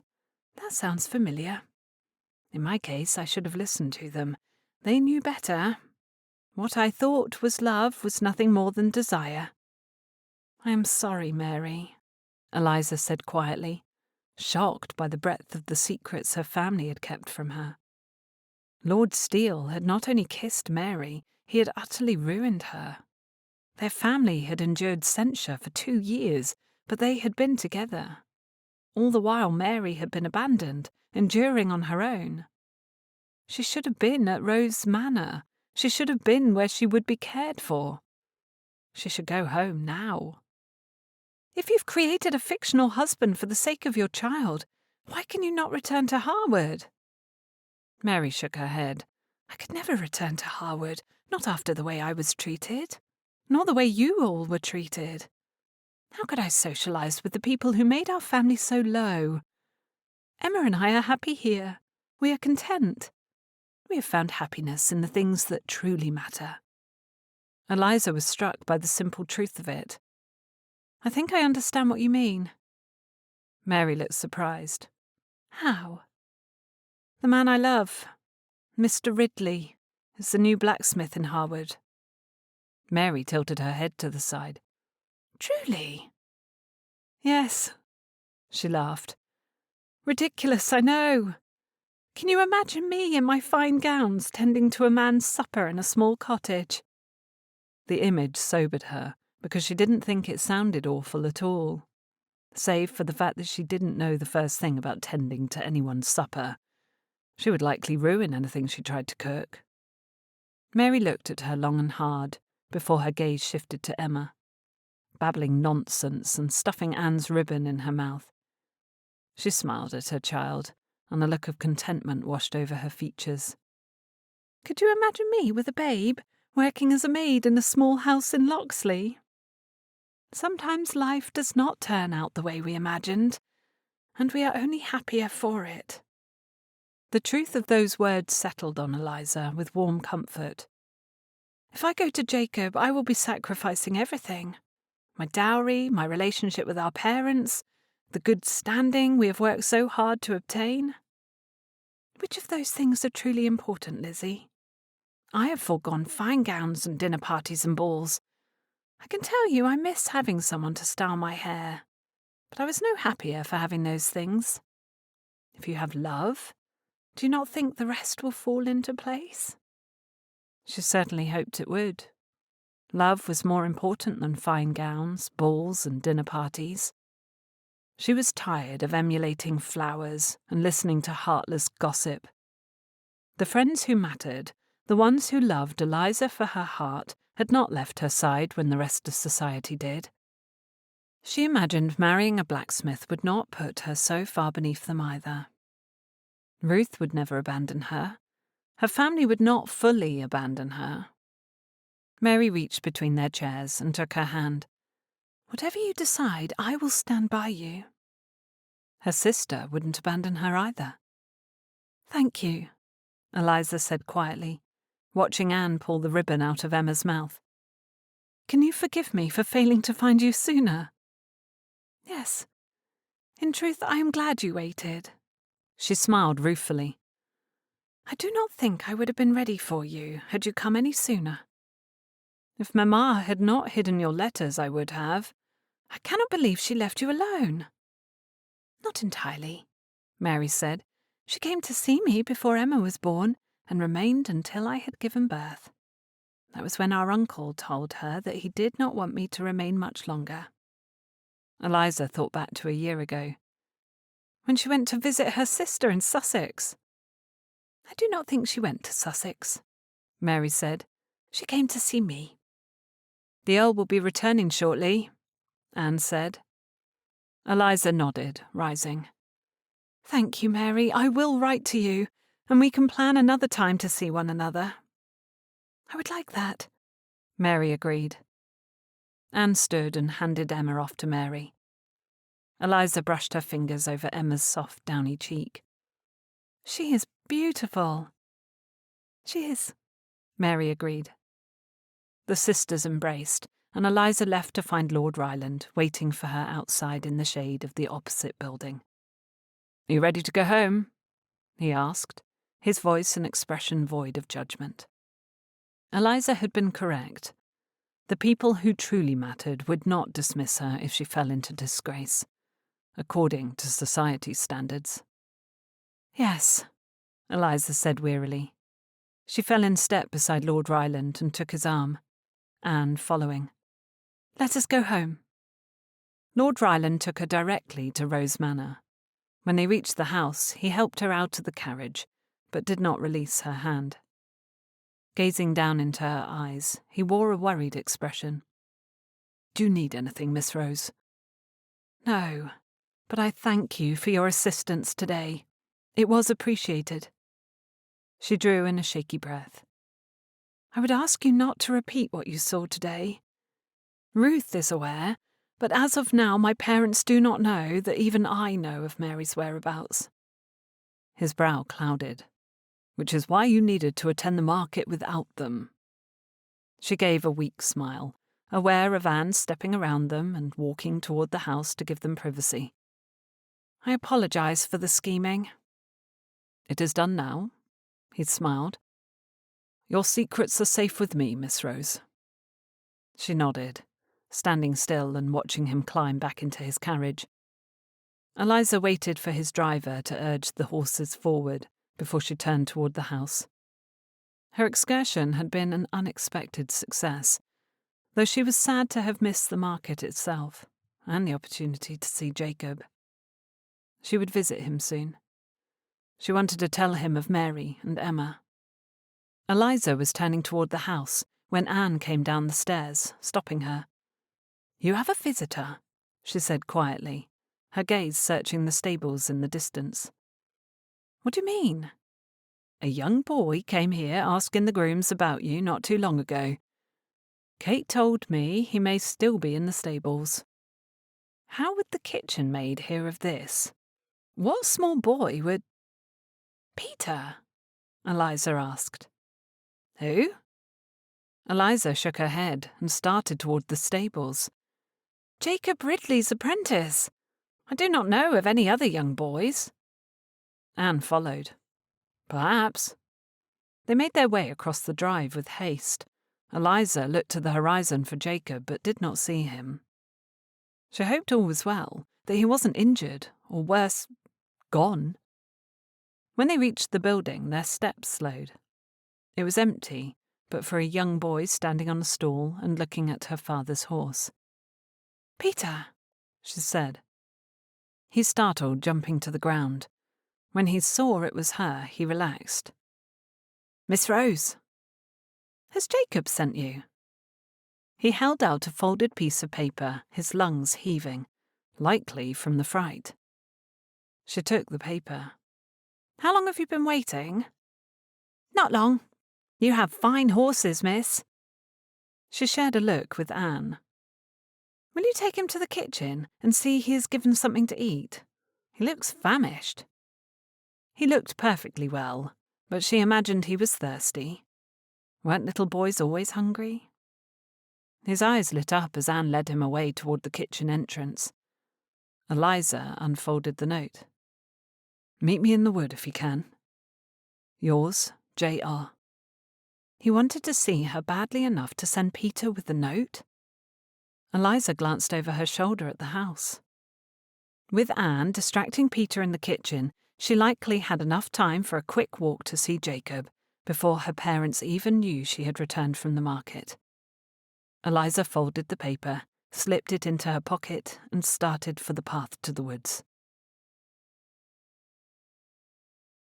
Chapter 36. Jacob paced a portion of the trail that went from Eliza's house to his smithy, reaching the stile and turning away again. He knew it was a risk, sending Peter with a note, but the boy was easier to miss. Jacob was too large to sneak anywhere anymore. The mere fact that they had to sneak at all was unsettling. He should have waited for her to visit again, but he needed to see her, to speak with her. After his conversation with the Thorns, he had made up his mind regarding America. He needed to see Eliza once more to be certain he had made the right choice. He was leaving. It hadn't been an easy choice to make, but after learning the history between their families, he knew it was the right thing to do, that it would be best for her. He heard her footsteps before he saw her and whipped around, heading back toward the stile. He was struck again by her beauty, by the tenderness in her smile. This would be difficult. They approached the fence at the same time.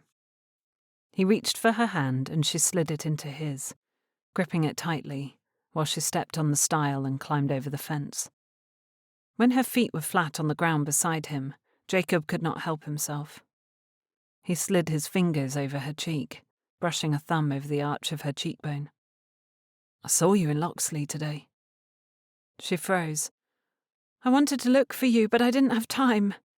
I went to find my sister." "Find her?" "I was told she was in Bedfordshire with my uncle, but she had been here for months. Jacob, she has a child." He cringed, recalling what he'd learned about Mary and her ruined London season. Did your parents know? Yes. They have been keeping it from me. She closed her eyes, then looked at him again. This whole time I have been doing what I could to help my mother re-enter society, and she has allowed her daughter to be shunned, ignored, and left to fend for herself. That isn't the sort of life I want. I want to surround myself with people who care about me, not my social standing. It would be hard, Eliza, he said carefully. It isn't the life you were accustomed to. Neither is that of being a maid, but Mary has adjusted. She is content. His heart warred with his mind, listening to her, but having trouble trusting her words. She could believe it was what she wanted, but in reality the transition would be difficult. Jacob buried his fingers in her hair. We would not be accepted by your family, Eliza. Likely not ever. She leaned into his hand, making his stomach constrict. You cannot know that, she said. No, but I do know they have every reason to dislike my family. They will not believe the good in me, and I cannot blame them for it. Why? It is not my place to tell. Her eyebrows drew together, and she stepped back until his hand fell, pulling her other hand free of his hold. What are you not telling me? If it is about your father, I already know. I know he fell in love with my aunt, and they had planned to elope. I know the relationship was ended by my grandparents, and he married your mother instead. There is more to it than that, Jacob said, his heart thudding. She held his eyes, her own flashing.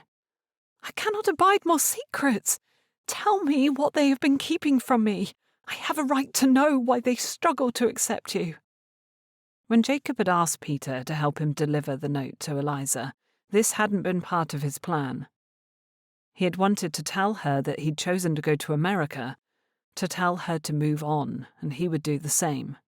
They could never be accepted now, not with her entire family loathing his. But her eyes were so beseeching. It was tearing him apart. He agreed. She had a right to know. All the people in her life had been keeping things from her, and Jacob did not want to add his name to that list. This isn't my secret to tell, Eliza, and it is not yours either. If I tell you, you must promise to guard it closely. Of course I will, she said quietly. Your aunt was not just in love with my father, he said softly, watching her closely for any sign of distress. She was with child. You, she said quietly, the words so soft it was nearly carried away on the wind. No, I was born to my mother after their marriage. Your aunt died giving birth to her son, but she had gone away for the duration of her pregnancy. It was spread around that she grew ill and died while abroad. Eliza nodded. Diana was sent to the continent with her aunt. My father told me it was to separate her from your father, but it must have been to hide the pregnancy. She shook her head, her brow furrowing. You mean to tell me I have another cousin? Not another one, no, he said carefully. Eliza took a step closer. Speak plainly, Jacob. I am not following. Your aunt delivered a son while she was abroad. She died in childbirth and was buried there, but the boy survived. Your uncle was on leave from the Navy and had travelled with Diana and their aunt for a short while. When Diana died, your uncle brought the child to your grandmother's house, claiming he had married while he was abroad and it was his baby, but that his wife had died in childbirth. It was a scheme concocted by Diana's aunt, and your grandmother agreed to it. Oliver? She asked, shock rippling through her words. Oliver is Diana's son. And my father's, Jacob added quietly. He is my half-brother. Eliza took a step closer, resting her hand against Jacob's chest. How? I cannot, but how? He drew his arms around her back. Can you understand why your mother did not wish to see me with you? She must blame your father for Diana's death. They were the dearest of friends." She drew in a sharp breath. "Then Mary went to London and found herself in a similar position. It is no wonder Mamma tried to find me a good husband. Why, she told me I would become like my sister if I was to fall in love with you." Jacob's heart pounded. Love? She could not be in earnest. She could not mean she returned his feelings. She had only said if she was to fall in love with him. He needed to calm his racing pulse. "They separated your aunt and my father," Jacob said quietly. "I assume they would do the same to us, which is why I've chosen to leave." She dug her hand into his shirt, pulling it to bring him closer. "No." He looked down at her with affection. "It's the best thing for both of us." "No, it is not. You remaining here and marrying me is the best thing for both of us." The words were exactly what he wanted to hear. They soothed his pain and lifted his joy. He yearned to believe it could work between them, but he simply did not. It hadn't worked for anyone else. Why would they be any different? "It is not a good idea, Eliza. Do you think you could be happy in my small cottage?" "I think I could be happy with you." He looked down into her eyes, eager to draw her closer, to show her how he felt, but it wasn't right. He didn't want to leave, but he knew it was best for her if he did. Shaking his head, he allowed his eyes to trace the shape of her lips. "And if you were not?" "Is that not my risk to take?" Eliza asked, tipping her head back, looking into his eyes, imagining the life they could lead together. "I do not know the first thing about baking bread or cooking on the stove or how to wash linens, but I can learn. If Mary can learn, then so can I." His lips curled in an affectionate smile. "You are being ridiculous." "Is it ridiculous to want to share a life with a man who sees me and appreciates me for who I am? Nothing about you is false, Jacob. You are authentic. You are good. And I have every confidence we would be happy. It might not be the life I imagined having, but that does not mean it won't be even better." "You could have an earl," he whispered, his eyes searching hers. "I'd rather have you." Jacob took 2 steps to close the distance between them, bringing with him the scent of smoke and leather. His large hands went around her waist, backing her up a step until she touched the fence. Then he dipped his head, pressing his lips to hers. The world around her exploded in light, warmth shooting through her stomach. The heat of his mouth against hers filled her with the contentment she had longed for, reiterating that they were meant to be together. Eliza's hands went over his sharp jaw, feeling the way it moved while he tilted his head, deepening the kiss. Stubble lined his skin, scratching at her fingertips. All she could feel was his mouth exploring hers, his hands on her waist, his pulse thrumming in his chest. She hadn't expected to fall in love with Jacob, but she wasn't surprised to find herself here. She would do what she needed to prove they would be happy, that she would be happy with him. Jacob leaned back, his breath heaving. "A countess, Eliza. You could be a countess. You deserve to be a countess." She reached up on tiptoe, pulling his face closer to cover his lips with hers. She kissed him tenderly, pressing her hand against his heart. Leaning back, she whispered, "I would much rather be a blacksmith's wife. Now, please stop talking nonsense and kiss me." A low growl rumbled from his chest, sounding more like a chuckle than anger, and his hand pressed against her lower back, pulling her closer. He kissed her again, slowly, as though he was savouring the feel of her beneath his lips, his breath, his hands. He cherished Eliza, caring for her like a precious doll or hot iron. And Eliza enjoyed being cherished. "I love you, Jacob. Please do not go to America," she said, burying her face in his chest, and wrapping her arms around his waist. "Please, stay here." He embraced her, his large arms surrounding her entirely. He had tightened his hold when she admitted to loving him, and they sat in the feeling for a moment, letting it wrap its truth around them.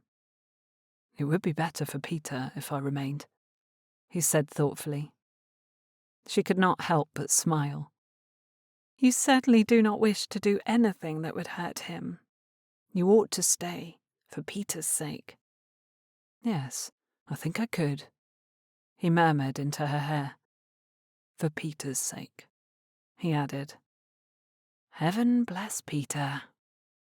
"I would like to stay for your sake as well, Eliza." Jacob leaned back and looked in her eyes. "I love you as well." Her heart soared, finally hearing the words she'd longed for. She knew with surety that he did not speak them lightly.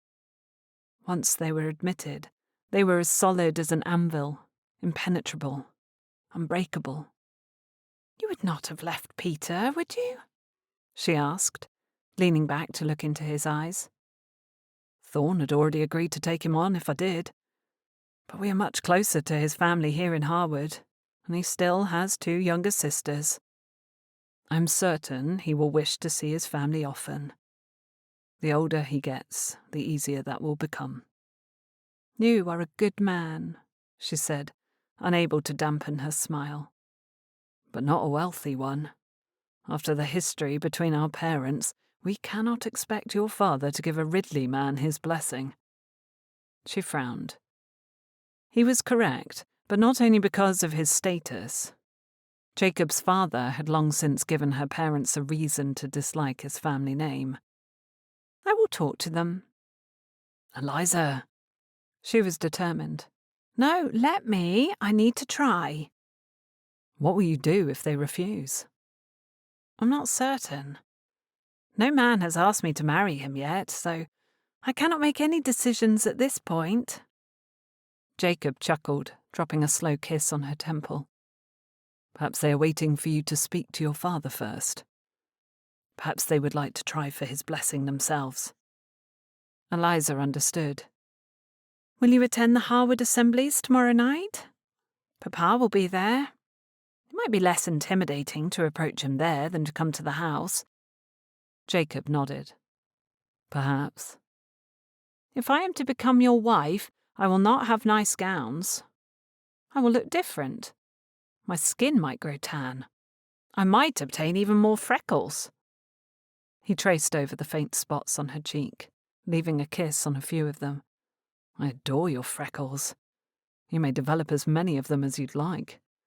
If you would prefer to wear your bonnets, I happen to have one of them at my cottage." "One of mine?" she asked, leaning back. He grinned. "I found it after our accident and took it home to clean it." "Then hid it away so you could smell it when you wanted to think of me?" "I didn't consider that. What a wasted opportunity." He laughed. "No, I just hadn't found a good time to return it." She laughed, squeezing him harder, until her mirth disappeared. "What am I to do about Oliver?" "Nothing," he said soberly. "It is not your secret to share." "He deserves to know who his mother was, who his father was.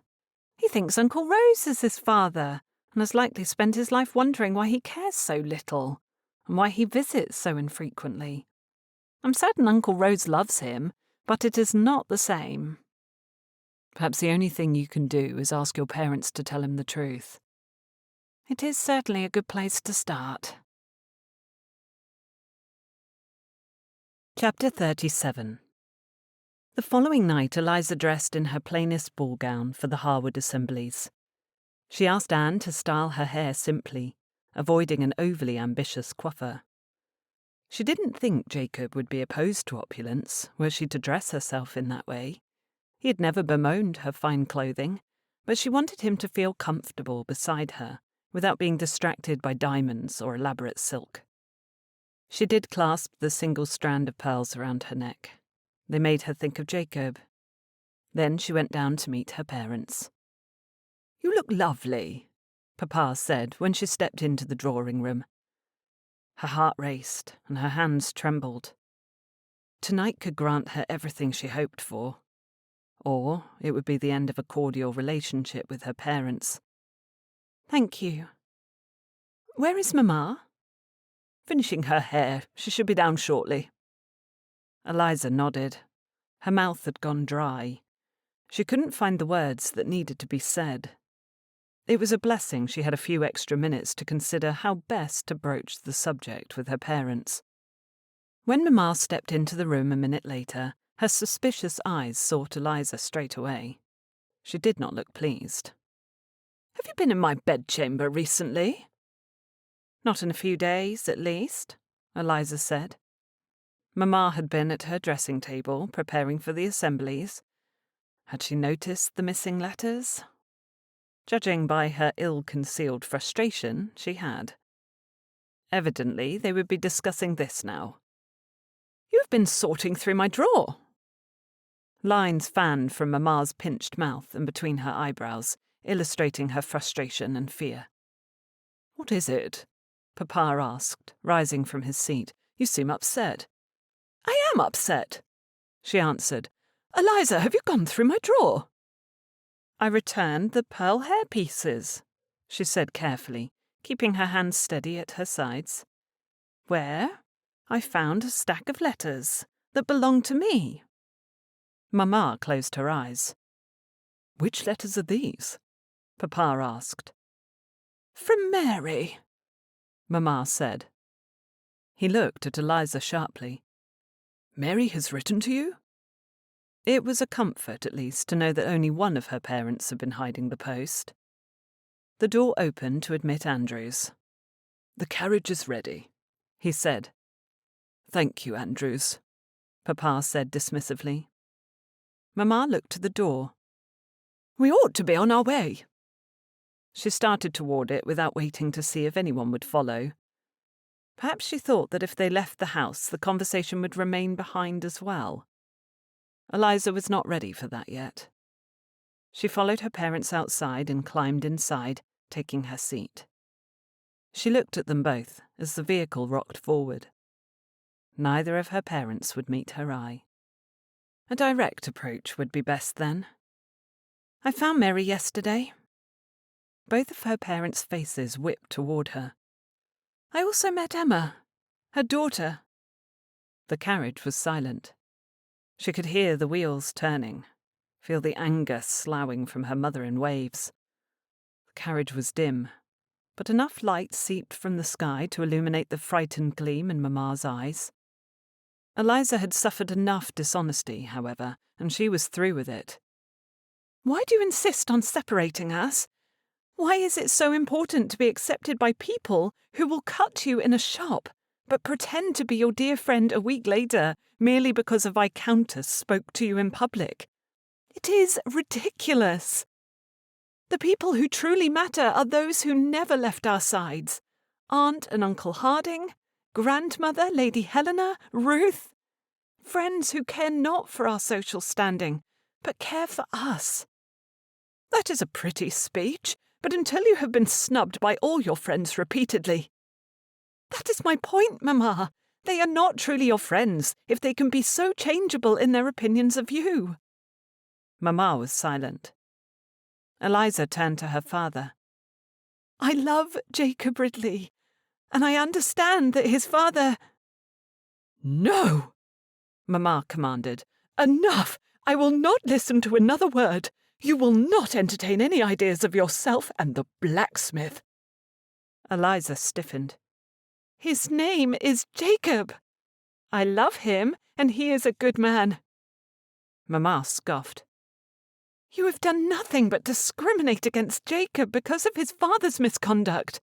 Yet your own daughter made a similar mistake, and is now working as a maid in Locksley. And still you lift your nose at Jacob for something he did not do. You are no better than the people who cut our family for Mary's indiscretions." "You do not understand," Mamma said acidly. "She is correct," Papa added. Eliza wanted to bury her face in her hands and cry. The unfairness cleaved at her. If she was to maintain a relationship with her parents, they would need to come to an understanding on this. Mamma leaned back against the squabs. "Thank you, Charles. Until you have children of your own." "No, darling," Papa said gently. "Lizzie is correct." Eliza sat up. "We spent 2 years being cut and snubbed, ignored by people we once called our close friends, because our daughter made choices that sunk her in society's esteem. It felt unfair to us that Eliza should be punished because of the behaviour of her sister, and we kept Mary away to lessen the damage, but it did not help. Yet now we hold Mr. Ridley to that same fate, dismissing him based on the character of his father, and a situation that occurred more than 20 years ago." "Charles, be reasonable." Papa frowned, looking at Eliza. "I do not know this man, but if he is as good and kind as you say, then I will not judge him based on how his father treated my sister. That is in the past and ought to remain there." "You will give your blessing to our union?" she asked, hope rising within her. "Marriage!" Mamma shrieked. "To a blacksmith?" Papa asked. The carriage rolled to a stop, likely having reached the assemblies in Harewood. Eliza needed to be quick. "I love him. He is good and kind. What more do we need?" "No," Mamma said. "What of Lord Ryland?" "As I've mentioned before, the Earl and I are only friends." "I have to agree with your mother, Lizzie.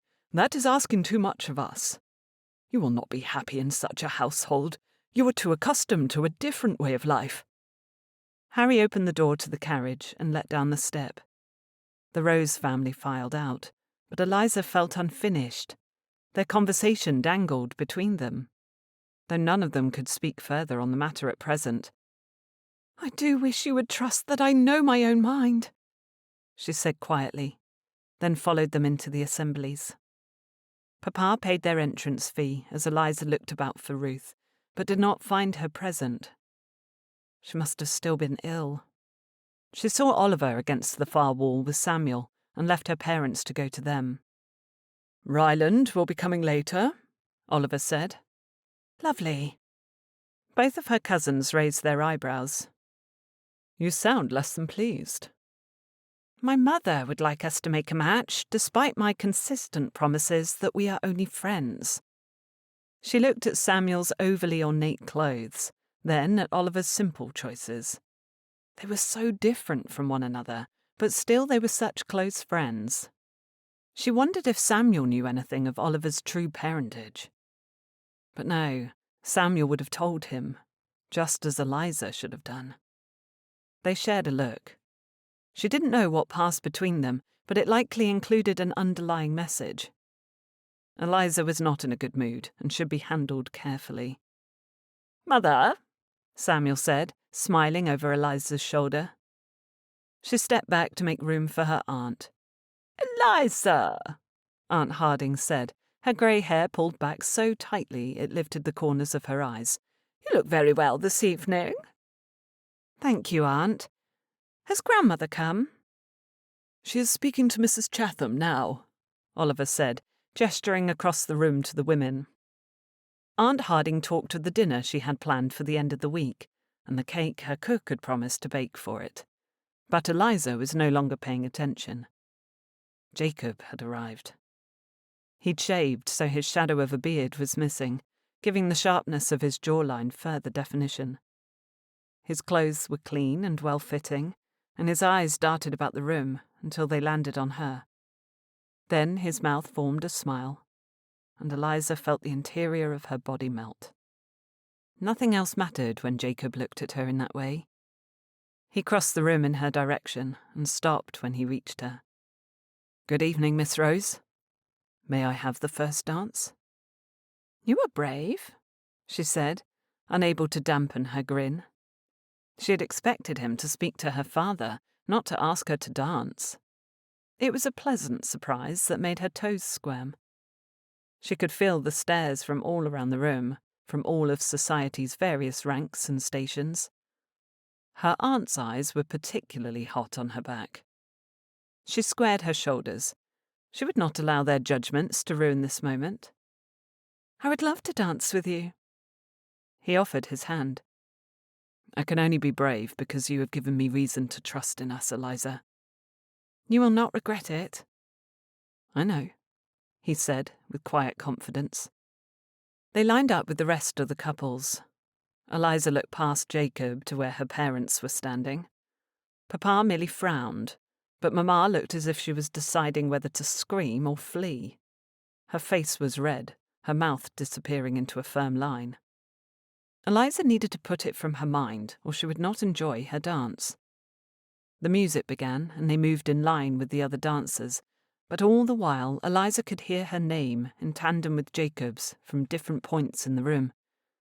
They were the centre of attention, and not in a good way. It was growing tiresome. I spoke to my father, she said. You are welcome to try, but I do not think you will meet with much success. His grey eyes watched her, as though she were the only person in the room. Still, I will try. They continued through the remainder of the dance, ignoring everyone else and enjoying moving together as one. The warmth of their clasped hands and shared smiles. When the song concluded, Jacob offered his arm, and Eliza took it. He started leading her back toward her cousins, but she pulled softly, changing their direction to where her parents stood together. Mamma watched them approach with apprehension, but Eliza remained firm. I'd like to introduce Jacob Ridley, she said softly, hoping to avoid every ear in the room. She knew he had met both of them under different circumstances, but this was different. Good evening, Mr. Ridley, Papa said politely. Mamma merely looked like she had chewed on a lemon rind. Jacob bowed. I would appreciate a private audience, Mr. Rose, if it is agreeable to you. Pointless, Mamma said quietly. Enough, Papa said firmly. He looked from Mamma back to Jacob. You are welcome to visit me tomorrow in my study. Thank you, sir, Jacob said with a dip of his head. The room was quiet around them, but the instruments had begun again, and a new set was forming. Would you like me to introduce you to my cousins? Eliza said.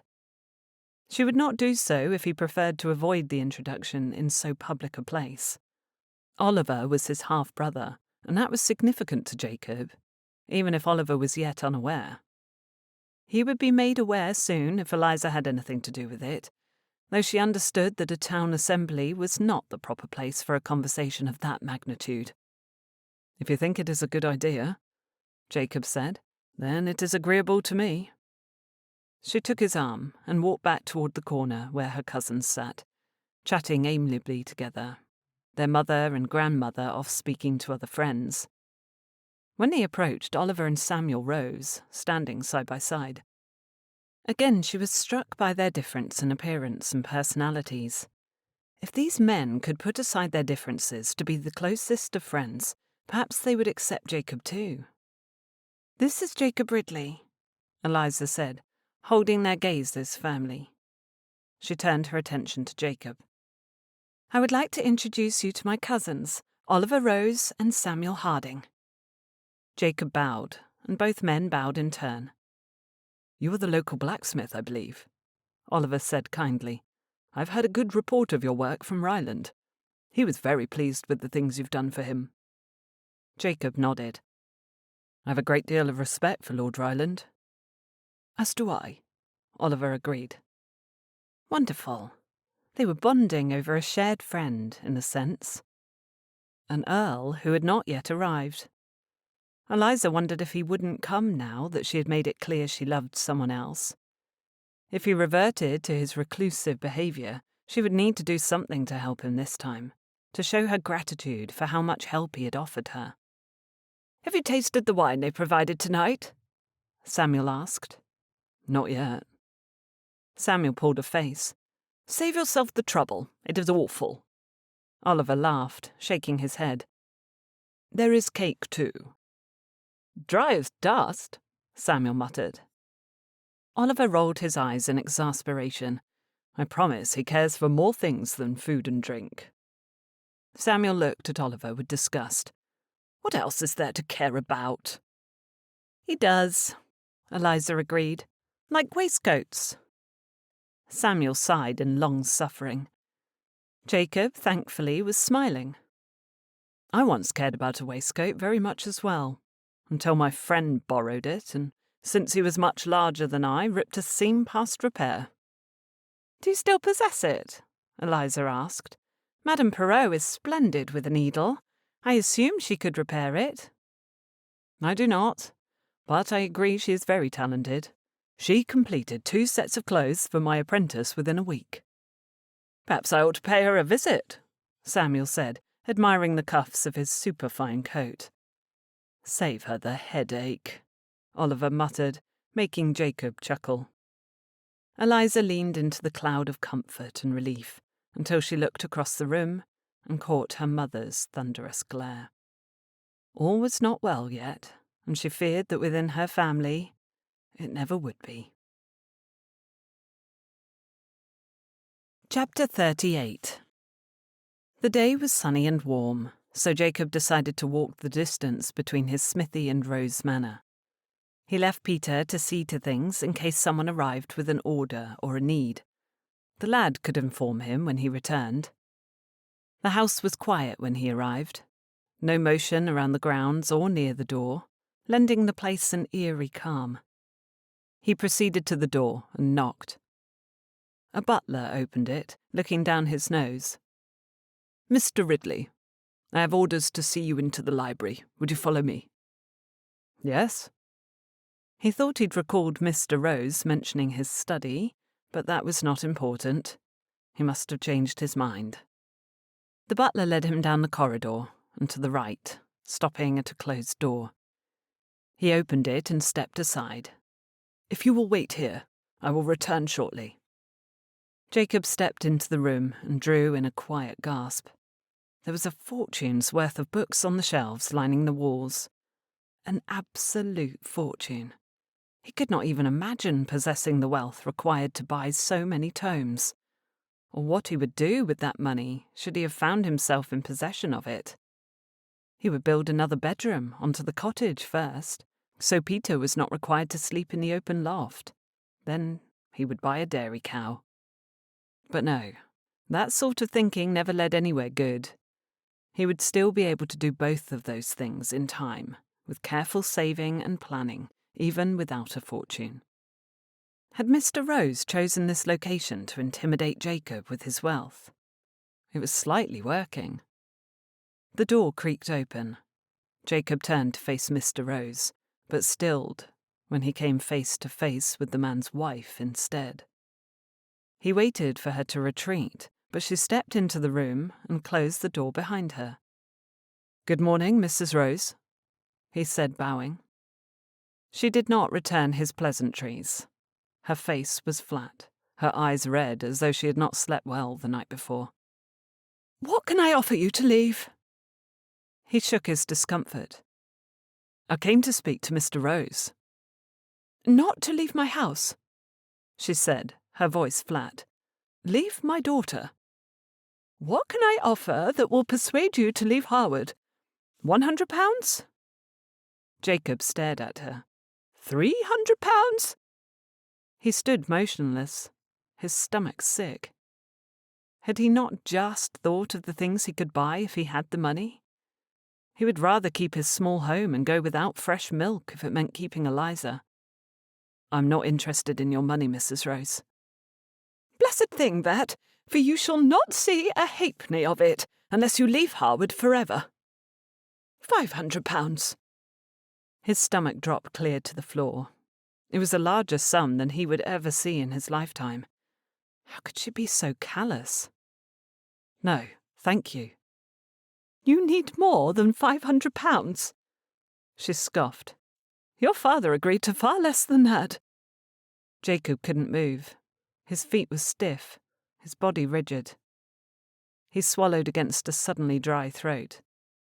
You mean to imply that my father accepted a payment to leave Harewood? He accepted a payment to leave Diana, and he took that £100 and married your mother. It required another £50 from my mother-in-law years later to convince him to leave Harewood entirely." Jacob couldn't breathe. The Rose family was responsible for Jacob's family abandoning him to go to America. No, not responsible. His family had made their own decisions. The Roses could only be blamed for paving the path.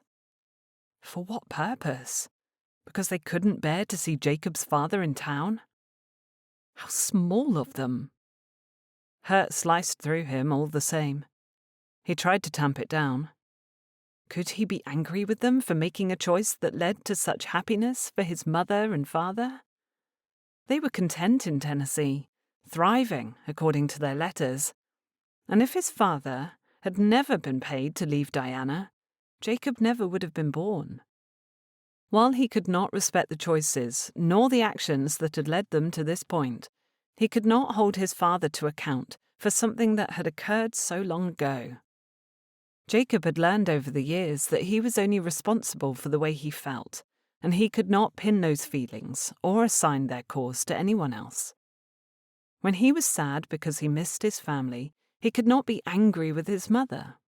It was his choice to feel sad. She had only done what she thought was best to care for and feed all her children, including Jacob, when she had given him to the thorns. In a similar way now, he could understand that his father had made different choices than Jacob would have made in a similar situation, but that was in the past. Nothing Mrs. Rose could say would ruin the perception Jacob had of his father. Perhaps he would write to him, and they could find a way to understand one another. But he felt it would be better now to allow the past to remain in the past. His future was sitting in another room in this house, and he needed to make that clear. He planted his feet and stood his ground. "I understand you are upset over losing your friend, and I understand you blame my father for that circumstance. I can say nothing except to apologize on his behalf. I am sorry for what happened so many years ago, and I am sorry you lost someone you loved so dearly. I am sure it was difficult for your family. Please, understand that I love your daughter, and no amount of money will persuade me to leave her. She is worth far more than any sum you could offer." Mrs. Rose's eyes filled with moisture, and she closed them, allowing tears to run down her cheeks unchecked. "I am sure you are perfectly respectable for your position, but you are not enough for Lizzie. I want more for her than a cottage in the woods, Mr. Ridley." He ignored the stinging sensation her words delivered. "She will be cared for and loved, and she will never do without. That I can promise you." "That is enough for me," Mr. Rose said from the doorway, causing them to turn his direction. When had he arrived? Jacob hadn't heard the door open, and he wondered how much of their conversation Mr. Rose had overheard. Jacob's gaze slid to the woman standing at Mr. Rose's elbow, and his heart thrummed. Eliza smiled at him with such love and affection that he felt he grew an inch taller.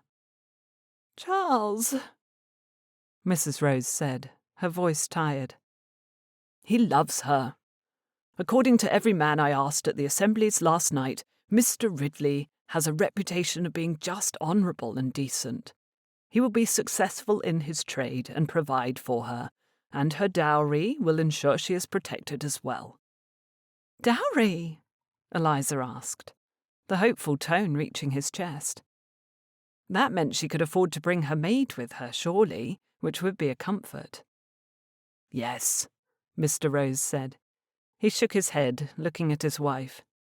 "Eliza spoke the truth last night. We have spent too many years lying, have kept too many secrets, pandering to people who turned their backs on us the moment Mary made a mistake. Why should we work for their good opinion when the people who truly care never left us? I do not wish to shun society, darling, but you must know that we will be happier when we are content with our friends, when we cease working to obtain the approval of those who do not deserve our struggles." Mrs. Rose looked from him to Eliza. "I do love you, Lizzie." "I know, Mamma. I love you too." I will marry Jacob, and I do not wish to sacrifice you to that. She closed her eyes and shook her head. Very well. We have your blessing? Eliza asked hopefully. Mrs. Rose looked at Jacob. You are to treat her well. I will, ma'am. Eliza hurried toward her mother and pulled her into an embrace. When Eliza leaned back, Mrs. Rose shook her head softly and walked from the room. Mr. Rose waited until his wife left before he crossed the room. Give her time. She only needs time. She will come around? Eliza asked. It appears she already has a little. I think we can count that is a good sign, he said, winking at his daughter. You are welcome here, Mr. Ridley, and you have my blessing. Thank you, Jacob said, his heart full. Then we can read the banns on Sunday? Mr. Rose laughed, the hearty sound filling the room. You do not want to waste any time. Of course I do not, he said, looking at Eliza. Very well, Mr. Rose nodded. I will meet with Mr. Chatham. I do hope we will not give him a great shock. We might, Eliza said, hugging her father.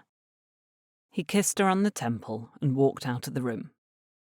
You may walk Mr. Ridley out, Lizzie. Yes, father, she said, grinning at Jacob. She waited until his footsteps receded down the corridor before throwing her arms around Jacob's neck and pressing a kiss to his lips.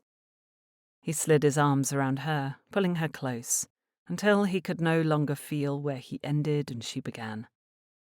Her kiss was a warm blanket, a fireside seat, a hot cup of tea. It was everything soothing and comforting, making him feel whole and loved. He had told Marguerite he planned to create his own family. Thinking of Eliza's smile and Peter's laugh filling his cottage, he realized he had accomplished his goal. Together they would build a life they loved. You've stopped kissing me, she said, pulling away. Jacob chuckled. I'm not sure what your father intends to provide for your dowry, but I am pleased to say that now you may have all the books you desire. Books? She pulled a face, confused. We can borrow whatever we'd like from here, certainly. I only want Anne. And a cook, if we can manage it. I'm afraid we'll all starve if I am in charge of the kitchen. We can discuss it, he said, grinning down at her. If we are to bring Anne, we'll need to build onto the cottage. Splendid idea, she said, smiling up at him, her hazel eyes shining green. He rubbed his hand along her back. We can work it out later. For now, I would like to kiss you. You have forgotten one thing. Jacob stilled. What? You haven't yet asked me to marry you. Jacob's neck heated, while a smile spread over his lips, his eyes, his cheeks, until his face strained with joy. Will you be my wife, Eliza? She reached up on tiptoe and kissed him again. I would be honoured. Now, Mr. Ridley, can we be friends? We can be friends, he said, punctuating each word with a kiss. And so much more. She sighed. I like the sound of that indeed. Chapter 39. Eliza tucked the handkerchief in her pocket and walked down the corridor toward her parents' bedchamber.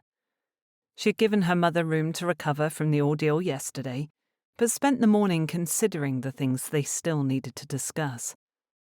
A conversation was important. She curled her hand into a fist and rapped it against the door, waiting to be admitted. A faint reply came, but it was indistinguishable. Eliza pushed the door open slowly, finding her mother still abed, a tray of breakfast waiting beside her, untouched. Oh dear. May I come in? Yes, Mamma said weakly. Eliza closed the door and crossed the room, stopping at the end of the bed. May I take the gig to see Ruth? I'm afraid she is still ill, so I'd like to take her a book or some of Cook's sweet rolls." "You feel the need to ask my permission? I'd thought you governed yourself now." That was uncalled for. Eliza drew in a breath for strength. "I'm sorry you've suffered, Mamma. It was never my intent to add to your burdens." Mamma pushed herself into a seated position, leaning against her pillows. "Not your intent? You fell in love with the blacksmith." "I did. I believe we will all be happier now that we are not trying to constantly please people who are impossible to please." Eliza pressed. Mamma groaned. "Think of the opportunities we have now. We can invite Mary to come home. We can enjoy one another's company, and that of our friends in Harewood. I do not think we will fall so low as to be cut by everyone." "Mary will not come," Mamma said quietly. Eliza's heart raced. She stepped around to the side of the bed and lowered herself gently onto the edge. "You speak as though you know from experience." Mamma reached for a square of toast and took a bite, the crunch filling the room. "I asked her. She had developed a dead husband for the sake of Emma's name, so I told her she could return home." "She chose to work as a maid?" "She refused to come here, so your father found her a position." Eliza's shoulders fell. "I had hoped, now that we had reconciled, she would come home." "We might be able to convince her to come to dinner." "Will Jacob be welcome at your table as well?" Eliza asked. Mamma gave a humorless laugh and dropped the toast on the plate with a clatter. Her mirth evolved, taking over in spasms that racked her chest. "Mr. Ridley at my table!" She continued to laugh, the sound high and strange. Eliza wondered if this was a good thing or a sign of madness. "Yes," Mamma finally said. "He is welcome. Despite my stubborn choices, I am not blind, Lizzie. I can see the logic in not allowing yourself to care for the opinions of those who treated us ill. Yes, I might have held strong to the hope that you could change your mind. It is hard for me, because it is not the life I wanted for you." "To be loved?" Mamma gave a frustrated groan. "Oh, very well, you have won the argument. I cannot be upset that you are loved." Eliza leaned forward, pulling her mother into an embrace. This time, Mamma hugged her back, squeezing her tightly. "It will take time for me to adjust," Mamma said quietly. "So long as you do not refuse to acknowledge us, I can accept that." Mamma leaned back, shaking her head. "I would never. My methods might have not met with your approval, but everything I have done has been with you and Mary in mind." It was difficult to understand, but Eliza trusted that, regardless of how they'd disagreed until now, things would be better moving forward. "We must speak regarding Oliver's parentage." Mamma froze. "You know that as well?" "He deserves to know," Eliza said quietly, but firmly. Mamma didn't argue. "If anyone is to tell Oliver, it will be your grandmother, or William." Eliza agreed it was best if the knowledge came from their grandmother, or Uncle Rose, the man who had claimed to be Oliver's father, or the woman who had raised him. "When is Uncle Rose visiting next?" "I haven't any idea." "Then it must be grandmother. It is unfair for us to know and not tell Oliver. He has a half-brother, Mamma. He ought to know." She closed her eyes. "I will speak with your grandmother. Do not say anything yet." "Very well." Eliza stood. "I will not be long." Mamma reached for her hand and squeezed her fingers. "I love you, Lizzie." She leaned forward and kissed her mother's cheek. "I love you too." Ruth claimed to be feeling much more the thing, but her skin was pale. "Shall we walk in the garden?" she asked upon Eliza's arrival. They proceeded to do just that, but their progress was slow, which was very unlike Ruth. Her enthusiasm for Eliza's news of being engaged was very much like her, however. "You mean it?" she asked, her face lighting up. "I thought you would be more upset. Now I have no cause to go to London with you next year." Ruth pushed aside that concern. "Married women can still attend the season." "Though I might not wish to." Ruth grinned. "I have months to convince you. I'm not concerned with that yet." She pulled Eliza toward a stone bench, warm from the sun.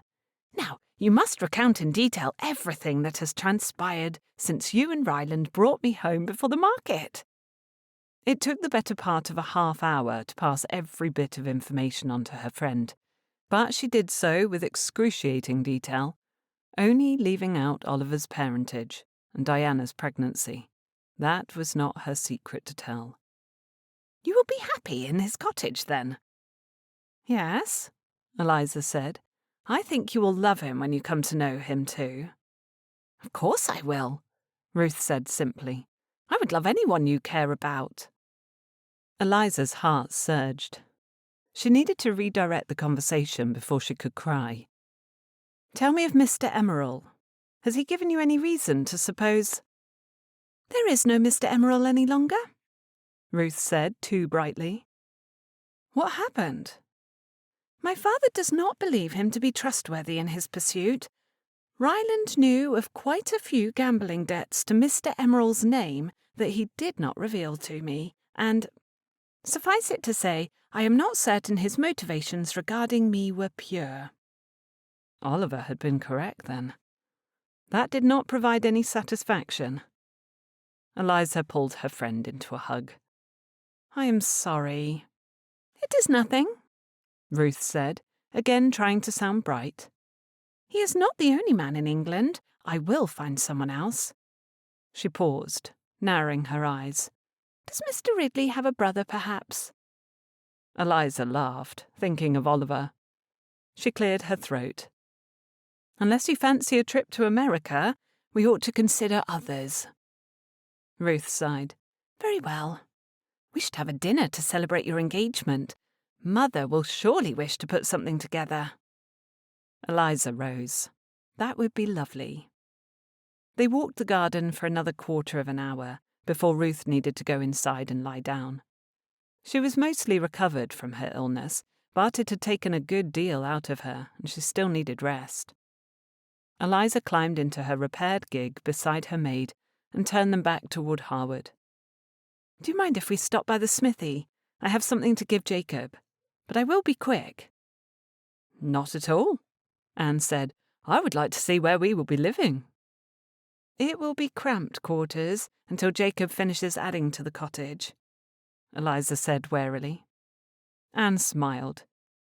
"You are not frightening me away, Miss Lizzie." That was an unaccountable relief. She pulled through Harewood, sitting tall and unashamed, happy in her own skin.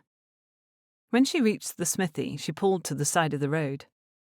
Jacob was at his forge, hammering something against his anvil. He looked up, his smudged face breaking into a smile when he noticed her. Eliza handed the reins to Anne to hold and climbed down. She entered the open smithy as Jacob was setting his project in the forge and resting his tools on the anvil. "This is unexpected." "I have something I meant to give you weeks ago." She pulled the handkerchief from her pocket. His eyebrows rose, and he walked forward until he was close enough to touch.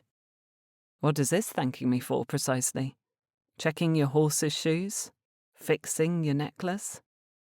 "Loving me." He chuckled. "I accept." He lifted his dirty hands, palms up. "If you could hold on to it a bit longer, I would appreciate it." "I can do that." Eliza took him by the shirt, pulling him toward her.